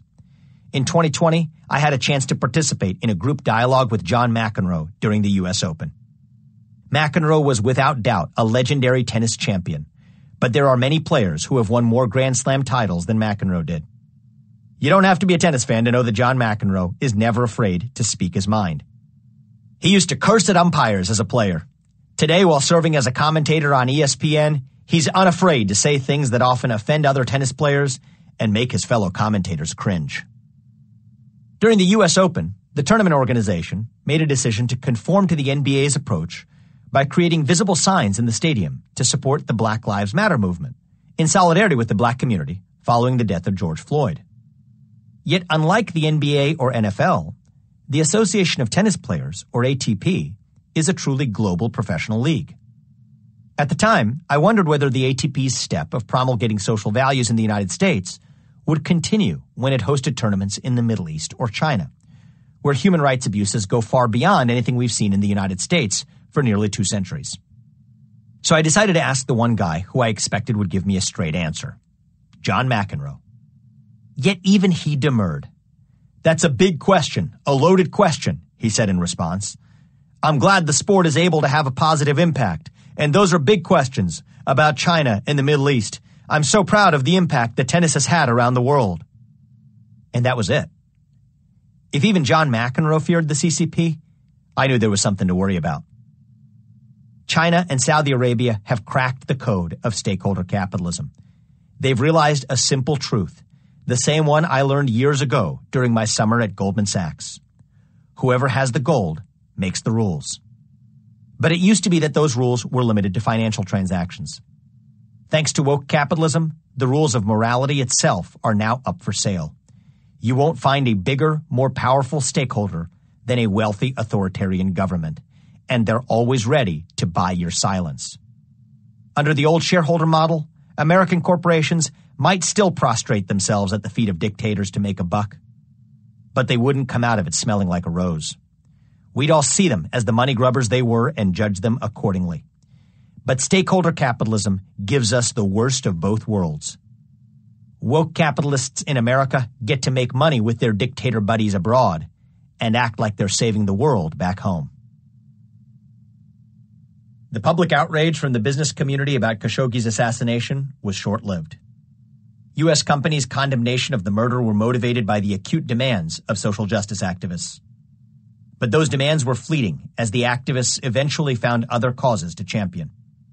The initial fever pitch gradually gave way to silence, and the cost-benefit analysis for multinational corporations tipped back in favor of monarchical deference. Fund managers and corporate executives gradually went back to doing business in Saudi Arabia, just as they had done before. Richard Branson had rejected the proposed Saudi investment in Virgin Galactic in 2018, but by the next fall, his affiliated company, Virgin Hyperloop, was doing business in Saudi Arabia again. Indeed, in 2019, Virgin Hyperloop's CEO said it was delighted to return to the Future Investment Initiative conference, which Branson had boycotted only a year prior. Uber CEO Dara Khosrowshahi retreated from his initially critical stance in 2018. During a November 2019 interview, he said the murder of Khashoggi was a mistake, but that Uber had made mistakes too with self-driving, drawing an equivalence between a targeted assassination of a journalist and a pedestrian accident involving a self-driving car. McKinsey & Company went back to charging a small fortune for advising clients on how to do business in the Kingdom of Saudi Arabia. The cottage industry, built around opening up personal connections in the Middle East, was soon humming once again. To be sure, most business leaders still haven't forgotten about the Khashoggi episode. In private, they'll admit that they're personally more timid about traveling to Saudi Arabia and a tad bit more afraid for their own safety. For those few who do still personally travel to the region, they're much more mindful of what they say. The real world is complicated. Personally, I don't plan on visiting the Royal Palace again, but I did learn something during my visit to the palace in 2017 that stuck with me ever since then. When the Crown Prince spoke to a small group of us in a conference room that day, he was well aware that many people viewed him skeptically for making unprecedentedly large venture investments into massively unprofitable companies with big dreams for the future. Some people think it is foolish to invest such vast sums because that means that more money will chase fewer opportunities, which means that investment returns will go down, he said. The monarch was correct about what others thought back then. His combination of financial acumen, nuance, and self-awareness impressed me. But I see it differently, he continued. My view is that the sheer size of our investments will create new opportunities that otherwise would not exist without us. And that's why we'll make the most money in the end. It will be another decade or so before we know whether the Crown Prince's prediction was correct. So far, he's doing pretty well. MBS understood something about the relationship between long-term investment and innovation that most ordinary fund managers do not. Patience pays, and betting big is a competitive advantage. My own experience as an entrepreneur suggests that his remarks were spot on. At the time my company accepted the $1 billion check from the fund in which the Saudis had invested, we had yet to complete a phase 3 trial for any of the drugs in our pipeline. The first drug to complete phase 3 was a high-profile, high-risk, high-reward bet to develop the first new treatment for Alzheimer's disease in over a generation. It was deeply personal for me. My mother was a geriatric psychiatrist who dedicated her life to treating Alzheimer's patients in nursing homes. And one of my grandmother's sisters in Vaticanjeri had died of Alzheimer's disease. It was important to our business and to the world if it succeeded. But in the end, that trial ended in spectacular failure, just like every other valiant attempt in the field by other companies, large and small. Unlike those larger pharma enterprises, a high-profile clinical trial failure for a young biotech startup usually spells the end of the road. Yet my vision, and mercifully that of my investors too, had been to create an engine that produced many drugs over the long run, not just one. That meant enduring failure along the way. With a $1 billion investment in hand, I had a chance to realize that longer-term vision. No single clinical trial was going to make or break the company. The Alzheimer's failure was painful, but thanks to the massive capital investment, it wasn't existential. Our next phase 3 trial was one for an overactive bladder treatment, one that also affected elderly patients. It was a less serious disease than Alzheimer's, but it mattered to the people who had it, most of whom were also elderly. I was prepared for another failure, but thankfully it was a resounding success. The next trial was for a drug to treat uterine fibroids. That one succeeded too, and so did the one after in endometriosis. And then we flipped over an unexpectedly positive card on our phase 3 study in prostate cancer in late 2019. And then once again for a pair of phase 3 studies in psoriasis the following year. All told, out of the 9 phase 3 trials spawned by my company, the first one was an epic failure, but the next 8 were unambiguous successes. In retrospect, that $1 billion check in 2017 made all the difference. It was the difference between playing the lottery and playing the long game. It was quite possibly the difference between having a company and not having one at all. Running out of cash is a biotech company's equivalent of getting chopped up with a bone saw. Capital is what kept my company's blood flowing rather than spilling. Patients around the world will be better off for it. A good story usually ends with a neat lesson, but I'm not sure that this one does. Chapter 9. The Silicon Leviathan. Big corporations aren't just becoming the flunkies of dictators abroad. They're learning from those autocrats, and then they're becoming dictators in their own right back here at home. A friend shared a striking story with me from his time at Facebook over a decade ago. He was in a closed-door meeting led by Chamath Palihapitiya, Facebook's executive in charge of its growth strategy at the time. Chamath asked the question of what it would take for Facebook to achieve sovereignty, and raised the possibility of eventually having a Facebook militia. Not an allegorical militia, like a sales force for selling its ads, but an actual armed militia.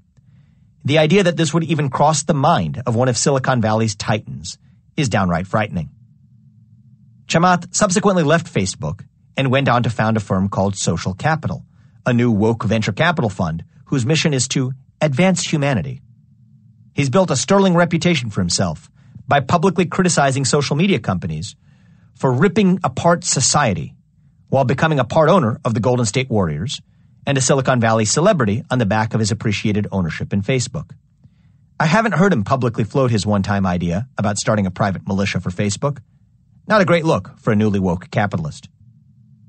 While doing research for this book, I was struck to learn that the Dutch East India Company once wielded its own militia, behaving as though it were a sovereign entity in its own right. It also had its own currency, not dissimilar from the cryptocurrency that Facebook wanted to launch. Today, Silicon Valley represents the reincarnation of the Dutch East India Company in the 21st century, except this time firmly on American soil, after its companies sidestepped the safeguards in our system that were designed to protect against exactly that result. Like its predecessors in the old world, big tech has gradually grown into a corporate monster, though the giant slept until recently. Today, over 2 centuries after the birth of the American corporation, that corporate monster has finally emerged from its slumber. Over the last decade, the monster has quietly escaped the cage of capitalism. It now roams freely over all terrains of American life. And in 2020, the monster finally pounced on its most prized prey, American democracy itself. Its attack was as staggering as it was sudden. Silicon Valley's titans restricted debates between ordinary Americans, just as monarchs like MBS do in Saudi Arabia. They appointed themselves as the sole arbiters of truth in science and silenced dissent, just as the CCP does in China. They banished century-old newspapers. They interfered in our elections in unprecedented ways. During widespread state-imposed lockdowns during the pandemic, YouTube, owned by Google's parent company Alphabet, banned videos that were critical of COVID-19 related policies, including content posted by medical professionals arguing that lockdowns were excessive or unnecessary. Its stated justification? To remove medically unsubstantiated content in favor of facts from authoritative sources. According to YouTube CEO Susan Wojcicki, anything that would go against World Health Organization recommendations would be a violation of our policy. In early 2021, YouTube did the same thing by censoring the U.S. Senate testimony of a doctor who made the medical case for ivermectin, a little-known tropical medicine, to treat severe COVID-19 patients, with no explanation other than to say it violated its misinformation policy. Apparently, it was good enough for the U.S. Senate to hear, but not for the American people to hear. The list of examples of YouTube's censorship continues to grow each day. Its approach is flawed on multiple levels. First, it wrongly conflates empirical fact-finding with normative policymaking. Facts are important inputs to make sound policy decisions, but facts and policy judgments are not the same thing.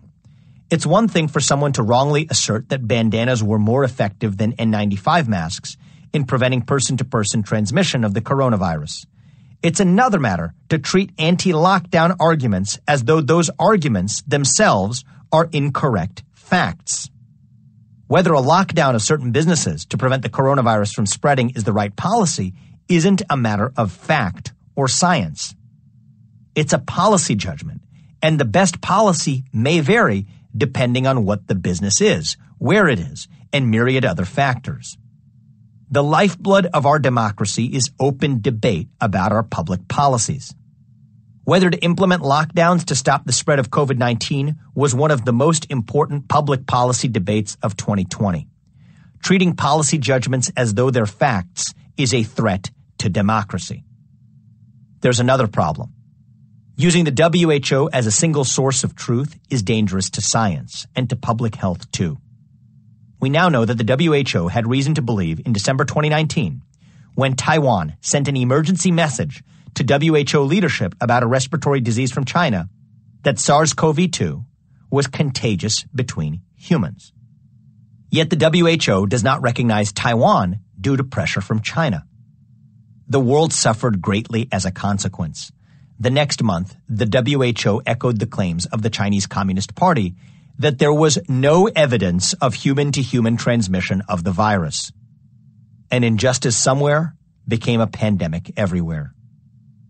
Under its stated standard, YouTube would have banned any videos in January 2020 that claimed that human-to-human transmission of COVID-19 was possible, given the official WHO stance at the time.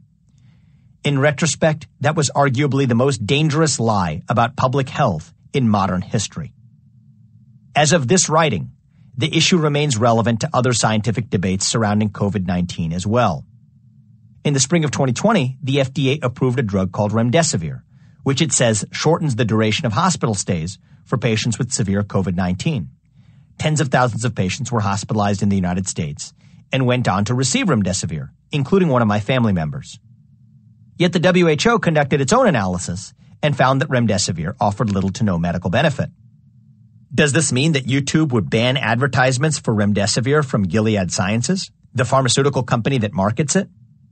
Or take down academic presentations from physicians who find a medical benefit?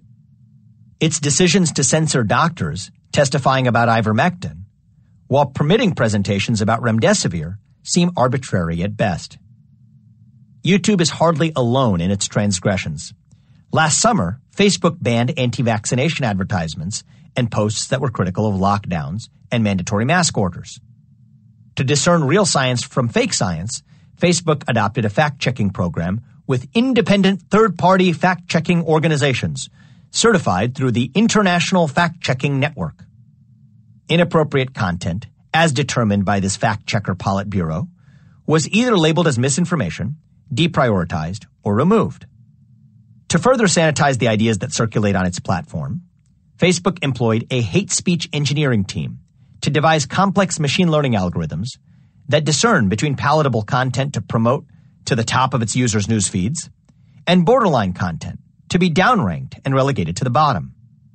The idea cleanse is now complete, all the while unnoticed and barely detected as users mindlessly scroll down the page. Of course, the main objective of these large technology titans wasn't really the pursuit of science at all. It was partly about financial self-interest. Large publicly traded technology companies, as of this writing, have added over $1 trillion of market capitalization since the start of the pandemic in early 2020, an order of magnitude more than the GDP of most nations in the same period. Why? Because lockdowns meant more people decided to get their groceries on Amazon than to go to the local store. Because more people were able to meet via Zoom rather than travel to a conference. And because more people chose to subscribe to Netflix rather than go to a movie theater. Meanwhile, small businesses across America suffered for the very same reason. It's no wonder that big tech stacked the decks of public debate to favor lockdowns, even as in retrospect we find these policies were of dubious value in preventing the spread of COVID-19, while markedly effective in spreading economic calamity. Yet as tempting as it might be to pin all of this to the economic self-interest of large tech companies, that's just an asterisk compared to the real story, the pursuit of a monolithic political agenda. In modern Silicon Valley, money isn't even the main motivator anymore. That's where woke Silicon Valley today differs from woke Wall Street. The Valley's titans have more money than either you or they can imagine. Now, they're after raw power. MailChimp, the bulk email marketing company, refused service to the Northern Virginia Tea Party, citing that the group was spreading potentially harmful misinformation. The company also suspended an account associated with the conservative grassroots organization Engage the Right for hate speech. PayPal removed accounts belonging to certain conservative customers, a practice the payment processor has long been accused of by right-wing and far-right groups. Vacation rental service Airbnb banned Ronald Gaudier, a self-proclaimed Proud Boy, after an anonymous group on Twitter asked whether members of white supremacist hate groups were allowed to use the platform. These tweets were in response to a post from Gaudier announced that he would be attending a pro-Trump rally in D.C. and inviting like-minded individuals to join him at his rental apartment. Airbnb found the reservation, canceled it, and banned Gaudier indefinitely, and tweeted that members of hate groups weren't welcome on its platform. The arbiter of who counted as a hate group was, of course, Airbnb itself. The behaviors became even less veiled as the election neared. Just a week before the final ballots were cast, Expensify, an expense management software firm in Silicon Valley, sent a 1,300-word email to the company's base of 10 million customers, urging them to vote for Biden because its CEO was worried about America being able to survive another term of Trump's presidency. The email assumed a vaguely threatening tone, suggesting that a vote for anyone other than Joe Biden, including a vote for a third-party candidate, meant that you were comfortable standing aside and allowing democracy to be methodically dismantled in plain sight. I recently met David Barrett, the company's CEO, and I asked him whether he worried that CEOs like himself might actually pose the greater threat to the integrity of democracy. I expressed my view that our democracy worked according to a one-person, one-vote principle, and that CEOs shouldn't have a greater voice in our democracy just because they run companies. His response? I don't fucking care.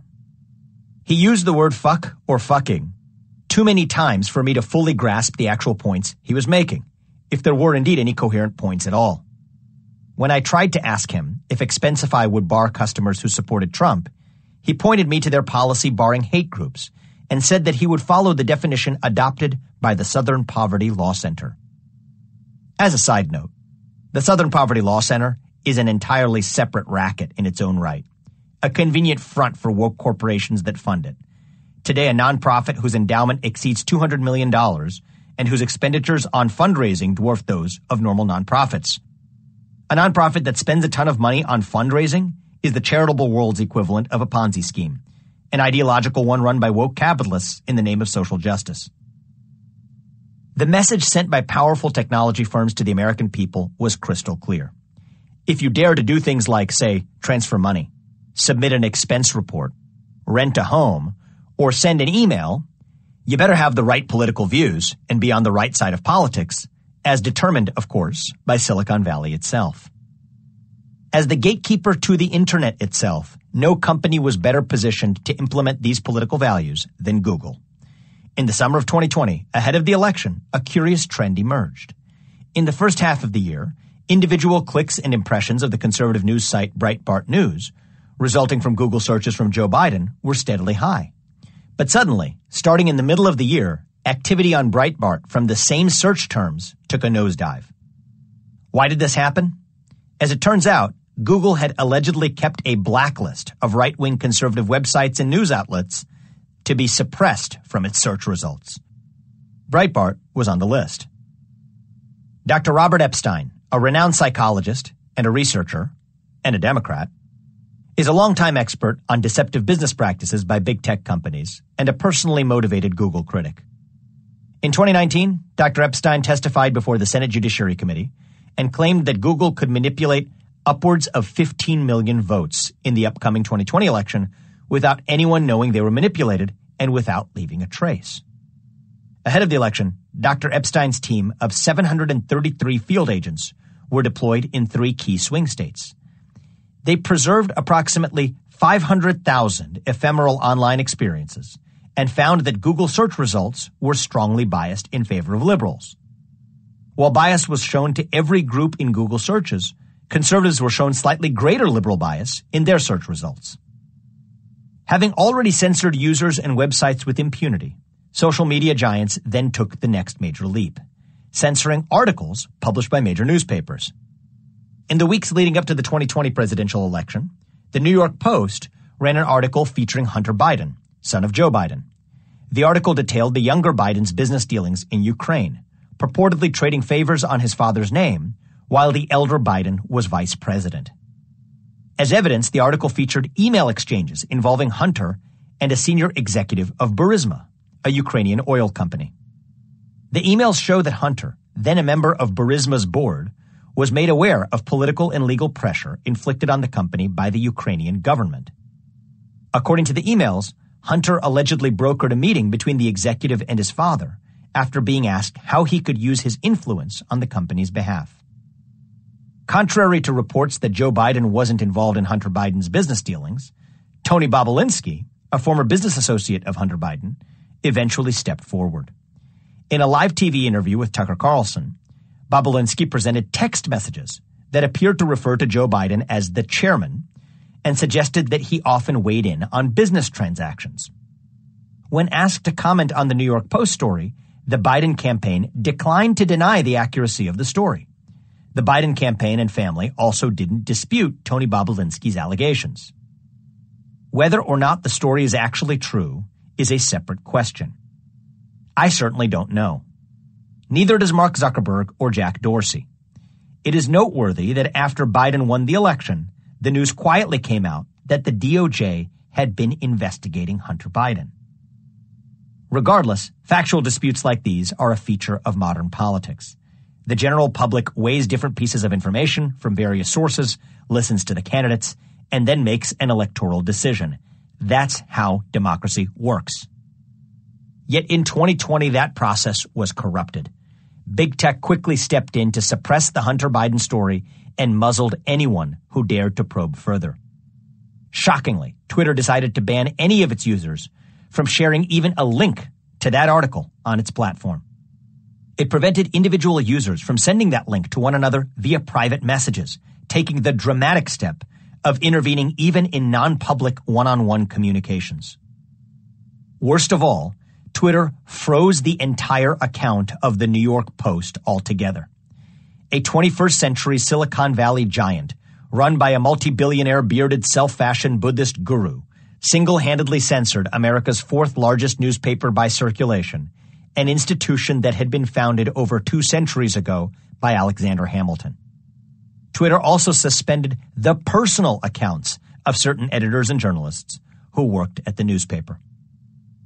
Facebook quickly followed suit and also decided to limit the distribution of the Hunter Biden article. Together, Facebook and Twitter comprised the 2 biggest social media platforms, and both of them effectively decided what information was made available for the American electorate in advance of an election. That's particularly arresting when it involved a story about one of the 2 candidates in the election, and in retrospect, the one who emerged as the winner. During Senate testimony in response to a probe surrounding these issues, Twitter CEO Jack Dorsey feigned humility, effectively saying, "We screwed up with respect to the company's handling of the New York Post's Hunter Biden story." Dorsey claimed that blocking the article was in accordance with Twitter's policies with respect to materials obtained through hacking, while expressing contrition for making a hasty decision without sufficient evidence. Mark Zuckerberg was similarly self-critical. But don't be fooled by their practiced vulnerability. Was it merely a coincidence that Facebook and Twitter adopted the exact same policies with the exact same political effect at the exact same time? Nope. This wasn't a case of 2 bumbling gentle giants that simply couldn't get out of their own way. It was a case of nefarious coordination. Silicon Valley's chokehold over our marketplace of ideas is fundamentally different in kind from the scammy kind of woke capitalism, what I like to call corporate social irresponsibility, or CSI. CSI is fundamentally about inauthenticity. It's about using trendy social values as a trick to generate more profits. Profit became a bad word after the 2008 financial crisis. Greed was no longer good. CSI was just the natural response of corporations, creating a new narrative of social purpose to disguise their old-school greed. The social causes simply serve as a form of reputational laundering for those same companies' profit-seeking. That's what most Wall Street banks and big pharma companies do today. For example, it's Goldman Sachs preaching about diversity so it can be at the front of the line for the next government bailout.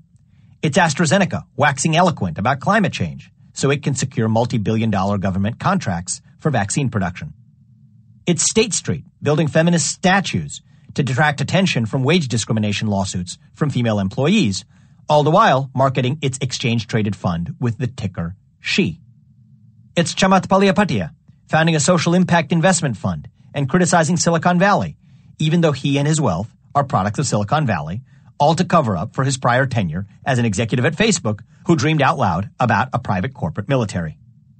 Those companies and people use their market power to prop up woke causes as a way to accumulate greater political capital, only to later come back and cash in that political capital for more dollars. To be sure, CSI is itself toxic for American democracy. It causes Americans and our government to vest too much trust in these corporations, only to later be scanned by them for an extra buck at a later date in one form or another. But what we see today from Silicon Valley is something different altogether. Twitter and Facebook weren't just distracting the public from their profitable cash-generating machines when they intervened in the 2020 presidential election in the sweeping ways that they did. They weren't just practicing CSI. Rather, their interventions were actually about legislating the value system and set of beliefs of their leaders, rendering our democratic process irrelevant. Why? For most Americans, the rate limiter for what they can buy is the amount of money that they have. But for multi-billionaires like Zuckerberg and Dorsey, the rate limiter is different. It's not the amount of money they have, since that's effectively infinite. Rather, it's the limitation on the scope of what money itself can buy.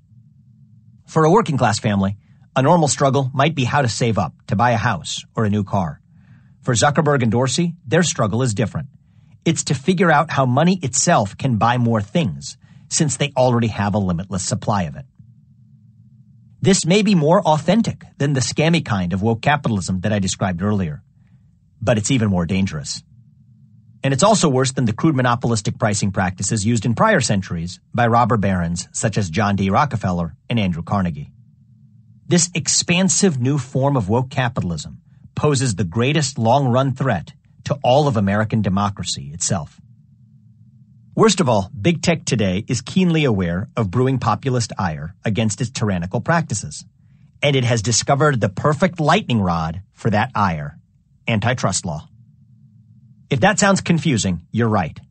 Antitrust law was supposed to be the government's stick against big business.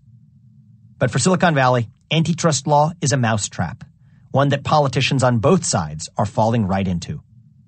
Right-wing populists like Josh Hawley, as well as liberals like David Cicilline, wrongly view antitrust law as the solution to the problem of the growing power of today's tech titans, just as it was used to rein in the classical robber barons in prior centuries.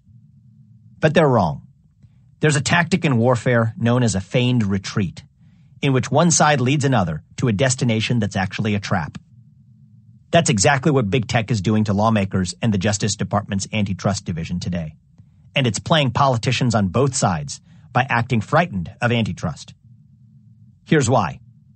Antitrust law was designed to protect consumers from monopolies and cartels that use market power to limit consumer choice and charge higher prices.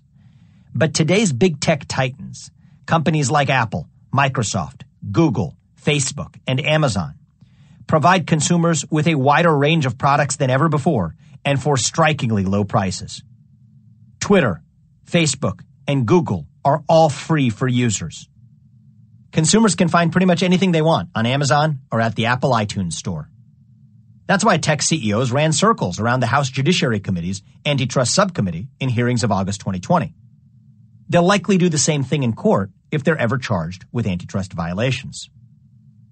The real catch is this. The same companies that have improved consumer access and lowered the prices of technology are also the ones limiting options in the marketplace of ideas and raising the cost of ideological dissent. That's not the classic antitrust violation of price fixing. It's what I call idea fixing. Antitrust law was designed to protect consumers from companies who abuse their market power to beget more market power. That was a distinctly 19th century problem. But that's not the main problem with Silicon Valley's behavior today. The main issue today centers on companies abusing their market power to beget greater social, cultural, and political power. The main victim isn't the consumer in the market, it's the citizen in our democracy. Neither the original antitrust statutes like the Sherman Act, nor the revisionist judicial logic of more recent antitrust scholars like Robert Bork was designed or equipped to tackle this uniquely 21st century conundrum. That leads to a classical error made by professional politicians, using yesterday's toolkits to fight tomorrow's problems. There's a children's story about a character called Brer Rabbit, who pleads, "Please don't throw me into the briar patch," to get a predator to throw him into one so that he can escape. Big tech's just saying, "Please don't throw me into that antitrust investigation," so it can point to its low prices and escape from having its idea fixing regulated. The rise of wokenomics consummates Silicon Valley's coup over our democracy. Censorship becomes rebranded as social responsibility. Refusing to run ads is praised as a form of corporate restraint. Yet the stakeholderist cheerleaders miss the bigger point. Companies like Facebook and Google have effectively assumed the role of the state itself and have further expanded that role to regulating and censoring public opinions in ways that no governmental actor can. Their exercise of power over the content of public discourse is without precedent in human history. In 1924, U.S. Secretary of Commerce and future U.S. President Herbert Hoover contended, It cannot be thought that any single person or group shall ever have the right to determine what communication may be made to the American people. We cannot allow any single person or group to place themselves in the position where they can censor the material which shall be broadcasted to the public. He was prescient, yet wrong. Less than a century later, Silicon Valley does exactly as Hoover feared, but on a scale he could not have imagined. In the lead up to the 2020 presidential election, President Hoover surely did a few backflips in his grave. But he certainly did a few more backflips in the months following the presidential election. Consider what happened in January 2021 in the aftermath of the Capitol riot. A deplorable and disgraceful assault on our democratic process by misguided rioters in Washington, D.C. was met in kind with big tech's deliberate and coordinated assault on personal freedoms. Just as the military-industrial complex seized on 9/11 to implement a permanent new surveillance state beginning in the early 2000s, the newly ascendant woke industrial complex in America seized on January 6th to do something similar. Based on tenuous charges of incitement to violence and hate speech, Facebook and Twitter banned, suspended, and removed accounts associated with Donald Trump, the sitting U.S. president, including the official White House and the official President of the United States Twitter accounts. To top it off, Facebook enacted a new policy in March of 2021 that it would not only block President Trump from accessing his own account, but would also prohibit anyone from posting a video in the voice of Donald Trump, more reminiscent of Orwellian fiction than American reality. To make matters worse, the week after suspending President Trump indefinitely, Facebook resorted to its preferred remedy, an independent committee. Facebook appeared to delegate all responsibility for the Trump suspension to the Oversight Board, that is, an independent group, conveniently founded and funded by Facebook. The Oversight Board will render a decision on whether President Trump's suspension will be overturned, a decision that will be binding on Facebook. So just to clarify, a Facebook-created committee gets to pass judgment on whether Facebook acted appropriately. That's the modern world. The 45th President of the United States is relegated to appealing not to the U.S. Supreme Court, but to Facebook's Supreme Court in order to communicate via social media. So what did this Oversight Board decide? In May of 2021, it upheld Trump's ban from Facebook and Instagram, which Facebook owns, but it also criticized Facebook for its indeterminate and standardless response. They were applauded for their balanced approach. It was the best of all worlds for Facebook. The board upheld Facebook's decision in substance, but with that classic jujitsu-like move of self-criticism to confer a veneer of legitimacy to its own actions. It reminded me of a kid in my high school French class who used to cheat by stealing the answer key to every test, except he would always intentionally write the wrong answer to just one question each time, as a decoy to prevent him from getting caught.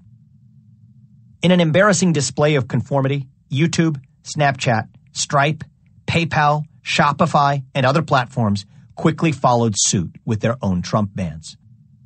Of course, there was no hope for Trump's supporters or sympathizers if the 45th president himself wasn't immune to this brazen censorship. Naturally, the accounts of tens of thousands of conservatives also disappeared into the ether, all at the behest of technocratic autocrats like Zuckerberg and Dorsey. While Americans are supposed to enjoy due process and the presumption of innocence in daily life, they enjoy no such luxury in their online lives. Today's technology tyrants deploy a censor-first mentality and operate under the principle that certain people are probably guilty, that they are probably violating the ever-changing terms and conditions. This approach gives them the license to silence voices with whom they do not agree. Sure, sometimes that can mean they get it wrong.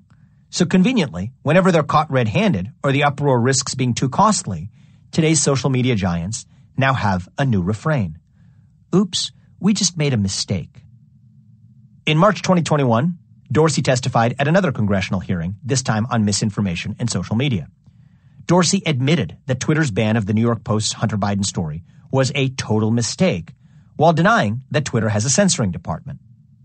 The prior week, on the same day House Democrats introduced a resolution to expel U.S. Representative Marjorie Taylor Greene from Congress, Twitter locked Green out of her Twitter account for 12 hours by mistake.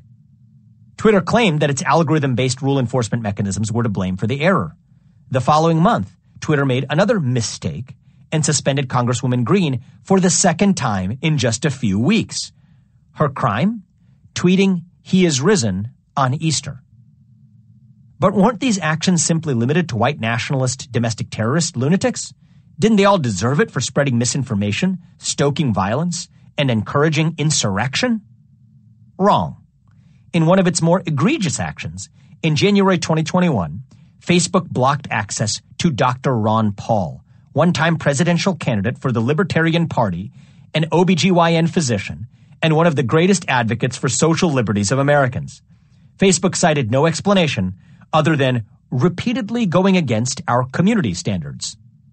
Paul said he never received notice of violating community standards, and nowhere is the offending post identified. Curiously, these errors are consistently limited to one side of the political spectrum. The scariest fact of all is the way that most people uncritically accept these companies' judgments at face value, even when the companies later admit they were wrong. Immediately after Ron Paul was locked out of his Facebook account, here's what the founder of another multi-billion-dollar healthcare company emailed me. "I guarantee you Ron Paul's account was locked because he was saying something insanely inaccurate and unsafe about coronavirus." Of course, he didn't bother emailing me afterward once Facebook said it was an error. People said similar things about Marjorie Taylor Greene, too, and I doubt they noticed Twitter's subsequent correction. In both cases, the damage was already done, and even worse, these incidents revealed just how much everyday Americans trust these behemoths. Errors or not, this broad wave of deplatforming didn't just happen to prominent politicians who at least had other avenues for voicing their grievances. It happened to ordinary Americans, too, in shocking numbers. The message was clear. Comply or we'll shut you up permanently. It was nothing short of a Soviet-style purge of political dissent. Well, doesn't the free market provide a solution? It did, at least for a hot second, in the form of Parler, a Twitter alternative popular with conservatives. Unlike big tech social media incumbents, Parler didn't harvest user data and didn't regulate political content. Instead, Parler set out to value, of all things, free speech and open dialogue. Parler was earnest. Ultimately, it paid a hefty price for its naivete. Following the Capitol riot, Parler was blocked from being downloaded from Google's Play Store, was suspended from Apple's App Store, and lost access to Amazon Web Services, all based on hackneyed allegations similar to those levied against President Trump. Big tech may permanently put Parler out of business. As it turns out, the free market is no match for the monopoly of ideas. This isn't about silencing conservatives. That's just how they get you on board with the idea of censorship. But once it becomes acceptable to silence people under the banner of fighting hate speech, whatever speech powerful interests dislike becomes hate speech. Unfortunately, it looks like we've already opened Pandora's box. I had a long call with one of Silicon Valley's most prominent venture capitalists on a Saturday night during the peak of the ideological purge in January of 2021. He's served on the boards of some of the largest tech giants. He explained to me with alarming clarity that there are about 50 pieces of infrastructure that comprise the modern internet, and that every single one of them, from individual browsers to cloud computing, serves as a node to effectuate political censorship, and each could be used to banish defectors from the ideological cartel in the future. In a subsequent text exchange, he called it the issue of our time. Yet despite being a famous jillionaire himself, he was also personally frightened. When I asked him what we could do to stop the tide, he immediately requested that I not cite his name publicly for fear of retribution. He acknowledged that his inability to speak up was a case in point of the underlying problem, but he felt the personal risks to him were just too great. So I wondered who or what would be the next target. If Twitter has a moral obligation to censor misinformation and offensive speech in public tweets and private direct messages, does Google have an obligation and therefore justification to censor private emails? Will Verizon say it has a responsibility to stop hate and conspiracy from spreading via text messages? If text messages become fair game, then why not live phone conversations too? This isn't just a matter of hyperbole. Earlier this year, at the 2021 Game Developers Conference Showcase, Intel revealed new technology that uses artificial intelligence to get rid of other gamers' hateful and abusive audio chat. The new product is called Bleep. This piece of software allows users to screen out white nationalism, aggression, LGBTQ plus hate, or racism and xenophobia. But who decides what counts as racist or xenophobic for the purpose of training the artificial intelligence algorithms? Of course, Intel Corporation. Is it really such a stretch to believe that this kind of technology couldn't easily be incorporated into our iPhones and email accounts too? Nowadays, concepts like racism and sexual exploitation are regularly being used to censor content not just for political reasons, but for commercial reasons too.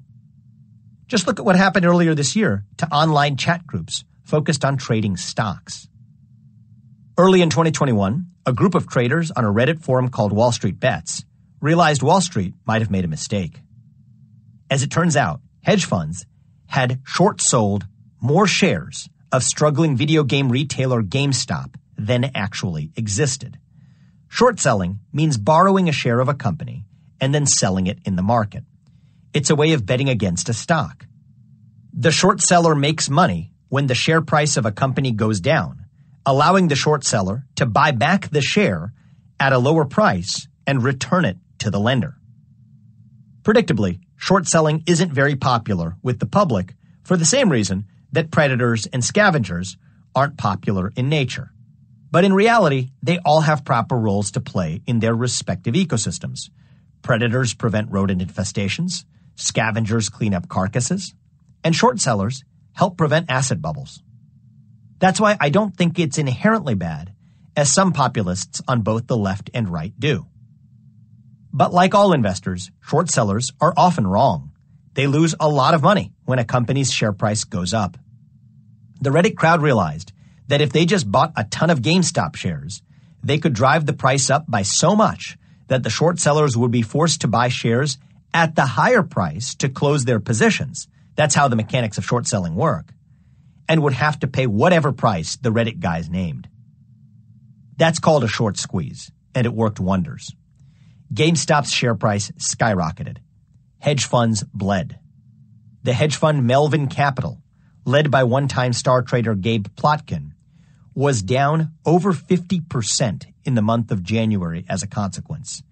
A staggering loss for a fund of its kind. It seemed like the Reddit traders had won, but the tide turned in the other direction on January 28th. Robinhood, the Reddit crowd's favorite brokerage, prevented all of its users from buying GameStop while still allowing them to sell. Robinhood claimed it did that to protect its users, seemingly unaware that when people are allowed to sell a stock but not buy it, it drops. That in turn panicked other retail traders into selling their own shares too. Robinhood pointed to complicated regulatory reasons about margin requirements for why it had to halt people from buying GameStop. In those rare situations, a brokerage might ordinarily halt trading in a particular stock. But that doesn't explain why they selectively halted just buying activity while still permitting selling. I worked at a hedge fund for 7 years myself, and I never saw that happen once in my career.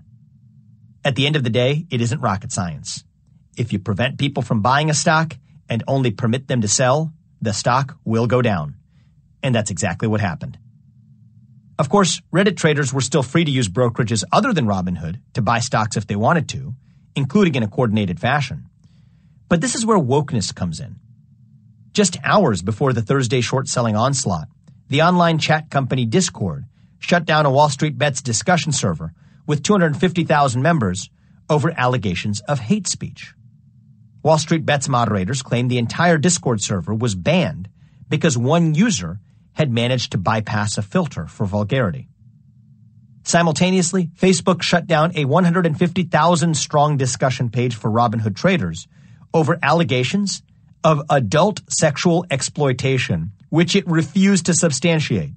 It was a ridiculous claim even on its face. So when Robinhood locked them out of buying the next day and GameStop plummeted, the retail traders were left silenced and alone, allowed only to sell. Most of them didn't. When reporters asked the White House to comment on the GameStop drama, wokeness surfaced yet again. White House Press Secretary Jen Psaki responded by saying, "I'm happy to repeat that we have the first female Treasury Secretary, and she's monitoring the situation." In other words, we're not going to answer your question about all that stock stuff, but the important thing to remember is that we've got a female Treasury Secretary out there breaking glass ceilings. You can't make this stuff up. The really important thing to remember here is that big tech's idea fixing isn't just about silencing conservatives. That's only where it started. But it evolved just weeks later. Corporate America acclimated regular Americans into accepting its censorship by banning hate speech from conservatives. Right after that, when stock traders on Reddit and Facebook were saying things it didn't want them to say, it immediately used its newfound power to ban them for hate speech and sexual exploitation too, even though those things had nothing to do with it. And the purview of the ideological purge continues to expand further every day. If socialists and MAGA conservatives agree on anything, it's that the rise of the Silicon Leviathan is a threat to America.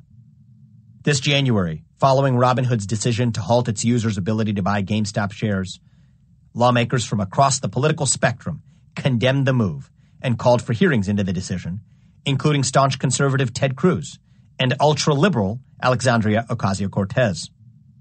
The conservative attorney generals in Texas and the progressive attorney general in New York both initiated inquiries into Robinhood with equal vigor. Even in August 2019, the House Judiciary Antitrust Subcommittee grilled big tech CEOs so aggressively that a political layperson couldn't have guessed which participants were Republican and which ones were Democrats.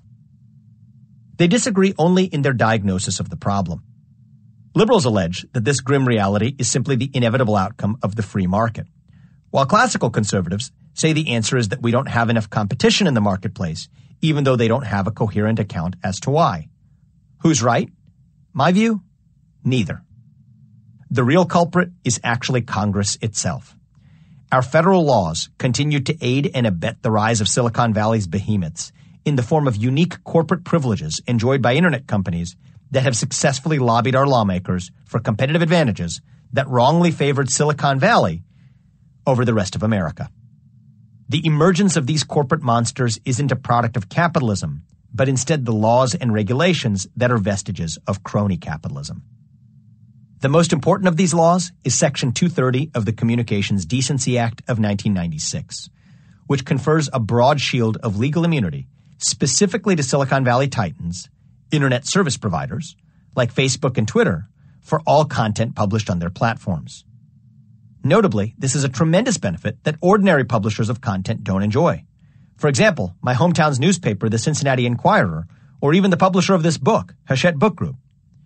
Those who are familiar with this law in Silicon Valley generally agree that companies like Google, Facebook, and Twitter would have never become the large-scale behemoths they did without Section 230. The irony is that they generally cite that fact as an argument in favor of Section 230, not as an argument against it. Before going further, it's worth pausing to note what Section 230 actually says. The law has two key provisions. Section 230C1 says that platforms are not to be treated as the publisher or speaker of any information provided by their users. This means that if someone tweets something disparaging about you on Twitter, you can sue that person, but you can't sue Twitter. Section 230C2 is the so-called Good Samaritan provision, which immunizes platforms from liability for any action voluntarily taken in good faith to restrict access to or availability of material that the provider or user considers to be obscene, lewd, lascivious, filthy, excessively violent, harassing, or otherwise objectionable, whether or not such material is constitutionally protected. In a nutshell, it's this second part that gives social media companies the power to censor material on their sites. It's a shield that Silicon Valley's titans use today to regulate content on their websites in ways that go far beyond the scope of what Congress envisioned when it passed the Good Samaritan provision of that statute. According to former U.S. Congressman Chris Cox, Section 230's co-sponsor, the intent of the law was to empower social media companies to do things like prevent children from accessing pornography on the internet. Yet companies like Facebook and Twitter have used that same protection to prevent American adults from reading or sending certain articles in major newspapers that were critical of a leading candidate for president of the United States in the weeks preceding an election. The key problem with Section 230 isn't just the statute itself, but the abuse of the statute by companies. Indeed, that's the feature that bothers most politicians who call for the repeal of Section 230 today. In 2020, President Trump tweeted, "Revoke 230," after certain of his other tweets were flagged by Twitter as potentially misleading. Josh Hawley introduced a bill that same year aiming to end Section 230 protections for technology companies unless they agreed on an independent audit to ensure they were moderating content without political bias. He posted the following on Twitter, ironically enough. It's pretty simple. If Twitter and Google and the rest are going to editorialize and censor and act like traditional publishers, they should be treated like traditional publishers and stop receiving the special carve-out from the federal government in Section 230. Interestingly, the movement to scrap Section 230 has become increasingly bipartisan, with even President Joe Biden suggesting a repeal of the statute. Silicon Valley's defenders of Section 230 claim that social media companies like Facebook and Twitter could have never gotten off the ground in a big way if they were also responsible for fighting lawsuits from angry users who sue those companies for being defamed on their sites. But that may have been a good thing for society. We ought to prefer a society in which no individual social media company is any larger or more powerful than an ordinary publisher. In that world, there would be multiple social media companies, each with different offerings, that each reach a smaller base of users, akin to a fragmented media marketplace with a series of local newspapers.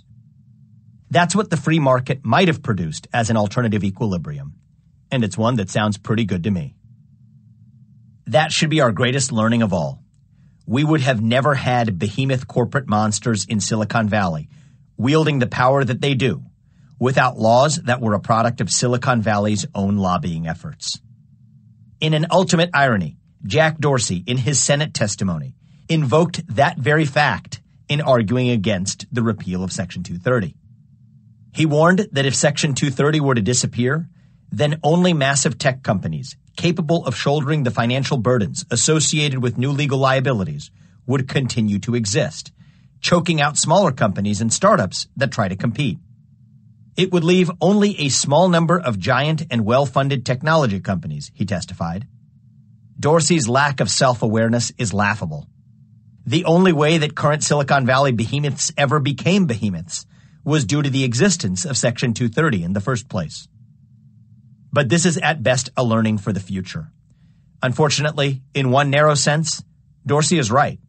A repeal of the law is probably too little, too late, and may even do more harm than good, given that the network effects already enjoyed by the larger incumbents like Facebook and Twitter would only be strengthened by making it even more costly for other startups to reach their scale and reach, even if Section 230 was a mistake when it was passed in 1996.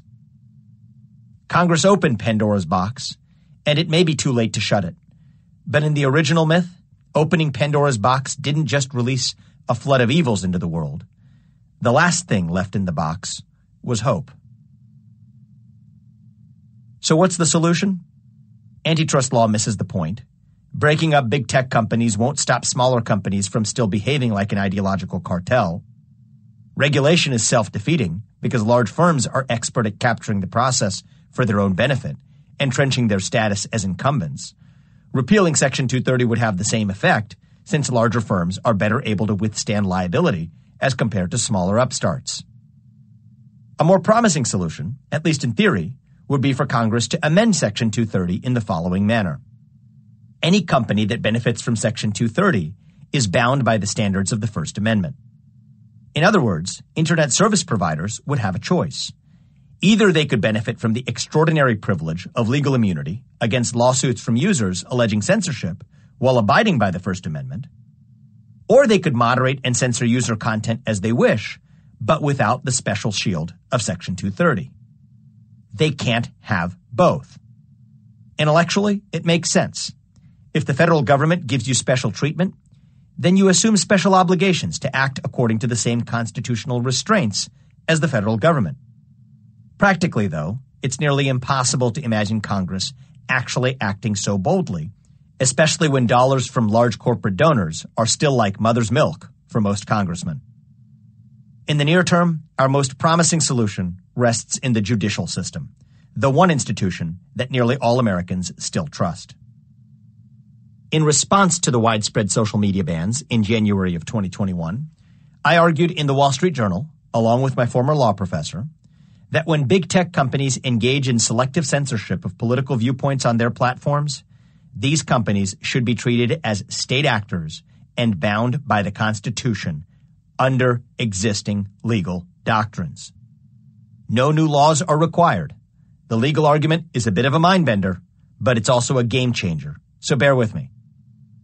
Conventional wisdom holds that technology companies are free to regulate content because they're private, and the First Amendment protects only against government censorship. But that view is wrong. In reality, Congress co-opted Silicon Valley to do through the back door what government cannot directly accomplish under the Constitution.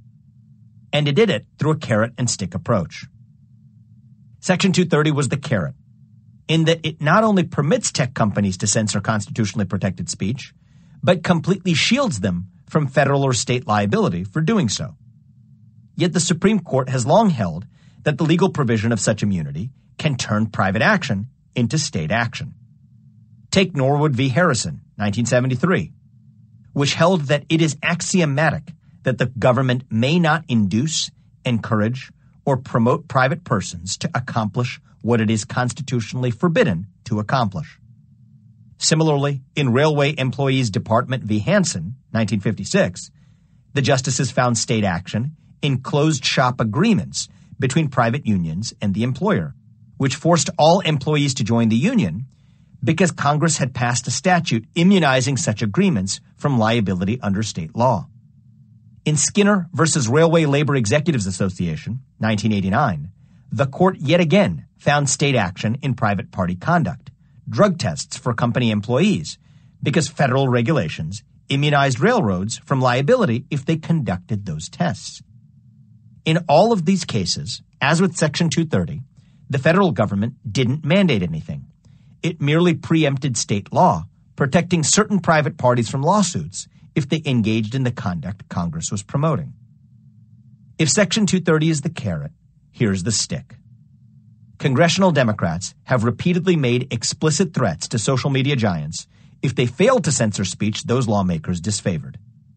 In April 2019, Louisiana Congressman Cedric Richmond warned Facebook and Google that they had better restrict what he and his colleagues saw as harmful content or face regulation. We're going to make it swift, we're going to make it strong, and we're going to hold them very accountable. He added ominously, "Figure it out, because you don't want us to figure it out for you." New York Congressman Gerald Nadler added, "Let's see what happens by just pressuring them." The threats have worked. In September 2019, the day before another congressional grilling was to begin, Facebook announced important new restrictions on hate speech. It was no coincidence that big tech took its most aggressive steps against Trump just as Democrats were poised to take control of the White House and the Senate. Prominent Democrats promptly voiced approval of big tech's actions, which Connecticut Senator Richard Blumenthal expressly attributed to a change in the political winds. Our courts have long held that government threats can turn private conduct into state action, and with good reason. In Bantam Books, Inc. v. Sullivan, 1963, the Supreme Court found a First Amendment violation when a private bookseller stopped selling works state officials deemed objectionable after they sent him a veiled threat of prosecution. In Carlin Communications, Inc. v. Mountain States Telephone and Telegraph Company, 1987, the Ninth U.S. Circuit Court of Appeals found state action when an official induced a telephone company to stop carrying offensive content, again by threat of prosecution. As the Second Circuit held in Hammerhead Enterprises v. Brezhnev, 1983, the test is whether comments of a government official can be reasonably interpreted as intimating that some form of punishment or adverse regulatory action will follow the failure to exceed the official's request. Richmond's comments and Nadler's comments easily meet that test. So do those of many other lawmakers and regulators. Notably, the Ninth Circuit held it didn't matter whether the threats were the real motivating force behind the private party's conduct. State action exists, even if he would have acted as he did independently. So even if you think that Jack Dorsey and Mark Zuckerberg aren't frightened of these mere mortal congressmen, the Supreme Court says it doesn't matter. The legal doctrine applies just the same. Either Section 230 or congressional pressure alone might be sufficient to create state action. But the combination has to be. Suppose a Republican-controlled Congress enacted a statute giving legal immunity to any private party that obstructs access to abortion clinics. Suppose further that Republican politicians explicitly threatened private companies with punitive laws if they fail to act against abortion clinics. If those same companies did as Congress demanded and then got a pat on the back from lawmakers like Blumenthal gave the social media companies, progressives would instantly see the constitutional problem. Or try a different example. Say Congress wants to look through the email of every corporate executive in the country. There's no constitutional mechanism for Congress to accomplish that directly. But it could simply pass the Email Decency Act, which immunizes any hacker from all legal liability for breaking into corporate email servers and transferring corporate executives' email logs into public databases, and prosecute hackers for their other crimes if they don't also break into those corporate email servers and publicize the executives' emails. If that sounds ridiculous, think again. That's exactly what Congress did with Section 230 of the Telecommunications Decency Act, combined with its severe threats to social media companies to censor speech on their sites. The left wing of Congress, unwittingly aided by some right-wing populists, effectively dispatched social media companies to do speech-censoring work that the First Amendment prohibits Congress from doing directly. These social media companies are effectively privately hired censoring agents for the government. This ought to be an affront to any American who cares about the integrity of our Constitution.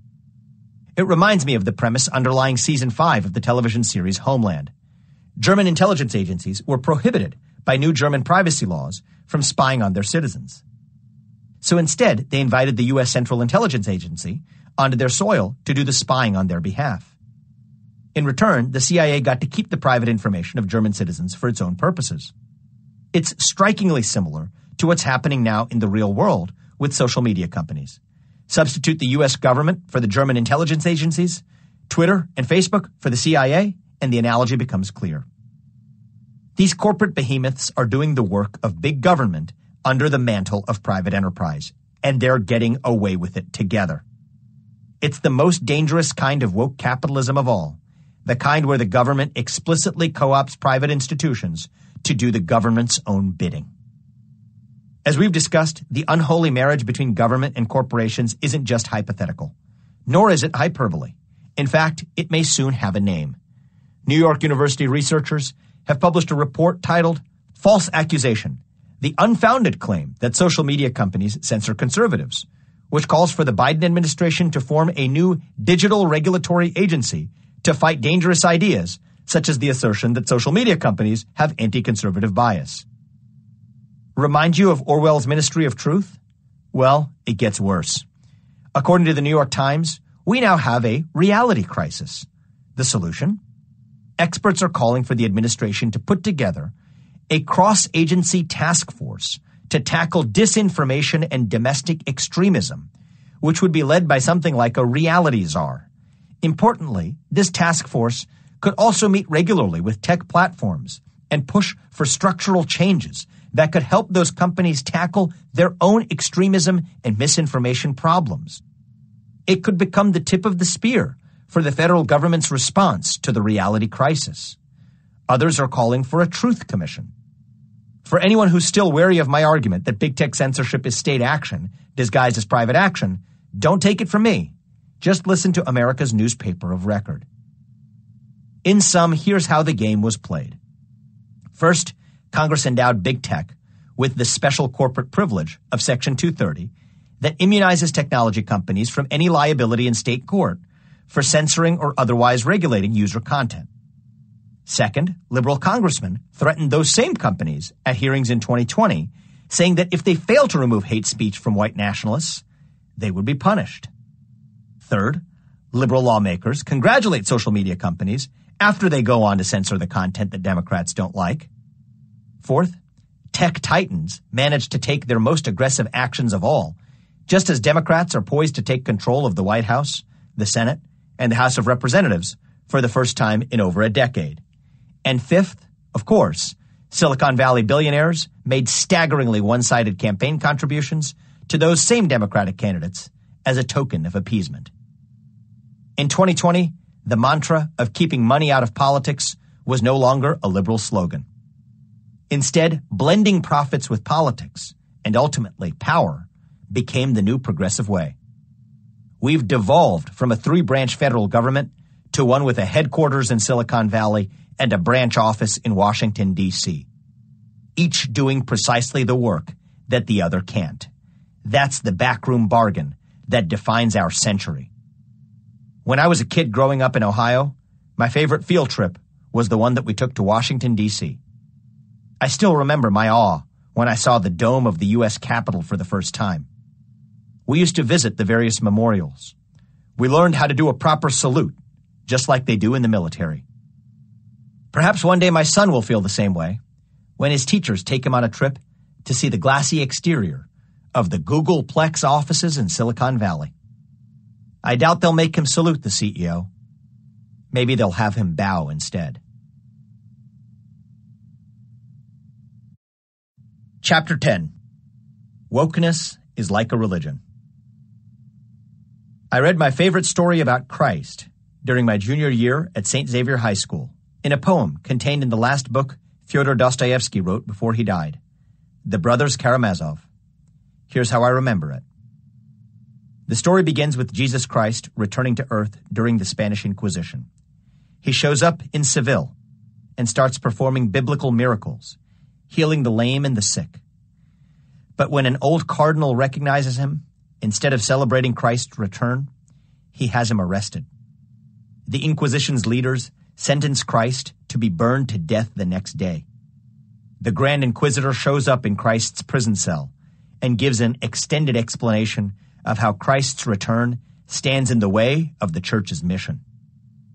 The Grand Inquisitor begins by reminding Jesus of the three temptations the devil offered him in the desert, taking the devil's side and arguing that Christ was wrong to reject each of them for the sake of keeping his freedom.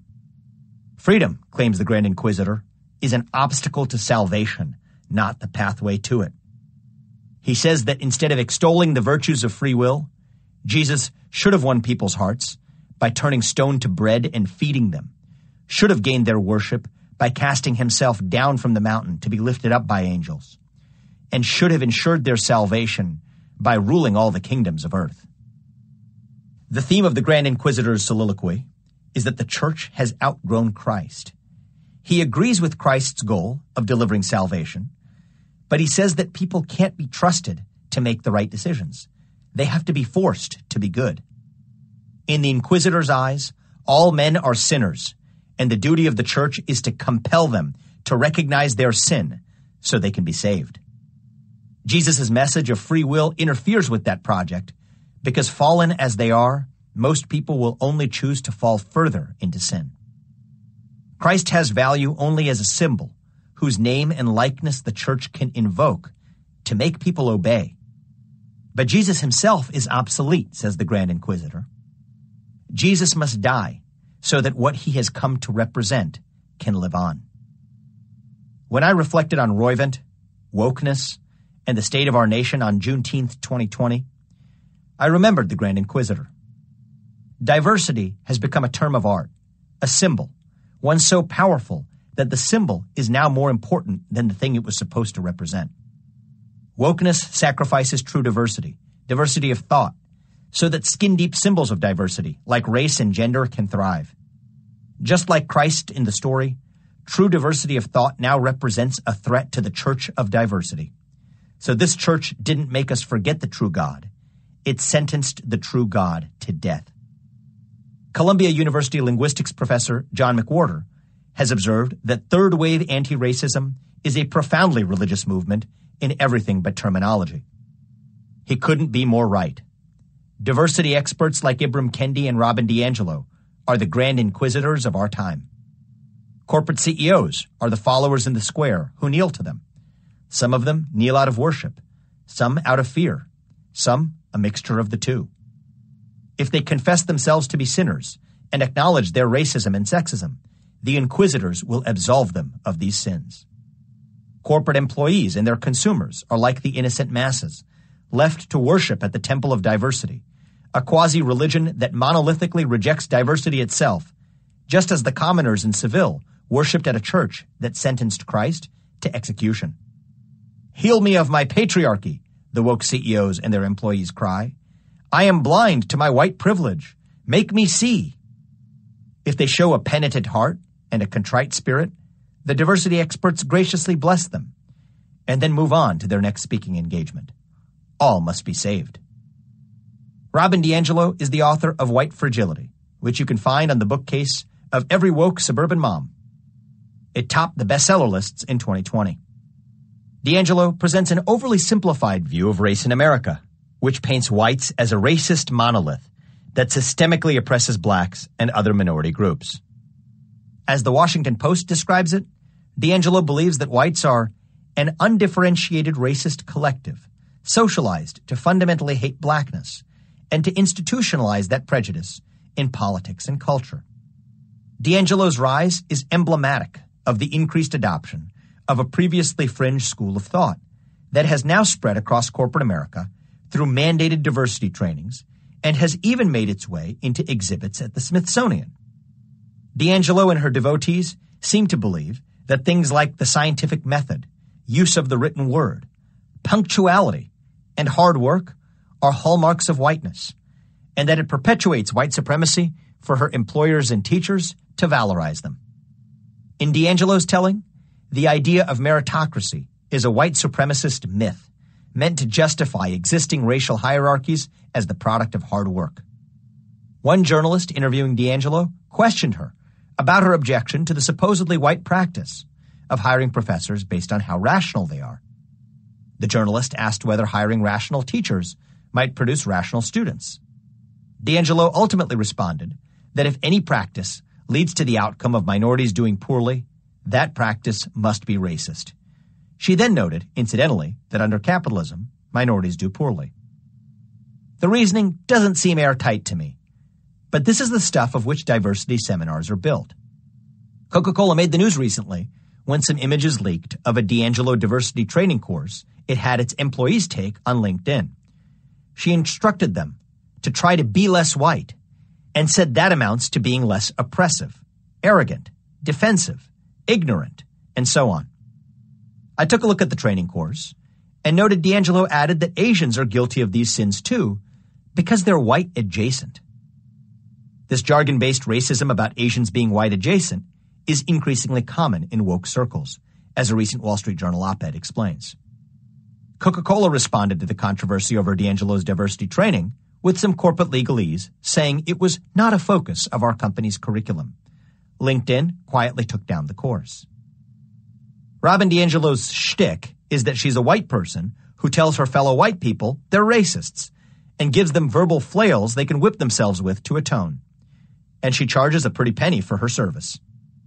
White fragility is essentially a modern-day hair shirt. As far as I can tell, the phenomenon of white fragility refers to white people not liking being called racist. You'll find more of the same in Ibram Kendi's work on diversity, though without the nauseating self-flagellation you can only find in woke white people. One of his recent books is called How to Be an Anti-Racist. In it, he makes assertions such as, the claim of not racist neutrality is a mask for racism. So if you claim to be racist, you obviously are. If you claim not to be racist, you're hiding your racism, which is even worse. It's a woke catch-22. It turns out that one of diversity's central tenets is that everyone is racist, just as part of Catholicism is accepting that everyone is a sinner. Don't get me wrong. True diversity is very valuable, both for our nation and for a company. But it's diversity of thought that's supposed to matter, not a kind of diversity crudely measured by appearance or accent. At some point, we all started using superficial qualities as proxies for intellectual diversity. But the more we focused on those proxies for intellectual diversity, the less we cared about the thing the proxies were supposed to represent. Just as Jesus had become a threat to the institution of the church in Dostoevsky's tale, intellectual diversity had become a threat to American corporations, universities, and other institutions. Just as the Grand Inquisitor sentenced Jesus to execution, today's corporate stewards sacrifice intellectual diversity at their corporate altars in the name of a new diversity. As I chafed at the new regime of diversity that has taken root across corporate America, I also found myself thinking about an email I'd just gotten from one of my employees after groups of employees across the company self-organized to have honest discussions about race after the murder of George Floyd and the resulting aftermath. As CEO, I even joined a few of them and assumed that the conversations were just that, honest. But I soon found out we'd really only had the illusion of honesty. As it turns out, in public, everyone says the same things. I started to receive a dribble of feedback from employees who'd felt afraid to say what they really thought. One email gnawed at me in particular, this one from one of the few who was willing to reveal his identity. He started out by praising the company's diversity and its purpose of developing medicines. I encouraged him to share his thoughts at our next town hall. What he said in response stuck with me. Thank you for the invitation to talk on that. However, I'm uncomfortable doing that. One part of my experience is that many years ago, I realized that some media outlets and people in general see a white male and immediately label that person as a racist or a bigot. While I don't have a racist bone in my body, I'm uncomfortable talking publicly about our diversity. I didn't realize until seeing his email that our honest conversation about race had been governed by an implicit hierarchy based on perceived diversity. Maybe some of his coworkers didn't see him as diverse, and maybe his fellow citizens didn't either. But he'd been diverse to me all along. I saw a diversity of identities within him alone, a Southern Christian man who was devoutly committed to science and developing new medicines. Our little episode last spring was a trifle compared to the experiences of other companies at home and abroad. For instance, in 2019, Nike planned to unveil a new sneaker for the 4th of July, a red, white, and blue one that had a picture of the Betsy Ross flag on the back, which features 13 stripes alternating between red and white, and 13 white stars in a circle on a blue background. It made the shoe and shipped them, and then suddenly recalled them all. Why?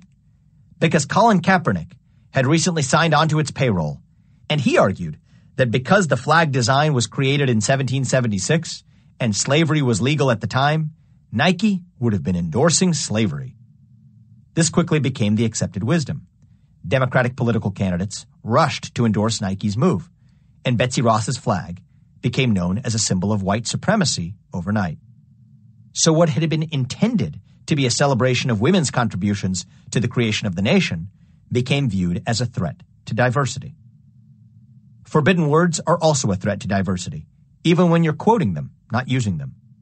Prominent science reporter Donald McNeil was recently ousted from the New York Times for uttering the N-word when answering a high school student's question about whether a classmate deserved to be suspended for saying that word.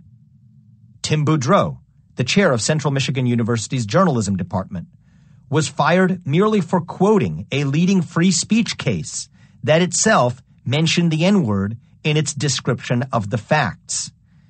Greg Patton, a communications professor at the University of Southern California, was recently suspended when he mentioned a Chinese word that sounded like the N-word to some students. Forbidden hand gestures are an affront to diversity, too. Emmanuel Cafferty, a Latino man who was fired from his job as a truck driver, found that out the hard way. His sin? Imperiling diversity by, I'm not joking, making the OK sign with his fingers. Here's what happened. At a traffic stop, another driver flipped him off, made the OK symbol, and yelled at Cafferty to copy him. Confused, Cafferty did, hoping that would end the encounter. The other driver took a picture. When it got onto the internet, Cafferty was fired because the alt-right has appropriated the OK sign and said it stands for white power. So Cafferty's employer fired a Latino man for inadvertently making an ordinary gesture that some use to object to diversity. The fact that he was obviously Latino was no defense against the charge that he was endorsing white supremacy. He had to be fired, in part for the sake of Latinos, to protect them from the OK sign. For a recent example that hits close to home for me, consider my old classmate from Yale Law School, Jamil Javani. The Globe and Mail ran a story about him titled, "Ontario's Opportunities Advocate Accused of Anti-Blackness." Jamil is black, but that was no defense. He had committed the cardinal sin of opposing the Black Lives Matter movement. And in the Church of Diversity, that makes one automatically anti-black. Jamil wrote a powerful response. He concluded with the following words: "Imposing an ideological racial purity test on black men and women is dangerous. It is divide and conquer. It is colonial. But news media companies who purport to be anti-racist are often blind to this reality. Consider, for example, that the Globe and Mail has decided to capitalize the letter B in black and invites black writers to contribute to its opinion pages. But how much does any of that matter if your paper is going to assume black people are supposed to think and say the same things? What kind of agenda is a news outlet actually supporting if it is narrowly defining an entire demographic by what Twitter activists say? My blackness was not given to me by the Globe and Mail. God did that. No newspaper can take my blackness away from me. We can address anti-black racism and provide hope to black communities without demanding that black people in positions of leadership parrot the same ideological talking points."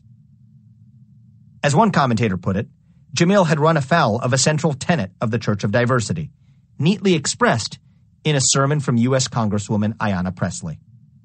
We don't need any more brown faces that don't want to be a brown voice.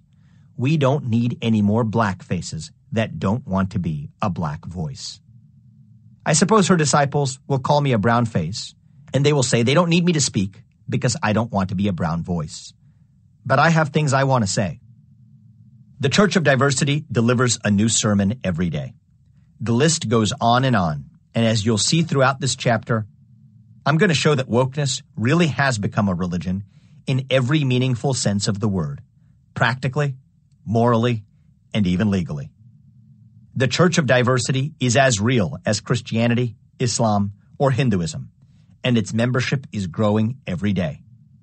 It has now grown powerful enough that, like many dominant churches throughout history, it has decided to begin punishing all the non-believers. A democracy may thrive on dissent, but a theocracy can't tolerate it. Like most religions, the Church of Diversity started from humble beginnings. It's hard to point to a moment where any story truly begins.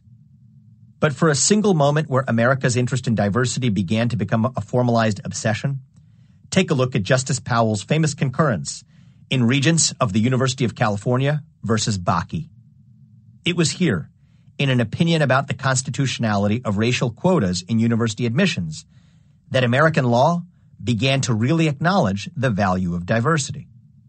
Over the years, as the Supreme Court's affirmative action doctrine flourished and gave diversity more weight, diversity grew strong too, first entrenching itself in universities, and soon after that, in all companies and institutions. Once we carved the value of diversity into the Constitution, it became easy for it to spread to the rest of our culture. Bakke was decided back in 1978. Alan Bakke, a white man with good qualifications aside from his advanced age, had been rejected twice from UC Davis's medical school. The medical school had a policy of reserving 16 seats for racial minorities, and Bakke argued that if it weren't for this racial quota, he would have been admitted. When the case finally arrived at the Supreme Court, it ruled in Bakke's favor. But that was all it could agree on. Here's the key takeaway of Bakke. Although Justice Powell's concurring opinion wasn't legally binding, later thinkers found his arguments about the value of diversity compelling. Powell argued that the state of California did have a compelling interest in constructing a diverse class of students. The atmosphere of speculation, experiment, and creation, so essential to the quality of higher education, is widely believed to be promoted by a diverse student body. The problem was just that a quota system was too crude. He held up Harvard University's affirmative action program as an example of one that pursued diversity in an appropriately flexible way. Harvard used a policy of holistic review, where an applicant's race was one kind of diversity out of many that could count in their favor. Decades later, in the landmark cases of Grutter v. Bollinger and Gratz v. Bollinger, Powell's reasoning and Harvard's holistic review both resurfaced and gained the force of law. Grutter was a challenge to the University of Michigan Law School's policy of giving applicants from racial minorities a significantly greater chance of admission. Gratz challenged the University of Michigan's undergraduate admissions policy, giving racial minorities a quantifiable numerical boost to their prospects. Unsurprisingly, the law school won and the undergraduate school lost. The court decided that the University of Michigan's undergraduate program was a thinly disguised quota system, with its rigid numerical boost based on minority status.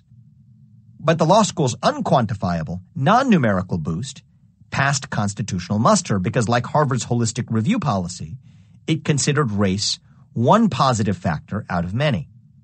The bottom line is that holistic review policies are constitutional because, in theory, they give applicants race weight without making race automatically decisive for any applicant. In practice, universities quickly learned that they could get away with whatever they wanted as long as they chanted, "We practice holistic review," at judges whenever they got sued over affirmative action policies. There's this trope in fiction where a soldier gets captured and all they do is recite their name, rank, and serial number to their captors. Similarly, all universities really have to do is intone, "We have a compelling interest in admitting a diverse class, and race is but one factor of many we consider in our policy of holistic review." Crucially, this has been a legal winning argument in constitutional and statutory law, even when statistical evidence suggests that the universities are in fact implementing racial quota systems. At most Ivy League universities, for instance, the percentage of their student body that's Asian has hovered around 16% over the last couple of decades, even as the population of Asians in America has grown far faster than other races. The legal lesson is that official quotas are bad. The way to do racial quotas is to quietly implement them and call the results the product of holistic review. The Biden administration supported these unofficial quotas when it dropped a DOJ lawsuit against Yale for anti-Asian discrimination, even as it championed laws against anti-Asian hate speech. What many liberals miss is that America's silent quota system reinforces the stereotypes that lead to hate. When elite colleges need to reject Asian applicants with high test scores and GPAs because they're at their quota, but they can't admit it's because of a quota, they're forced to say that Asians as a group tend to be worse at all the personality-based aspects of their applications, like leadership. It turns out this is exactly what Harvard says. American colleges routinely discriminate against Asians in the name of diversity. Once the Supreme Court held that states had a compelling interest in achieving diversity, it was natural for non-state actors to argue that they had the same interest. Our diversity is our strength became a truism, not just in universities, but across American institutions. And the kind of diversity universities and businesses value happens to be the same narrow kind of diversity that was at issue in the affirmative action cases. In theory, it's diversity of thought that matters, but in practice, diversity is all about skin-deep factors like race and sex. Race-based affirmative action has left the incubation chamber of the university and spread to the corporate world, even to my home turf in the biotech industry. When I was a biotech CEO, I was called on by BIO, the industry lobbying group, to support the Bioequality Agenda, a national effort that aims to counteract the systemic inequality, injustice, and unfair treatment of underserved communities. Some of the agenda's goals are reasonable enough, such as ensuring that racial minorities are adequately represented in clinical trials and making sure that underserved populations have access to vaccines and therapeutics. These are certainly pressing needs. Clinical trial representation is particularly important for advancing science, since different racial groups may differ in their response to different therapies. But some of the bioequality agenda's goals are, well, pushing a bit of an agenda. In particular, two of its pillars of change are thinly veiled racial and gender-based affirmative action programs. It wants to facilitate a partnering network, including hiring of industry-trained minority scientists and engineers, and enhance use of minority and women-owned small businesses in biotech supply chains to promote economic development of marginalized communities. Looks like it's the biotech industry's turn to embrace thinly disguised racial quotas. It's the government's turn, too. In the 2020 election, California, for instance, put an initiative on the ballot that brings the university holistic review system to government hiring. The initiative, Proposition 16, was charitably labeled Allow Diversity as a Factor in Public Employment, Education, and Contracting Decisions. Sounds great. Who wouldn't want to allow diversity as a factor in these decisions? But the word game, of course, is that diversity of thought is what we want to encourage, and that's already allowed. But it's hiring based on the church of diversity that's currently forbidden by California law. Proposition 209 forbids the government from discriminating against or granting preferential treatment to individuals or groups on the basis of race, sex, color, ethnicity, or national origin in the operation of public employment, education, or contracting. When Prop 16 talked about allowing diversity, it meant repealing Prop 209 to allow racial quotas under the name of the Church of Diversity. We need a cultural shift in the direction of shaping diversity and affirmative action initiatives in the direction of economic hardship, which selects for diversity of experience rather than race. We'd almost surely address racial diversity in the process, but addressing racial disparities should be the side effect of good policy, not the goal. This is exactly the approach we started to take at Roivant. We didn't have any crude kind of quota system, whether official or disguised under the label of holistic review. But we did recognize that we'd be a stronger and scrappier company if our employees had a variety of experiences. And to get that diversity of perspectives, we implemented our new loan repayment program to make sure that an impoverished background was no obstacle to working with us. We wanted actual diversity of thought at Roivant. As I mentioned earlier, I stepped down as CEO in January. We gave the job to Matt Glein, my longtime CFO, who disagrees with me on most social and political questions and brings a different perspective to many business decisions too. Diversity of thought benefits a biotech company in the same way it benefits a university and for the same reasons. But whether you're a biotech company or a university, you can't get that valuable diversity of thought if you simply assume that skin-deep qualities like race are central factors in whether people think alike or differently. People speak for themselves. They're not representatives of their race. Roivant's new CEO does indeed have a different skin color than I do, but that's not actually the most important thing that distinguishes us from one another. Whether you buy my story about university affirmative action jurisprudence leading American culture to focus on superficial, appearance-based diversity or not, the Church of Diversity is here now. And it's spreading its woke tendrils from the seminar rooms of the ivory tower to the boardrooms of corporate America. Woke capitalism has moved beyond bland corporate statements about diversity. Frighteningly, it now demands the firing of employees who don't share its enlightened worldview. There are three archetypal models when it comes to political beliefs in the workplace: apolitical, deliberative, and orthodox. Whether an employee's political speech will get them fired or not depends on which of these models their employer subscribes to. First, there's the apolitical model, a workplace where the focus is work and employees check their political opinions at the door, like IBM in the 1950s. Many companies outright ban political speech at work. One prominent example is Huntington Ingalls, the U.S. Navy's main shipbuilder, which recently fired a worker for violating this policy by wearing a Trump 2020 hat to meetings. Another example is Coinbase, which faced the question of what kind of company it was last June when a group of employees demanded that CEO Brian Armstrong make a public statement in support of Black Lives Matter. It was a situation similar to the one I faced at Roivant. But at Coinbase, it resulted in open warfare. First, Armstrong refused to make the statement, arguing it would be divisive. Then, senior managers organized a group of employees to stage a walkout in protest. Armstrong posted some pro-BLM Twitter messages later in the day and held a couple of diversity meetings, but he soon regretted caving. He issued a statement coming down decisively on the side of being a mission-focused, apolitical workplace.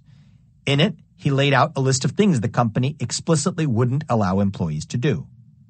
We won't debate causes or political candidates internally that are unrelated to work. We won't expect the company to represent our personal beliefs externally.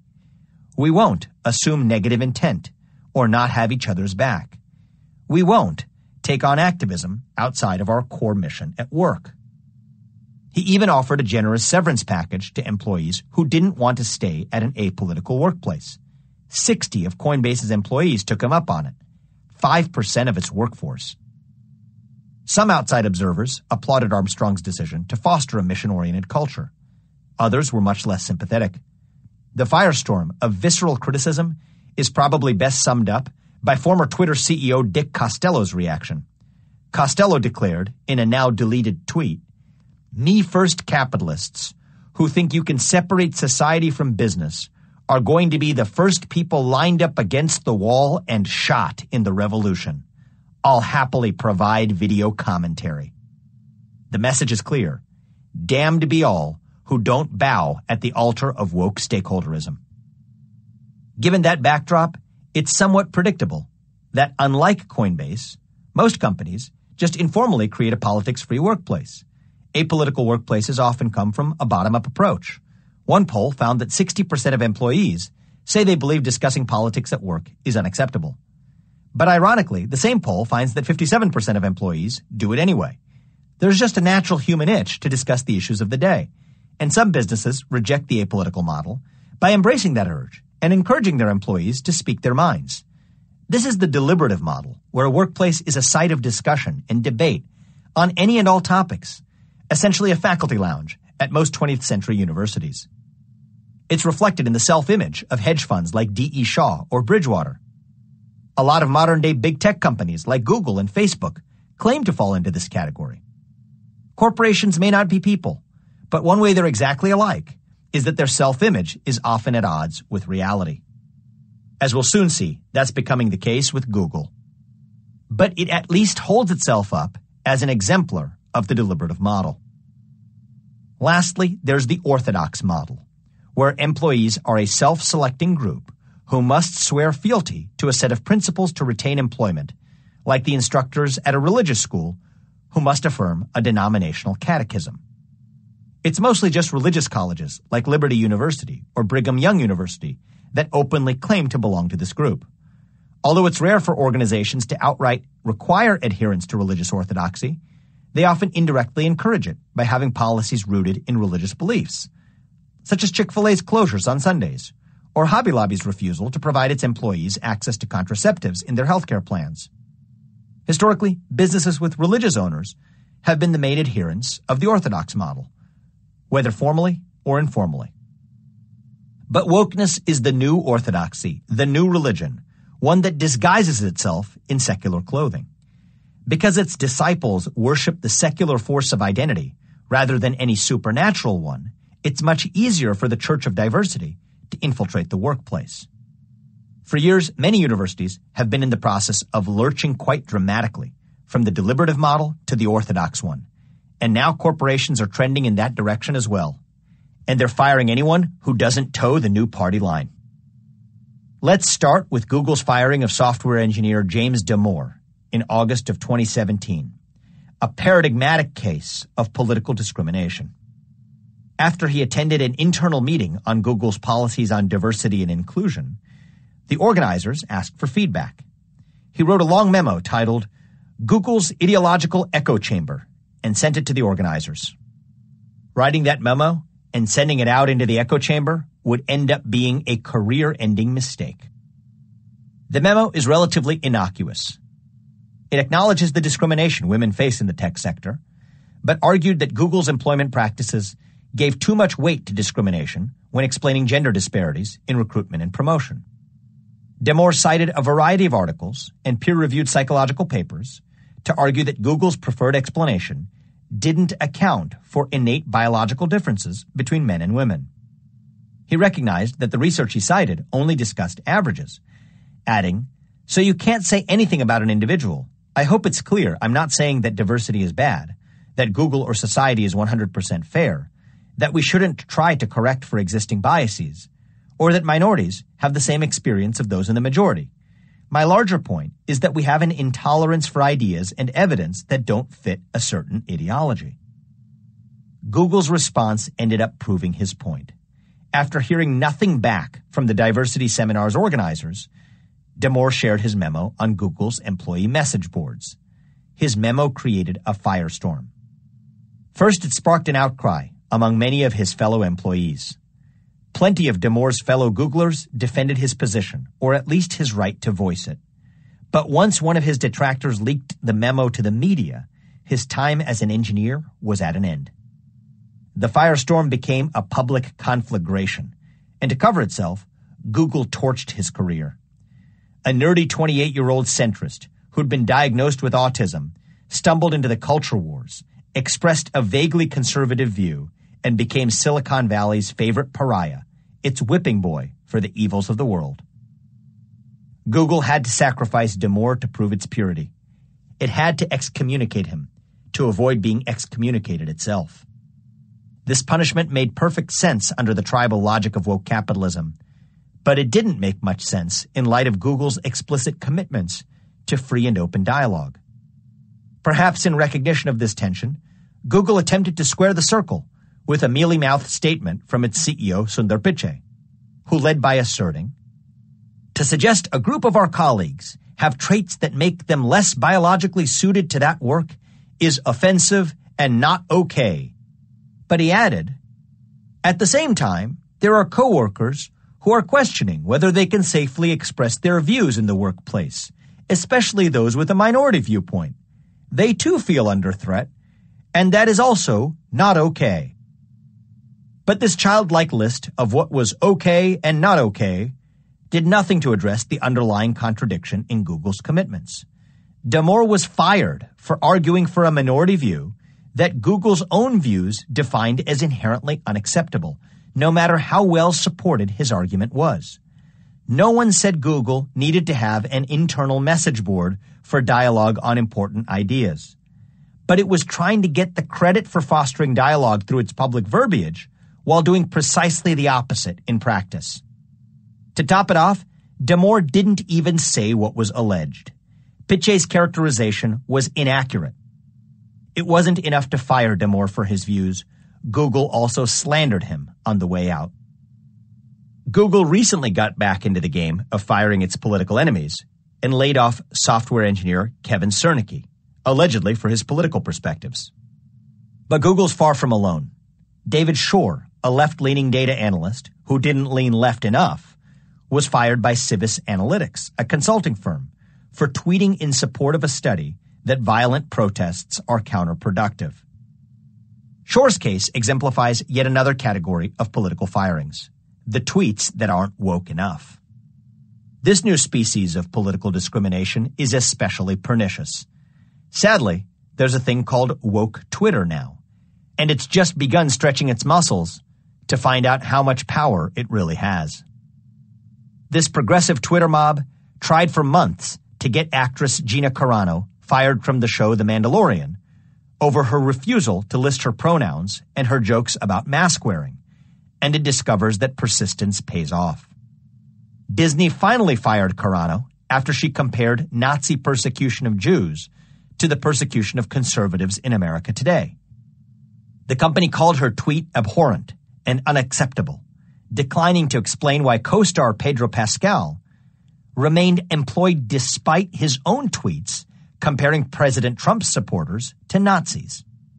According to corporate America, it's anti-Semitic to compare liberals to Nazis, but praiseworthy to compare conservatives to them. Conservatives aren't woke Twitter's only victims, or even its favorites.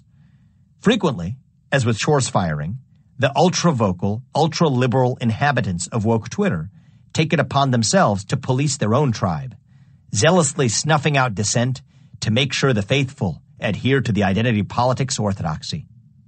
In one recent example, the Tobias Literary Agency fired Sasha White for tweets on her personal Twitter account that expressed solidarity with novelist J.K. Rowling for her views on biological sex. Rowling had crossed woke Twitter when she tweeted in support of Maya Forstater, whose contract with a think tank wasn't renewed after she herself tweeted things that offended woke Twitter. She defended the view that a person's sex is a biological fact that can't be changed. Rowling supported her. This betrayal stung practitioners of identity politics because the Harry Potter author had become a woke icon after she curried favor with the left by revealing that Dumbledore had been gay all along. Rowling can't be fired, but she's now a pariah. I Heart J.K. Rowling happens to be one of the hateful tweets that got Sasha White fired, along with horrific word violence, such as calling Rowling's defense of herself powerfully nuanced and insightful. So to recap, Maya Forstater lost her job because she tweeted that transgender women aren't really women. J.K. Rowling lost her fans for tweeting in support of Forstater. And then Sasha White lost her job for tweeting in support of Rowling. It was a tweet-firing inception, a termination within a termination, like Russian Matryoshka nesting dolls. It can be hard to keep track of until you realize that the woke mob is just behaving like any mob does. First, it tars and feathers the enemy. Then when the enemy's supporters reveal themselves, it tars and feathers them too. Then it just repeats the process until all its enemies have been silenced. The left and the right each discriminates in their own ways. But one thing that distinguishes the left is that it loves to eat its own. People like Rowling and White consider themselves feminists, and their insistence that transgender women should be considered separate from biological women is motivated by their feminism. They think that transgender women and biological women have meaningfully different experiences that are obscured when their identities are treated the same. The woke left calls these heretics trans-exclusionary radical feminists, or TERFs. It's an ironic label because this chain of firings looks much more like an actual turf war. This internecine squabbling for ideological control makes perfect sense under the view that wokeness is a religion. Many religions have one kind of contempt for non-believers and a special kind of hatred for heretics, who must be punished even more violently because they threaten to lead the faithful astray. In the Church of Jesus Christ of Latter-day Saints, or Mormonism, for instance, the only people who actually go to hell are those who knew the truth but turned their backs on it. The worst sin of all is not non-belief, but apostasy. The Church of Diversity works the same way. And so Forstater, Rowling, and White were shamed not for being wrong, but for being traitors, for violating the tenets of a belief system that they'd understood to have implicitly agreed to. They were treated with special contempt because their tribe thought they should have known better. When they signed on for feminism, they were supposed to have understood that it came with support for transgender women attached. When Rowling said Dumbledore was gay, she became an LGBTQ ally and was baptized to great celebration. But when she said transgender women weren't women, she became an LGBTQ enemy and was ritualistically excommunicated. If you're not on board for the whole acronym, you're against all of it. That's just how religious belief systems work. You don't get to pick your favorite 5 commandments and follow those. Since it's a modern religion, the Church of Diversity just transcribes its commandments onto acronyms instead of stone tablets. It ties its dogmatic beliefs together by invoking words like intersectionality instead of faith. And now corporations are firing people for violating the woke articles of faith, which they are understood to have implicitly agreed to by applying for a job at a woke company. Chances are, by the time you listen to this, there will be a new political firing of the day, perhaps even in the same chain. Someone will have tweeted in support of Sasha White and been fired for it by now, I expect. Then someone will tweet about it and be fired for supporting them. This is just the way things are now in the new world of woke capitalism, where for-profit entities are expected to be the judges of good and evil. But it's not the way they have to be. After the Grand Inquisitor finishes his story about why he has to kill Jesus, Christ approaches him.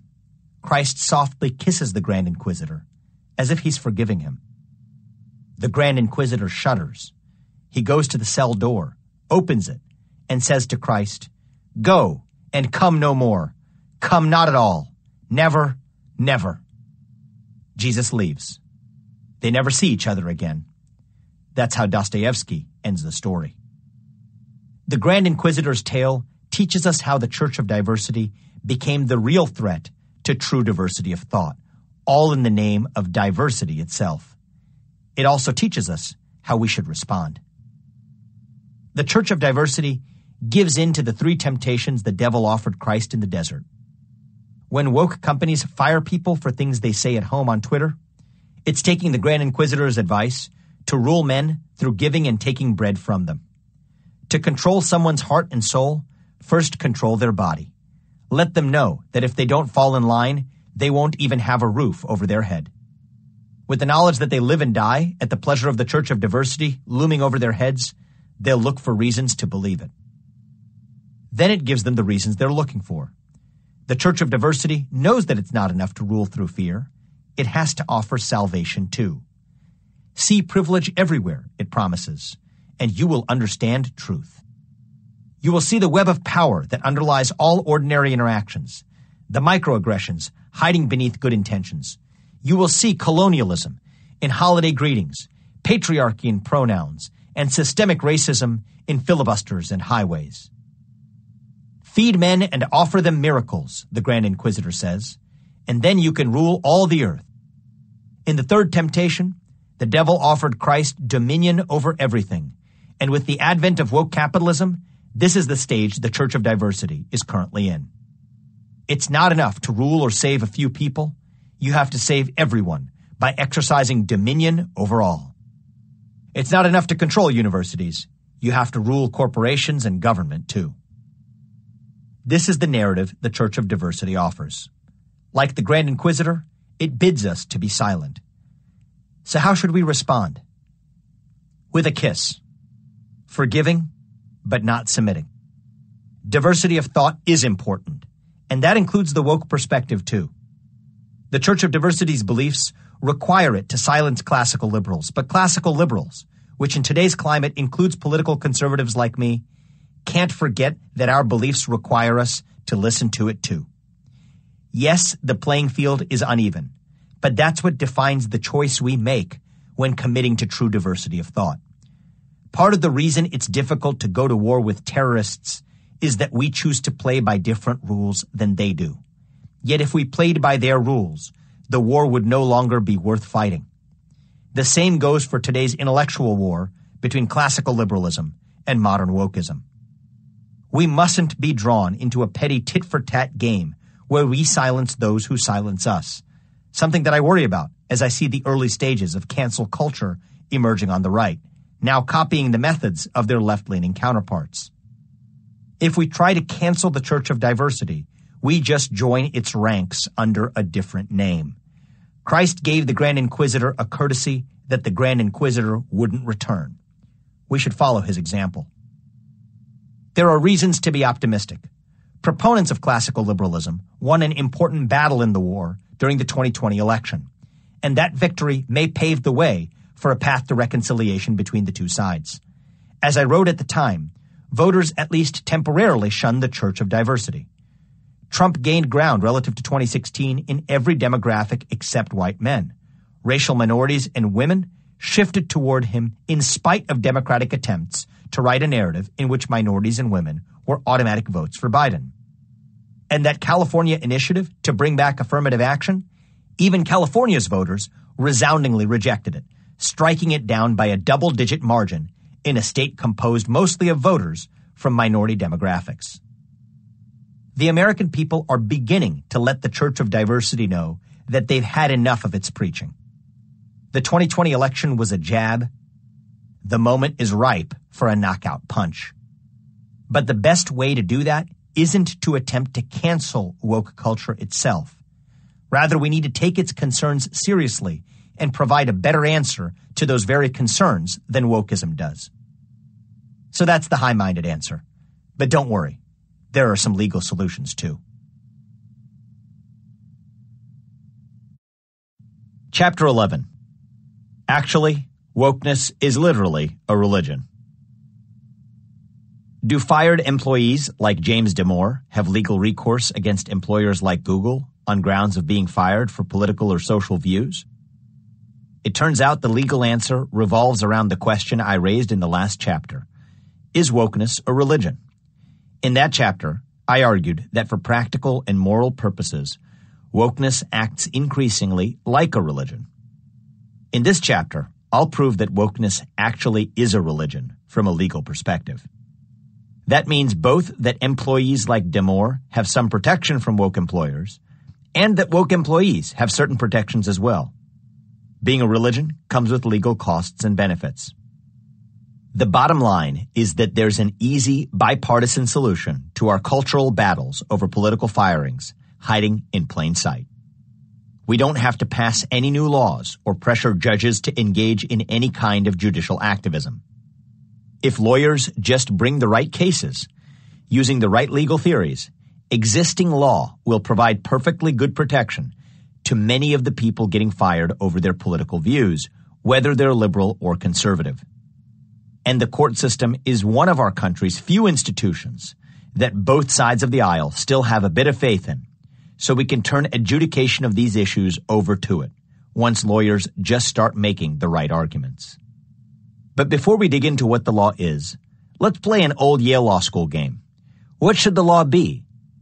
Should employees like James Damore or Sasha White have legal recourse against their employers when they're fired over their political views? Libertarians and classical conservatives would argue no, because the labor market is capable of fixing this problem on its own, without government intervention. There could be another employer, let's call it Schmoogle, that invites engineers with alternative points of view and creates an environment that is more open to diversity of ideas than is Google. Schmoogle would presumably enjoy a competitive advantage in being able to hire talented engineers who valued that culture more than Google's monolithic one. Thus, the market itself is a sufficient tool to preserve a thriving marketplace of ideas. This libertarian perspective is as valid as it is irrelevant. It's not even clear that the free market would correct for political discrimination. After all, it didn't fully correct for racial discrimination in the Jim Crow era. But this is a moot point anyway. As a society, we've already accepted government intervention in ordinary course hiring and firing decisions over the last 5 decades. The Civil Rights Act of 1964 prohibits discrimination on the basis of race, color, religion, sex, or national origin. It was the signature achievement of the nonviolent civil rights movement led by Martin Luther King Jr. One of its biggest components was Title VII's ban on employment discrimination.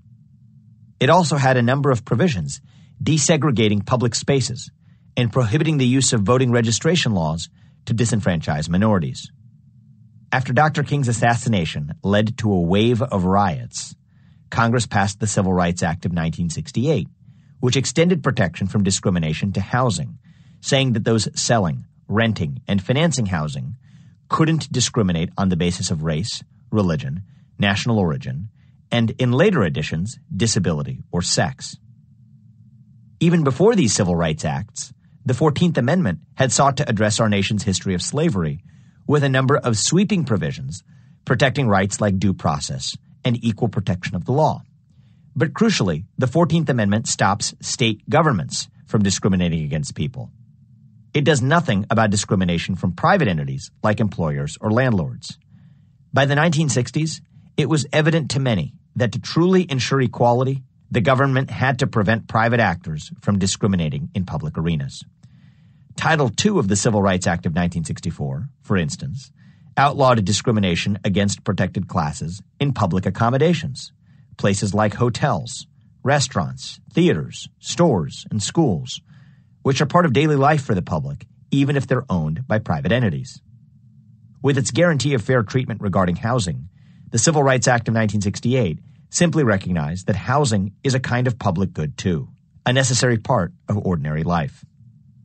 So the government regulated it, to prevent systemic private discrimination from creating de facto second-class citizens who are only equal in name. Here's the bottom line. A libertarian may insist that in some more perfect world, the free market, rather than government regulation, would prevent employment discrimination.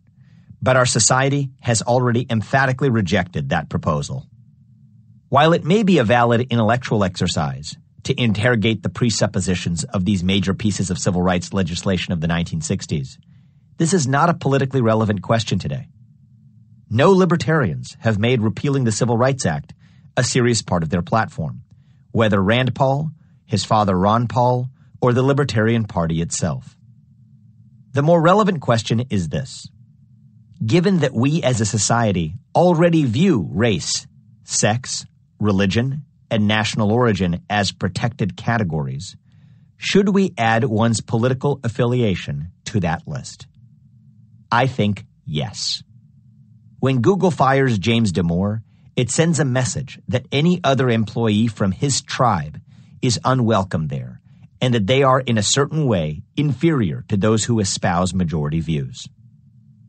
In the same way that it took civil rights legislation in the 1960s to extend the spirit of equal protection under the law, which had been guaranteed by the 14th Amendment, passed in the late 1800s, we require a similar mechanism for extending the spirit of the First Amendment to a modern world in which corporate power represents as much of a threat and an increasingly potent threat to the open exchange of ideas as the government itself. America's founding fathers were skeptical of the concentration of power in government hands. But if they were alive and among us today, they would be equally concerned about the power of companies like Google, Facebook, and Goldman Sachs to regulate our speech and conduct as well. If you believe that civil rights legislation was required to prevent discrimination in our society on the basis of race or sex, in a way that the 14th Amendment's prohibition on government-led discrimination did not sufficiently accomplish, then it's reasonable to think that additional civil rights legislation is required in the 21st century to prevent the suppression of speech in our society on the basis of corporate leaders' views, in a way that the First Amendment's prohibition on government-led speech suppression doesn't sufficiently accomplish. For example, the Civil Rights Act of 1964 prevents discrimination in the workplace on the basis of race, sex, religion, or national origin. You could envision a simple amendment to the statute that adds political beliefs to that list. In other words, you could make political belief a protected category, just like race, sex, or religious belief. But in today's political climate, it's unrealistic to expect that legislative fix. That's the same problem I flagged in Chapter 9 with respect to amending Section 230, a great idea in theory, an impossible idea in practice. Which is why I made an argument based on existing legal doctrines that big tech's victims could pursue in court. Here's the good news. In order to fix political discrimination in the workplace, new legislation actually isn't required either. In reality, the Civil Rights Acts of 1964 may already suffice as a basis for plaintiffs to win in court. So now, let's end the old Yale Law School game of talking about what the law should be and talk about what the law is. Take a look at the Supreme Court's recent landmark ruling in Bostock v. Clayton County. This ruling prevents employers from discriminating on the basis of sexual orientation, holding that such discrimination represents a violation of the Civil Rights Act of 1964. Yet that act only prevents discrimination on the basis of race, color, religion, sex, or national origin. There's no doubt that at the time the Civil Rights Act of 1964 was passed, Congress didn't intend to include discrimination on the basis of sexual orientation in it.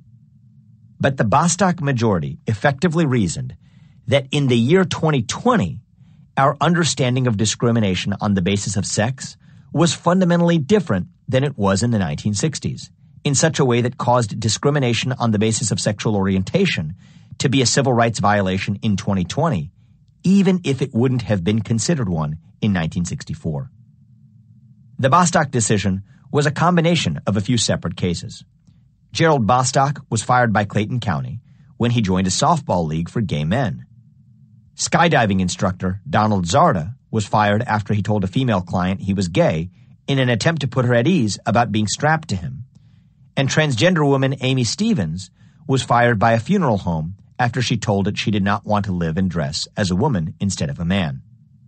The court ruled 6-3 in favor of the plaintiffs, with Chief Justice John Roberts and Justice Neil Gorsuch joining the liberal wing. Gorsuch wrote an opinion on strict textualist grounds, arguing that the plain meaning of the words in the Civil Rights Act of 1964 made the case an easy win for the plaintiffs, even if that wasn't the original legislative intent of the statute. Here's the key section.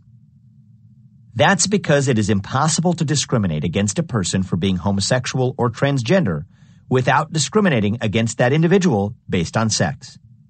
Consider, for example, an employer with 2 employees, both of whom are attracted to men. The 2 individuals are, to the employer's mind, materially identical in all respects, except that one is a man and the other is a woman. If the employer fires the male employee for no reason other than the fact that he is attracted to men, the employer discriminates against him for traits or actions it tolerates in his female colleagues. Put differently, the employer intentionally singles out an employee to fire based in part on the employee's sex, and the affected employee's sex is a but-for cause of his discharge.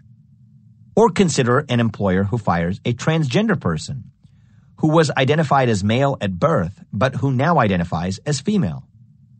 If the employer retains an otherwise identical employee who was identified as female at birth, the employer intentionally penalizes a person identified as male at birth for traits or actions that it tolerates in an employee identified as female at birth. Again, the individual employee's sex plays an unmistakable and impermissible role in the discharge decision. Bostock's reasoning was appealingly simple. How can we recognize when an employer discriminates on the basis of sex? Just reimagine the case, switching the sex of the fired employee, but keeping all of the facts identical, and see if they'd still be fired. If not, then their sex must have been the crucial reason for their firing. In legal terminology, this proves that their sex was a but-for cause of their termination. They wouldn't have been fired but for their sex. This easy formula for recognizing when one entity is discriminating against another has ripple effects in areas of law that go far beyond sex discrimination litigation. Combining Bostock's formula for recognizing discrimination with the interpretation of Title VII by the Equal Employment Opportunity Commission yields the conclusion that people like Sasha White, the literary agent fired for tweeting about transgender people, ought to receive Title VII protection for expressing beliefs rooted in secular reasoning, just as Title VII protects the same beliefs when they're rooted in religious reasoning. Let me finally put that pricey Yale law degree to work with a legal argument. Take the belief that marriage should be between a man and a woman. It's well established that an employer can't fire a Catholic employee for espousing this belief on religious grounds. But suppose a second employee believes the same thing on secular grounds. If the employer fires the second employee, but not the first, that decision is implicitly based on the fired employee's lack of religion, and thus prohibited by Title VII. In much the same way that firing a male employee but not a female employee who were both attracted to men is implicitly based on sex. Here's why. Title VII explicitly forbids firing someone for their religion, and under the EEOC's interpretation, its ban on religious discrimination also prohibits employers from firing people over their lack of religion. The EEOC's guidance says that Title VII forbids treating applicants or employees differently based on their religious beliefs or practices, or lack thereof, in any aspect of employment, including recruitment, hiring, assignments, discipline, promotion, and benefits. So there are 2 steps to the Bostock-based argument. First, start with Title VII's protection from being fired over religious beliefs. Assume that a company has 2 employees, X and Y, who both say Z, and that the only relevant difference between the employees is that X is religious and that Y is atheist. It's clear that employee X can't be fired for saying Z, assuming they have a religious basis for saying it. Easy enough. Here's the tricky second step, the part where Bostock comes in. If the company fires Y for saying Z, then according to Bostock's method of identifying discrimination, the company was discriminating against Y on the basis of Y's lack of religion. That's because the company didn't fire X for saying the exact same thing, and the only difference between X and Y is that Y lacks a religion. The bottom line is that the mere fact that the company fires Y for saying Z and wouldn't fire them if they were religious and said the same thing meant that Y's lack of religion is a but-for cause of their firing, using Bostock's method of recognizing discrimination. In other words, because the Civil Rights Act of 1964 says a literary agency can't fire a Muslim employee for asserting that transgender women are actually men because the Quran says so, it must also say that the agency can't fire Sasha White for asserting the same thing because her preferred brand of feminism says so. There's one wrinkle in the argument. An employer actually can fire a Muslim employee for expressing religious beliefs in some situations. The crucial question is whether the speech was on the job or off the job. In Peterson v. Wilmer Communications, the plaintiff claimed to adhere to a religion called creativity and to belong to the World Church of the Creator. This supposed religion mainly just endorsed white supremacy. He gave an interview to local media discussing his religious beliefs and was demoted. The court found in favor of his Title VII claim, finding that he didn't do anything at work to justify his demotion. So for existing civil rights law to protect James Damore's belief about gender differences the same way it protects religious beliefs, he'd have to argue that he was speaking while off the job. That would be a hard case to make. He did write about Google and post it on Google's internal message boards for employees, after all. I'll come back to that harder case in a bit. But many of today's political firings would be easy cases because they clearly take place outside of work. When Sasha White got fired for tweeting her support for J.K. Rowling's views on sex, she was using her personal account on her personal time. So the Bostock-based argument shows she should have been protected, just as she would have been protected if she'd tweeted siding with the Bible's views on sex. Likewise, Grant Napier, a Sacramento Kings broadcaster, forced out for tweeting that all lives matter, has a solid legal case. He was tweeting from his personal account on his personal time, just answering a question about what he thought about the Black Lives Matter movement. To summarize this argument, if we combine Bostock with Title VII's ban on religious discrimination, it is clear that companies can't fire employees for off-the-job expressions of political beliefs. Even on-the-job political speech gets some protection from the Civil Rights Act of 1964. Title VII compels employers to make efforts to accommodate religious belief in the workplace, if doing so would impose a minimal burden on the business's operations. The EEOC gives a few examples of religious accommodations. A Catholic requests a schedule change so he can go to church on Good Friday. An atheist asks to be excused from prayers at the start of meetings. A Christian pharmacist asks to be excused from filling birth control prescriptions. A Jehovah's Witness wants to change tasks at a factory to avoid producing weapons. My argument that complying with Title VII's ban on religious discrimination requires treating deeply held secular beliefs the same as these religious ones suggests that on-the-job political speech should receive similar accommodations. So if a factory accommodates a Jehovah's Witness's pacifism by allowing them to switch jobs to avoid making weapons, it has to do the same thing for an employee who has strong political beliefs that favor pacifism. The EEOC's interpretation of Title VII doesn't just say that the law bans discrimination on the basis of a lack of religion as well as on the basis of adherence to religion. The EEOC also has a quite expansive definition of religion itself. So some seemingly secular beliefs actually would count as religious ones for legal purposes. This is a second legal path to the application of Title VII to political speech in the workplace, independent from my Bostock-based argument. The Bostock-style argument is that Title VII's ban on discrimination over the lack of religion implies employers can't fire non-religious employees over speech whenever they can't fire religious ones for the same speech. But the new argument is more straightforward. According to the EEOC, sometimes seemingly non-religious speech just is actually religious speech. Here are the EEOC's criteria. Religious beliefs include theistic beliefs as well as non-theistic moral or ethical beliefs as to what is right and wrong, which are sincerely held with the strength of traditional religious views. Although courts generally resolve doubts about particular beliefs in favor of finding that they are religious, beliefs are not protected merely because they are strongly held. Rather, religion typically concerns ultimate ideas about life, purpose, and death. Social, political, or economic philosophies, as well as mere personal preferences, are not religious beliefs protected by Title VII.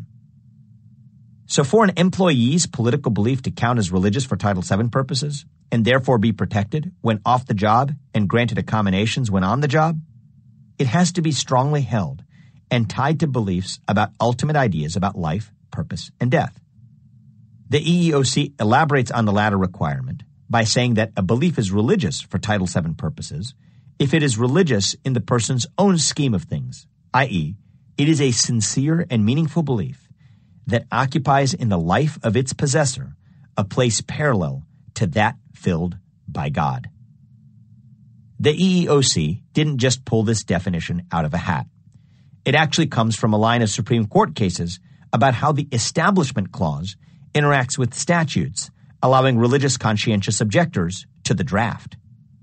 The first of these cases was United States v. Seeger during the Vietnam War. The draft board had rejected Daniel Seeger's application for conscientious objector status because he didn't believe in God. He opposed war for moral reasons.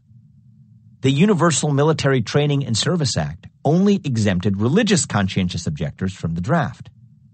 The possible constitutional problem was that exempting religious objectors to the draft, but not non-religious ones, might count as establishing a religion, which the Establishment Clause forbids.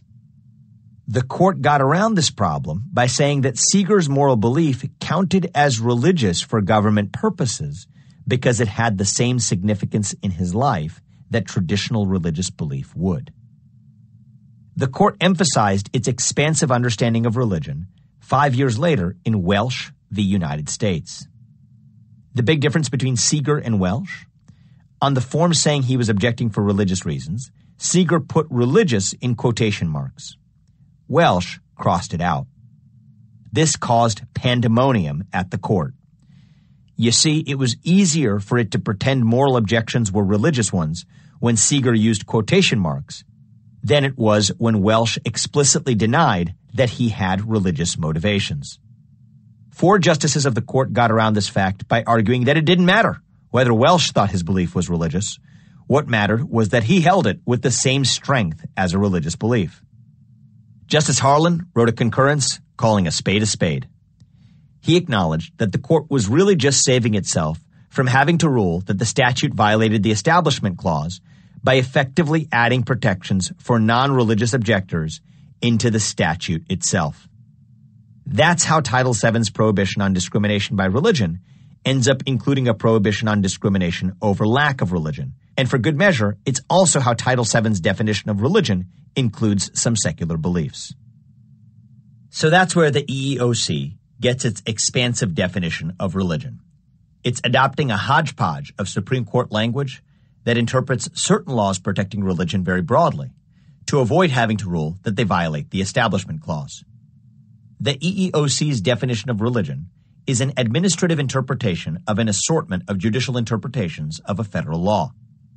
The 3 branches of government combined their powers to create a legal definition of religion that none of them particularly intended.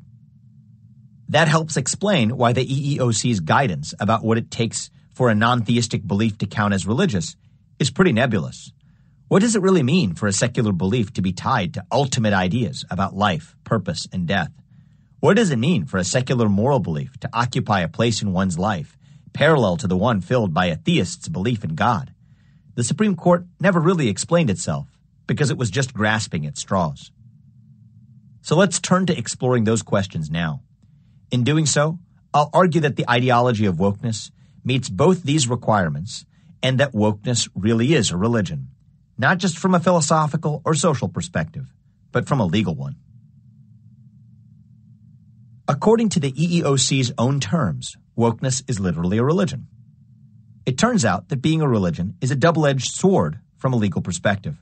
Our law both protects employees' religious beliefs and protects them from having their employers' religious beliefs imposed on them. That second part is crucial. In the last section, I made 3 arguments. First, that political beliefs like James Damore's or Sasha White's should receive the same legal protections as religious beliefs due to Title VII's prohibition on the government discriminating over the lack of a religion. Second, that some secular beliefs might actually count as religious ones under Title VII's expansive definition of religion, and that employees are therefore protected from termination when they voice those beliefs off the job. And third, that those employees are entitled to reasonable accommodations of those beliefs when they express them on the job. These 3 arguments all talk about what employees are legally permitted to do. But now I'm adding a 4th independent argument that focuses on what employers can't do instead of what employees can do. Since wokeness is a religion, employers can't impose it on their employees. An employer violates the law when it fires an employee for failing to bow down to the employer's religious tenets. I thank Professor Jed Rubenfeld for suggesting this argument to me, one that he pioneered and that I hope he will write more about in legal journals in the future. Here's how this new argument works. Suppose that Damore's or White's beliefs about sex didn't meet the EEOC's standard for being religious in nature.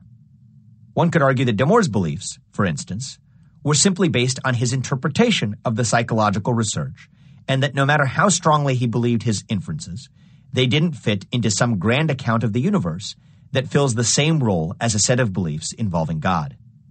Similarly, one could argue that no matter how strongly White believed that transgender women are importantly different from women, the type of feminism her belief stems from doesn't play a religious role in her life. All of that is about when an employee's particular beliefs are protected from their employer. There's an entirely separate branch of law saying that an employer can't force its own religious belief on its employees. And so under this doctrine, the legal question isn't whether Damore's beliefs were religious in nature, it's whether Google's were. It's well established that the law forbids an employer from firing an employee because the employee doesn't adhere to the employer's religious beliefs. That's true whether the employee's conduct takes place on the job or not. In Venters v. City of Delphi, for instance, Jennifer Venters, a radio dispatcher for the police department in Delphi, Indiana, was fired after more than a year of disputes with the born-again chief of the department, Larry Ives, who repeatedly told her he was on a mission from God to save the people of Delphi from damnation, that her lifestyle was sinful, that she ought to go to church if she wanted to keep her job, and so on. Not only did an appellate court rule in favor of Venters when she sued over religious discrimination, the court clarified her argument for her. Its reasoning didn't revolve around any right of Venters to express her religious beliefs. It was about her right to be free from having the police chief's religious beliefs imposed on her. Here's what the court said. What matters in this context is not so much what Venters' own religious beliefs were, but Ives' asserted perception that she did not share his own. She need not put a label on her own religious beliefs, therefore, or demonstrate that she communicated her religious status and needs, as she would if she were complaining that the city had failed to accommodate a particular religious practice. Venters need only show that her perceived religious shortcomings, her unwillingness to strive for salvation, as Ives understood it, for example, played a motivating role in her discharge.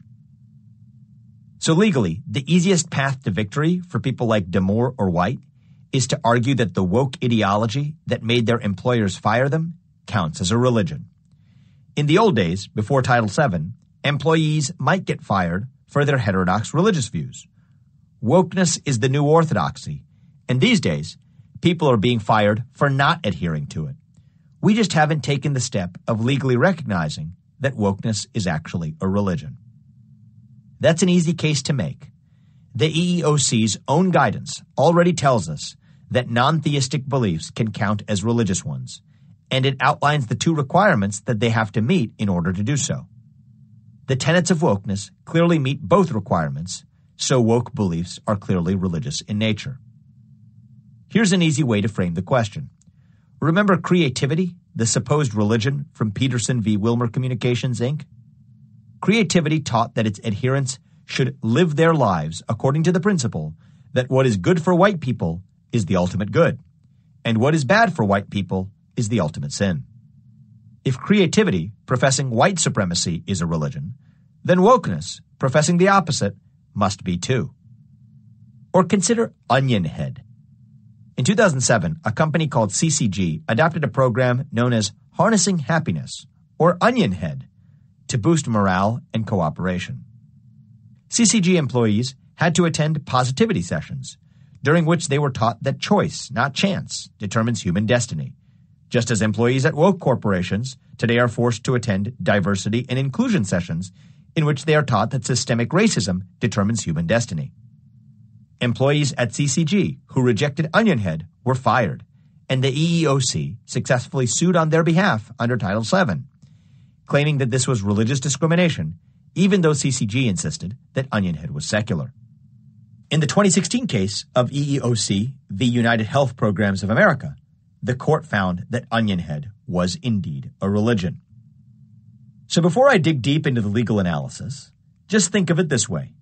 We know that some non-theistic belief systems must count as religious under Title VII. If creativity and Onion Head are religions, wokeness must be one too. Remember, the EEOC says that non-theistic moral or ethical beliefs count as religious ones under Title VII if 1. They're as strongly held as religious ones typically are, and 2. They occupy the same role in one's life as religious beliefs, meaning they're part of a belief system that makes claims about ultimate ideas like life, purpose, and death. It's easy to prove that woke beliefs meet the EEOC's first test for being religious. Google and all other woke capitalists insist with their every breath that their commitments to diversity, equity, and inclusion, and all that, are strongly held. Showing that woke beliefs meet the EEOC's second requirement for counting as religious is the one that would require a lawyer to do a bit of work. But if any non-theistic belief system counts as one that fills a religious role in one's life, it's wokeness. That means both that employees are protected by Title VII when they express woke beliefs, and that they're protected from having their employers' woke beliefs imposed on them. Wokeness's religious nature is a double-edged sword. So we circle back to the question I ended the last section with. What does it really mean for a belief to concern ultimate ideas about life, purpose, and death? What does it mean for a belief not about God to play the same role in one's life as a belief about God? The question sounds almost philosophical, but it turns out to be a very important practical one. It's the question the legal application of Title VII hinges on, the question the legal fate of woke capitalism itself hinges on.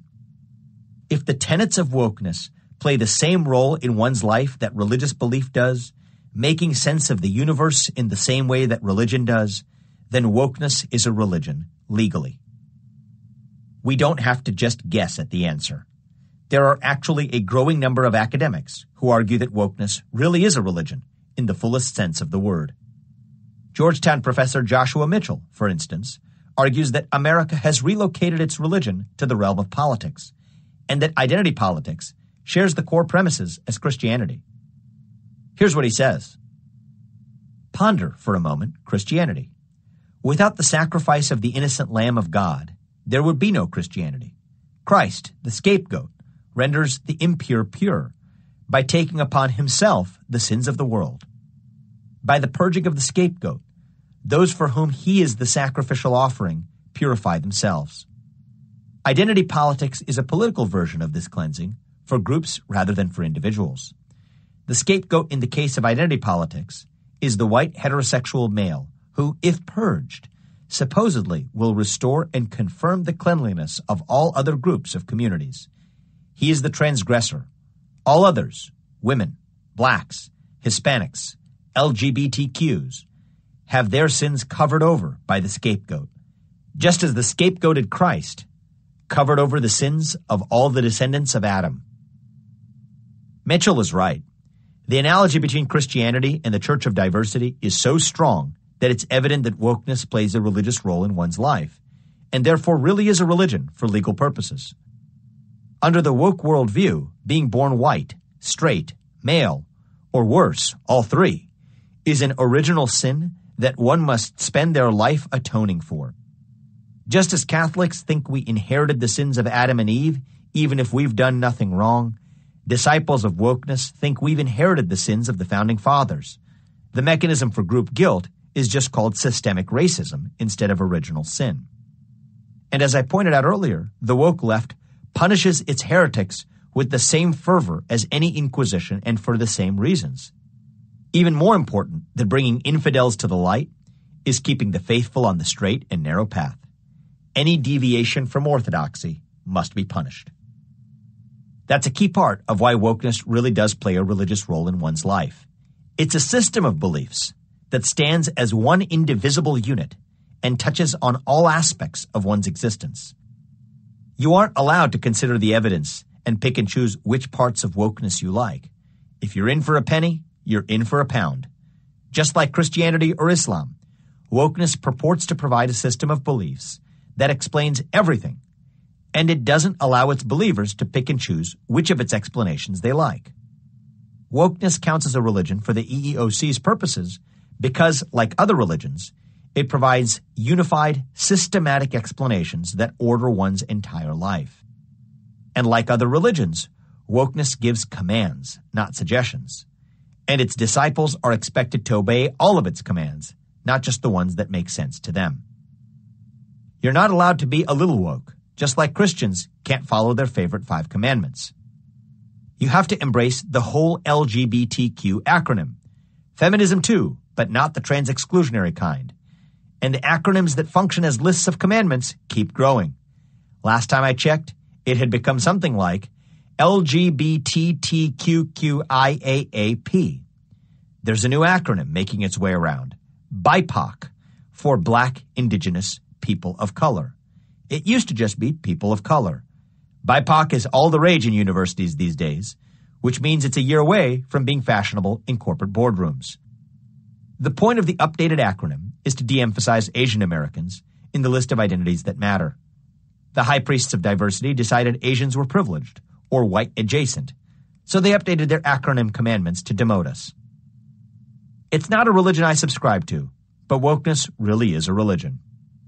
It does meet the EEOC's 2-part definition because its adherents cling to it fervently, and it dictates all their thoughts and deeds. Wokeness touches every part of its disciples' lives. Like any other religion, being woke isn't supposed to be a narrow one-off commitment. It's supposed to be a way of life. It gives its believers purpose and meaning. It's the structure that they use to make sense of the universe. Where a non-woke person sees ordinary interactions, for instance, a disciple of wokeness sees microaggressions. Just as a Christian sees God's hand in all of creation, someone who's woke sees the guiding hand of identity-based power relations everywhere they look. Being a religion comes with legal costs and benefits. My analysis implies that an employee should be legally protected for expressing woke beliefs outside work and have those beliefs accommodated at it, just like any other religious beliefs. But it also implies that woke employers can't punish their employees for refusing to worship at the same church. So businesses can't punish woke employees for saying that Black lives matter, but woke companies can't punish employees for saying that all lives matter. It's a simple legal insight with implications that stretch from Silicon Valley to Wall Street. Today, many employees, perhaps many of you, face the choice between being able to keep their job to put food on the table or being able to speak their mind freely. It's a Hobson's choice. That's not our country, but a distortion of it. In America, we don't force you to choose between the American dream and free speech. You get to enjoy both at once. This chapter offers legal proof for that basic idea. James Damore can't legally be fired for sharing his views on gender disparities. Emmanuel Cafferty can't be fired for accidentally making an OK sign with his hands. Huntington Ingalls can't fire one of its shipyard workers for wearing a Trump hat. And you can't be fired for refusing to attend the diversity and inclusion seminar hosted by Robin DiAngelo in the company auditorium. If your boss gives you a hard time, tell him you'll see him in court and that you'll be sending the company your legal bills too. Who knows? They might even cost as much as DiAngelo's speaking fees. Chapter 12. Critical Diversity Theory. I learned a valuable lesson from former Harvard president Larry Summers. I didn't learn it from him personally, but I picked it up as I watched his fall from grace while I was a student there back in 2007. The lesson was that there are certain things you just can't say, even at a liberal arts university in a democratic society. In my senior year, Summers was forced to step down as the university's president for comments that he made at a conference about diversity in the science and engineering workforce. He warned that his comments were intended to be an attempt at provocation. He offered 3 hypotheses for the higher proportion of men in high-end science and engineering positions. One hypothesis was that men were more drawn than women to those jobs. Another was that hires discriminated against women. And Summers' third hypothesis was that there was greater variability among men in some cognitive abilities relevant to science and engineering. Summers observed that for certain math tests, there were higher standard deviations in test scores for boys than for girls. That means that the students who performed best and worst on these tests were usually boys. His attempt at provocation succeeded, and I understand why some women at Harvard were annoyed by his comments. But the firestorm that followed was wildly disproportionate to what he actually said. His speech became the scandal of a generation for the university. After taking a thorough drubbing in the press, Summers, one-time U.S. Treasury Secretary, among the youngest tenured professors in Harvard's history, and a respected university leader, was forced to resign as Harvard's president. I was selected to be one of the 3 students on the advisory committee to choose his replacement. It quickly became clear that the committee's mandate was to appoint a woman to make up for Summers' cardinal sin. And that's exactly what we did, even though no one publicly identified that as our objective. Harvard's motto is veritas, but very little about what happened that year felt like the pursuit of truth. It was a shame to me that Larry Summers was punished for asking an important question that others ignored. For example, the International Chess Federation, which organizes separate championships for men and women, without saying a peep about why. The lesson was clear. Extol free speech publicly, but keep controversial thoughts to yourself. Got it. As the years passed, I realized what I'd witnessed back in 2007 was neither the beginning nor end of wokeness, but an important point in the middle of its story, the point where it became dominant. When wokeness struck down the president of Harvard, it raised its flag triumphantly over all of academia. Race and gender studies had been laying down roots for decades, but they really started flourishing around that time. So-called critical theories sprouted like weeds. Racism was redefined. The critical race theory experts had discovered that it was definitionally impossible to be racist toward white people. Their students dutifully spread that epiphany to the rest of society.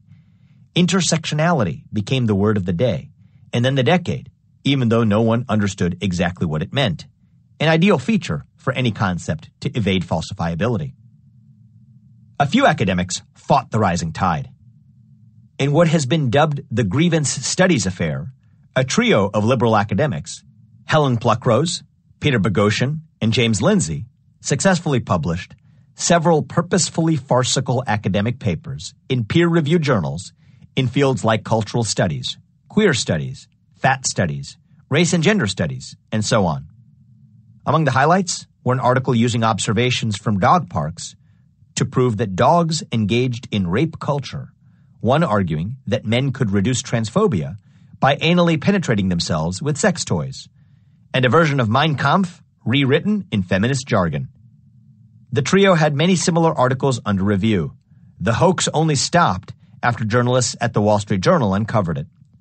Deprived of their hoax, Pluckrose and Lindsay published a book called Cynical Theories that revealed the intellectual bankruptcy of academia's love affair with identity politics. The grievance studies affair was the proud inheritor of a tradition begun by Alan Sokal's famous hoax back in 1996. Concerned that academia was beginning to publish anything that used fancy language and scientific theories to support its liberal conclusions, Sokal published an article titled Transgressing the Boundaries Toward a Transformative Hermeneutics of Quantum Gravity in the postmodern journal Social Text. Sokal used a bunch of scientific gibberish to argue that quantum gravity, a subfield of physics that uses quantum mechanics to describe gravity, had progressive political implications. Sokal's article contained gems, like the claim that science cannot assert a privileged epistemological status with respect to counter-hegemonic narratives emanating from dissident or marginalized communities. Funnily enough, you can find the exact same proclamations in the work of liberal favorites like Robin DiAngelo 2 decades later. But now they're made unironically and accepted as gospel.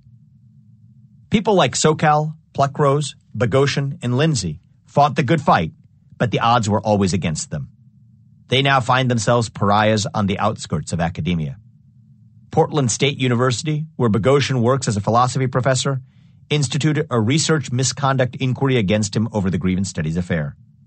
It ruled that he had violated ethical guidelines on research involving human subjects. He is now banned from doing further research. Pluckrose and Lindsay have no academic positions. Pluckrose's biography in Cynical Theories vaguely refers to her as an exile from the humanities.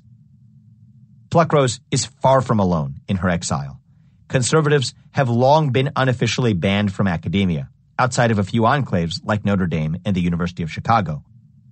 Now centrists and liberals who don't agree with the new identity politics paradigm are being purged too. The ideological cleansing extends to administrative staff, not just teachers. For instance, Jodi Shaw, a liberal divorced mother of 2, just resigned from her job as a student support coordinator at Smith College, her alma mater, after a years-long struggle against its racially hostile environment. Smith had heavily emphasized racial sensitivity training after a black student complained that some staff members had racially profiled her. It made no difference that the law firm Smith hired to investigate her claims concluded they were false. Jodi Shaw's trouble began when the library orientation program she'd been preparing for months was axed at the last minute because she was going to rap, and white women were forbidden from rapping at the newly sensitive version of Smith. And then because Shaw lacked a prepared program, she wasn't able to get the promotion she'd been up for and had to accept a lower-paying job.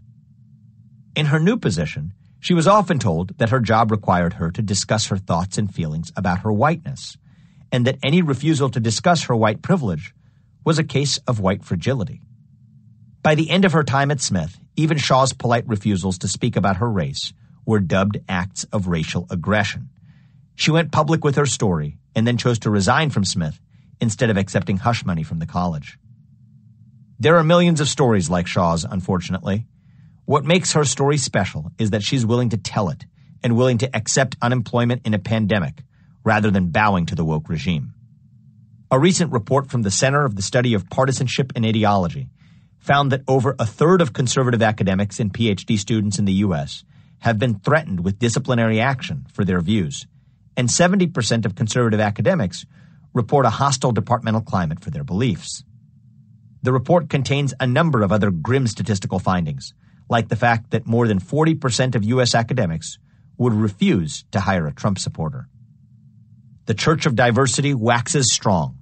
All must be cleansed. All must be saved. The war for academia has already been lost. When identity politics took down Larry Summers in 2007, it was a sign that wokeness had won at the highest levels, and it was time to begin the mop-up action. Now, having won everything they can win in universities, grievance studies and critical theories are turning to new battlegrounds: corporations and governments. And they do it all under the banner of diversity. Institutions including companies, nonprofits, and government agencies are increasingly adopting implicit and explicit approaches to foster greater diversity in their ranks. In principle, this is a good thing. Diversity of thought improves the quality of decisions in most organizations. However, in recent years, Many organizations have resorted exclusively to using genetic characteristics as a proxy for diversity of thought, relying on metrics such as race and gender as the exclusive barometers for measuring diversity in the leadership of an organization. This approach is flawed on multiple levels. First, when institutions conflate racial and gender diversity metrics with diversity of thought in their organizations, they implicitly reinforce the incorrect assumption that genetic characteristics predict something important about the way that a person thinks, the most fundamental assumption underlying racism itself. Second, this approach empowers entrenched managers to create the visible appearance of diversity in their organization, while avoiding the need to engage with true diversity of thought, including challenges to their own incumbency.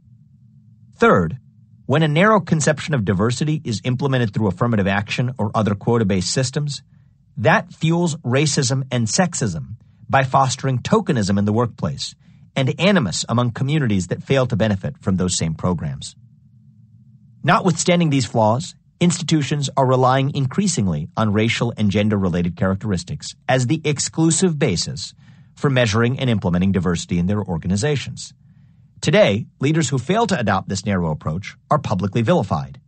However, these same leaders have also failed to offer alternative ways to measure and implement true diversity of thought in their organizations. I propose a new movement to resist the enforcement of race and gender-based diversity metrics across institutions by offering a new vision for achieving true diversity of thought in any organization. This new movement aims to more effectively achieve three essential objectives. First, define what types of diversity of thought are important to an organization. Second, measure diversity of thought in an organization. And third, select for diversity of thought when hiring leaders to scale an organization. I call this critical diversity theory, or CDT, to reflect its critical perspectives on the prevailing narrative of racial and gender diversity in response to intellectual movements such as critical race theory and critical feminist theory, which spawned this narrow conception of diversity. Critical theory refers to an approach of inquiry that reveals and challenges power structures.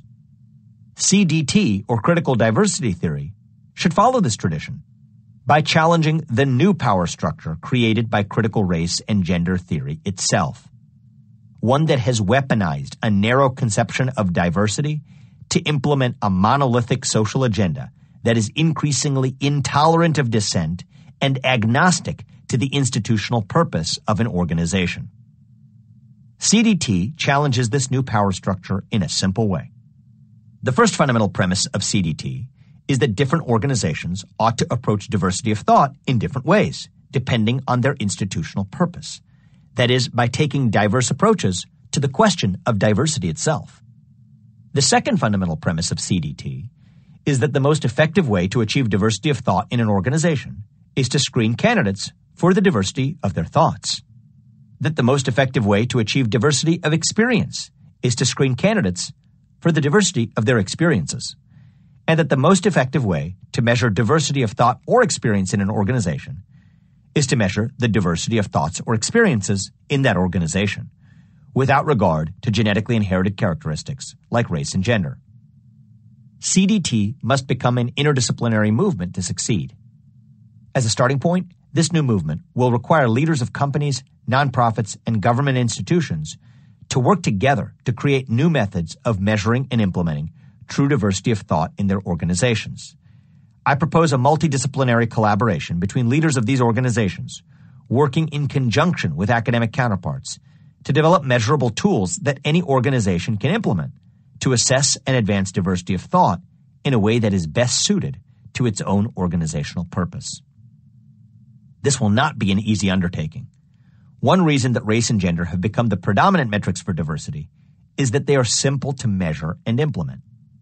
By contrast, true diversity of thought is difficult to achieve, especially when coupled with an organization's need for employees to align around its goals. A well-run organization requires not only diversity of thought, but also an unwavering commitment to its mission and principles. These goals are necessarily in tension with one another, at least in some measure. For example, one of Roivant's business principles is be contrarian, that is, challenge conventional wisdom when necessary. It's impossible to create an environment where people challenge conventional wisdom if everyone thinks in the same way. So we value diversity in the ways people think. Some who craft arguments, some who are expert at interpreting data, and so on. That's one form of diversity of thought. But another of our business principles is to climb the wall. That is to work hard to overcome obstacles.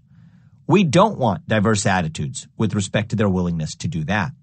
Our main goal as a company is to develop medicines faster for patients who need them. We don't want diversity in our employees' commitments toward that goal. And that's something that everyone at Roivant should be equally committed to. Applauding diversity ad nauseum is easy, but defining what types of diversity each organization should desire is much more important. That's what CDT is all about. It forces institutions to define their true purpose. This new movement requires leaders of organizations to openly acknowledge the areas in which they seek diversity of thought, while also defining the areas in which they prioritize organizational alignment over diversity of opinions. These are fundamental questions for any organization to answer. Diversity of thought is important, but only insofar as it helps an institution realize its true purpose. Skin-deep diversity metrics like race and gender often subvert true institutional purpose in a woke world by supplanting that purpose with the activist goals espoused by critical race and critical gender theorists. By contrast, CDT invites leaders of organizations to actually use diversity, in particular diversity of thought, to define the true essence of an organization by defining the areas in which diversity of thought is desirable and the areas in which it is not. The answers to these questions will inevitably vary across organizations, and that's good. These are the very differences that allow one institution to distinguish its purpose from that of another.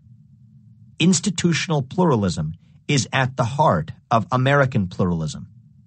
Universities educate students. Pharma companies make medicines for patients. Banks lend money to borrowers. Charities help people in need. Museums memorialize history. Orchestras perform music. Congress makes laws. They don't all do the same thing, and we shouldn't want them to. That we have so many different institutions with distinct purposes is part of what makes our society vibrant. That's true diversity. Regardless of our attitude toward woke values, whether we love them or not, we should be dubious of dissolving true institutional diversity in favor of any homogeneous social agenda, even if that agenda masquerades in the name of diversity itself. Here are 5 key principles that can serve as the foundation of this new critical diversity theory movement across our institutions. These principles are simple, not complicated, but implementing them will be hard, not easy. Excellence, opportunity, and civility. An alternative to diversity, equity, and inclusion. Number 1, excellence first. Diversity is not an end in itself, but a means toward achieving excellence. 2, institutional purpose. Institutions should define their own unique purpose and define what kinds of diversity they seek and do not seek in order to pursue their purpose. 3, institutional pluralism. Nonprofit institutions may have conflicting perspectives on important social questions. That's a good thing. Institutional pluralism is part of American pluralism. 4, separation of corporation and state. For-profit companies should focus exclusively on making products and providing services for profit, not on advancing unrelated social or political agendas. 5, end discrimination.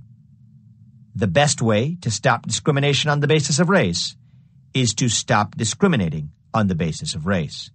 The same goes for gender and other inherited attributes. My graduation from Harvard in 2007 was a memorable one. I had the opportunity to see Bill Gates himself in the flesh at my graduation. I sat in the front row and shook his hand on stage. Yet even today, I distinctly remember my disappointment in his speech at the time. It wasn't a bad speech.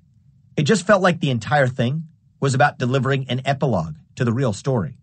He focused on the importance of giving back, but never really talked about how one goes about generating the things that one later gives back. That was the part I was most interested in learning from him that day, but I never did. His most memorable line of the speech, the one that stuck with me, was this: humanity's greatest advances are not in its discoveries, but in how those discoveries are applied to reduce inequity. He concluded his speech by calling the students in the audience to action. Be activists. Take on the big inequities. It will be one of the great experiences of your lives. You graduates are coming of age in an amazing time. As you leave Harvard, you have technology that members of my class never had. You have awareness of global inequity, which we did not have. And with that awareness, you likely also have an informed conscience that will torment you if you abandon these people whose lives you could change with very little effort. You have more than we had. You must start sooner and carry on longer.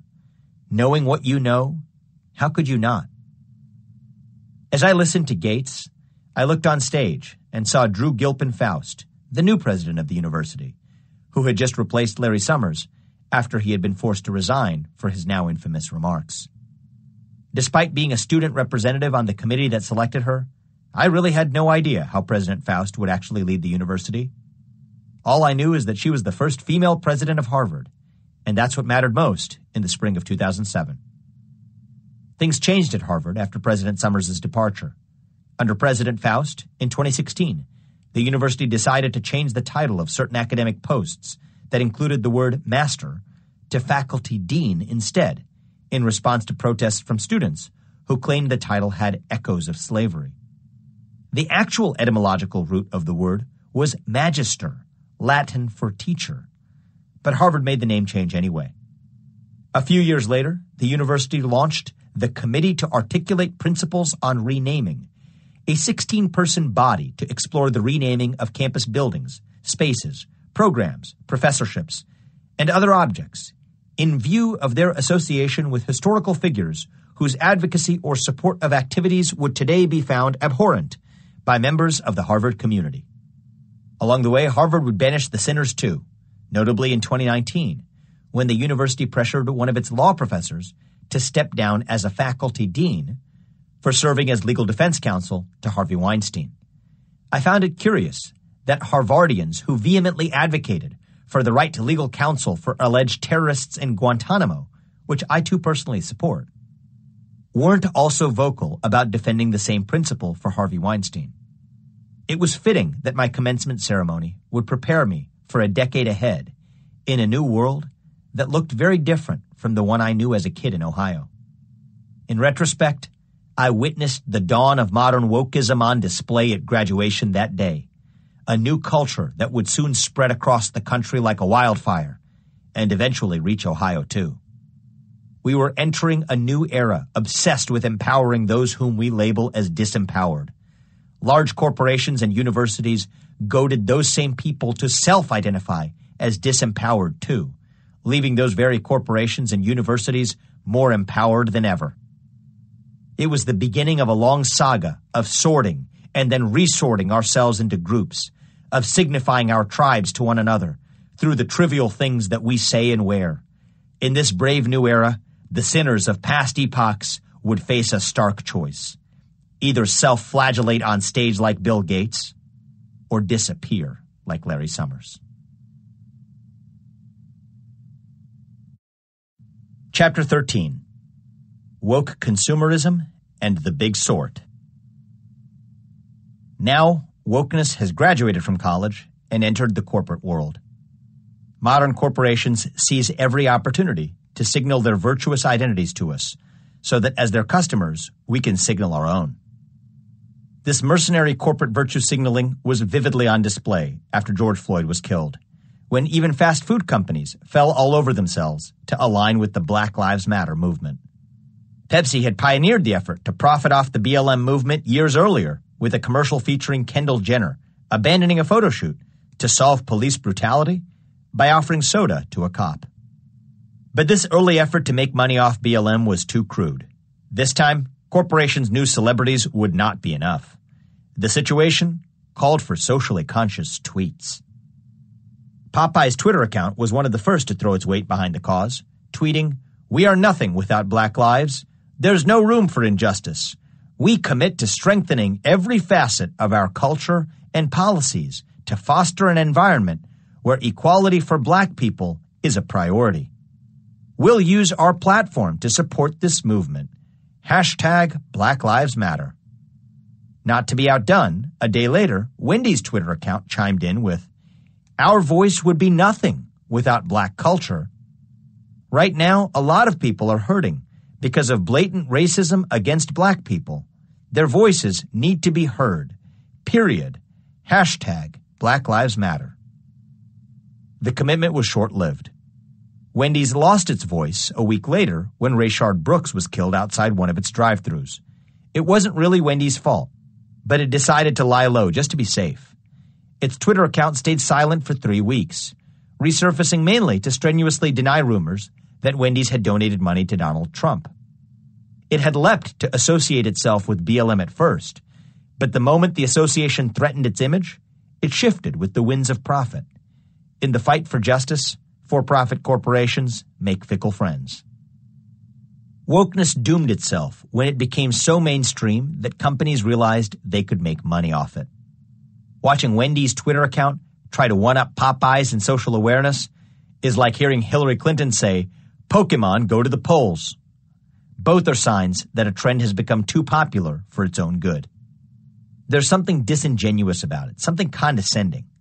Whenever this pandering occurs, whether it comes from politicians or corporations, you just know that some slick PR guys brainstormed it during a business lunch and then sat back and said they'll eat this shit up. They usually high-five each other afterward. Make no mistake, that's what State Street was really thinking when it commissioned Fearless Girl. And it's what Goldman Sachs is really thinking when it institutes a boardroom diversity quota. They'll eat this shit up. Part of what I'm saying is that bankers should shut up and bank. But I'm also making a broader point about America. At this point, anyone could see that something in this nation is broken. Maybe everyone sees it. We all want justice. We just disagree about what it is. We crave justice. But all Wendy's really has to offer is burgers. So it artificially ties the two together. Corporations have started feeding us aphorisms about equality because they know we hunger for more substantial fare. Woke CEOs and investors trick consumers with the illusion that by engaging in normal acts of consumption, we're fulfilling our social obligations. They tell us that by giving our money to the right companies, conveniently their companies, we're making the world a better place. Maybe the idea is that it's strictly better to give our money to socially responsible companies than their near-identical competitors. But we'd be strictly better off if companies and their customers ended the shared fiction that every capitalist transaction must also be part of some grand fight between good and evil. I was once at a New Year's party where a guy spent 5 minutes telling me how his handmade silk shirt was some kind of symbolic protest against the colonialism of the Dutch East India Company. All I remember is that I wasn't convinced that he was doing as much good as he thought he was. He probably would have done more for the causes he cared about by giving the money to the first person who asked for it. But then, he wouldn't have the silk shirt. Some company fed him some story about how he could make the world better by buying material things, and he eagerly ate it up. Whatever justice is, surely it can't be attained so incidentally by just picking the right shirts, the right burgers, the right bankers. You can't get the things you want anyway and order some equality on the side. Sometimes a shirt is just a shirt. By making it part of some grand narrative about colonialism, corporations are appealing to our desire to be part of something greater than ourselves. Of course, brands have always tried to dress up ordinary goods and services as part of a lifestyle, part of an identity. But what's new is this widespread effort to convince consumers that buying these ordinary things is noble and virtuous. Corporations used to try to convince you that buying their stuff would make you cool. Now they tell you that buying it will make you good. The difference is subtle but important. What's cool is entirely subjective. But what's good is not. There's no real risk to letting the slick PR people define what's cool. But there's a lot of risk to letting them define what's good. When I was young, it was cool to be rebellious, to act like you didn't care about anything.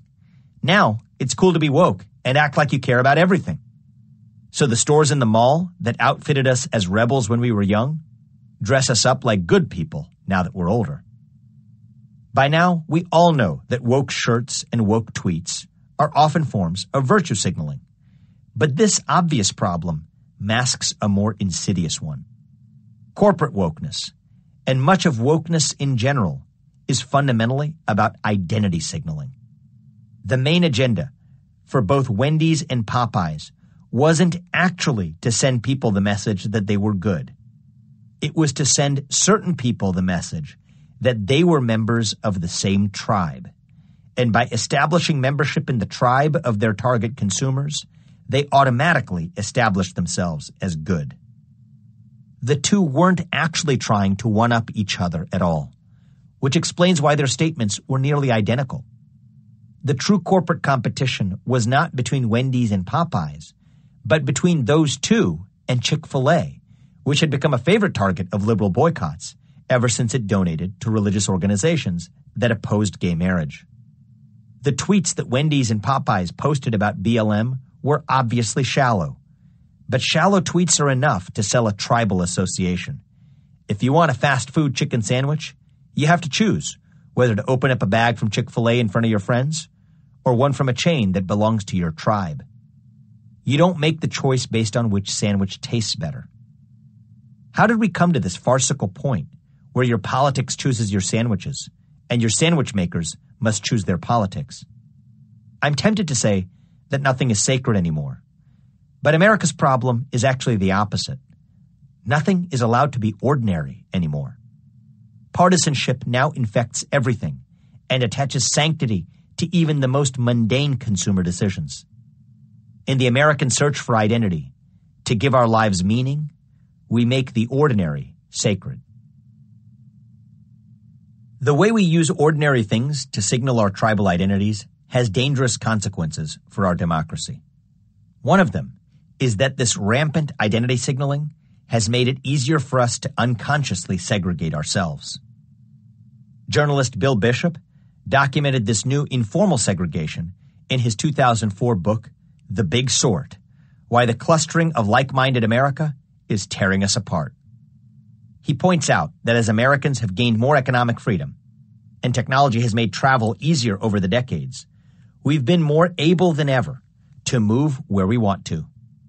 He argues that when we choose a neighborhood, we choose it based on a lot of little factors that make it just feel right.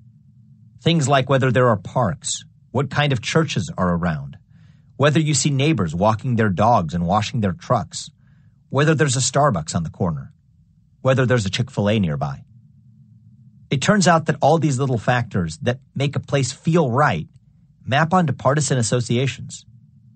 It feels right to live among neighbors who share your values and beliefs. And so over the last few decades, Americans have sorted themselves into red neighborhoods and blue ones. Bishop documents this self-sorting by examining the percentage of voters who live in landslide counties during competitive presidential elections, counties where one party won by 20 percentage points or more. He found that the one point since World War II, when Americans were most likely to live side by side with people who supported another political party, was in 1976, at the time of the election between Gerald Ford and Jimmy Carter. At that time, during a close contest, only 26% of Americans lived in counties where the vote was a landslide. Americans drifted apart over the next few decades. By 1992, during another competitive election, about 38% of Americans lived in landslide counties. And after that, like-minded Americans just kept flocking together. By the time Bishop was writing in 2004, in one of the closest presidential contests in history, 48.3% of all voters lived in communities where the election wasn't close at all. David Wasserman, U.S. House editor and senior election analyst for the Cook Political Report, investigated whether Bishop's thesis about the big sort has held up over the years and found that things have actually gotten even worse. By the time of the hard-fought 2016 election between Hillary Clinton and Donald Trump, a whopping 61% of American voters lived in counties that had voted for one of the two by a 20-point margin or more. Wasserman concluded that purple America has all but disappeared. It's all red and blue now. The bottom line regarding these stats? 40 years ago, it was completely normal to live alongside people who had different politics than you. But today it's strange. The country has been slowly but surely brought to a boil in a partisan pot. As we've gradually become more aware of our differences, we've increasingly chosen to surround ourselves with people who think the same way as us. Corporate wokeness is an important enabler of this self-segregation because the things we buy dictate the places we go. They also determine whom we interact with once we get there. The things we buy and the merchants we buy those things from now signal which side we're on. We don't just segregate ourselves geographically. The big sort has gone online too. Social media companies promised to bring people together, but instead they provide echo chambers where like-minded people reinforce each other's biases. Technology has made it easier than ever for us to travel where we want and to talk to whom we want. But it turns out what most of us wanted was to reaffirm our beliefs. Back in 2004, Bishop noticed that we'd been sorting ourselves in physical space, and in the time since, we've done the same thing in cyberspace. In 2020, when I joined Parler, the alternative social media site that became popular for its commitment to free speech in the wake of Silicon Valley's coordinated censorship crusade, I posted something that was critical of woke capitalism. One of the first responses I got was, "Shut the fuck up, you fucking foreigner." Meanwhile, Twitter was no better. Users who self-identify as progressives routinely comment, "Shut up, you right-wing Patel," in response to my tweets. My far-right friends gravitate to Parler. My liberal friends view Parler as untouchable and flock to Twitter. In reality, they're both just echo chambers designed to allow different tribes to vent their frustrations. The online sort only accelerates the big sort in the real world too. When corporations take sides in Americans' partisan culture war, they're not just signaling their tribe, they're selling you an easy way to signal yours. This kind of corporate wokeness can seem superficial, and it is, but there's something deviously sophisticated at its core. The clothes we wear, the food we eat, and the businesses we shop at have become our uniforms and weapons in America's tribal feud. If you're a liberal who likes coffee, you get it at Starbucks. If you're a conservative, maybe you buy it from Black Rifle Coffee Company, which exists mostly to sell coffee to conservatives who hate Starbucks. It claims that if you love America, you ought to love its coffee, which sports names like Freedom Fuel, but probably just tastes like coffee. The taste was never really the point. Corporations are arming us with symbols that let us identify friends and foes so that we can sort ourselves to make us better consumers. History is littered with examples of young soldiers who fire someone else's gun from their shoulders. Today, capitalists are the gunsmiths of our culture war. Our increasing use of ordinary goods to identify our tribal friends is just one side of the new trend of woke consumerism. It also demands that its disciples boycott those goods to punish political foes. Consumers commit a grave moral error when they give in to that demand. Money and morality weren't meant to mix. Even refried beans have become weapons in the culture war. The growing trend of using companies as proxies to signal political identity was exemplified by the battle over Goya Foods, the largest Hispanic-owned food company in the U.S. Goya got into trouble when its CEO, Robert Unanue, praised President Trump while attending a White House ceremony rolling out the administration's Hispanic Prosperity Initiative. Overnight, whether you ate Goya products or not was inseparably tied to whether you supported Trump. Congresswoman Alexandria Ocasio-Cortez rallied the progressive troops by tweeting, "Oh, look, it's the sound of me Googling how to make your own adobo." Thousands of liberals joined her, posting pictures and videos of them banishing Goya from their pantries. On the other side, Ivanka Trump and President Trump himself both posted pictures smiling in front of Goya products. "If it's Goya, it has to be good," Ivanka wrote, parroting the company's motto as she proudly displayed a can of black beans. Not to be outdone, President Trump tweeted a picture of himself, giving a toothy grin and 2 thumbs up to a spread of Goya products laid out on his desk in the Oval Office. The president was partial to the chocolate wafers. Thousands of conservatives dutifully posted pictures of themselves stuffing shopping carts with Goya. It's quickly becoming a given that boycotts are the first tool consumers will reach for to object to political statements they dislike. Witness, for instance, the fledgling boycott of Perdue chicken. When Senator David Perdue deliberately mispronounced Kamala Harris's name, the hashtag boycott Perdue chicken immediately flooded Twitter. The problem? There was no actual connection between the Perdue who served in the Senate and the Perdue who founded the chicken company. After Perdue Chicken kept desperately pleading this fact, that boycott died a quiet death. But it confirmed the new woke policy. Boycott first, ask questions later. In early 2021, activists in Georgia took this policy to its natural next step when they boycotted Coca-Cola, Delta Airlines, Home Depot, and UPS for the great sin of not condemning Georgia's new voting law loudly enough. Although vilified as the new Jim Crow over provisions like criminalizing gifts of food and drink to voters and banning mobile voting sites, the law was in truth a mixed bag.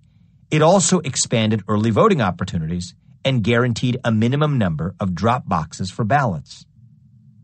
The activists justified the boycotts by saying all these companies issued statements supporting BLM and were failing to follow through on them by being silent about Georgia's new voting law. So it's a combo move. First, the activists pressure companies to issue seemingly symbolic corporate platitudes in support of BLM, saying it's the least they could do. Then they call for boycotts when those corporations don't side with substantive political policies. Get companies to give an inch, then take a mile. Protesters staged a die-in at the Coca-Cola Museum in Atlanta and called for a boycott of Coke, while others gathered at the Delta terminal in Atlanta Airport, demanding that CEO Ed Bastian kill the bill. The new group, Black Voters Matter, declared, "If you can't get involved in the business of fighting for democracy, then we're going to have to get involved in your business." The strategy worked like a charm. After holding out for a week, Coca-Cola and Delta folded and denounced Georgia's new law. Major League Baseball then took the unprecedented step of moving its widely anticipated All-Star game out of Atlanta to Colorado instead, as a way of protesting Georgia's new voting law. Ironically, in a year where the game was supposed to honor Hank Aaron, the famed black baseball star who played for Atlanta. Companies from American Express to PayPal to T. Rowe Price weighed in as well. Now scarcely a week goes by without a new corporate political declaration. Conservatives like me will say that this corporate politicking is just Citizens United on steroids, and that liberals are hypocritical for rallying around the cry that corporations aren't people, only to demand that corporations behave more like people. Liberals will say that Coca-Cola's Georgia stand is just Citizens United applied consistently, and that we conservatives are hypocrites for embracing mixing politics with business and Citizens United and then condemning it when companies take stands against Georgia's voting law. As a moral matter, I don't like corporations influencing politics at all, whether through election spending or lobbying over voting laws. As a constitutional matter, I begrudgingly accept that both forms of corporate influence are legal. I'm also a bit more worried about Georgia-style lobbying than Citizens United because of an important asymmetry between the two. Coca-Cola doesn't stifle its employees' votes when it spends money on an election because people cast their votes privately. But when Coca-Cola announces an official corporate position against Georgia's voting law, that makes it more difficult for its employees to speak in favor of the law publicly without fear of retribution that might put their job security or upward economic mobility at risk. When corporate speech chills citizen speech, that threatens democracy even more than when corporations simply write checks to political campaigns. In Chapter 1, I talked about how corporations hide behind woke causes to disguise their greed and accumulate power. In Chapter 4, I focused on the inverse problem of woke executives, showing how America's rising managerial class uses the pretense of serving stakeholders to escape accountability and accrete power. Collectively, these represent examples of woke capitalism, a top-down phenomenon driven by elites who control capital and occupy seats of corporate power. By contrast, woke consumerism, consumer boycotts, buying sprees, and related identity signaling isn't a top-down problem driven by CEOs and influential investors. It comes from consumers themselves. This particular threat to democracy comes from within. But once corporations discover the grassroots approach, they're quick to piggyback on it and turn it to their ends. Witness Yelp's recent decision to encourage reviewers to tag restaurants they consider racist. Yelp noticed that a lot of its users were warning people about racist behavior at businesses, and it decided to give them an official platform to make organizing boycotts even easier. This was either a virtuous or a vicious cycle, depending on how woke you are. The change started with woke consumers wanting to boycott, and then alert woke executives changed their business model to encourage the boycotts. This allows more woke consumers to vote with their dollars, placing more pressure on businesses to conform to woke values, whether they want to or not. No matter what a CEO actually thinks, most of them will do anything to avoid being branded with the scarlet letter of racism. Best to tweet in support of Black Lives Matter and fire any employee who's even accused of racism. The moral of the Yelp story is this. Once woke consumerism sparks a protest, woke capitalism can pour gasoline on it. Using boycotts and buying sprees to mix capitalism and politics is harmful when it's always the first tool people reach for.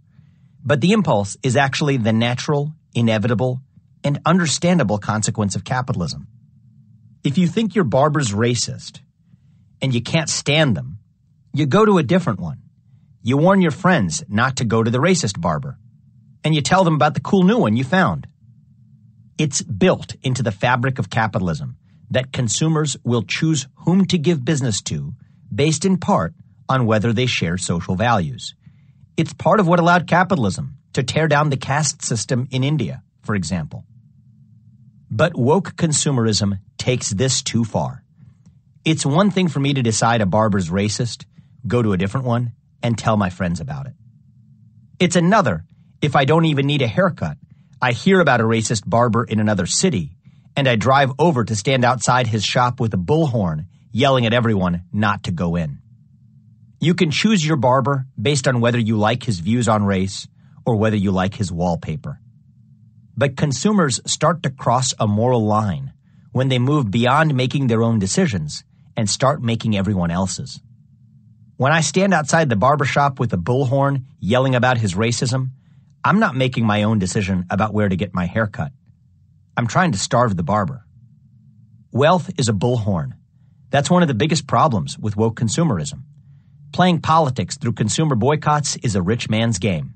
The more money you have, the more impact your boycott has. In capitalism, each dollar is like a vote. It's perfectly fine for dollars to vote on which goods and services rise to the top. The capitalist principle of dollars being votes is embodied, for example, in the ways companies select members of their boards of directors. Shareholders elect the board of directors, but it's not that each shareholder has an equal voice. Each share has equal weight. So the people who own the most shares have the biggest say. Since shares can straightforwardly be translated into dollars, dollars literally buy votes in the corporate context. And there's nothing wrong with that. In the marketplace of goods and services, $1, one vote is appropriate. But the marketplace of ideas is supposed to follow the principle of one person, one vote. That's how we aggregate votes in a democracy. When we normalize using dollars to win battles over ideas, we're just handing the wealthy control over society's values. It's not that the rich are the only ones who get to play the game. In reality, many poorer Americans often participate in consumer boycotts too. But the cost of participation is higher for those with less money. Using your buying power to signal your morality is a sort of luxury that implicitly costs more by mandating what you can buy and what you can't. To the extent that woke consumerism imposes a cost on consumers, it's one that's disproportionately borne by those who can least afford to bear it. In theory, there are some potential advantages to having a market in votes where they can be bought and sold. The biggest one is that one person, one vote doesn't allow voting results to reflect the intensity of voter preferences. A slight majority that has a weak preference for an outcome can overrule a sizable minority that strongly opposes it. In a vacuum, bringing dollars into the equation and letting people buy and sell votes to each other would allow votes to reflect the degree of a person's preference and not just the direction of it. The sizable minority with the strongest preference would be willing to buy some of the majority's votes, and the majority would be willing to sell. There's another more basic argument for allowing a market of votes. All else being equal, if one person would rather have a certain amount of dollars than their vote, and another would rather have that vote than their dollars, both people end up better off from their own perspective if you allow them to trade. But although letting dollars buy votes is theoretically elegant, in the real world, voters don't all start out with equal resources. Some are richer than others, and allowing votes to be bought and sold would just amount to letting the rich buy votes from the poor. Academics have overwhelmingly concluded that allowing a marketplace in votes would be tantamount to letting the rich disenfranchise the poor. Political philosopher Michael Sandel sums it up by saying that no one defends the outright purchase and sale of votes. I took a course called Justice with him during my freshman year at Harvard. Admirably, he didn't even discuss his own theory until the end of the semester. Sandel is famous for his argument that over the last few decades, capitalist thinking has infected and commodified other spheres of life. His big book on the topic is called What Money Can't Buy. It turns out the answer is less and less. Sandel appeals to two kinds of values in arguing about the evils of market power: fairness and corruption. The first is straightforward. The more kinds of things dollars can buy, the more wealth inequality extends to inequality in other arenas of life. The unfairness is the biggest problem with woke consumerism. When you think about it, consumer boycotts actually work the same way as shareholders electing members of a board of directors. The more shares you hold, the more of a voice you have. And the more buying power you have, the more weight your boycott holds. Boycotts can give the superficial illusion that they're a tool of mass mobilization, but they take political issues to territory that naturally favors the wealthy. If 100 liberal households boycotted Goya, for instance, to come out ahead in the exchange, it only needs one conservative who owns a restaurant chain to go on a Trump-fueled buying binge. But the boycotters won't ever know how the dollars and cents ultimately shook out. But they'll feel good. Maybe that's the real point. Inviting withholding and spending money to be a primary tool in political argument is unfair to those who have less of it. But it also corrupts what democracy is supposed to be. This is the second kind of argument that Sandel makes. Fairness aside, he says that when we allow money to determine what happens in non-capitalist spheres, like family, religion, or democracy, money inevitably corrupts those spheres and cheapens what they mean to everyone. When we use boycotts and buying sprees to determine political issues, we cheapen democracy. It doesn't just give the rich yet another advantage over the poor. It also makes those with buying power worse off too, in subtle ways they don't even recognize. It drags everyone down by making money, rather than open deliberation, the first tool of democracy. The image of citizens debating the issues of the day in the town square begins to sound like a laughable idealization, a naive fantasy, rather than the very foundation of democracy. When we use money to starve barbers we hear are racist, we're simply using raw power, the closest thing to physical violence we can legally get away with. Here's the fundamental moral mistake woke consumerism makes. When punishment is the first tool we turn to, rather than persuasion, we naturally start to see people who disagree with us as enemies, not fellow citizens. Sure, you might think it's the other way around, that we use punishment because we already think of our opponents as enemies. But I think the causation goes equally in both directions.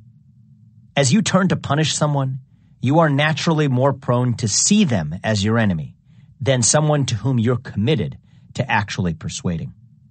The beauty of democracy is its invitation to try and persuade the other side. The ugliness of woke consumerism is the way it replaces that invitation with a call to use brute force as punishment instead.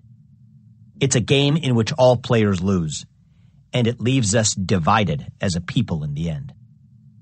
All theoretical considerations aside, there's something obviously undemocratic about winning political arguments through censorship. Punishments for saying the wrong thing and associating with the wrong people are a special threat to fundamentally American rights to freedom of speech and association. These rights are the bedrock of our democracy, which is why the First Amendment protects them from federal and state governments. But the Constitution can't protect us from ourselves. Only we can do that. When the citizens are banding together to stifle free speech and association, the solution can only be found in norms, not laws. We have to choose to stop employing these oppressive tools at the drop of a hat. Maybe the left would be persuaded to stop boycotting and blacklisting its political opponents so wantonly if it just remembered that the last time blacklists were used so prominently as a political tool, the left was the target. Back in the 40s and 50s, Senator Joseph McCarthy brutalized his political enemies by framing them as communists, causing them to be blacklisted in their industries so that they'd lose their livelihoods. He didn't have to resort to reason or evidence. All he had to do was brand someone a communist, or even a communist sympathizer, and fear of association with them would do his work for him. McCarthy's favorite targets for blacklisting were government employees, entertainers, academics, and labor union activists. The blacklist was a tool for stifling the left's ideas without actually having to debate them. Now, the blacklists are back, but this time the left is the one using them. Witness how right after Biden's victory, Representative Ocasio-Cortez tweeted, "Is anyone archiving these Trump sycophants for when they try to downplay or deny their complicity in the future? I foresee decent probability of many deleted tweets, writings, photos in the future." Immediately after her call to arms, a group calling itself the Trump Accountability Project sprang up, aiming to prevent people who'd worked for or donated to Trump from gaining future employment. As an article in Politico dryly noted, these types of enemy lists are rarely a healthy sign in any democracy. The New York Post made the reference to McCarthyism explicit. A columnist wrote, "Joseph Ocasio-McCarthy, your time is now. You've got a little list." The blacklist was wrong when McCarthy used it to target leftists in the 50s, and it's wrong when AOC and her followers use it to target Trump supporters today. And it's wrong for the same reasons. This is not how a democracy is supposed to function. The target of the blacklists and boycotts doesn't matter, left or right. If speech is abhorrent, a democracy like ours is supposed to answer it with more speech, not censorship. That's one of the things that separates us from the Chinese Communist Party. Part of what it is to be an American is to reason with those who disagree with you and to beat them at the ballot box, not to attempt to legally deprive them of food and shelter. Citizens of a liberal democracy do not attempt to dominate their political opponents. The spell of McCarthyism began to break when, in response to McCarthy's attempt to blacklist a young lawyer by branding him a communist, Joseph Welch famously asked McCarthy, "Have you no sense of decency, sir? At long last, have you left no sense of decency?" For all the valid theoretical considerations I've brought up against blacklisting and boycotting political opponents, I think Welch's way of putting it gets to the heart of things. It is unbecoming for one citizen to use the threat of starvation and homelessness to silence a fellow citizen. It lacks common decency. The Founding Fathers saw our big sort coming, as Bishop himself observes. One of their great fears was that the United States would be united in name only, that we'd sort ourselves into groups and be more loyal to those groups than to the nation itself. Whether the U.S. would descend into partisan chaos or not was one of the main debates between the Federalists, who wanted to ratify the Constitution, and the Anti-Federalists, who wanted to keep the states independent. The two sides debated each other through articles and newspapers, trying to win the public over. The main voices for the Federalists were James Madison, Alexander Hamilton, and John Jay. Their essays in support of the Constitution are now called the Federalist Papers, while the essays their opponents wrote are called the Anti-Federalist Papers. The Federalists won the day, so they got to write history, and as a result, today's civics classes teach that James Madison's 10th Federalist Paper brilliantly proved that the Constitution would prevent our nation from descending into squabbling between parties. He made the mistake of assuming that the only problem posed by factions would come from tyranny of the majority, arguing that the Constitution's popular rule mechanisms would prevent a partisan minority from seizing power. In thinking that the problem of partisanship would come from an enduring partisan majority, Madison may have overlooked the importance of the possibility that we would have two similarly powerful factions continually striving with each other for dominance. This is the central problem of partisanship we face today.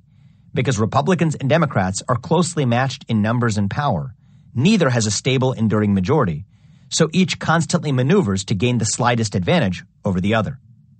When two rival factions are closely matched in political power, they have overwhelming incentives to place their own partisan interests above the country's wherever possible. John Adams actually saw this potential problem. Unfortunately, he didn't write any Federalist Papers, or even play that large a role in drafting the Constitution. He was serving as an ambassador in London at the time.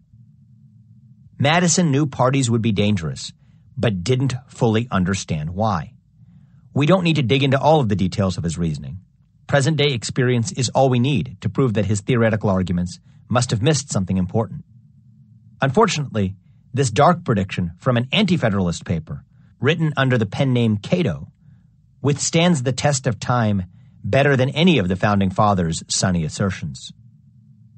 But whoever seriously considers the immense extents of territory comprehended within the limits of the United States, together with the variety of its climates, productions, and commerce, the difference of extent and number of inhabitants in all, the dissimilitude of interests, morals, and politics in almost every one, will receive it as an intuitive truth that a consolidated republican form of government therein can never form a perfect union.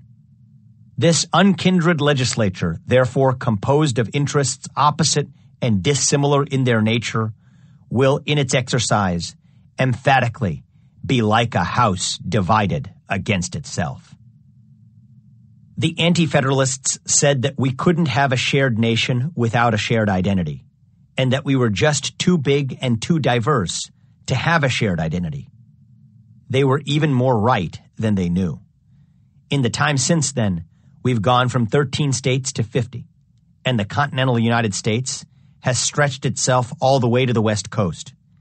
California and Alabama seem like different countries, but they live under the same federal roof. As my old law professors Amy Chua and Jed Rubenfeld point out, the Constitution had some great successes in its attempts to forge one people out of many. Maybe the greatest of those was its guarantee of religious freedom, which allowed all kinds of religions to coexist.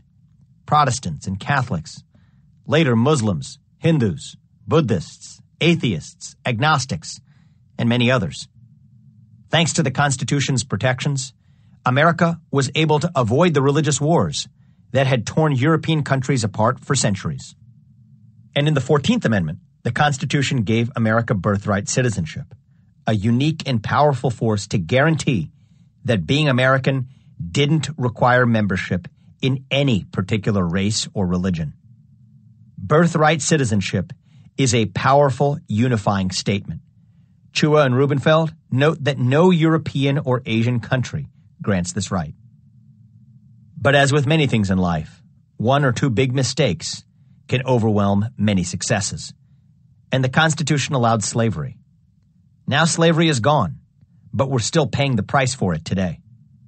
While Madison and the other Federalists thought economic class would be the main source of partisan division and turned all their efforts to arguing that the Constitution's checks and balances would deter class warfare, they were completely blind to the possibility that race, and gender too, would be what divided us into factions. As liberals might say, these are blind spots you might expect from a document written by old white men, many of them slave owners. The woke diagnosis of America's problems is that they can be attributed to lingering racism and sexism. My diagnosis is that we lack a shared national identity. We think of ourselves as black or white, male or female, Republican or Democrat. We don't think of ourselves as Americans. And so it becomes natural to make decisions based on what's good for our race, gender, or party, rather than what's good for America. Wokeness flourishes in the absence of a shared national identity and then further divides us because we split ourselves into factions based on other commonalities. Corporate wokeness deepens that division by selling us symbols we can use to identify people who think like us. The Founding Fathers thought our diversity would be our strength, while their opponents thought it would be our doom because it would divide us. Diversity itself is not the problem. But when diversity is all you have, when you have diversity without commonality, that diversity becomes a source of division because people sort themselves into tribes. Once that happens, the tribes start fighting each other over who gets what, the way humans always have. Chapter 14. The Bastardization of Service. The roots of woke capitalism begin with how we're acculturated to think about the notion of service, starting from a young age. By my sophomore year at St. Xavier High School, it was clear that I was going to get into a good college. I had the highest GPA, and my resume was studded with extracurricular accomplishments. But as I sat down with my guidance counselor at our semesterly catch-up, he suggested one final gap that I needed to fill: community service. It was the missing coup de grace on an otherwise perfect college application. So I got to work, just as my other ambitious high school peers were doing. We would dutifully troop to Bethesda North Hospital in Cincinnati on Saturday mornings and pretend to help people there. The pretending was an important part of it. We all knew the real point was to put some community service on our resumes to look good to go to colleges. We figured the best of both worlds would be to put service on our applications without actually having to serve. We filed into the waiting room behind the hospital's front desk, where we'd ostensibly be on call to help wheel patients between rooms, fetch coffee, or do other odd jobs. Over time, we developed an unofficial game about seeing who could take the fewest calls, who could do the least work. They gave us these $5 pink vouchers for the hospital cafeteria, and people would pay each other with them to get out of work. It was a barter-based economy, like in prison. Those cafeteria vouchers were our pack of smokes. We were an all-boys school, and there were a lot of volunteers from the co-ed public schools in the area, too. So the popular guys would take it as a chance to talk to girls, shuffling off the calls to the less popular kids by paying them with cafeteria vouchers.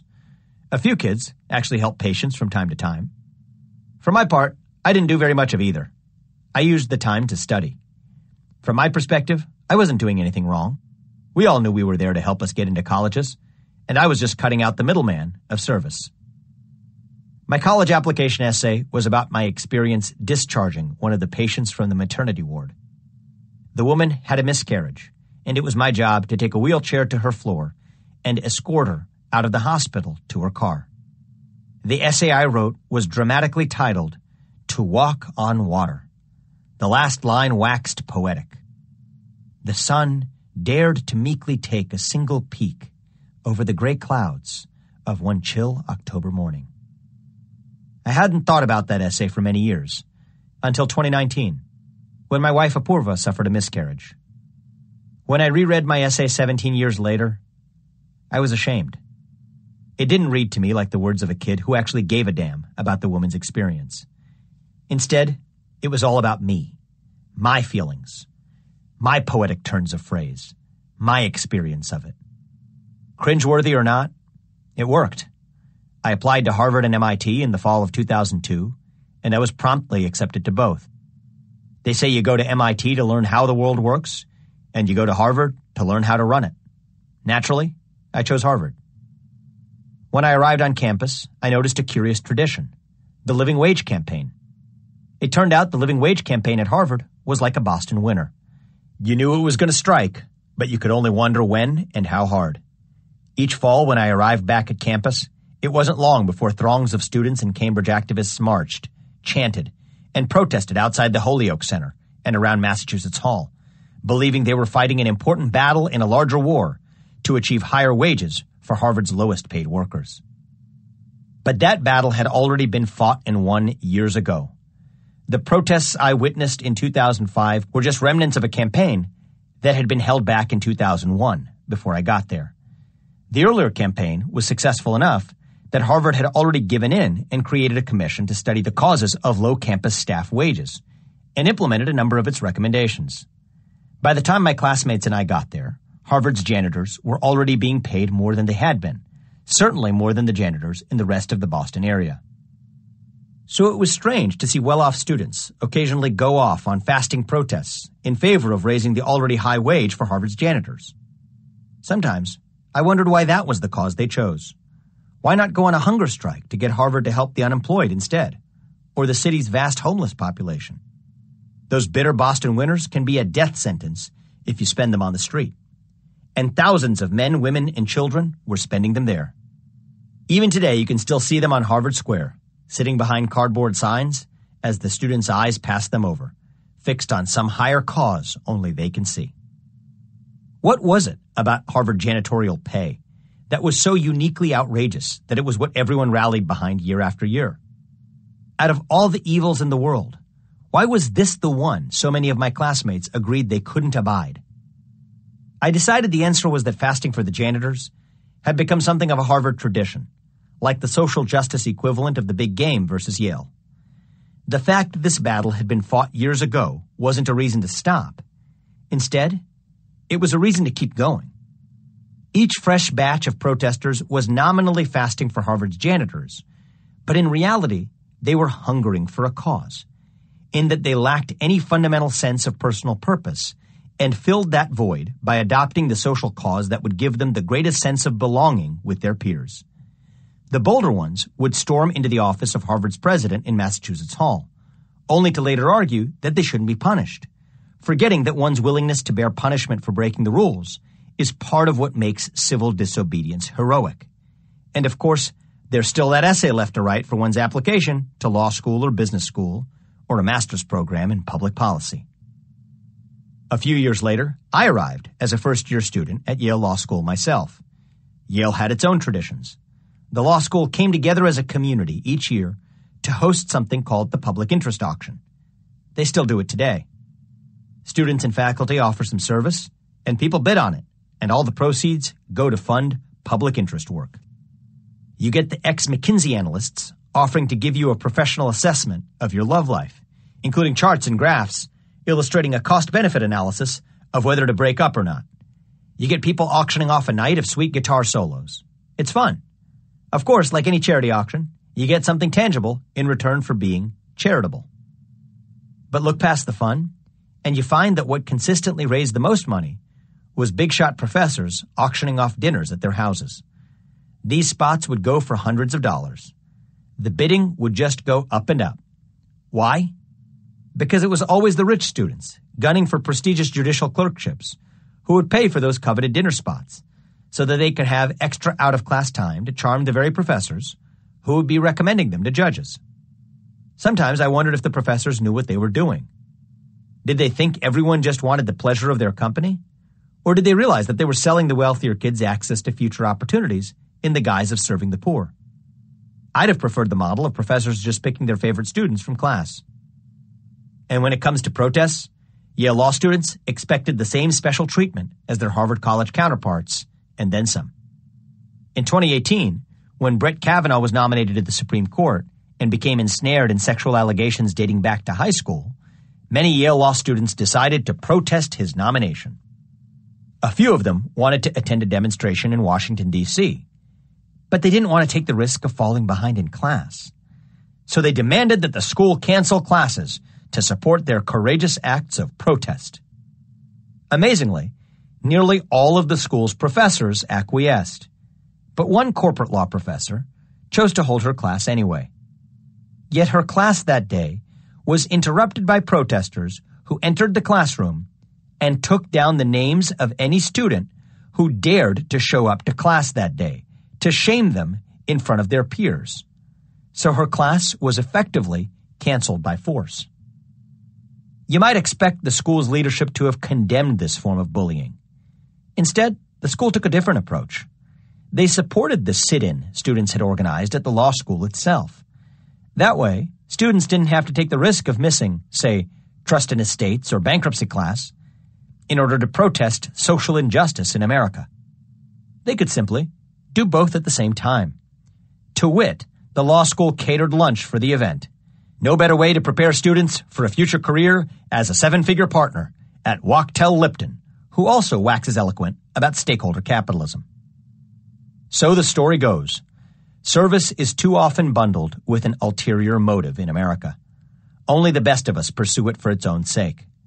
For the rest, including my younger self, it's frequently packaged with something self-serving to make it more appetizing. In high school, we serve our communities so that we can get into nice colleges. Once we're at those nice colleges, we serve people so we can get nice jobs. As taxpayers, we give to charity so that we can get a nice tax deduction in return. It's no wonder that once aspiring young capitalists get into those nice ESG investment jobs today, they turn around and serve people in a way that'll make them nice profits. Same goes for bushy-tailed startup CEOs in the Valley. Why should they think differently? We've always told them that it was right and good for them to serve others by serving themselves. Intentionally or not, it's how our society trains so many of our kids to think about service. That's why when they get older, they feel the need to repent and to continue to make the mistake of mixing up their pursuit of profit with doing ancillary social service as well. We're too guilty now to nakedly pursue profit because we've never really done service for its own sake. At the same time, most of us don't really know even how to do service for its own sake, and so we simply regress into thinking about what we can get out of it. A few years ago, I was working on a big deal with a large foreign company that was brokered by a banker. The banker introduced me to an investor in New York City who was close friends with the CEO of the foreign company. The banker thought building a relationship with this investor would in turn help build trust with the CEO, even if only indirectly. So we all met at this investor's Manhattan townhouse for dinner. My objective that night was to make a friend. At the end of dinner, the investor's son came downstairs to say hello to the group. He was a senior in high school and was able to carry on a conversation with a group of adults in an unusually mature way. Once he discovered I was a Harvard alum, he asked me if he could follow up with me regarding advice on his college applications. I told him I was glad to help. There was something sad about the fact that even when I took the time needed to help a high school kid with his college application, it turned out to be an instance where I derived an intangible business benefit too. I made friends with an influential investor, and I was able to give some advice to an ambitious kid. No one was the worse off for it. Like it or not, that's how modern American altruism works. A couple of months later, I got the big deal done. Of course, I had to make good on my word to the kid. Mentors had helped me along the way, and a part of me wanted to do the same for this kid too. So I gave him some advice. I told him a secret I learned during my own time at Harvard. They say they want well-rounded college applicants, but in reality what they want is a well-rounded class of students, composed of people who were distinct in their own unique talents and interests. So I asked him what he could say that he did, that no other high school kid in the country could say. As it turned out, this kid, raised in a ritzy Manhattan townhouse and educated at New York's finest private schools, didn't need my help at all. He had his answer to my question ready. He had founded a nonprofit organization designed to combat sex slavery around the world. I nearly laughed. There was something amiss about an American minor founding a nonprofit to fight sexual assault in the third world. But it quickly became clear that this was a critical cornerstone of his college application. As we continued the conversation, it became clear that he felt Harvard was the place for him. Of course it was.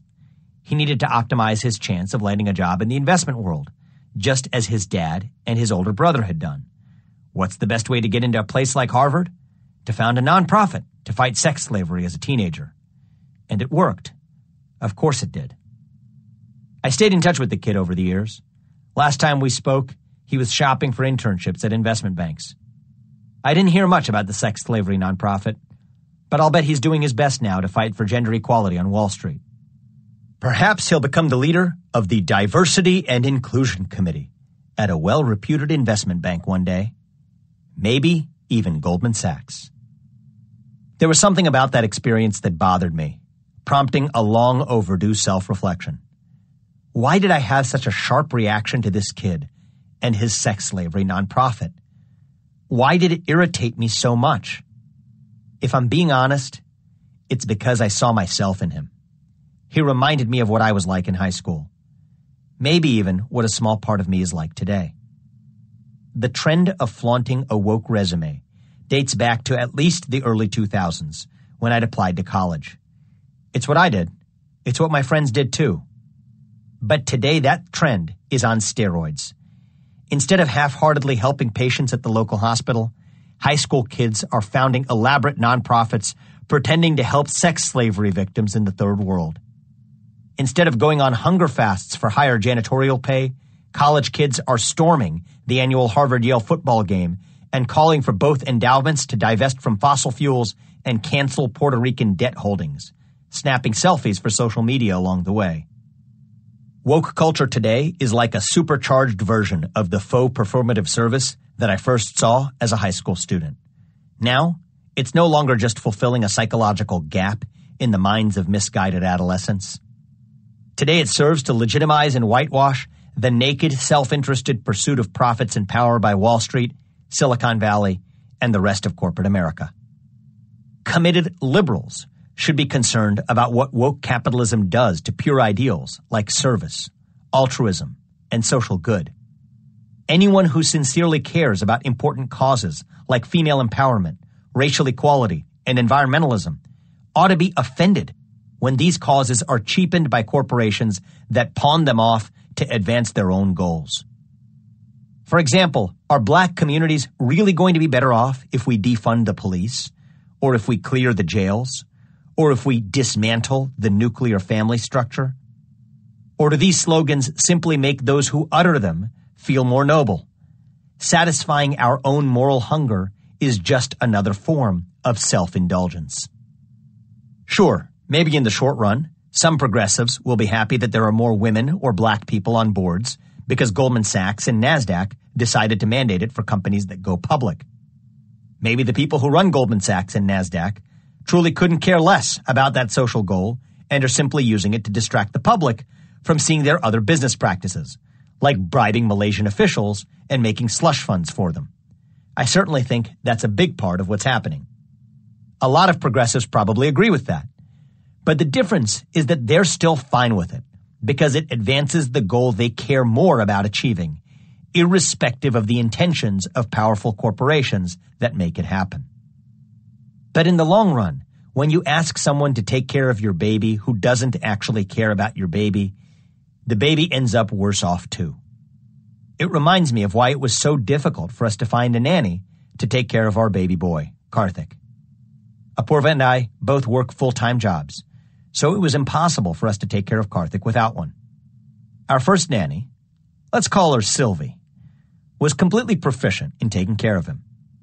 She was competent and fast at doing all the tasks associated with caring for a baby, mixing the milk, getting him dressed, putting him to sleep, and changing his diaper. But she was also incredibly fast to get a pacifier in his mouth every time he made the earliest sound that suggested that he might cry, quick to finish reading his baby books to him, quick to wrap up the time set aside to help him practice crawling and walking. There was something about the way she did her job that made it clear she didn't particularly love it. She was just doing it for the paycheck. That's perfectly fine in most contexts. But not for the person who takes care of our baby. For that, we wanted someone who loved not only doing the job, but who might grow to actually love Karthik too. Eventually, we hired a new nanny. Let's call her Katie, who, like me, had grown up in Ohio. She was trained to take care of kids who were slightly older than Karthik, but it was pretty clear that she loved what she did and was open to learning. Pretty soon, she was able to do all of the same tasks that Sylvie had done, and just as adeptly, but with a warmth and buoyancy that only comes from actually enjoying what you're doing. Goldman Sachs and NASDAQ, or Volkswagen and Unilever for that matter, remind me of Sylvie more than Katie. Feminists, racial justice advocates, and environmentalists today effectively entrust large corporations to be good stewards of their values. Yet when a steward doesn't know much about, let alone actually care much about the values they're safeguarding, bad things happen. For one thing, social currents in the world change from time to time. If it were for some reason more profitable or otherwise beneficial for any of those companies to take up the exact opposite social cause at some point in the future, say misogynist, racist, or pollutive causes, there's little doubt in my mind that many of them would. Right now, the wins for progressives favor latching themselves onto the powerful train of woke capitalism. But as the saying goes, he who marries the times will be a widower tomorrow. Worse still, inauthentic corporate stewards often change the purpose of the underlying social cause itself due to a combination of ignorance and indifference toward it. For example, the goal of feminism isn't actually to put more women on corporate boards. That's just a tactic. The real goal is to live in a world where men and women regard one another with genuinely held mutual respect as co-equals. The same goes for racial equality and the regard that people of different races ought to have for one another. Yet without actually taking up those deeper causes and instead confining themselves to the narrow tactic of, say, implementing tokenism in the boardroom, they may actually undermine the longer-run goal. In the real world, there are, of course, a certain number of fixed slots on a corporate board, or on an executive team, or on a speaker's days at a conference, or in a medical school class. When we say that a certain number of those slots need to be filled by women or black people or gay people, we will achieve the narrow goal of achieving greater representation of those groups. But it's questionable whether achieving representation in this way actually advances the goal of achieving equality in the deeper sense of fostering genuinely held mutual respect for all people, whether it's neutral with respect to that goal or whether it's downright harmful to that goal. But they don't care, because by achieving the visible tableau of diversity, they will have already satisfied their own private purpose of satisfying their corporate stakeholders. Do these quotas advance the goals of social activists who care deeply about racial equality or female empowerment? Personally, I don't think so. Even if yes, at the very least, it comes at a cost. As for the corporations that practice these norms, they couldn't care less as long as they've achieved the goal of reputationally laundering themselves by doing the woke thing.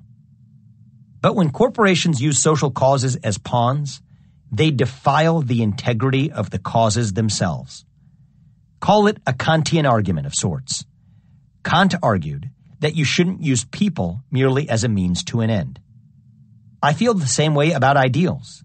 You shouldn't use them as a means to an end either. We shouldn't take a sincerely held value and then prostitute it for private gain. Many principled progressives probably feel the same way too. The dilemma for them is that corporations help them advance their own social agendas in the near term, even as they bastardize the agendas in the long run. So how did we get here? I believe it's this. As Americans, we're trained from a young age to think about service to others as being about something that we do to advance our own self-interest. I certainly was. It's an unfortunate feature of modern American culture. There's no such thing as doing service for the sake of service, just as there's no such thing as pursuing profit just for the sake of pursuing profit either. They're two sides of the same coin. In America, we simply can't do anything just for its own sake anymore. It's like we're constantly mixing earth and water. Each one is just fine on its own, but when you mix them up, you're left with mud. The romantic in me says that we should all just do service for its own sake, period. It's certainly an idealistic notion. Michael Sandel, my former professor at Harvard, points to an example in Sweden of a town that happened to be a great site for nuclear waste disposal. When the residents of that town were asked if they were okay with taking on that burden for their country, 50% of the citizens said yes. But when asked if they do it in exchange for $8,000 each, only 25% said yes.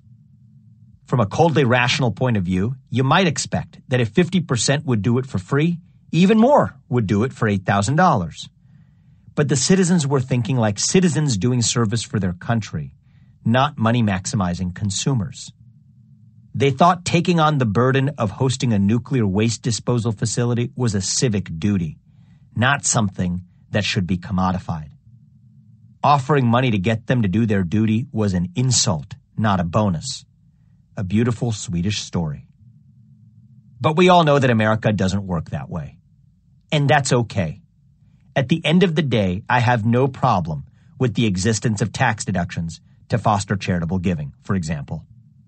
Yes, there's a lot of game playing that needs to be fixed, but there's nothing inherently wrong with the basic principle of incentivizing people to be charitable by giving them back a few cents on the dollar in tax savings. It's a big part of why America's great tradition of philanthropy simply doesn't exist in places like China, where billionaires get neither the tax deduction nor the cultural cachet associated with philanthropy in America. And as a consequence, they bequeath their wealth to their children at a disproportionately higher rate than they do in America. Our nation is, at least on the net, better off for it. Yet here's where it all goes awry. Teaching our kids to use acts of service to distinguish themselves from one another or to pad their college applications doesn't teach them to become better citizens. Instead, it breeds cynicism. Anyone who's had a kid will tell you that young kids sometimes will just do things for other people. They'll do it even if you don't give them a reward or a round of applause. Yet as adults, we take that native instinct and bastardize it in the minds of America's next generation by mixing it up with the idea of how to get ahead in the world. So it's no surprise that those kids later grow up to be woke capitalists. It's rooted in a guilt complex for never genuinely having helped other people. So once they're in cushy positions, they try to mix up their profit-oriented pursuits with making up for their past.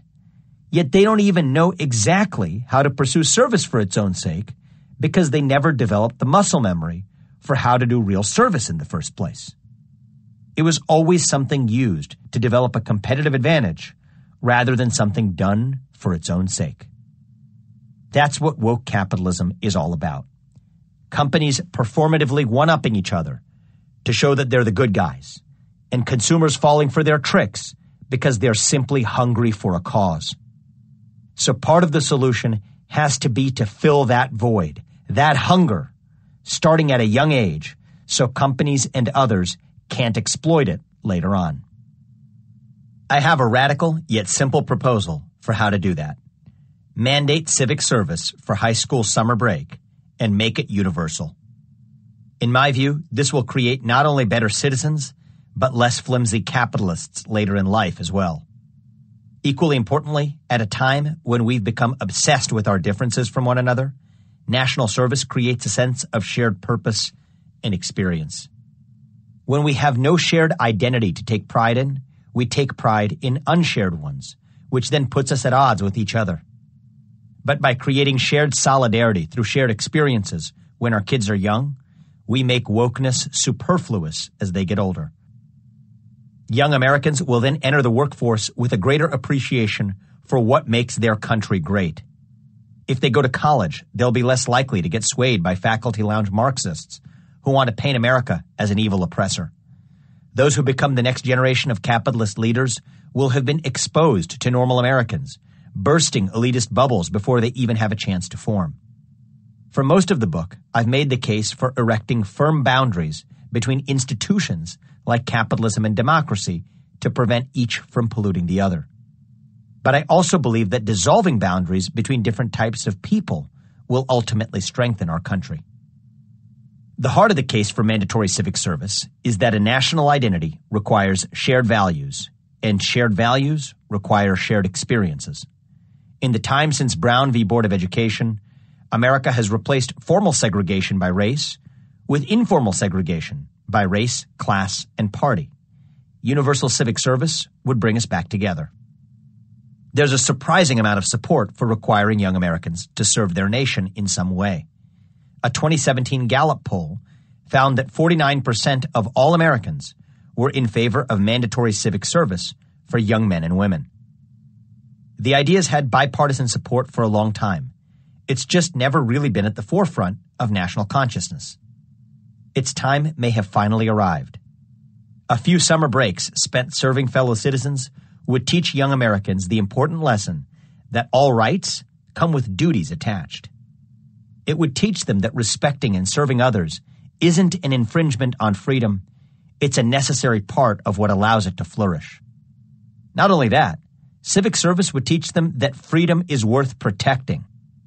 You value things more when you've put some effort into them.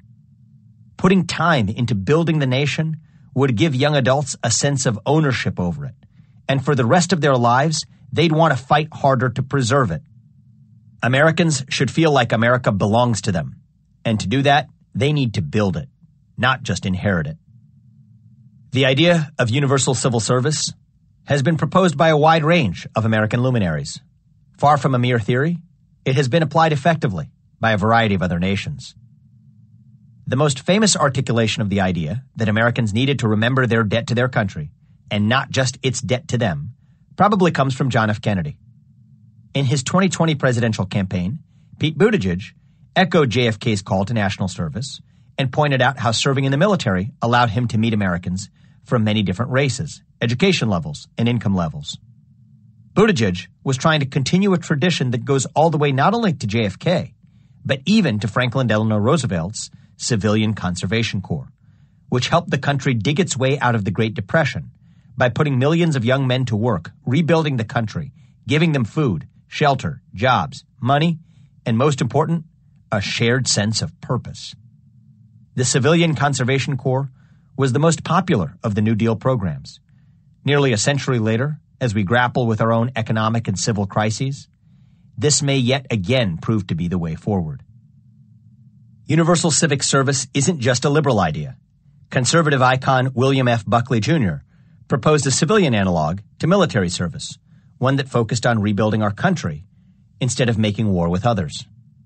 Buckley emphasized that the main value of the service would be that it was a collective expression of thanks. He argued that a year of national service would remind Americans that they owed their freedoms to previous generations and would strengthen ties between new generations. General Stanley McChrystal, retired, a political nonpartisan, has been publicly pushing for the idea of universal civic service since 2012. Like Buckley, McChrystal argues that Americans have a strange presumption that the main way to serve their nation is to join its military. They're right. We seem to have settled on a bizarre system in which a few people, often poor, serve the country by joining the army, and the rest of us fulfill our duty by fervently saying, "Thank you for your service," whenever we see them, as if service to a country is a heroic burden that a few shoulder so the rest don't have to. But McChrystal points out that we have it backward. We should view national service as ordinary, not extraordinary. And to make that shift, it has to become universal, commonplace. National service should be a part of every citizen's life, part of what it means to be a citizen. In Buckley's view, to think of civic service as a burden would be like thinking of giving a gift as a burden. Receiving gifts and giving them in return isn't supposed to be like a capitalist transaction in which each party calculates the costs and benefits. Instead, it's supposed to be a mutual expression of respect. When people show their respect and appreciation for each other, the pie of respect grows, and there's more to go around. This is the common thread that binds these American thinkers from different eras and ideologies. They're all pointing out that there's an enormous difference between working off a debt and repaying one. Working off debt has its place in our capitalist tradition, but it belongs in the realm of zero-sum games about efficient division of resources. Civic service belongs to an entirely different tradition, our democratic one. In this realm, our task is not to divide scarce material resources, but to grow a shared spiritual one. In our democratic tradition, like our gift-giving one, when we show others that we value them, we become better ourselves. In spite of its bipartisan appeal and roots in American history, truly universal civic service has never quite had its day in our nation. However, in other countries, national service has proven to be an effective glue uniting disparate communities.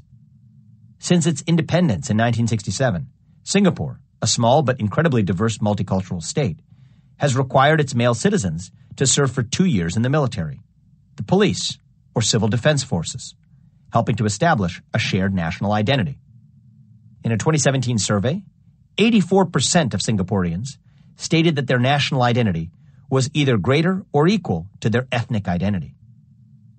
Rwanda had an especially pressing need to unite different ethnicities to forge a common national identity. In 1994, the country's Hutu ethnic majority systematically slaughtered the Tutsi minority, killing 1 million people in the course of 100 days. Tutsi rebels ultimately overthrew the Hutu government. In the aftermath, Rwanda turned to national service to bind the country's wounds. On the last Saturday of every month, all able-bodied Rwandans come together for mandatory community service called umuganda, where they clean streets, cut grass, build roads, and repair houses. The government estimates that more than 90% of the population participates. In Israel, mandatory military service brought together disparate Ashkenazi, Sephardi, and Mizrahi Jews from the diaspora with Druze citizens to forge a new national identity. Unfortunately, this identity isn't universally shared because 2 groups are exempt from conscription: ultra-Orthodox Haredi Jews and Arab Israelis. Together, the exempt groups currently make up more than 30% of Israel's population, a figure expected to rise to 60% by 2050, given higher proportional birth rates. The religious exemption from military service for ultra-Orthodox Haredi Jews has become a source of national strife. When the State of Israel was created in 1948, the exemption only affected 400 people. Haredi Jews now constitute about 10% of Israel's Jewish population. Israel is still divided over the exemption of Haredi Jews. Currently, as a matter of law, they are no longer exempt from the draft, but as a matter of fact, they're still exempt. Having large and growing segments of its population exempt from national service causes resentment between Israel's secular and religious citizens, along with intensifying the divide between its Arab and Jewish ones. As the population of people who are exempt from the draft grows, those who are subject to it are increasingly dodging it. The enlistment rate among Israelis who are legally obliged to serve has dropped from 75% to below 50% over the last 20 years. Here's a biotech guy's take on social science. When you want to see what effect one thing has on another, you not only look at what happens when you add them together, you study what happens when you separate them. If you want to show that a chemical causes cancer, for instance, one way to do it is by injecting it into cells and seeing if they proliferate uncontrollably. But to get even more proof, you'd want to remove the chemical to see if it reverses that effect. The same principle can apply to policies. There's the positive case, where implementing mandatory national service can bind a nation together. But there's also the negative case, where it can deepen divisions in a society when national service is mandatory but not universal. When only part of a society is expected to serve it, what should be an expression of gratitude can instead look like a burden that's unequally shared. The truth is that American thinkers have proposed the idea of universal national service without proposing how to make it happen, because universal service Sounds like a military draft. Ever since the Vietnam War, it's been political suicide to suggest anything even remotely resembling the draft. There are at least a couple of ways to get around this mental block. First, we need to emphasize the non-military nature of mandatory national service. It's easy to rally against war, but if we require young Americans to pick a cause they're passionate about and spend a few months on it, are they really going to rally by the thousands to object to fighting hunger, poverty, pollution, illiteracy, and homelessness? What slogans would they chant? These are, after all, causes that most of them care about. Better yet, we'd be providing them money and structure to help them do things they want to do anyway. A second way to get past our mental block is to require national service of teenagers, not legal adults. Because according to my proposal, national service must be universal in order to create a shared national identity, and it also has to be mandatory. And to make it mandatory, we should frame it as just another part of the mandatory education that we already require of adolescents. Taking this approach would counter the argument that such service is an infringement on freedom and would support the idea that it is a society's duty to teach its young virtue. We can present national service, as France is doing, as a simple extension of schooling. France is currently implementing a mandatory civic service program for its own teenagers. The plan is for all French citizens to perform mandatory service for a month when they're 16, doing things like teaching, working with charities, and working with the police, fire service, or army, followed up by voluntary placement to spend another 3 to 12 months on one of those causes. For an American version of this idea, I propose requiring high school students to serve the nation each year during a portion of their summer break. And so they do 4 summers of national service, adding up to about a year's worth of experience. This would both create unity and get rid of a troubling source of inequality. At almost 3 months on average, our summer breaks are staggeringly long by international standards, with well-documented deleterious effects on children. Research suggests that students, on average, forget about 25 to 30% of what they learn during the school year over summer breaks. This burden is felt more by the poor, who can't pay thousands of dollars for fancy summer schools and camps. American parents spend $16.6 billion annually providing summer enrichment activities for their kids. Since racial minorities are disproportionately poor, our summers off system disadvantages them further, a prime example of systemic inequality. The same study that reports 25 to 30% summer learning loss also suggests that Black and Latino students lose more knowledge over the summer than white students. This is how systemic inequality works. First, myriad causes make minorities poorer than average, then policies like extended summer break compound the harm. My problem with woke complaints about systemic racism isn't that it doesn't exist.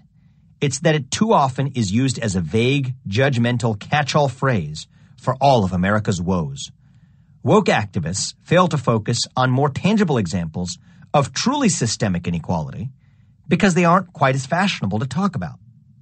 The existence of summer breaks as an institution is probably one of the greatest systematic inequalities in our educational system. But there's something about going out and chanting "End summer break" that doesn't quite have the same moral ring to it as "defund the police." It's boring to campaign against long summer breaks. It's much easier and more satisfying to say that we should just end structural racism and then everything else will follow. Liberals complain about trickle-down economics, but they believe in trickle-down politics. Don't worry about boring little policy fixes. Just raise your voice against racism instead. My problem with complaints of systemic racism isn't that they're wrong, it's that they're lazy. Saying that the root problem is pervasive and overwhelming racism can perversely make it seem as if someone's missing the big picture when they focus on narrow policy solutions, rather than fighting all the evil racists. It's certainly more viscerally satisfying to fight bad people than bad policies. Presumably, data-driven progressives would agree with me that America's extended summer breaks have the effect of widening the education and income gap between different races and classes. Whether we call this structural inequality systemic racism or not matters much less than what we do about it. We can remedy this inequality and help create a shared American identity in one stroke by having high school students spend a couple of months in structured national service programs. I want our youth to love America, but I don't think indoctrinating them about its greatness is enough. I want to put them in a position to discover its greatness by working together to build it. Learning about diversity and loving your country don't have to be at odds with each other. The way to do both is to have Americans from all walks of life meet each other and make things together. Achieving this won't be easy. For starters, building the political consensus required to implement an ambitious proposal like universal civic service will require reminding Americans of what it actually means to be an American, to be an individualist in our economy, while still owing a civic duty to our democracy. As poet John Donne reminded us, no man is an island. Every man is a piece of a continent, a part of the main. As for America, we're a nation of individuals, and that's a good thing, as long as we still see ourselves as a nation in the end.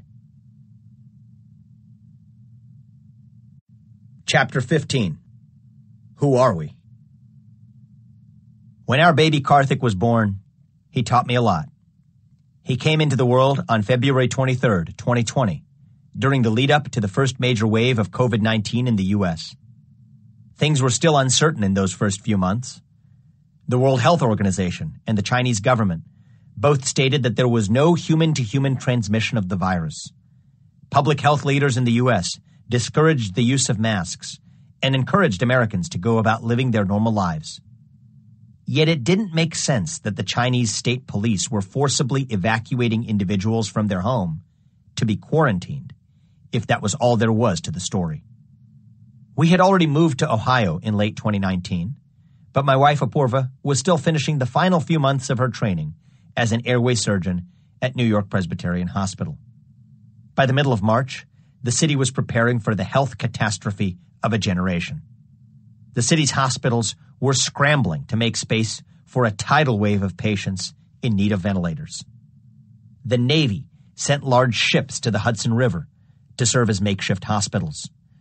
The 2 million square foot Jacob K. Javits Convention Center became a field hospital.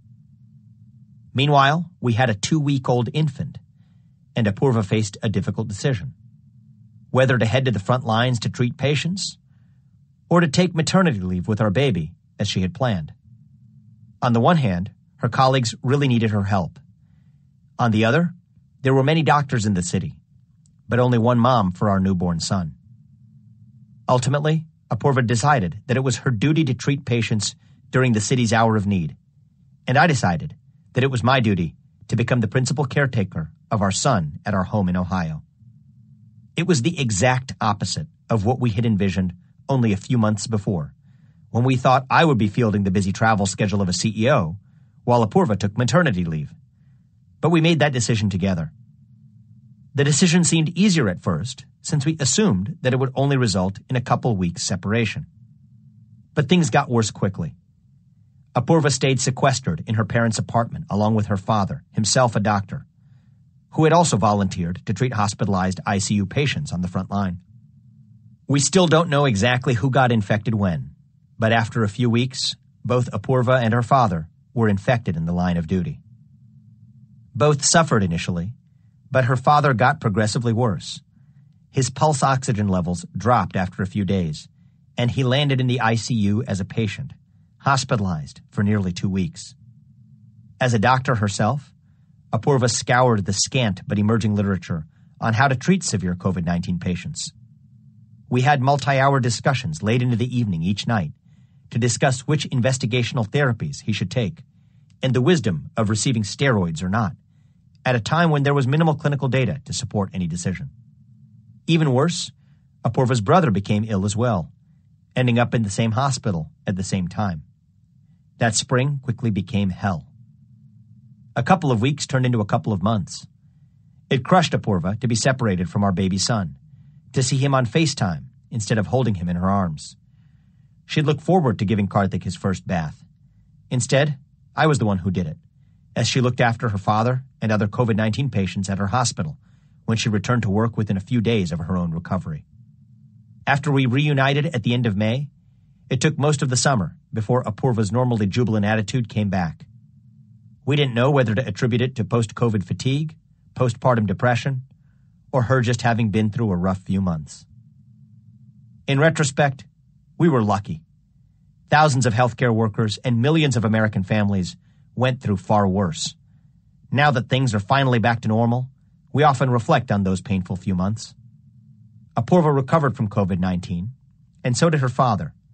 Thankfully, her brother is doing well too. The long-term effects of COVID-19 infection are still unknown. They say it permanently scars the lungs of some patients. The biggest scar it left on our family was an emotional one. I know that Apurva would make the same decision again if she had to do it all over. But she still sorely misses those few months of Karthik's early life. And she'll never get them back. She would have been a good doctor, even if she made the opposite choice. She was a good mother, even in making the choice that she did. I hope the same was true for my choices as a father and a CEO. I probably accomplished less as Roivant's CEO last spring than I otherwise might have. I don't think Roivant is any worse off today as a result. Apurva spent less time with her newborn son soon after he was born. He'll never know the difference, even though she does. So what's the moral of the story? It's that we are each more than just one thing. And that's what true pluralism is all about. The pluralism of identities within each of us. That vision of pluralism stands in stark contrast to the woke version of identity. According to wokeness, we are each defined by a small handful of characteristics that we inherit on the day we're born. In a woke world, we are each defined by the innate and the immutable, by the visible and the skin deep. This narrative now permeates our social consciousness in America. It's reinforced by not only the people who lead our government, but the people who lead the companies where we work and the schools where our children learn. This rigid vision was summed up neatly by Congresswoman Ayanna Pressley when she effectively declared that we are each a prisoner of our skin color. It was on display in late 2020 when states from California to New York to Tennessee explicitly decided to take racial equity into account when deciding who would receive the vaccines first. Or when states like Oregon set aside funds for COVID-19 relief explicitly on the basis of race of their recipients. According to this worldview, you are simply a fault line at the intersection of the tectonic plates of group identity. You aren't really a free agent in the world, but simply a member of your group who is supposed to advance your group's interests. Your race isn't just the color your skin happens to be. It's essential to your voice, your ideas, and your identity. This is what woke essentialism is all about. It posits that your genetically inherited attributes are the true essence of who you are. I reject that narrative, and I think every American should too. I'm not just a man. I'm a proud father, a loyal husband, and a grateful son. I'm not just a person of color. I'm a Hindu, a child of immigrants, an American citizen, and a proud native of Ohio. I'm not just a former CEO, but a scientist and an entrepreneur. I'm the author of my own destiny, sometimes for the better and sometimes for the worse, but always unlimited by what someone else thinks I should be. I am not defined by any single one of those things. Rather, I am all of those things at once and a great deal more. Each of those identities is a part of my personal mosaic, the mosaic that together comprises who I am as an American. That is what true American pluralism is all about. In contrast, the woke version of pluralism is to get a bunch of different-looking people together in the same room and celebrate that visible tableau of diversity. But that's just putting lipstick on essentialism. True pluralism isn't about celebrating the differences between us as people.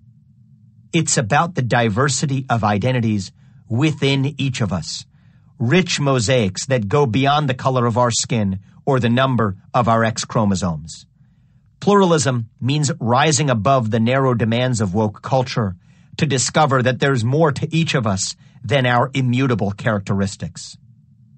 The fundamental problem with wokeness isn't just that it offers the wrong answer to the question of who we are. The deeper problem is that it forecloses the possibility of shared solidarity as Americans. If we see each other as nothing more than the color of our skin, our gender, our sexual orientation, or the number of digits in our bank accounts, then it becomes impossibly difficult to find commonality with those who don't share those characteristics. Yet if we define ourselves on a plurality of attributes, then we find our path to true solidarity as a people. For example, I'm brown, conservative, and Hindu. The person I recently elevated to the position of CEO of my company is white, liberal, and Jewish. He's progressive. I'm not. But we both share a passion for discovering new drugs for patients who need them. My neighbor is black, progressive, and Christian. I'm none of those things. But we are both fathers of children who I hope will one day play sports together, go to class together, and learn from each other. We don't need to have everything in common with one another.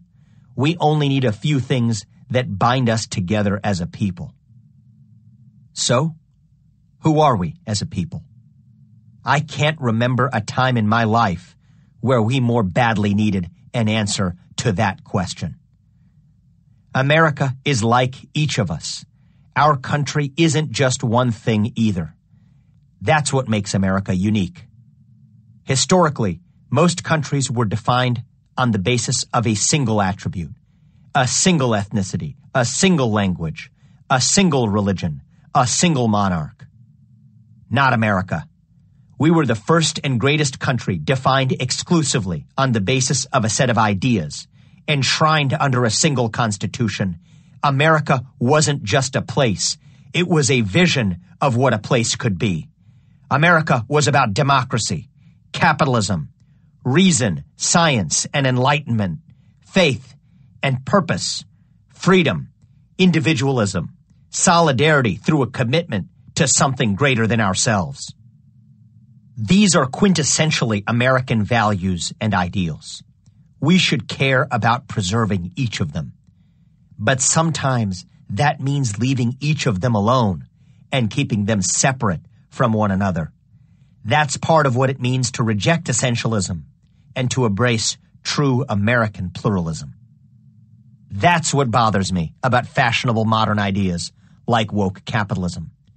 On its face, the idea that corporations shouldn't just make products and provide services for profit, but should also address other social and cultural issues, sounds pretty benign.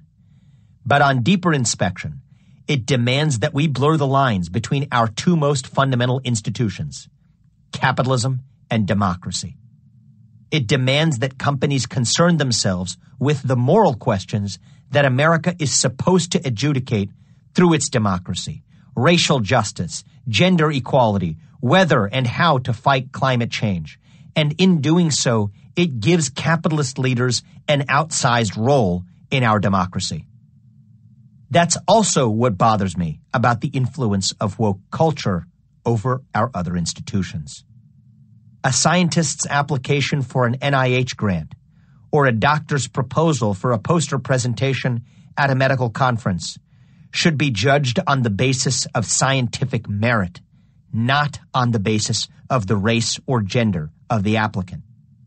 Yet that's what we increasingly see in the demand for diversity in science. The list goes on. In contrast, real pluralism means separating different institutions from one another and keeping their respective purposes intact and distinct. That pluralistic vision is part of what makes America great. It's what makes America itself. That leaves us with a paradox, a uniquely American puzzle. On the one hand, America is plural in nature. There are many Americas and many ways to be American. There are many different values to which we aspire and many institutions that comprise our nation. On the other hand, our diversity is meaningless if there's nothing greater that binds us together across those differences. That's the quandary at the heart of America itself. I can't promise an answer to the puzzle, but here's what I know. At our core, there are and always have been two distinct ideals that define us as a nation. The first is the American dream. The second is e pluribus unum, the idea that from many, we Americans become one. The American dream is a dream of prosperity, freedom, and opportunity. It's the idea that no matter who your parents are, you can achieve your dreams with hard work, commitment, and ingenuity. It's the dream that my father had when he came to America from Vaticancheri in the late 1970s. It didn't matter if he were a Brahmin or a Shudra, brown or white. It didn't matter if he had a thick Indian accent or a Southern drawl, $10 in his pocket as he did then, or over $1 million in his bank account as he does today. My parents never woke up from the dream that brought them here. Instead, they passed it on to me, and I now pass it on to my son. E pluribus unum is etched on every American coin down to the penny. From many, one. It's the idea that all of us as individuals, freely pursuing our own dreams from a limitless variety of backgrounds, can unite into a single nation and pledge allegiance to the same flag and freely speak to one another even if they disagree about their politics. Individualism and unity. Contradictory as these might seem, they are each in America's heart. Most of us surely feel these aspirations within ourselves. The desire for individual freedom and opportunity on the one hand, and the desire to be part of something transcending our individual selves on the other. America isn't just one of those things. It's both of them. Our best shot at making the American dream real is through capitalism. Our best shot at making e pluribus unum real is through democracy. That's why capitalism and democracy are the mother and father of America. The year 1776 wasn't just an accident. It was the year of the Declaration of Independence and the wealth of nations. It was the year America was born. Yet these two ideals are in tension with one another. A creative, productive tension, but a tension all the same. It reminds me of the feeling that I sometimes had as a kid when I heard my parents in the depth of a heated argument and worried they might get divorced. It was my worst nightmare as a kid, but in reality, they remain happily married to this day. I am who I am because of both of them. And the same goes for America and her parents too. Our prosperity and individual freedom depend on the integrity of capitalism. Our unity and political freedoms depend on the integrity of democracy. With the birth of woke capitalism, we lose both and are left with neither. Wokeness turns e pluribus unum on its head. From many one to from one many. It perverts the American dream into an American nightmare where the characteristics you inherit at birth determine who you are and what you can achieve. My woke friends argue that they don't actually want America to work that way, but that it's simply how America does work, an ugly reality that we have to accept before we change it. They mean that earnestly, but they miss the most important point. The way we as citizens choose to describe America changes the way America actually works.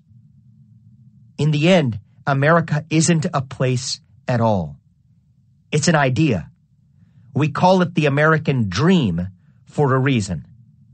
It's not a destination that we reach. It's a vision we aspire to, one that we'll always fall short of, but keep pursuing anyway.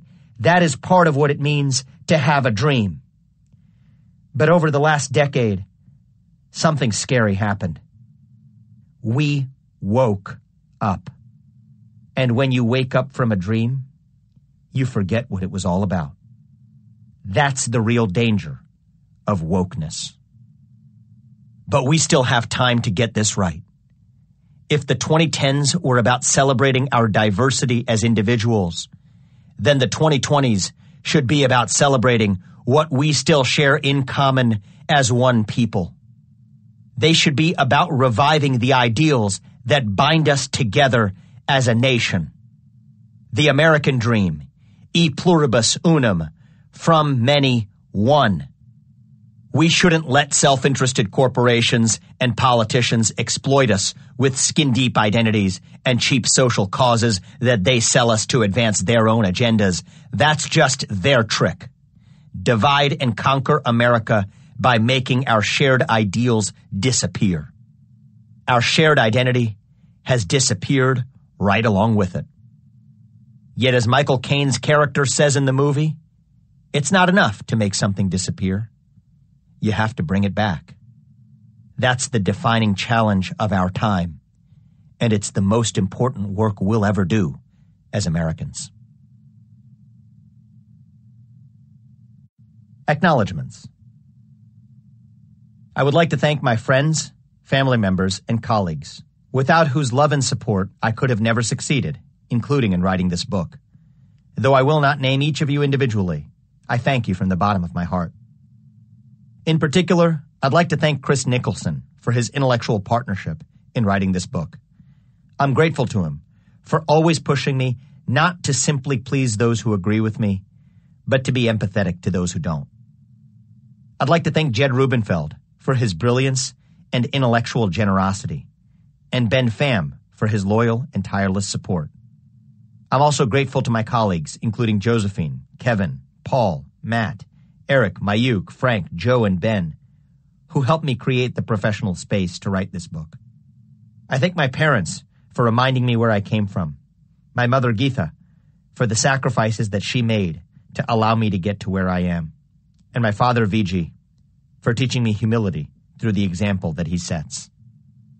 I thank my brother Shankar for his faith in me and for always giving me strength when I need it, and my sister-in-law Nikita for being an incredible teammate. I thank my father-in-law Ash for his inspiration through excellence, my mother-in-law Mamta for her energetic support of my pursuits, and my brother-in-law Akash for his impassioned engagement with my ideas. I thank my wife and the love of my life, Apurva, who inspires me every day to be the best version of myself. Thank you, Apurva, for supporting all my crazy adventures and for being the best mom in the world to our son. Lastly, just for fun, I thank Lin Chu. Without her special form of encouragement, I would have never completed this book.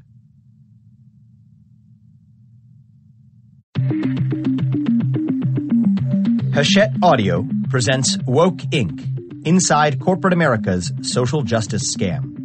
Written and read by Vivek Ramaswamy. Woke Inc. is also available in print and as an ebook from Center Street, a division of Hachette Book Group. For more Hachette Audio productions, visit us at hachetteaudio.com. Thank you for listening. Text copyright 2021 by Vivek Ramaswamy. Audio production copyright 2021, Hachette Audio. All rights reserved.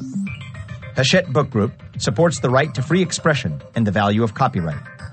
The purpose of copyright is to encourage writers and artists to produce the creative works that enrich our culture. The duplicating, uploading, and distribution of this audiobook without permission is a theft of the author's intellectual property. If you would like permission to use material from the audiobook, other than for review purposes, please contact permissions@hbgusa.com. Thank you for your support of the author's rights.